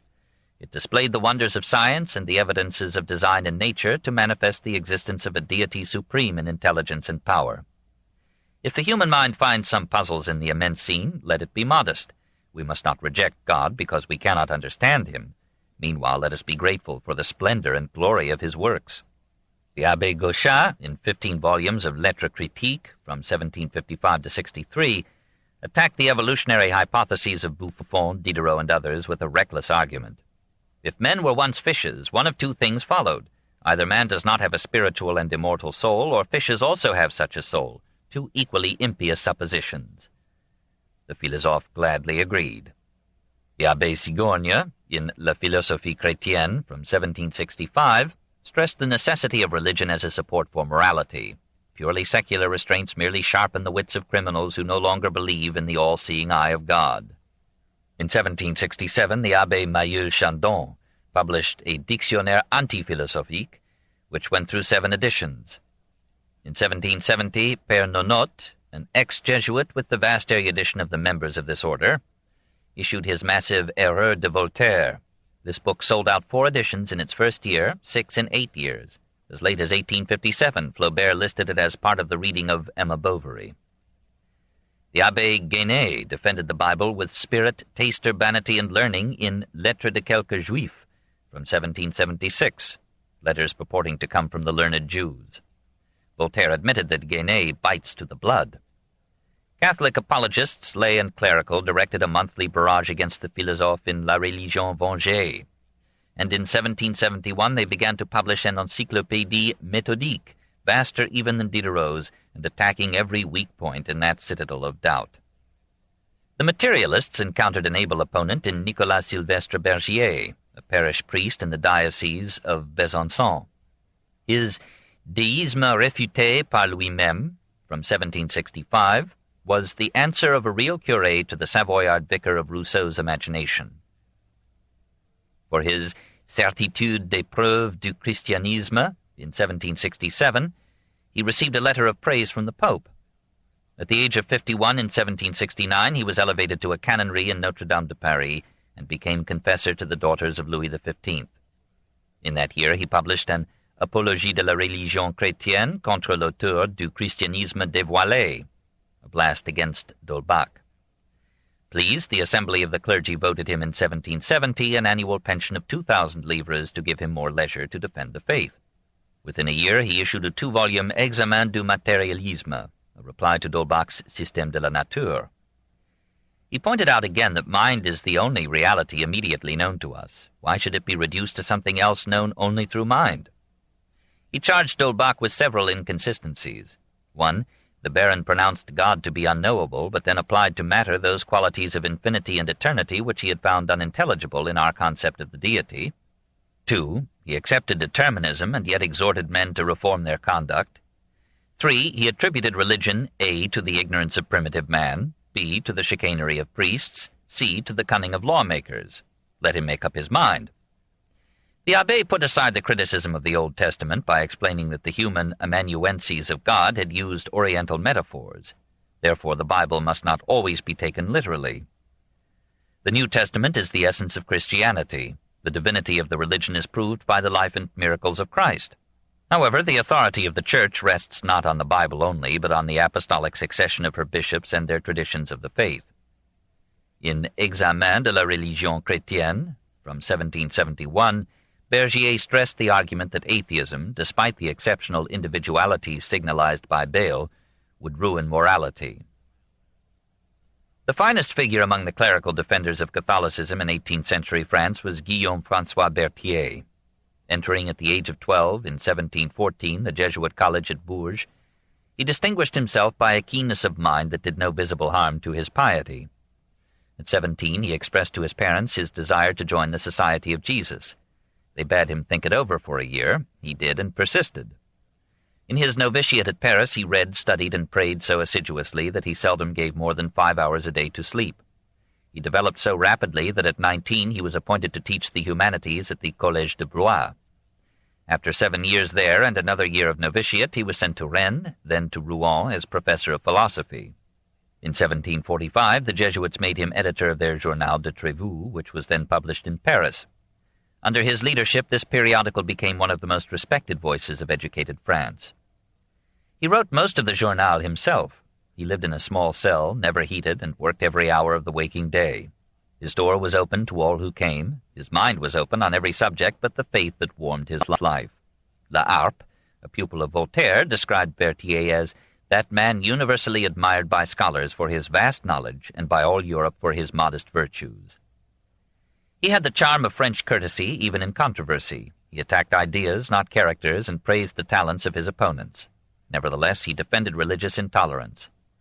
Believing that the Catholic Church had been founded by Christ, the Son of God, he held it a Christian duty to prevent by any peaceful means the dissemination of religious error.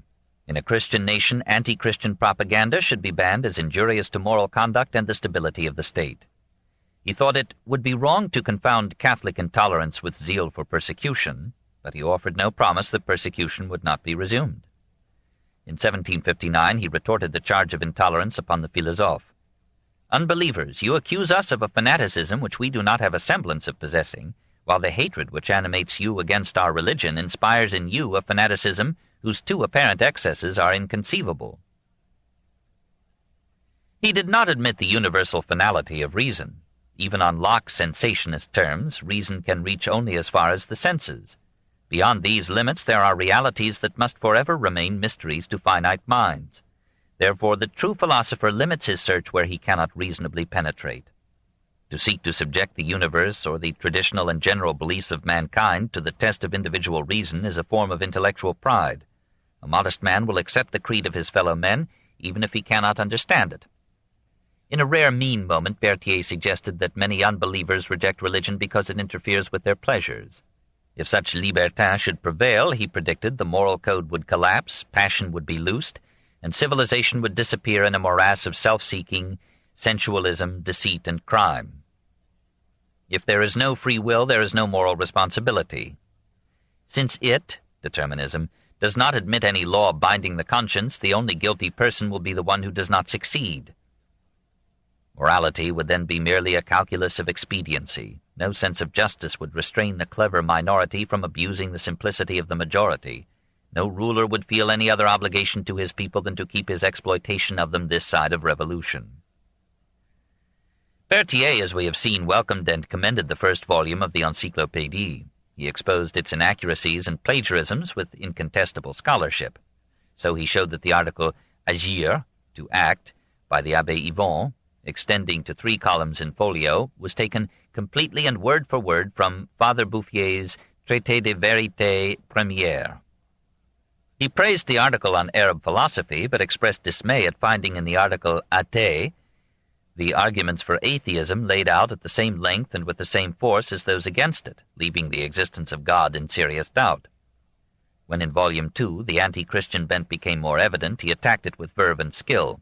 He pointed out that the Encyclopédie derived the authority of a government from the consent of the governed. This, said Berthier, is a view dangerous to hereditary monarchy. He may have been instrumental in having the Encyclopédie repressed. In the Journal de Trévoux for April 1757, he examined Voltaire's Essai sur les Mœurs. It is sad for us to find here a living author whose talents we admire, but who abuses them in the most essential matters. He saw in Voltaire's work an attempt to destroy the church and religion, to elevate upon their ruins a philosophic structure, a temple dedicated to license of thought, and vowed to independence from all authority, to reduce and restrict worship and morality to a philosophy purely human and secular. He charged Voltaire with a bias that disgraced the historian, with an almost complete blindness to the virtues and services of Christianity, and a passionate resolve to find every possible fault in its teachings and career. Voltaire, he said, pretended to believe in God, but the effect of his writings was to promote atheism. When in the same issue Berthier turned to Voltaire's La Pucelle, he lost his temper and cried out, "Never has hell vomited up a more deadly plague. Voluptuousness here impudently displays the most lewd pictures. Obscenity borrows the language of the marketplace. The basest buffoonery seasons its impiety. The odor given off by these verses is enough to infect and corrupt every age and condition in society."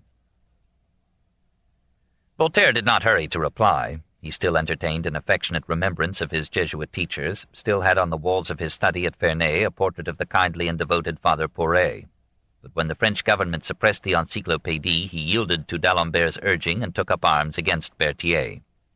He accused him of opposing the Encyclopédie because it competed with the Dictionnaire de Trévoux, which he supposed to be a Jesuit product. It was so only in part and unofficially.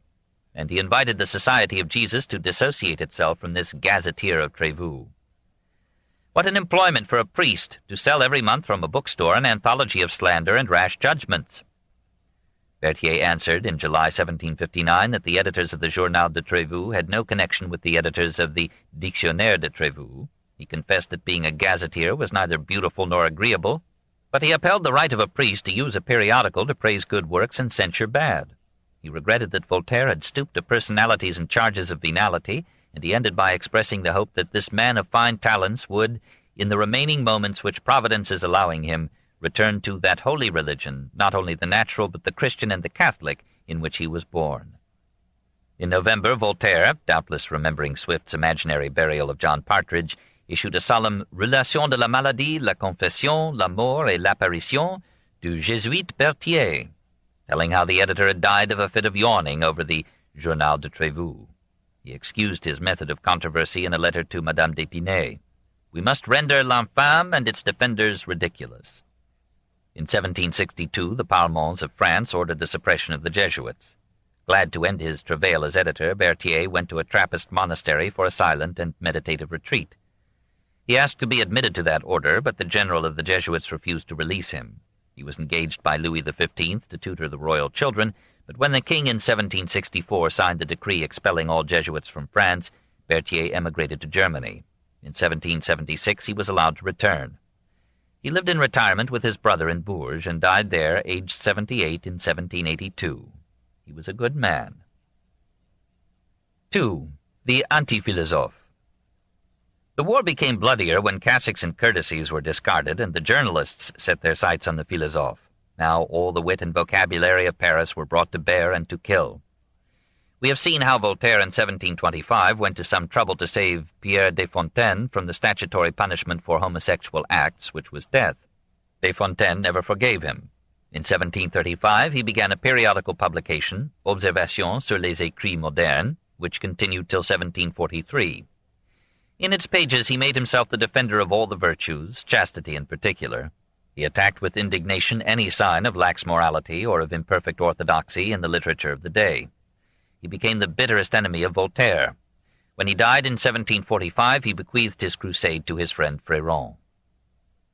Élie Catherine Fréron was the ablest, bravest, and most learned of the anti-philosophes. He was scholar enough to write an Histoire de Marie Stuart in 1742, and an 8-volume Histoire de l'Empire d'Allemagne in 1771.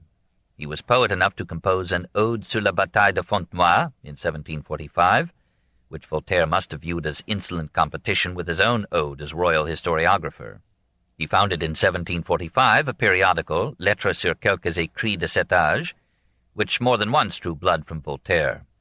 Fréron had his years of poverty en route to a coach and four. Once he suffered 6 weeks of imprisonment in the Bastille for criticizing an influential abbé. But he fought for 30 years his lusty battle for the past. He harbored some intelligible resentment against Voltaire for dissuading Frederick from hiring him as Paris correspondent. In 1754 he founded a new review, Année littéraire, which he edited and mostly wrote, and published every 10 days until 1774. Fréron admired the religious conservatism of Bossuet and the stately ways and style of the 17th century. He felt that the philosophe had a culpably superficial understanding of social organization, the supports of morality, and the consolations of faith. Never was there an age more fertile than ours in seditious writers who concentrate all their powers on attacking the Godhead. They call themselves apostles of humanity, never realizing that it ill befits a citizen and does a grave disservice to mankind to rob them of the only hopes which offer them some mitigation of their life's ills. They do not understand that they are upsetting the social order, inciting the poor against the rich, the weak against the strong, and putting arms into millions of hands hitherto restrained from violence by their moral and religious sense quite as much as by the law. This attack upon religion, Fréron predicted, would loosen all the foundations of the state. He anticipated by a generation the warnings of Edmund Burke. Is not the fanaticism of your irreligion more absurd and more dangerous than the fanaticism of superstition? Begin by tolerating the faith of your fathers. You talk of nothing but tolerance, and never was a sect more intolerant. As for me, I hold to no cabal of bel esprit, to no party except that of religion, morality, and honor. Fréron was an acute critic. He lost no chance to puncture the sensitive vanity of the philosophes. He made fun of their dogmaticism and of Voltaire's seigneurial pretensions as Comte de Tournay. When they replied by calling him a rascal and a bigot, he retaliated by calling Diderot a hypocrite, Grimm a sycophant of foreign notables, and the whole infidel group knaves, crooks, puppies, and scoundrels. He accused the Encyclopédists of stealing illustrations from Réaumur's book on ants. They denied the charge. The Académie des Sciences supported their denial. Later facts substantiated the charge. He did not do so well in re Calas. He suggested that the evidence indicated Calas's guilt, and he wrote that Voltaire, in defending Calas, was not so much carried away by the feeling of humanity as by the urge to recall public attention to his existence and to make people talk about him. Mademoiselle Clairon, a leading tragédienne, liked and visited Voltaire. Fréron sedulously praised her rival and dropped hints about the immoral private life of a certain actress. The actors resented his allegations as undue interference in their personal affairs. The Duc de Richelieu, no persecutor of adultery, persuaded Louis XV to order Fréron back to the Bastille, but the Queen secured his pardon for his piety and zeal in combating the philosophe. When Turgot, friend of the philosophe, rose to power, the privilege of the Année littéraire was withdrawn in 1774. Fréron comforted himself with good food and died of a hearty meal in 1776. His widow asked Voltaire to adopt his daughter, but Voltaire thought that this would be carrying gallantry to extremes. Almost as damaging to the philosophe as Fréron's 30 volumes was one word, the last in the title of Jacob-Nicolas Moreau's satire, Nouveau Mémoire pour servir à l'histoire des Cacoacs, in 1757. The cacoacs, said Moreau, were a species of barely human animals who carried a pouch of poison under their tongues. When they spoke, this venom mingled with their words and polluted all the surrounding air. The clever author quoted passages from Diderot, d'Alembert, Voltaire, and Rousseau. He argued that these men were veritable poisoners of the breath of life, and he charged them with doing evil precisely for the pleasure of doing evil. He called them atheists, anarchists, immoralists, egoists, but it was the term cacoac that pained them most keenly. It suggested the cacophony of quacking ducks, the bedlam of insane prattlers, sometimes, as the word intended, the odor of latrines.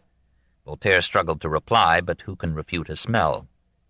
The conservatives took courage and multiplied their blows. In 1757 they won an ambitious and vivacious recruit.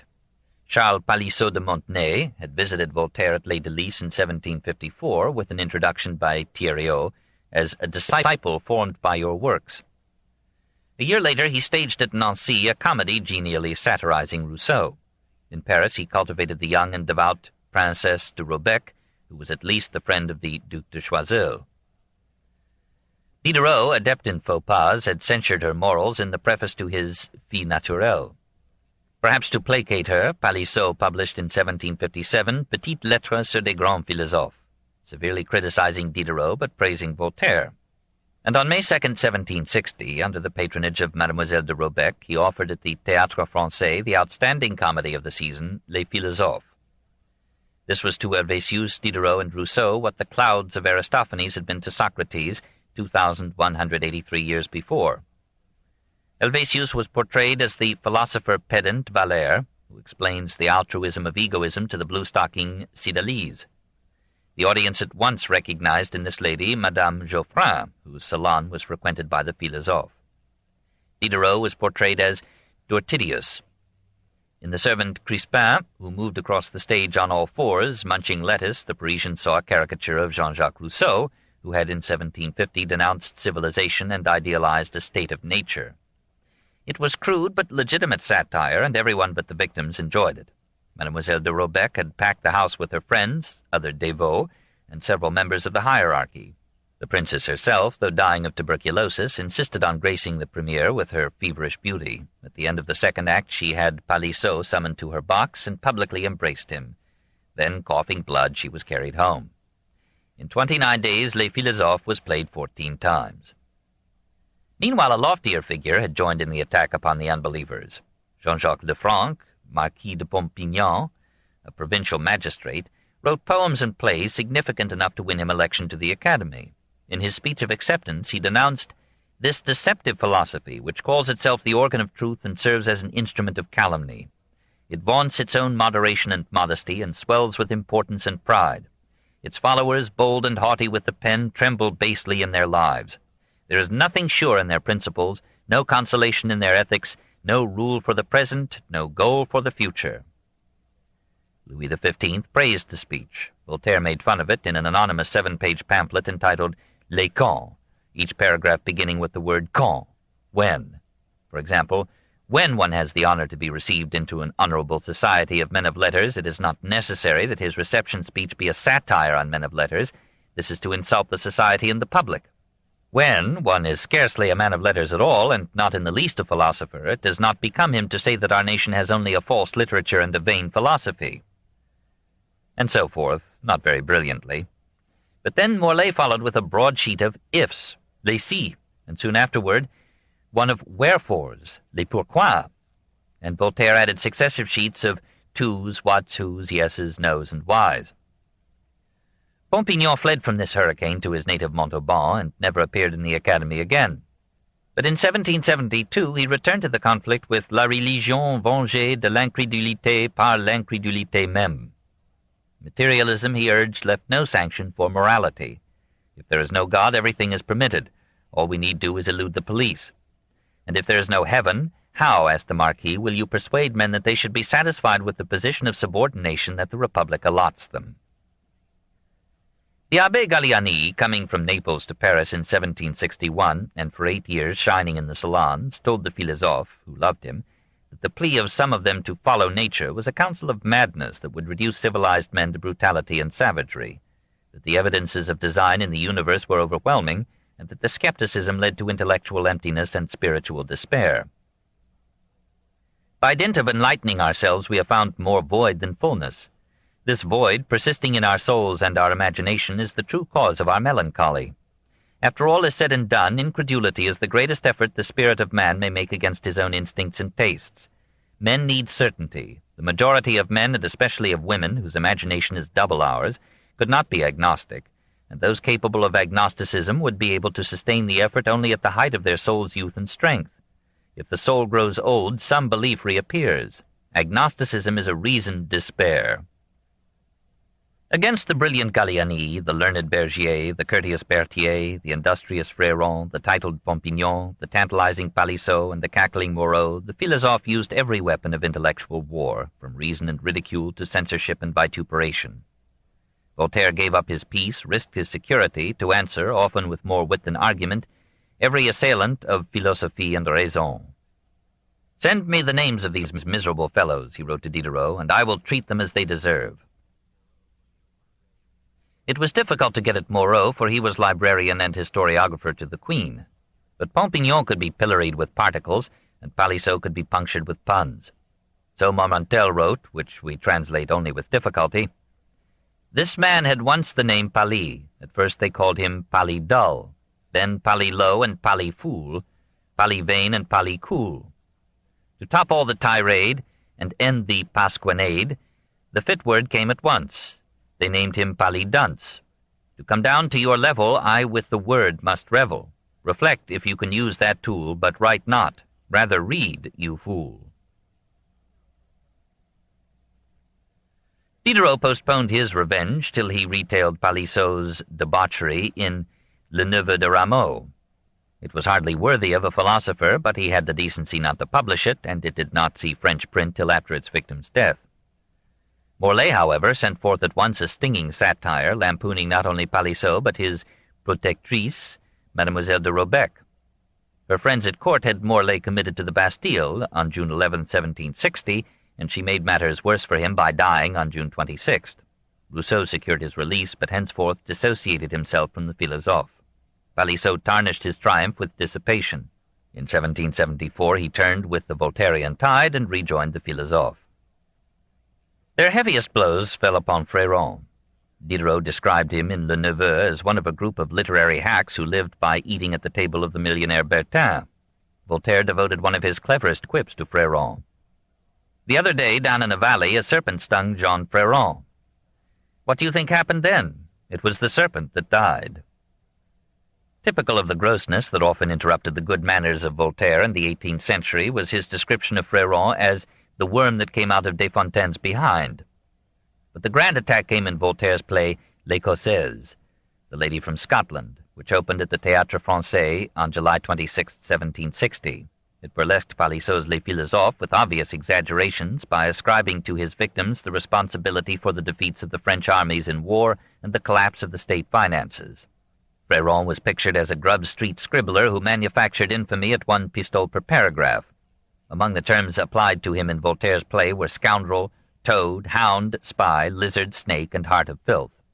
Voltaire followed custom by packing the house with friends of himself or the frère. The play rivaled Palissot's in popularity, appearing 16 times in 5 weeks. Fréron rode out the storm by attending the premiere with his pretty wife and conspicuously leading the applause. Voltaire recognized the mettle of his antagonist. When a visitor asked whom he should consult in Paris on the merits of new books, Voltaire replied, "Apply to that villain Fréron. He's the only man who has taste. I am obliged to confess it, though I love him not." 3. The Fall of the Jesuits. The sudden collapse of the Society of Jesus, though it was effected rather by the Parlement of Paris than by the philosophe, revealed the temper of the times. Called by its founder the Company of Jesus, approved by Pope Paul III in 1540 as Societas Jesu, a mendicant order of clerks regular, that is, a body of religious, following a defined rule and living on alms. These Jesuits, as their critics called them, became within a century the most powerful group of ecclesiastics in the Catholic Church. By 1575 they had established 12 colleges in France alone. Soon they dominated the education of French youth. For 200 years the kings of France chose Jesuits as their confessors. Other Catholic rulers followed suit, and by this and other means the Society of Jesus intimately influenced the history of Europe. Almost from their beginnings in Paris they were opposed by the Parlement and the Sorbonne. In 1594 the Parlement accused them of instigating the attempt of Jean Châtel upon the life of Henry IV, and in 1610 it charged them with having stirred Ravaillac to murder the king. The Parlement gave force to its accusations by referring to the de rege of the Spanish Jesuit Mariana, who had defended, under certain conditions, the morality of regicide.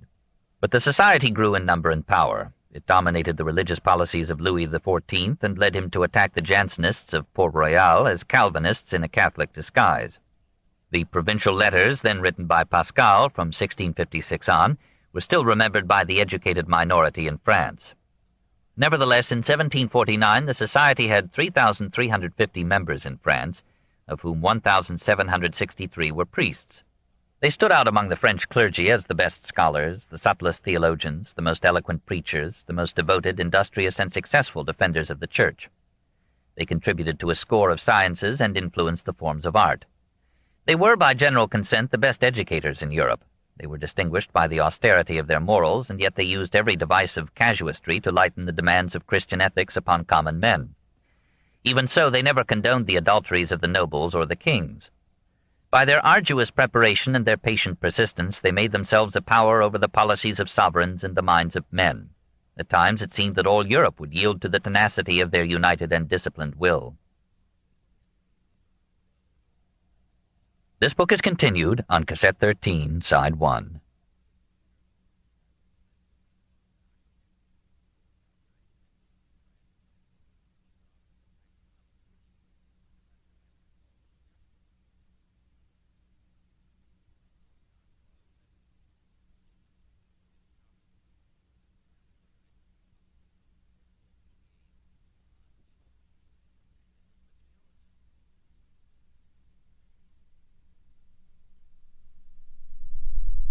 The Story of Civilization, Volume 9, The Age of Voltaire, by Will and Ariel Durant.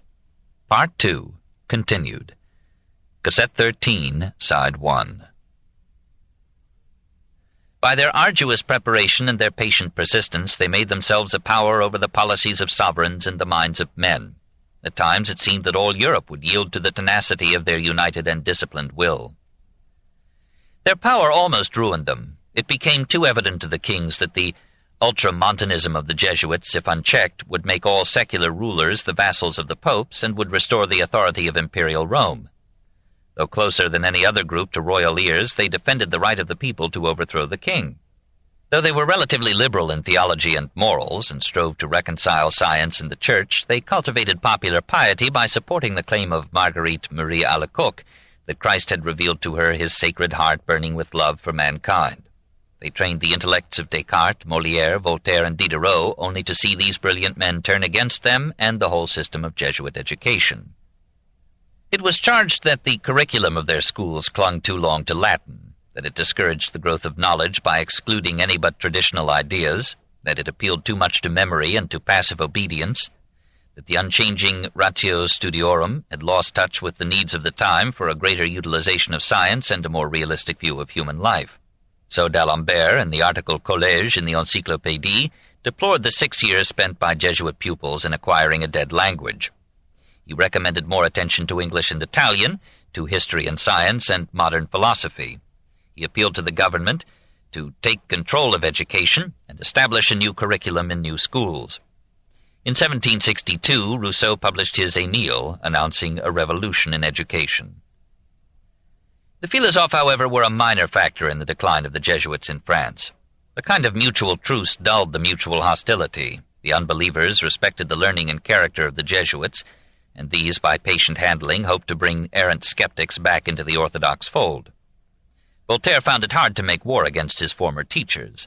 He had submitted his Henriade to Father Poré with a request for the correction of any passages injurious to religion. In the Temple de Gouges he had praised the Jesuits for their appreciation of literature and for their large use of mathematics in the education of youth. The Journal de Trévoux responded with favorable reviews of the Henriade, Charles XII, and the Philosophie de Newton. This entente demi-cordiale ended when Voltaire joined Frederick in Potsdam. The Jesuit leaders then abandoned him as a lost soul, but as late as 1757 some of them attempted a reconciliation between Voltaire and the Society.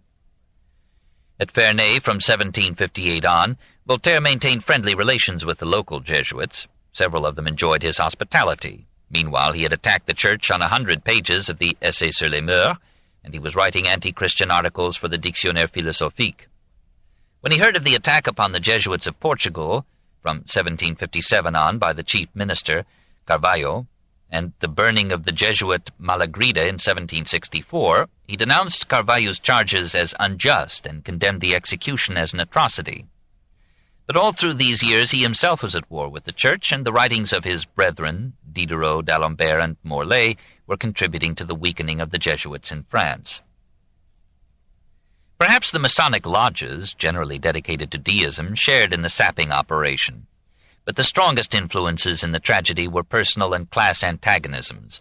Madame de Pompadour could not forget that the Jesuits had opposed every step in her rise, had denied absolution to the king as long as he kept her, and had refused to take seriously her sudden conversion to piety. Cardinal de Bernis, long a favorite of the Marquise, later declared that the suppression of the society in France was due mainly to the unwillingness of the Jesuit confessors to grant absolution to La Pompadour, despite her assurances that her relations with Louis XV were no longer physical. The king echoed her resentment. Why were these priests so lenient to others, so hard on the woman who had brightened his weary, isolated life? Why were they increasing in corporate wealth while he was struggling to raise funds for his army and navy in a disastrous war, and for the robes of his mistress and the pensions of her understudies in the Parc aux Cerfs? Damiens had tried to kill the king. The Jesuits had no demonstrable connection with the attempt, but Damiens had had a Jesuit confessor, and had not some dead Jesuit defended regicide? The king began to listen to Choiseul and other semi-Voltairians in his ministry, who argued that the time had come to free the state from tutelage to the Church, to build a social and moral order independent of an obscurantist clergy and a medieval theology. If little Portugal, darkly superstitious, had dared to expel the Jesuits, why could not enlightened France? Stricken by these diverse enmities, and widely suspected of having bound France to Austria in the 7 Years' War, the Jesuits suffered a strangely sudden unpopularity. After the defeat of the French by Frederick at Rosbach in 1757, and the fortunes of France had apparently reached nadir, and crippled soldiers became a frequent sight in Paris, the Jesuits became a target for jokes, rumors, slanders, running even to suggestions of pederasty. They were accused of worldliness, of heresy, of coveting wealth, of being the secret agents of foreign powers. Many of the secular clergy criticized their theology as too liberal, their casuistry as demoralizing, their politics as the betrayal of France to Rome. In 1759, d'Alembert wrote to Voltaire, "Brother Berthier and his accomplices dare not appear on the streets these days for fear the people will throw Portuguese oranges at their heads." The most powerful of all the forces that were converging upon the Jesuits was the hostility of the Paris Parlement. That assemblage was composed of lawyers or magistrates belonging to the noblesse de robe, encased in gowns as awesome as the cassocks of the priests. This second aristocracy, well organized and eloquently vocal, was rapidly rising in power and eager to challenge the authority of the clergy. Moreover, the Parlement was predominantly Jansenist. Despite all the suppression that Jansenism had suffered, that austere doctrine, the gloomy outcome of Paul's hardening of Christ's more gentle Christianity, had captured large sections of the French middle class, and most thoroughly those legal minds that felt its logic and saw in it a stance of strength against the Jesuits. Now, it was precisely the Jesuits who had urged Louis XIV to pursue the Jansenists to the complete destruction of Port Royal, and to the bitter compulsion to accept the reluctant papal bull that had made Jansenism a heresy more disabling than atheism. If only some opportunity would come to retaliate those injuries, to avenge that persecution. The Jesuits gave the Parlement that opportunity. They had for generations past engaged in industry and commerce as a means of financing their seminaries, colleges, missions, and politics. In Rome, they held a monopoly in several lines of production or trade. In Angers, France, they ran a sugar refinery. They maintained trading posts in many foreign lands, as in Goa. In Spanish and Portuguese America, they were among the richest entrepreneurs. Private enterprise complained of this competition, and even good Catholics wondered why an order vowed to poverty should accumulate such wealth. One of their most active businessmen was Father Antoine de la Valette, superior general of the Jesuits in the Antilles. In the name of the society, he managed extensive plantations in the West Indies. He employed thousands of Negro slaves and exported sugar and coffee to Europe. In 1755 he borrowed large sums from banks in Marseille. To repay these loans he sent a shipment of merchandise to France. The vessel, with a cargo valued at 2 million francs, or about $5 million, was seized by English men of war in 1755 in the preliminaries to the 7 Years' War. Hoping to recoup these losses, La Valette borrowed more. He failed and declared bankruptcy, owing 2,400,000 francs. His creditors demanded payment and asked the society to acknowledge responsibility for the debts of La Valette. The Jesuit leaders refused, alleging that he had acted as an individual and not in the name of their order. The bankers sued the society. Father Frey, political expert of the society in France, advised it to lay the matter before the Parlement. It was done so in March 1761, and the fate of the order lay in the hands of its strongest enemy. Meanwhile, a Jesuit sent a secret paper to the king recommending dismissal of Choiseul from the ministry as a man hostile to the society and religion. Choiseul defended himself successfully. Parlement seized the opportunity to examine the constitutions and other documents revealing the organization and activities of the society. On May 8th it gave judgment in favor of the plaintiff and ordered the society to pay all of La Valette's debts. The Jesuits began to make arrangements with the principal creditors. But on July 8th, the Abbé Terray presented to the Parlement a report on the moral and practical doctrine of the Society of Jesus. On the basis of this report, the Parlement issued, on August 6th, 2 decrees. One condemned to the fire a large number of Jesuit publications of the preceding 2 centuries as teaching murderous and abominable principles against the security of citizens and sovereigns. It forbade further additions to the membership of the Society in France, and ordered that by April 1st, 1762, all Jesuit schools in France be closed except such as should receive letters of permission from the Parlement. The other decree offered to receive complaints against abuses of authority in or by the Society. The king on August 29th suspended the execution of these decrees. Parlement consented to hold them in abeyance till April 1st. The harassed king tried for a compromise. In January 1762 he sent to Clement XIII and to Lorenzo Ricci, general of the Jesuits, a proposal that henceforth all the general's powers for France should be delegated to 5 provincial vicars sworn to obey the laws of France and the Gallican Articles of 1682, which in effect freed the French Church from submission to the Pope. Further, the Jesuit colleges in France should be subject to inspection by the Parlement. Both the Pope and Ricci rejected this proposal with a defiant response: "Let them be as they are or not at all." In behalf of the society, Clement appealed to the French clergy directly, which violated French law. The French clergy refused to accept the brief and remitted it to the king, who returned it to the Pope. The provincial Parlement now entered the drama. Various reports filed with them added to the charges against the Jesuits. The Parlement of Rennes in Brittany was impressed by the Compte rendu des Constitutions des Jésuites, presented to it in 1761 and 62 by its Procureur Général, Louis-René de la Chalotais. This charged the society with heresy, idolatry, illegal operations, and the inculcation of regicide. It contended that every Jesuit had to swear absolute obedience to the Pope and to the General of the Order, who resided in Rome. That therefore the society was by its very constitution a threat to France and the king, and it urged that the education of children should be the exclusive right of the state. On February 15, 1762, the Parlement of Rouen ordered all Jesuits in Normandy to vacate their houses and colleges, to remove all foreign directors, and to accept the Gallican Articles.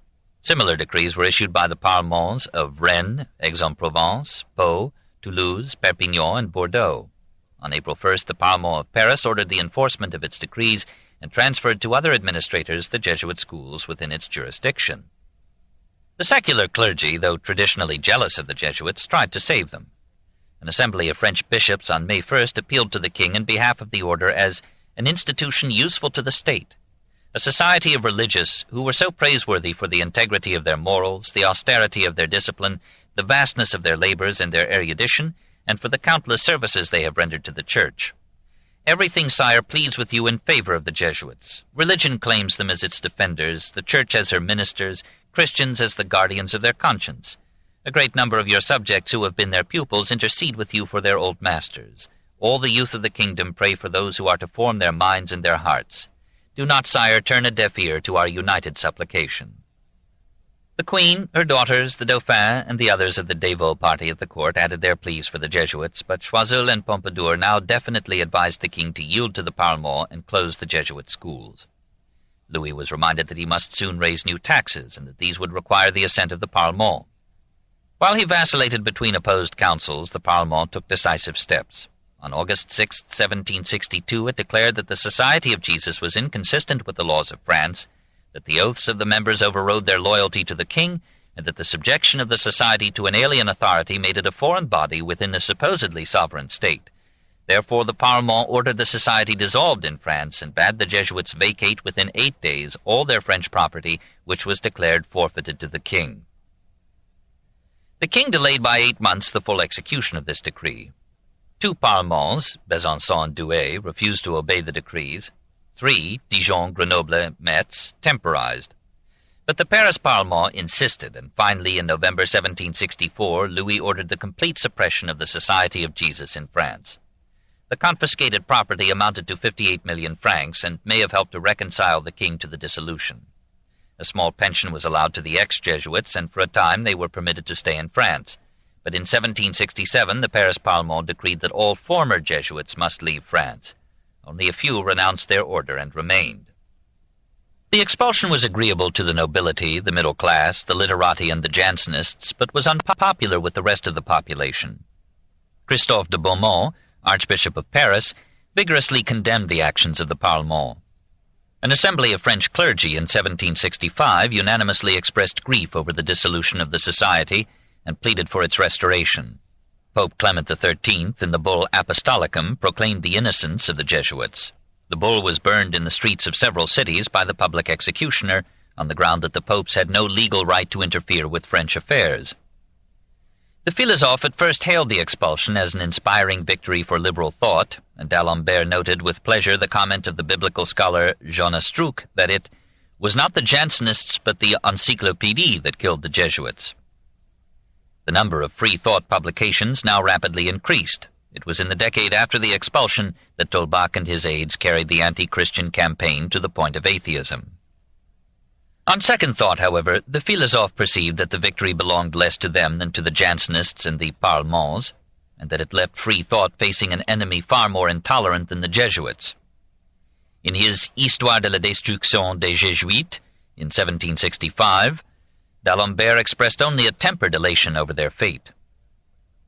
It is certain that the greater part of them, who had no voice in affairs, should not have suffered for the faults of their superiors, if such a distinction were practicable. There were thousands of innocents whom we have regretfully confused with some 20 guilty individuals. The destruction of the society will redound to the great advantage of reason, provided Jansenist intolerance does not succeed to Jesuit intolerance. If we had to choose between these two sects, we should prefer the Society of Jesus as the less tyrannical. The Jesuits, accommodating people provided one did not declare himself their enemy, allowed one to think as he pleased. The Jansenists want everyone to think as they do. If they were masters, they would exercise the most violent inquisition over minds, speech, and morals. As if to illustrate these views, the Jansenist Parlement of Paris, in the same year of 1762 in which it ordered the dissolution of the Society of Jesus, also ordered the public burning of Rousseau's relatively pious Émile. The Jansenist Parlement of Toulouse in that year broke Jean Calas on the wheel. The Paris Parlement, in 1765, burned Voltaire's Dictionnaire philosophique, and a year later confirmed the sentence of torture and execution laid upon the young Chevalier de la Barre by the court of Abbeville. On September 25, 1762, d'Alembert had written to Voltaire, "Do you know what I heard about you yesterday? That you begin to pity the Jesuits and are tempted to write in their favor." There had always been a fund of pity in Voltaire, and now that the battle against the society seemed thoroughly won, he could hear some voices of reproach from his dead teachers. He took into his home at Ferney one of the ex-Jesuits, Père Adam, who handled his charities and regularly beat him at chess.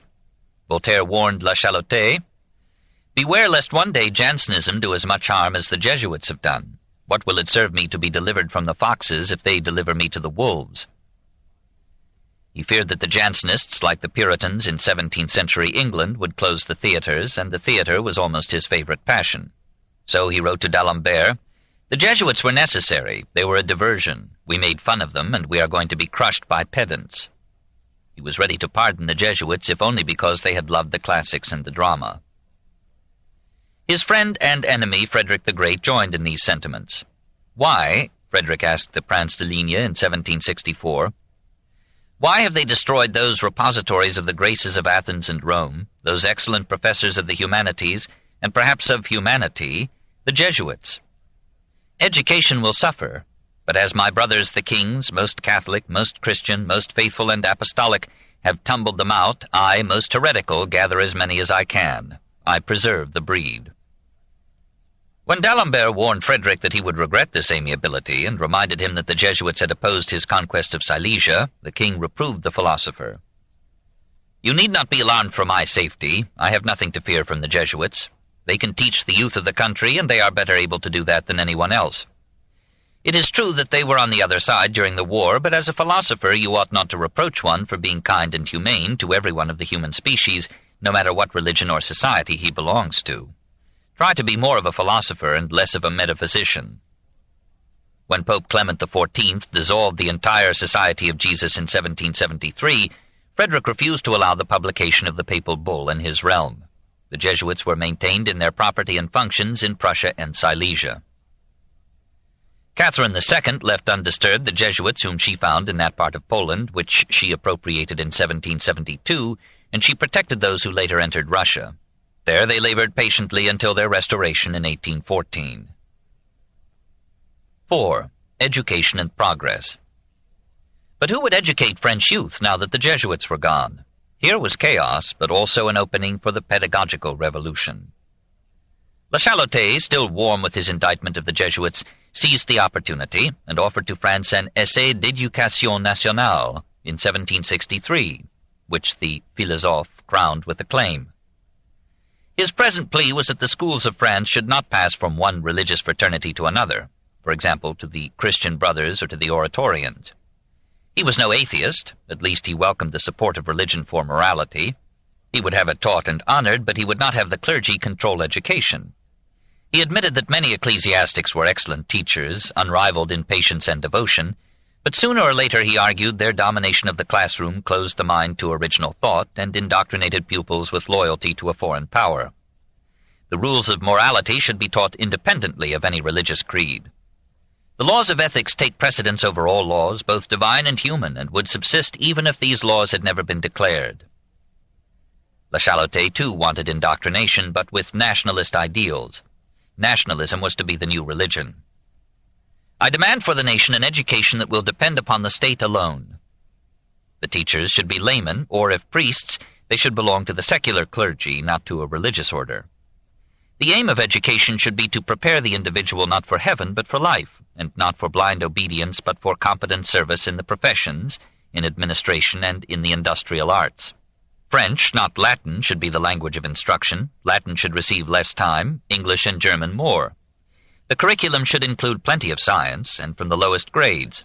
Even children of 5 to 10 years of age can absorb the elements of geography, physics, and natural history. History, too, should have a larger place in school studies, but what is ordinarily lacking both to those who write history and to those who read it is a philosophic mind. Here Le Chalotais handed Voltaire the palm. In later grades there should be instruction in art and taste. Greater provision should be made for the education of women, but it was unnecessary to educate the poor. The son of a peasant would not learn in school anything better than he would learn in the field, and further education would merely make him discontent in his class. Helvétius, Turgot, and Condorcet were shocked by this last opinion, but Voltaire applauded it. He wrote to Le Chalotais, I thank you for forbidding laborers to study. I, who cultivate the earth, need manual workers, not tonsured clerics. Send me especially ignorant brothers to drive or harness my coaches. And to de Millaville, who had proposed education for all, I doubt if those who have only their muscle to live by will ever have time to become educated. They would die of hunger before becoming philosophers. It is not the manual worker whom we must instruct, it is the urban bourgeoisie. In other passages he condescended to favor primary education for all, but hoped that secondary education would be sufficiently restricted to leave a large class of manual workers to do the physical work of society. The first task of education, in Voltaire's view, was to end the ecclesiastical indoctrination which he held responsible for the superstitions of the masses and the fanaticism of the crowd. Diderot, at the request of Catherine II, drew up in 1773 a Plan d'une université pour le gouvernement de la Russie. Like Le Chalotais, he denounced the traditional curriculum in terms that we hear today. In the Faculty of Arts there are still taught 2 dead languages, which are of use to only a small number of citizens, and these languages are studied for 6 or 7 years without being learned. Under the name of rhetoric, the art of speaking is taught before the art of thinking. Under the name of logic, the head is filled with Aristotelian subtleties. Under the name of metaphysics, trifling and knotty points are discussed, laying the foundation of both skepticism and bigotry. Under the name of physics, there is an endless dispute about matter and the system of the world, but not a word of natural history, of chemistry, of the movements and gravitation of bodies. There are very few experiments, still less anatomical dissection, and no geography. Diderot called for state control of education, for lay teachers, and for more science. Education should be practical, producing good agronomists, technicians, scientists, and administrators. Latin should be taught only after the age of 17. It could be omitted altogether if the student had no prospect of using it, but it is impossible to be a man of letters without a knowledge of Greek and Latin. Since genius may arise in any class, the schools should be open to all without charge, and poor children should receive books and food free. So belabored, the French government struggled to avert the educational interregnum threatened by the expulsion of the Jesuits. The confiscated property of the order was largely applied to a reorganization of the 500 colleges of France. These were made part of the University of Paris. The Collège Louis-le-Grand became a normal school to train teachers. Salaries were established at what seemed a reasonable rate. Teachers were exempted from municipal duties and were promised a pension on completing their term of service. Benedictines, Oratorians, and Christian brothers were accepted as teachers, but the Philosophes campaigned against them, and with some effect. Catholic doctrine was still a substantial part of the curriculum, but science and modern philosophy began to displace Aristotle and the scholastics, and some lay teachers managed to convey the ideas of the Philosophes. Laboratories were set up in the colleges with professors of experimental physics, and technical and military schools were opened in Paris and the provinces. There were several warnings that the new curriculum would improve intellect rather than character, would weaken morality and discipline, and lead to revolution. The Philosophes, however, pinned all their hopes for the future on the reform of education. Generally, they believed that man was by nature good, and that some false or wicked turns of priestcraft or politics had depraved him. All he had to do was to cleanse himself of artifice and go back to nature, which no one satisfactorily defined. This, as we shall see, was the essence of Rousseau. We have noted Helvétius's faith that education can change everything. Even the skeptical Voltaire, in some moods, thought that we are a species of monkey that can be taught to act reasonably or unreasonably. The belief in the indefinite possibilities of progress through the improvement and extension of education became a sustaining dogma of the new religion. Heaven and utopia are the rival buckets that hover over the well of fate. When one goes down, the other goes up. Hope draws up one or the other in turn. Perhaps when both buckets come up empty, a civilization loses heart and begins to die. Turgot formulated the new faith in a lecture at the Sorbonne on December 11, 1750, on the successive advances of the human mind. The human race, viewed from its earliest beginning, presents itself to the eye of the philosopher as a vast whole, which, like every individual being, has its time of childhood and progress. Manners become gentler, the mind becomes more enlightened, nations, hitherto living in isolation, draw nearer to one another, trade and political relations link up the various quarters of the globe, and the whole body of mankind, through vicissitudes of calm and tempest, of fair days and foul, continues its onward march, albeit with tardy steps, toward an ever-nearing perfection. Voltaire hesitantly agreed. We may believe that reason and industry will always progress more and more, that the useful arts will be improved, that of the evils which afflict men, prejudices, which are not their least scourge, will gradually disappear among all those who govern nations, and that philosophy, universally diffused, will give some consolation to the human spirit for the calamities which it will experience in all ages. The dying philosophe hailed Turgot's rise to power in 1774, for he had no faith in the masses, and had attached his hopes to the enlightenment of kings. We cannot educate the canaille, as he called the commonalty of mankind. They are worn out with toil before they learn to think, but we can educate a few men who, nearing the top, may educate the monarch. The stream of enlightened despots as the leaders of human advance was the precarious, thèse royale upon which most of the Philosophes rested their vision of progress. They had many premonitions of revolution, but they feared rather than desired it. They trusted that reason would win the governing class, that ministers and rulers would listen to philosophy, and that they would effect the reforms that would avert revolution and set mankind on the road to happiness. So they hailed the reforms of Frederick II, they forgave the sins of Catherine II, and had they lived they would have rejoiced in Joseph II of Austria. And what is our faith in government but that hope revived? 5. The new morality. A tantalizing problem remained. Could a state survive without a religion to buttress social order with supernatural hopes and fears? Could popular morality be maintained without popular belief in the divine origin of the moral code, and in a God who saw everything, who rewarded and avenged? The Philosophes, excepting Voltaire, claimed that such motives were not needed for morality. Granting that this might be true about the cultured few, was it true about the rest? And was the morality of the cultured few an ethical echo of the faith they had lost, of the religious rearing they had received? The Philosophes gambled on the efficacy of a natural ethic.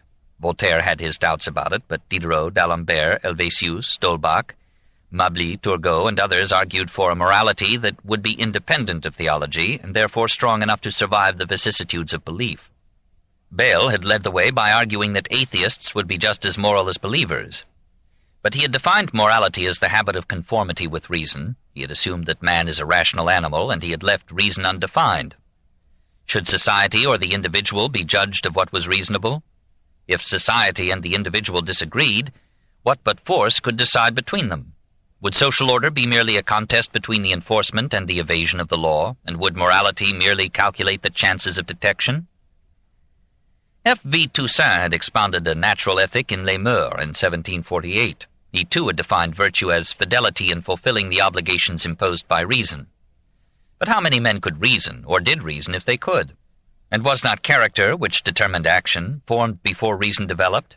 And was not reason the harlot of the strongest desire? These were some of the problems that confronted a natural ethic. Most of the Philosophes accepted the universality of self-love as the basic source of all conscious action, but they trusted that education, legislation, and reason could turn self-love to mutual cooperation and social order. D'Alembert confidently rested natural morality on one single and incontrovertible fact, the need that men have of one another, and the reciprocal obligations which that need imposes. This much being granted, all the moral flaws follow from it in orderly and ineluctable sequence. All questions that have to do with morals have a solution ready to hand in the heart of each one of us, a solution which our passions sometimes circumvent, but which they never destroy. And the solution of each particular question leads to the parent stem, and that, of course, is our own self-interest, which is the basic principle of all moral obligations. Some of the Philosophes recognized that this assumed a general predominance of reason in the generality of men, that is, a self-interest sufficiently enlightened to see the results of the ego's choice in a perspective large enough to reconcile the selfishness of the individual with the good of the group. Voltaire did not share this trust in the intelligence of egoism. Reasoning seemed to him a very exceptional operation. He preferred to base his ethic on the reality of an altruism independent of self-love, and he derived this altruism from a sense of justice infused into men by God. The Frère condemned him as surrendering the case to religion. Having assumed the universality of self-love, the Philosophes in general concluded that happiness is the supreme good, and that all pleasures are permissible if they do no harm to the group or to the individual himself. Borrowing the methods of the Church, Grimm, D'Holbach, Meslier, and Saint-Lambert wrote catechisms expounding the new morality. Saint-Lambert addressed his Catéchisme universel to children of 12 or 13 years. Question: what is man? Answer: a being possessed of feeling and understanding. Question: that being so, what should he do? Answer: pursue pleasure and avoid pain. Question: is this not self-love? Answer: it is the necessary effect thereof. Question: does self-love exist in all men alike? Answer: it does, because all men aim at self-preservation and at attaining happiness. Question: what do you understand by happiness? Answer: a continuous state in which we experience more pleasure than pain. Question: what must we do to attain this state? Answer: cultivate our reason and act in accord therewith. Question: what is reason? Answer: the knowledge of truths that conduce to our well-being. Question. Does not self-love always lead us to discover those truths and act in accord with them? Answer. No, for all men do not know how self-love should be practiced. Question. What do you mean by that? Answer. I mean that some men love themselves rightly and others wrongly. Question. Who are those who love themselves rightly? Answer. Those who seek to know one another and who do not separate their own happiness from the happiness of others. In their practical ethics, the Philosophes built upon their memories of Christian morality. For the worship of God, Mary, and the saints, which had indirectly aided morality, they substituted direct devotion to mankind.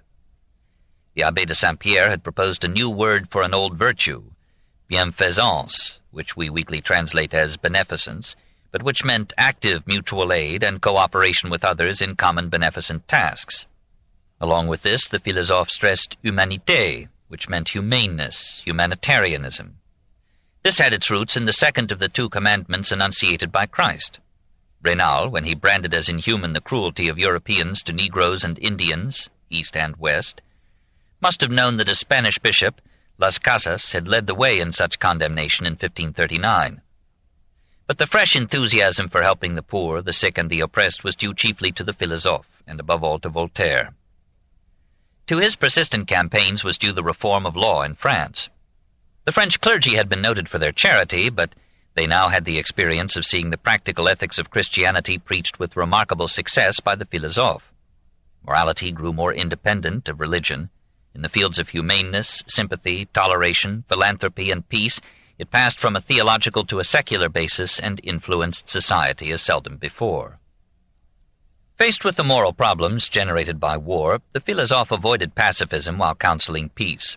Voltaire admitted wars of defense, but he argued that war is robbery, that it impoverishes the victorious nation as well as the defeated, that it enriches only a few princes, war contractors, and royal mistresses. He protested Frederick's invasion of Silesia, and probably had it in mind when, in a passionate article, War, in the Dictionnaire philosophique, he explained how easily a royal conscience can be reconciled to aggression.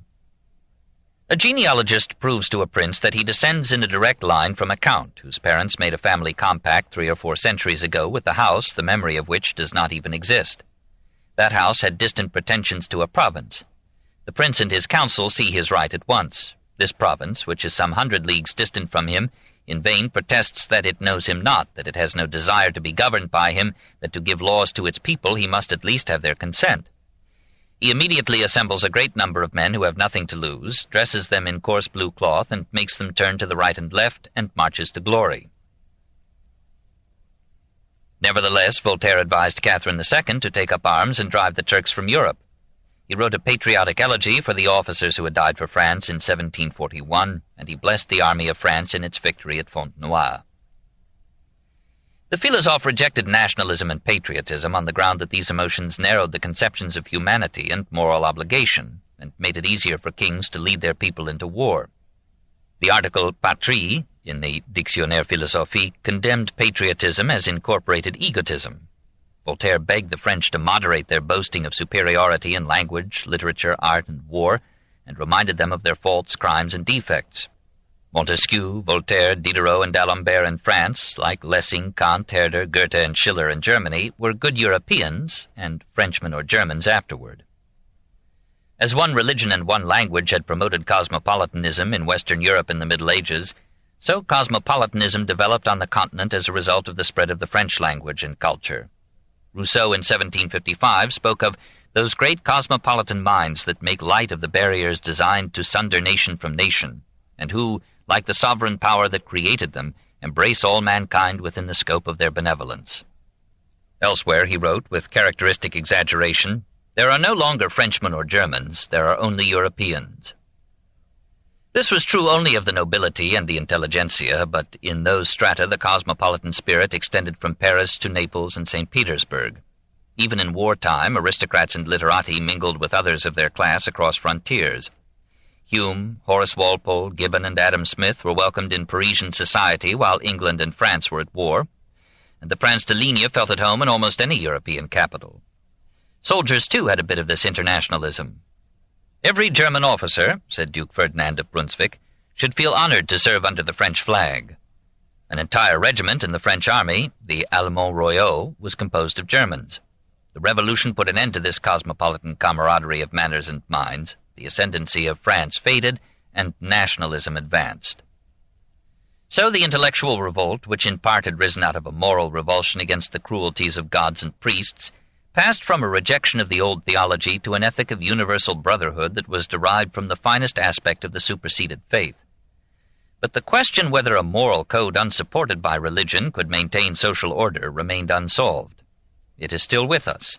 We live in that critical experiment. 6. Religion in retreat. Meanwhile, for the time being, the Philosophes appeared to have won their war against Christianity. That admirably impartial historian, Henri Martin, described the people of France in 1762 as a generation which had no belief in Christianity. In 1770, the Avocat Général Séguier reported, "The Philosophes have with one hand sought to shake the throne and with the other to upset the altars. Their purpose was to change public opinion on civil and religious institutions, and that revolution, so to speak, has been effected. History and poetry, romances, and even dictionaries have been infected with the poison of incredulity. Their writings are hardly published before they inundate the provinces like a torrent. The contagion has spread into workshops and cottages." As if to illustrate this report, Sylvain Maréchal compiled in 1771 a Dictionnaire des Athées, which he expanded somewhat by including Abélard, Boccaccio, and Bishop Berkeley. In 1775, the Archbishop of Toulouse declared that le monstrueux athéisme est devenu l'opinion dominante. Madame du Deffand supposed that belief in the Christian miracles was as extinct as belief in the Greek mythology. The devil survived as an expletive, hell as a jest. And the heaven of theology had been upset in space by the new astronomy, just as it recedes from space with the planetary explorations of our age.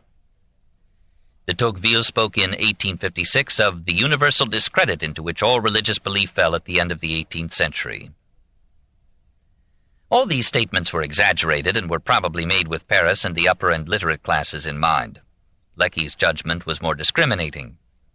The anti-Christian literature represented the opinions and met the demands of the great body of the educated classes, and crowds of administrators in all departments of the government connived at or favored its circulation.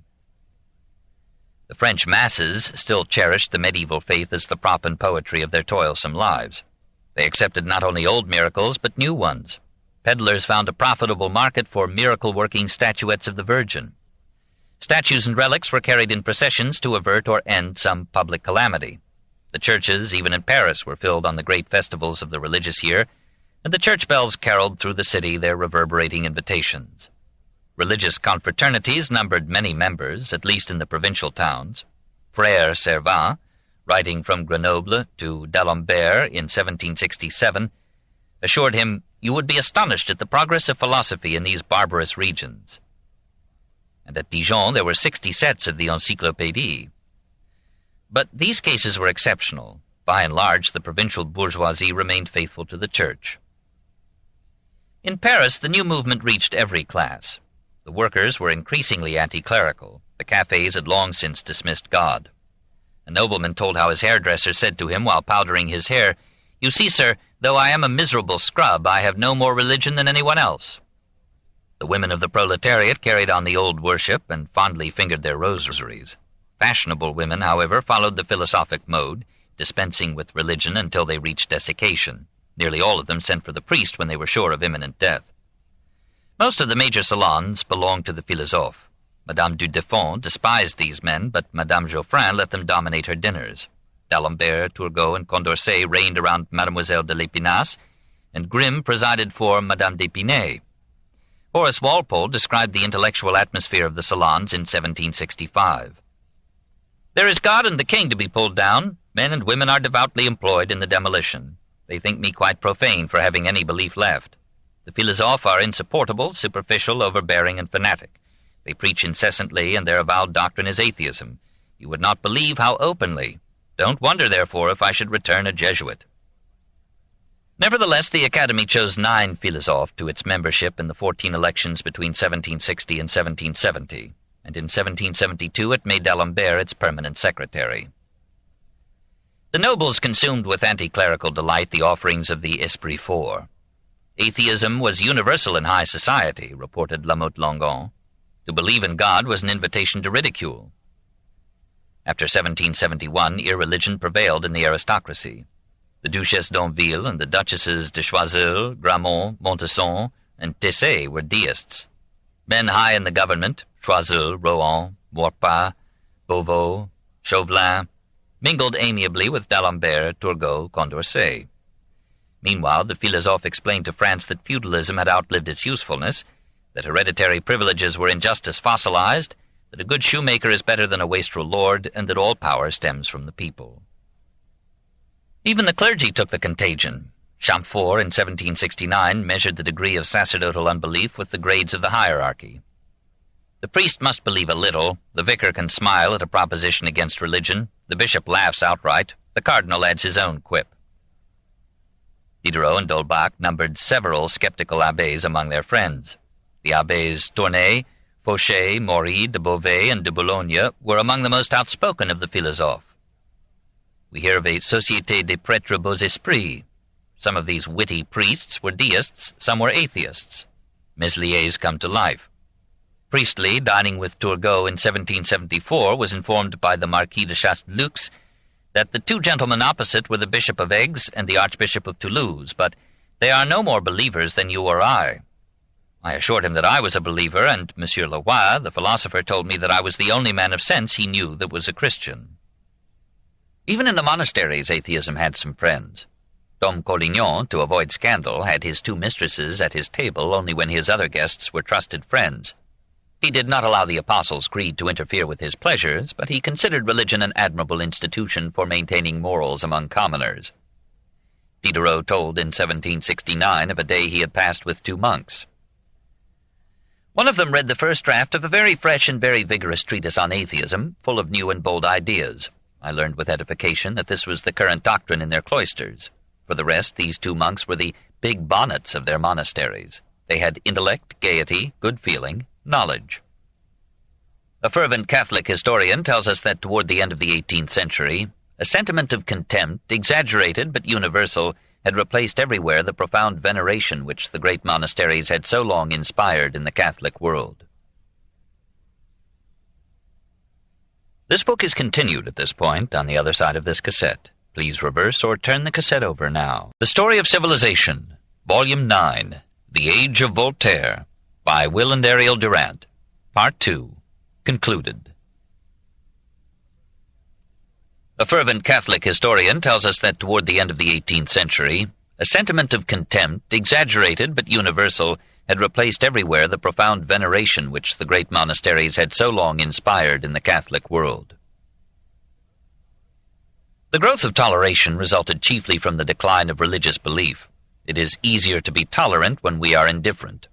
Voltaire's success in the cases of Calas and the Servins moved several provincial governors to recommend to the central government a mitigation of the laws against Protestants.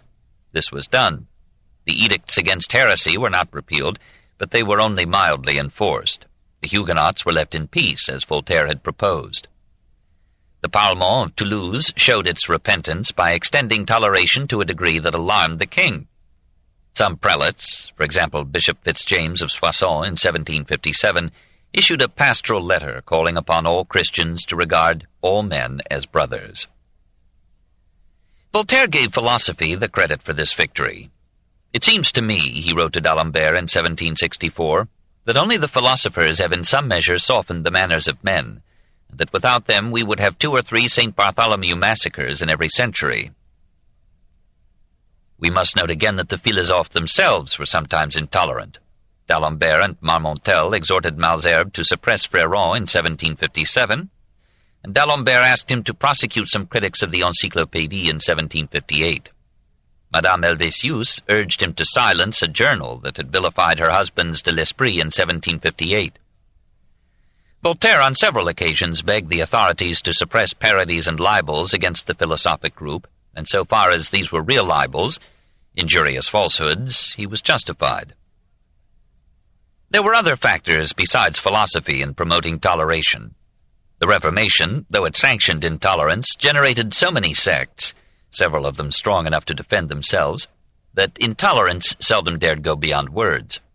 The sects had to dispute by argument, and they unwillingly accepted the test and promoted the prestige of reason. The memory of the religious wars in France, England, and Germany, and of the economic losses thereby incurred, turned many economic and political leaders to toleration. Mercantile centers like Hamburg, Amsterdam, and London found it necessary to put up with the different creeds and customs of their customers. The growing strength of the nationalist state made it more independent of religious unity as a means of maintaining social order. The spread of acquaintance with different civilizations and cults weakened the confidence of each faith in its monopoly of God. Above all, the advances of science made it difficult for religious dogma to proceed to barbarities like the trials of the Inquisition and the executions for witchcraft. The Philosophes embraced most of these influences in their propaganda for toleration and could reasonably claim much credit for the victory. It was a measure of their success that whereas in the first half of the 18th century Huguenot preachers were still being hanged in France, in 1776 and 1778 a Swiss Protestant was summoned by a Catholic king to save the state. 7. Summing up.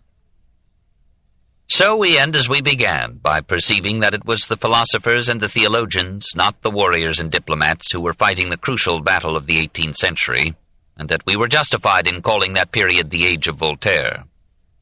The philosophers of different nations, said Condorcet, embracing in their meditations the entire interests of mankind, formed a firm and united phalanx against every description of error and every species of tyranny. It was by no means a united phalanx. We shall see Rousseau leaving the ranks and Kant striving to reconcile philosophy and religion. But it was truly a struggle for the soul of man, and the results are with us today. By the time Voltaire left Ferney for his triumph in Paris in 1778, the movement that he had led had become the dominant power in European thought. Fréron, its devoted enemy, described it as the malady and folly of the age. The Jesuits had fled, and the Jansenists were in retreat. The whole tone of French society had changed. Nearly every writer in France followed the line and sought the approval of the Philosophes. Philosophy was in 100 titles and 1,000 mouths. A word of praise from Voltaire, Diderot, or d'Alembert was more valued than the favor of a prince. The salons in the Academy, sometimes even the king's ministry, were in philosophic hands. Foreign visitors angled for admission to salons where they might meet and hear the famous philosophe. Returning to their own lands, they spread the new ideas. Hume, though in many of his views he preceded Voltaire, looked up to him as a master. Robertson sent to Ferney his splendid Charles V. Chesterfield, Horace Walpole, and Garrick were among a score of Voltaire's English correspondents. Smollett, Franklin, and others joined in preparing an English translation and edition of Voltaire's works in 37 volumes in 1762. In America, the founders of the new republic were deeply stirred by the writings of the Philosophe. As to Germany, hear Goethe's remarks to Eckermann in 1820 and 1831. You have no idea of the influence which Voltaire and his great contemporaries had in my youth, and how they governed the mind of the whole civilized world. It seems to me quite extraordinary to see what men the French had in their literature in the last century. I am astonished when I merely look at it. It was the metamorphosis of 100-year-old literature which had been growing ever since Louis XIV and now stood in full flower. Kings and queens joined in acclaiming Voltaire and proudly listed themselves among his followers. Frederick the Great had been among the first to sense his importance. Now, in 1767, after 30 years of knowing him in all the faults of his character and the brilliance of his mind, he hailed the triumph of the campaign against l'Infame.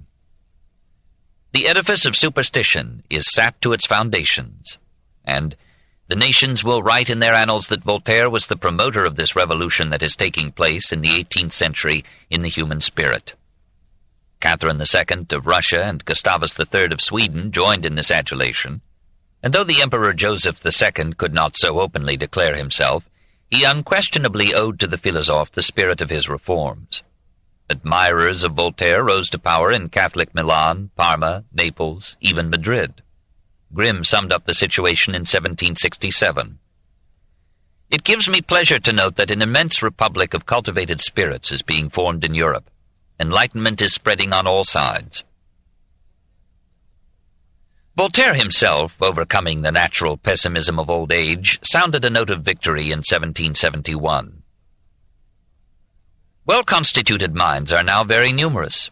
They are at the head of nations. They influence public manners, and year by year the fanaticism that overspread the earth is receding in its detestable usurpations.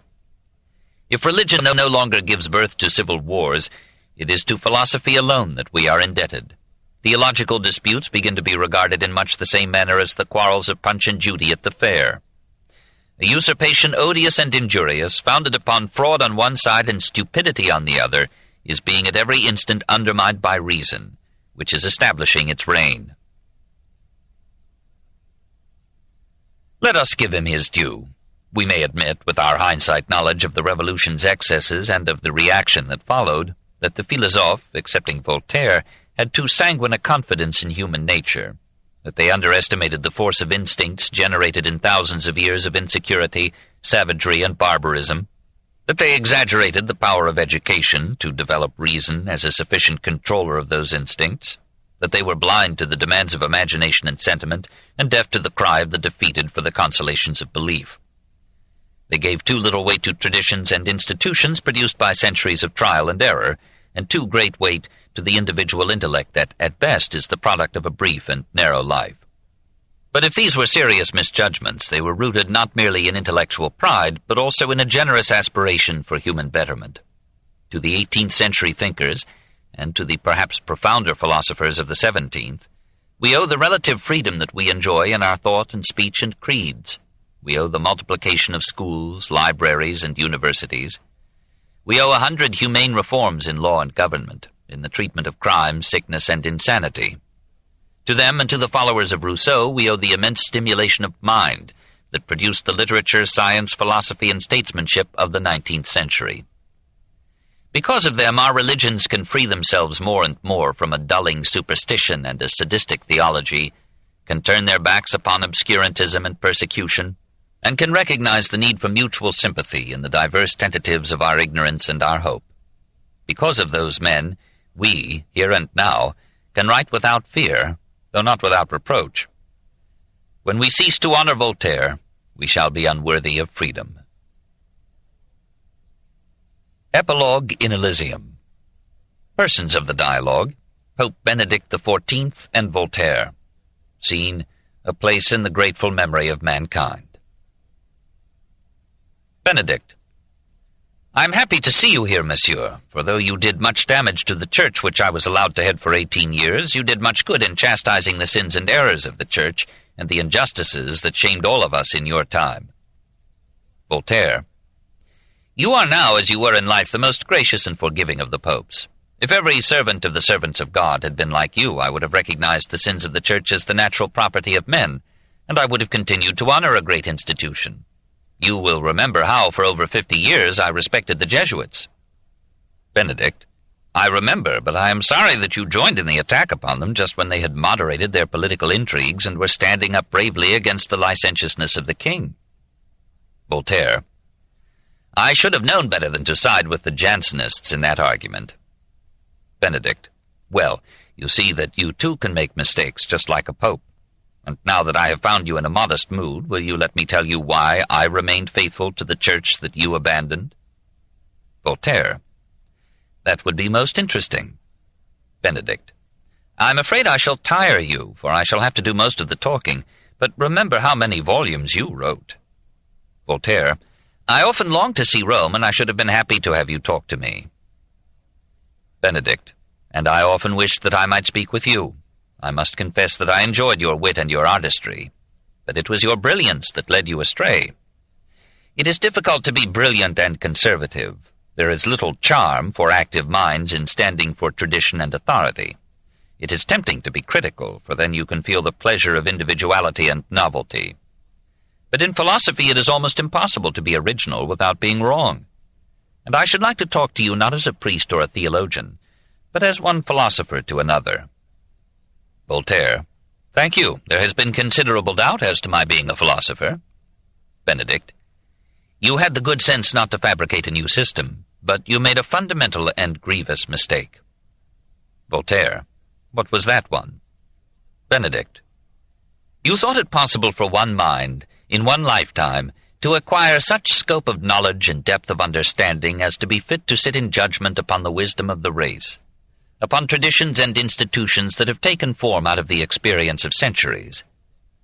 Tradition is to the group what memory is to the individual, and just as the snapping of memory may bring insanity, so a sudden break with tradition may plunge a whole nation into madness, like France in the Revolution.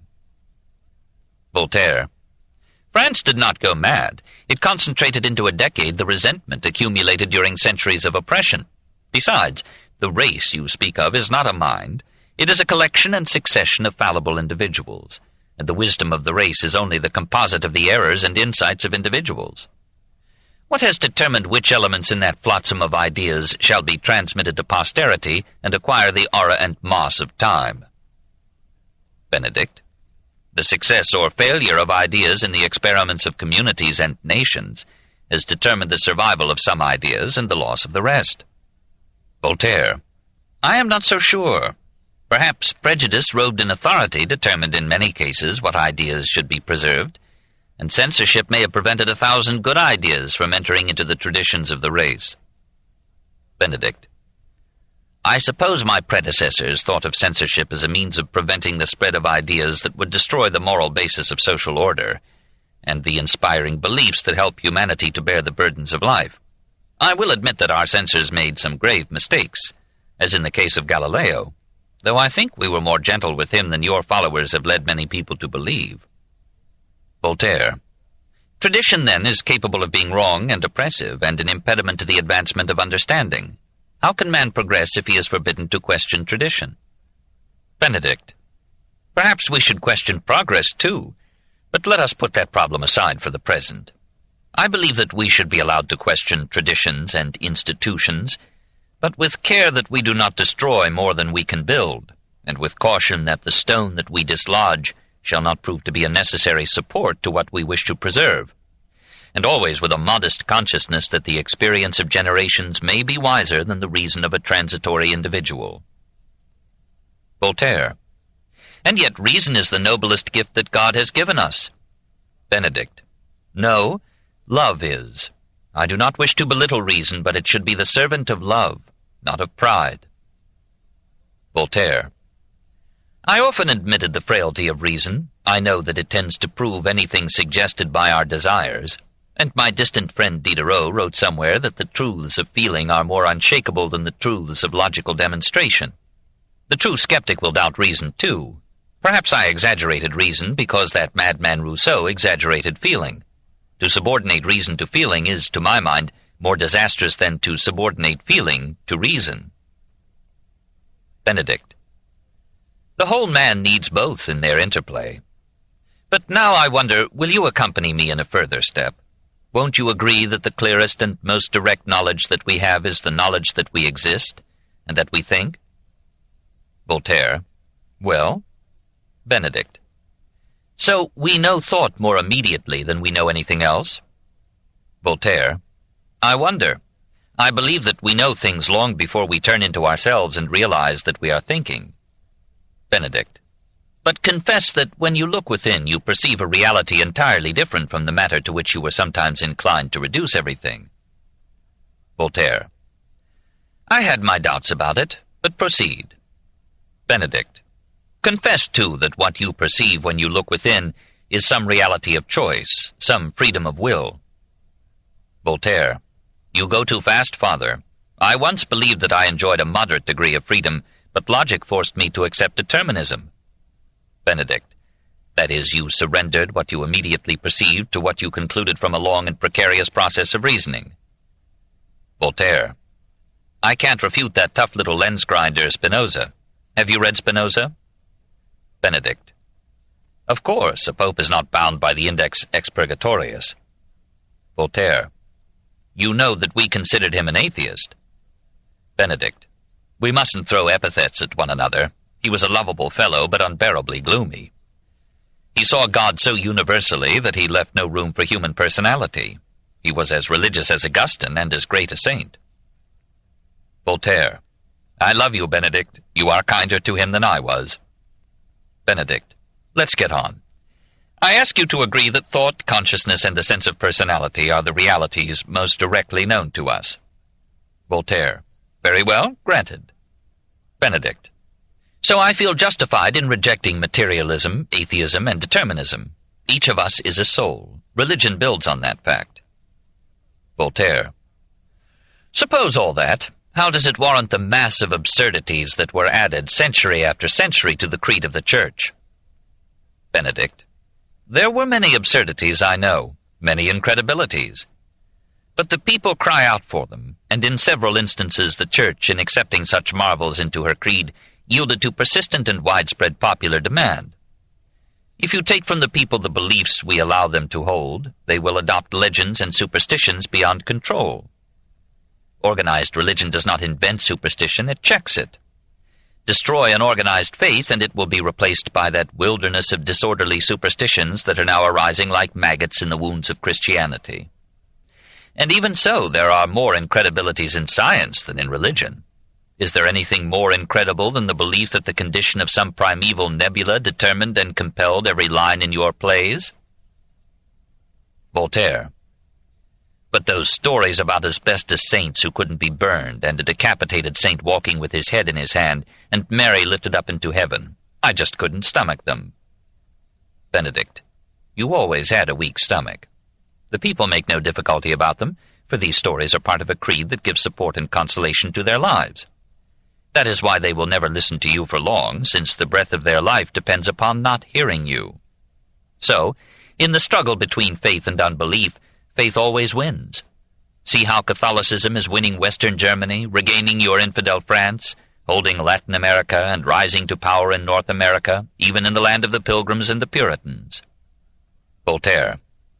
Sometimes, Father, I think your religion recovers not through the truth of your creed, nor through the attractiveness of your myths, not even through your clever use of drama and art, but through your devilishly subtle encouragement of fertility among your people. I perceive that the birth rate is the chief enemy of philosophy. We breed from the bottom and die at the top, and the fertility of simplicity defeats the activity of intelligence. Benedict. You are mistaken if you think that our birth rate is the secret of our success. Something far profounder is involved. Shall I tell you why intelligent people all over the world are returning to religion? Voltaire. Because they are tired of thinking. Benedict. Not quite. They have discovered that your philosophy has no answer but ignorance and despair, and wise men perceive that all attempts at what your brethren call the natural ethic have failed. You and I probably agree that man is born with individualistic instincts formed in thousands of years of primitive conditions, that his social instincts are relatively weak, and that a strong code of morals and laws is needed to tame this natural anarchist into a normally peaceful citizen.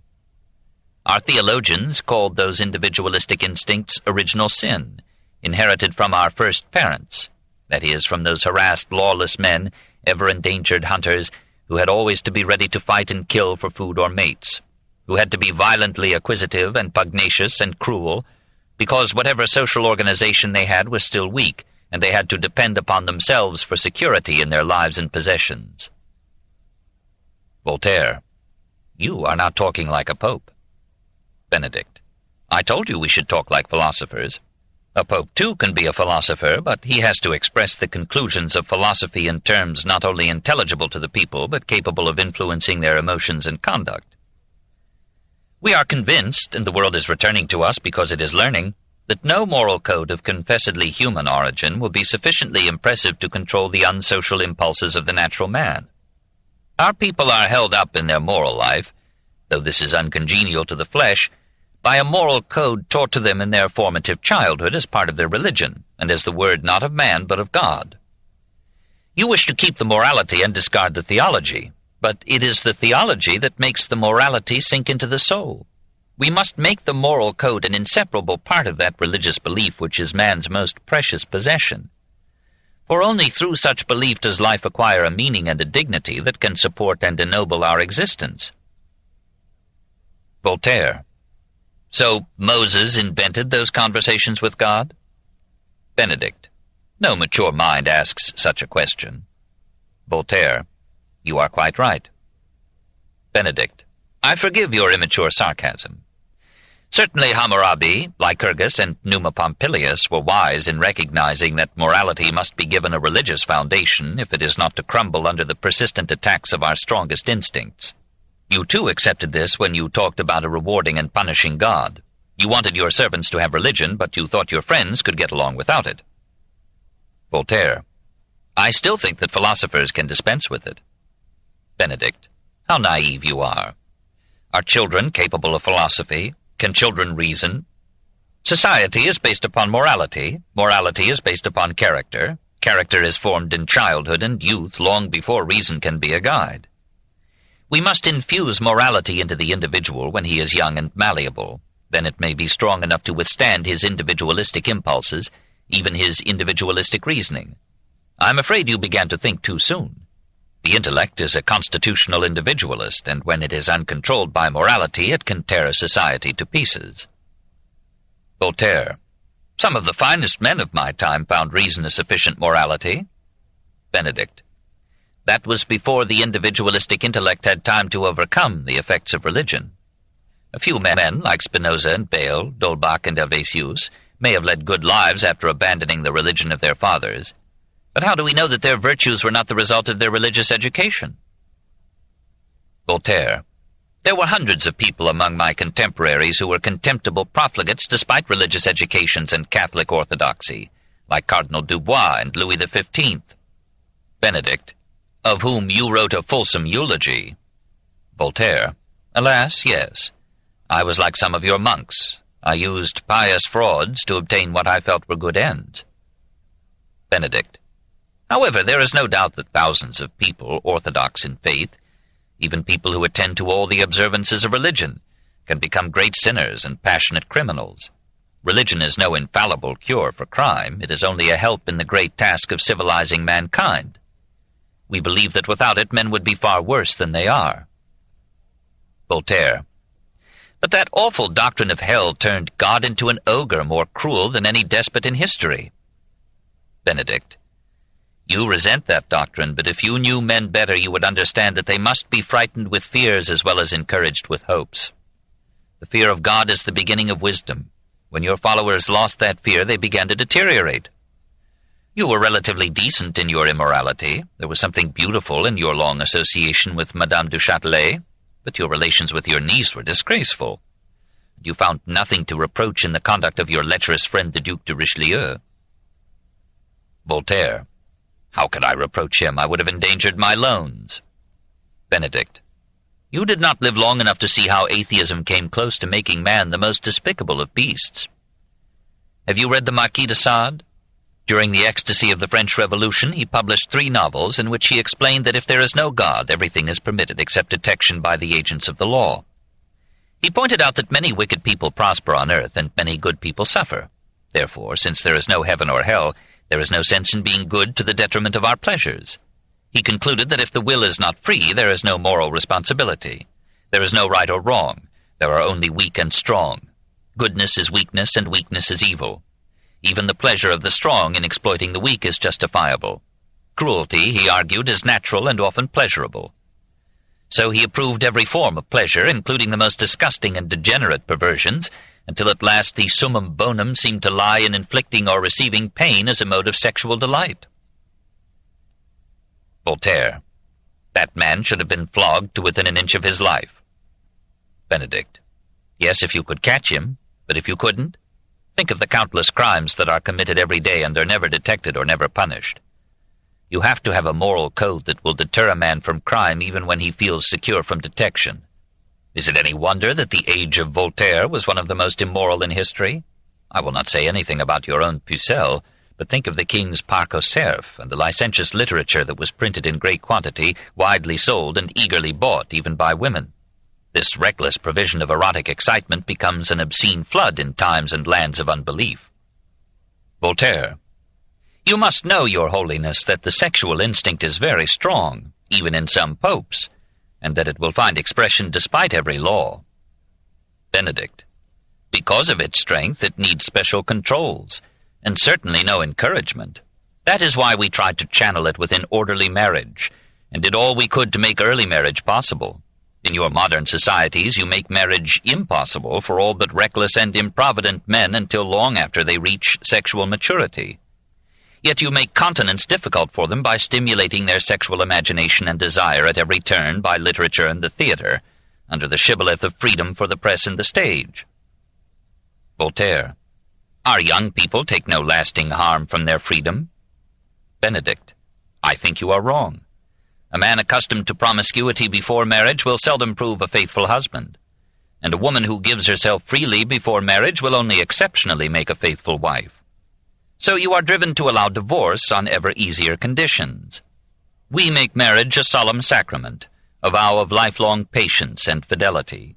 You make marriage a business contract, which either party is free to cancel after a passing quarrel, or in prospect of a younger or richer mate.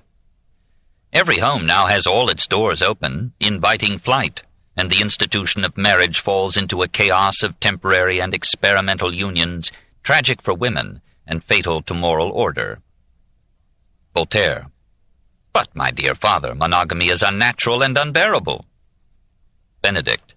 All restraint of instinct is unnatural, and yet without many such restraints, society is impossible.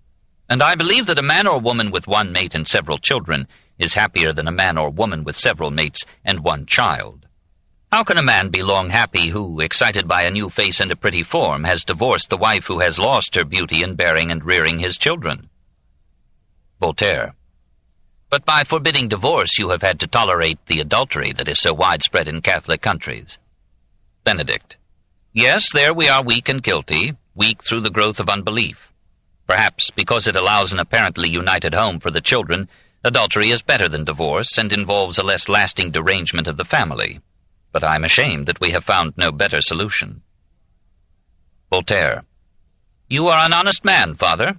I would give all that I ever had if I could share your faith and your goodness. Benedict. And yet you are so hard to convince.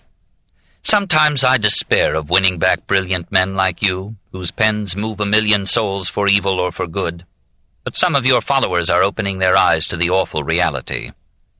The bubble of progress has exploded in a century that has seen more wholesale murder of men and women, more devastation of cities and desolation of hearts than any other century in history. Progress in knowledge, science, comforts, and power is only progress in means. If there is no improvement in ends, purposes, or desires, progress is a delusion. Reason improves the instrumentalities, but the ends are determined by instincts formed before birth and established before reason can grow. Voltaire. I still have faith in human intelligence. We shall improve ends as well as means as we become more secure in our lives. Benedict. Are you becoming more secure? Is violent crime decreasing? Is war less terrible than before? You hope against hope that the destructiveness of your weapons will deter you and your enemies from war, but did the equivalent progress from the arrow to the bomb stop nations from challenging each other to the death? Voltaire. The education of the human race will take many centuries. Benedict. Meanwhile, consider the spiritual devastation that your propaganda has spread, perhaps more tragic than any ruin of cities. Is not atheism the prelude to a profounder pessimism than believers have ever known? And you, rich and famous, did you not often think of suicide? Voltaire. Yes, I tried to believe in God, but I confess to you that God meant nothing in my life, and that in my secret heart I too felt a void where my childhood faith had been. But probably this feeling belongs only to individuals and generations in transition. The grandchildren of these pessimists will frolic in the freedom of their lives and have more happiness than poor Christians darkened with fear of hell. Benedict. That fear played only a minor role in the lives of the great majority of the faithful. What inspired them was the feeling that the agony of death was not a meaningless obscenity, but the prelude to a larger life, in which all earthly injustices and cruelties would be righted and healed, and they would be united in happiness and peace with those whom they had loved and lost. Voltaire. Yes, that was a real comfort, however illusory. I didn't feel it because I hardly knew my mother, I seldom saw my father, and I had no known children. Benedict. You were not a complete man, and so your philosophy was not complete. Did you ever know the life of the poor? Voltaire. Only from the outside, but I tried to be just and helpful to the poor who lived on my estates. Benedict. Yes, you were a good seigneur, and you saw to it that the consoling faith of your people should be renewed by religious instruction and worship. But meanwhile, your desolating gospel of no hope beyond the grave was being spread over France. Have you ever answered de Musset's question? After you or your followers have taught the poor that the only heaven they can ever reach must be created by them on earth, and after they have slaughtered their rulers and new rulers appear and poverty remains, together with greater disorder and insecurity than before, what comfort will you then be able to offer to the defeated poor? Voltaire. I did not recommend slaughtering their rulers. I suspected that the new rulers would be much like the old, but with worse manners. Benedict. I will not say that revolution is never justified, but we have learned, through the experience accumulated and transmitted by our undying hierarchy, that after every overturn there will soon again be masters and men, rich and relatively poor. We are all born unequal, and every new invention, every added complexity of life or thought increases the gap between the simple and the clever, the weak and the strong. Those hopeful revolutionists talked of liberty and equality and fraternity. But these idols never get along together. If you establish liberty, you let natural inequalities multiply into artificial inequalities. And to check these, you have to restrain liberty.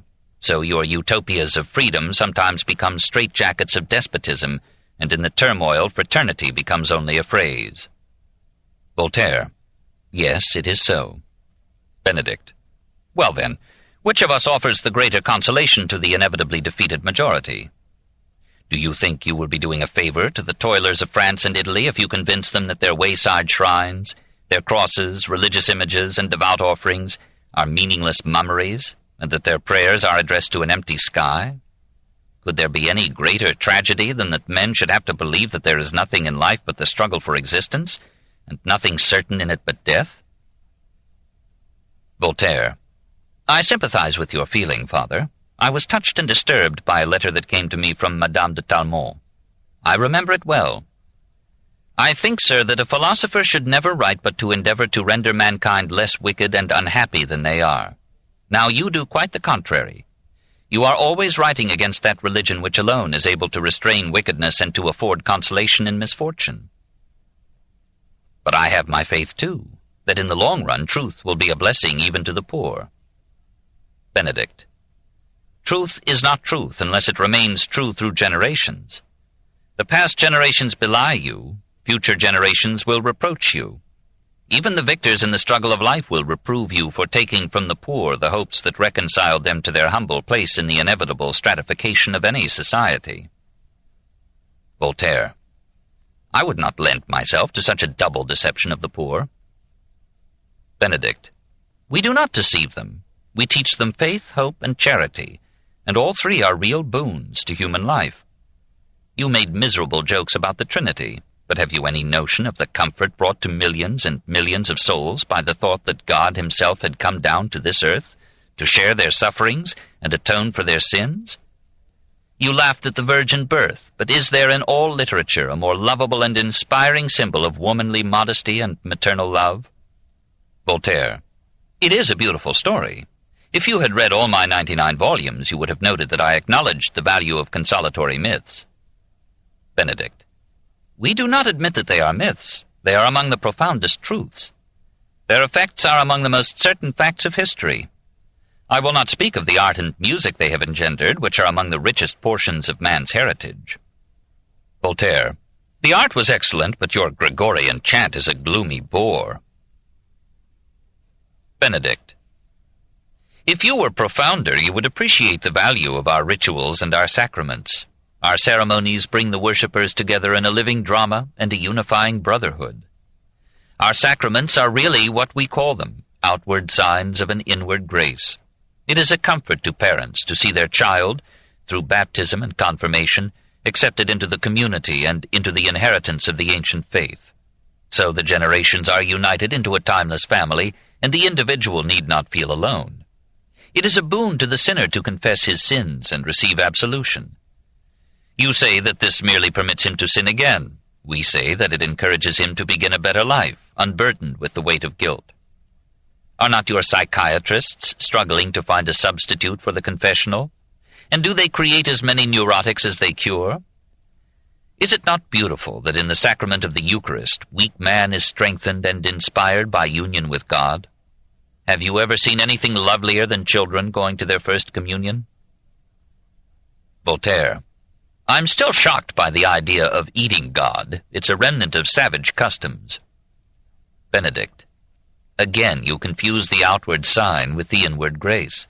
There is nothing so shallow as sophistication. It judges everything from the surface and thinks it is profound. All modern life has been misled by it. In religion, the mature mind has passed through 3 stages: belief, unbelief, and understanding. Voltaire. You may be right, but that does not justify the hypocrisy of your sinful prelates or the persecution of honest thought. Benedict. Yes, we have been guilty. The faith is good, but its ministrants are men and women, fallible and sinful. Voltaire. But if its ministrants are fallible, why do they claim infallibility? Benedict. The Church claims infallibility only for her most official, fundamental, and considered judgments. Somewhere debate has to stop if the mind or the society is to have peace. Voltaire. And so we come back to the stifling censorship and brutal intolerance that were the bane of my life, and the disgrace of ecclesiastical history. I can see the doors of the Inquisition opening again. Benedict. I hope not. It was because the papacy was weak that the Inquisition was so cruel. My predecessors strove to check it. Voltaire. The popes, too, were guilty. They looked with equanimity upon the killing of hundreds of Jews during the Crusades, and they conspired with the French state to slaughter the Albigenses. Why should we go back to a faith that, with all its charm, could engender and can still condone such savagery? Benedict. We shared in the manners of our time. We share now in the improvement of morals. See our priests. Are they not a fine group of men in education, devotion, and conduct? Voltaire. So I am told, but perhaps that is because they have competition. Who knows what they will be when the higher birth rate of their adherents gives them political supremacy? The Christians of the first 3 centuries of our era were noted for their superior morals, but you know what they became when they rose to power. They killed 100 times more people for religious dissent than all the Roman emperors had ever done. Benedict. Our people were then only emerging into education. Let us hope that we shall do better next time. Voltaire. The Church did do better at times. During the Italian Renaissance, some of your predecessors showed an urbane tolerance of unbelief when unbelievers made no attempt to deprive the poor of their consolatory faith. I, for one, do not wish to destroy the faith of the poor, and I assure you that the poor do not read my books. Benedict. Blessed be the poor. Voltaire. Meanwhile, you must forgive me if I and my like continue our efforts to enlighten a minority sufficiently numerous and resolute to prevent any recurrence of ecclesiastical domination over the thought of educated men. History would be worthless to us if it did not teach us to keep on our guard against the natural intolerance of an orthodoxy wielding power. I honor and reverence you, Benedict, but I must remain Voltaire. Benedict. May God forgive you. Voltaire. Pardon is the word for all. This concludes the reading of The Age of Voltaire by Will and Ariel Durant, Part 2. This book was read by Alexander Adams.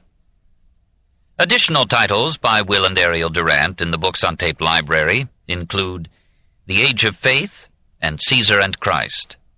For additional information about them or for help with topics of related interest, please call our customer service department or check our catalog index to find review material. If you have enjoyed these tapes, you may want to consider buying this audiobook and donating it to your local library so that others in your community can enjoy it too. The donation will be deductible to the extent allowable under the law. Books on Tape produces many new unabridged audiobook titles each month. To find out more about them, or to arrange a library donation, or to speed your next title to you without delay, call our customer service department. Will you please wind or rewind this tape as appropriate, so the book will be in order for the next person to enjoy? Thank you.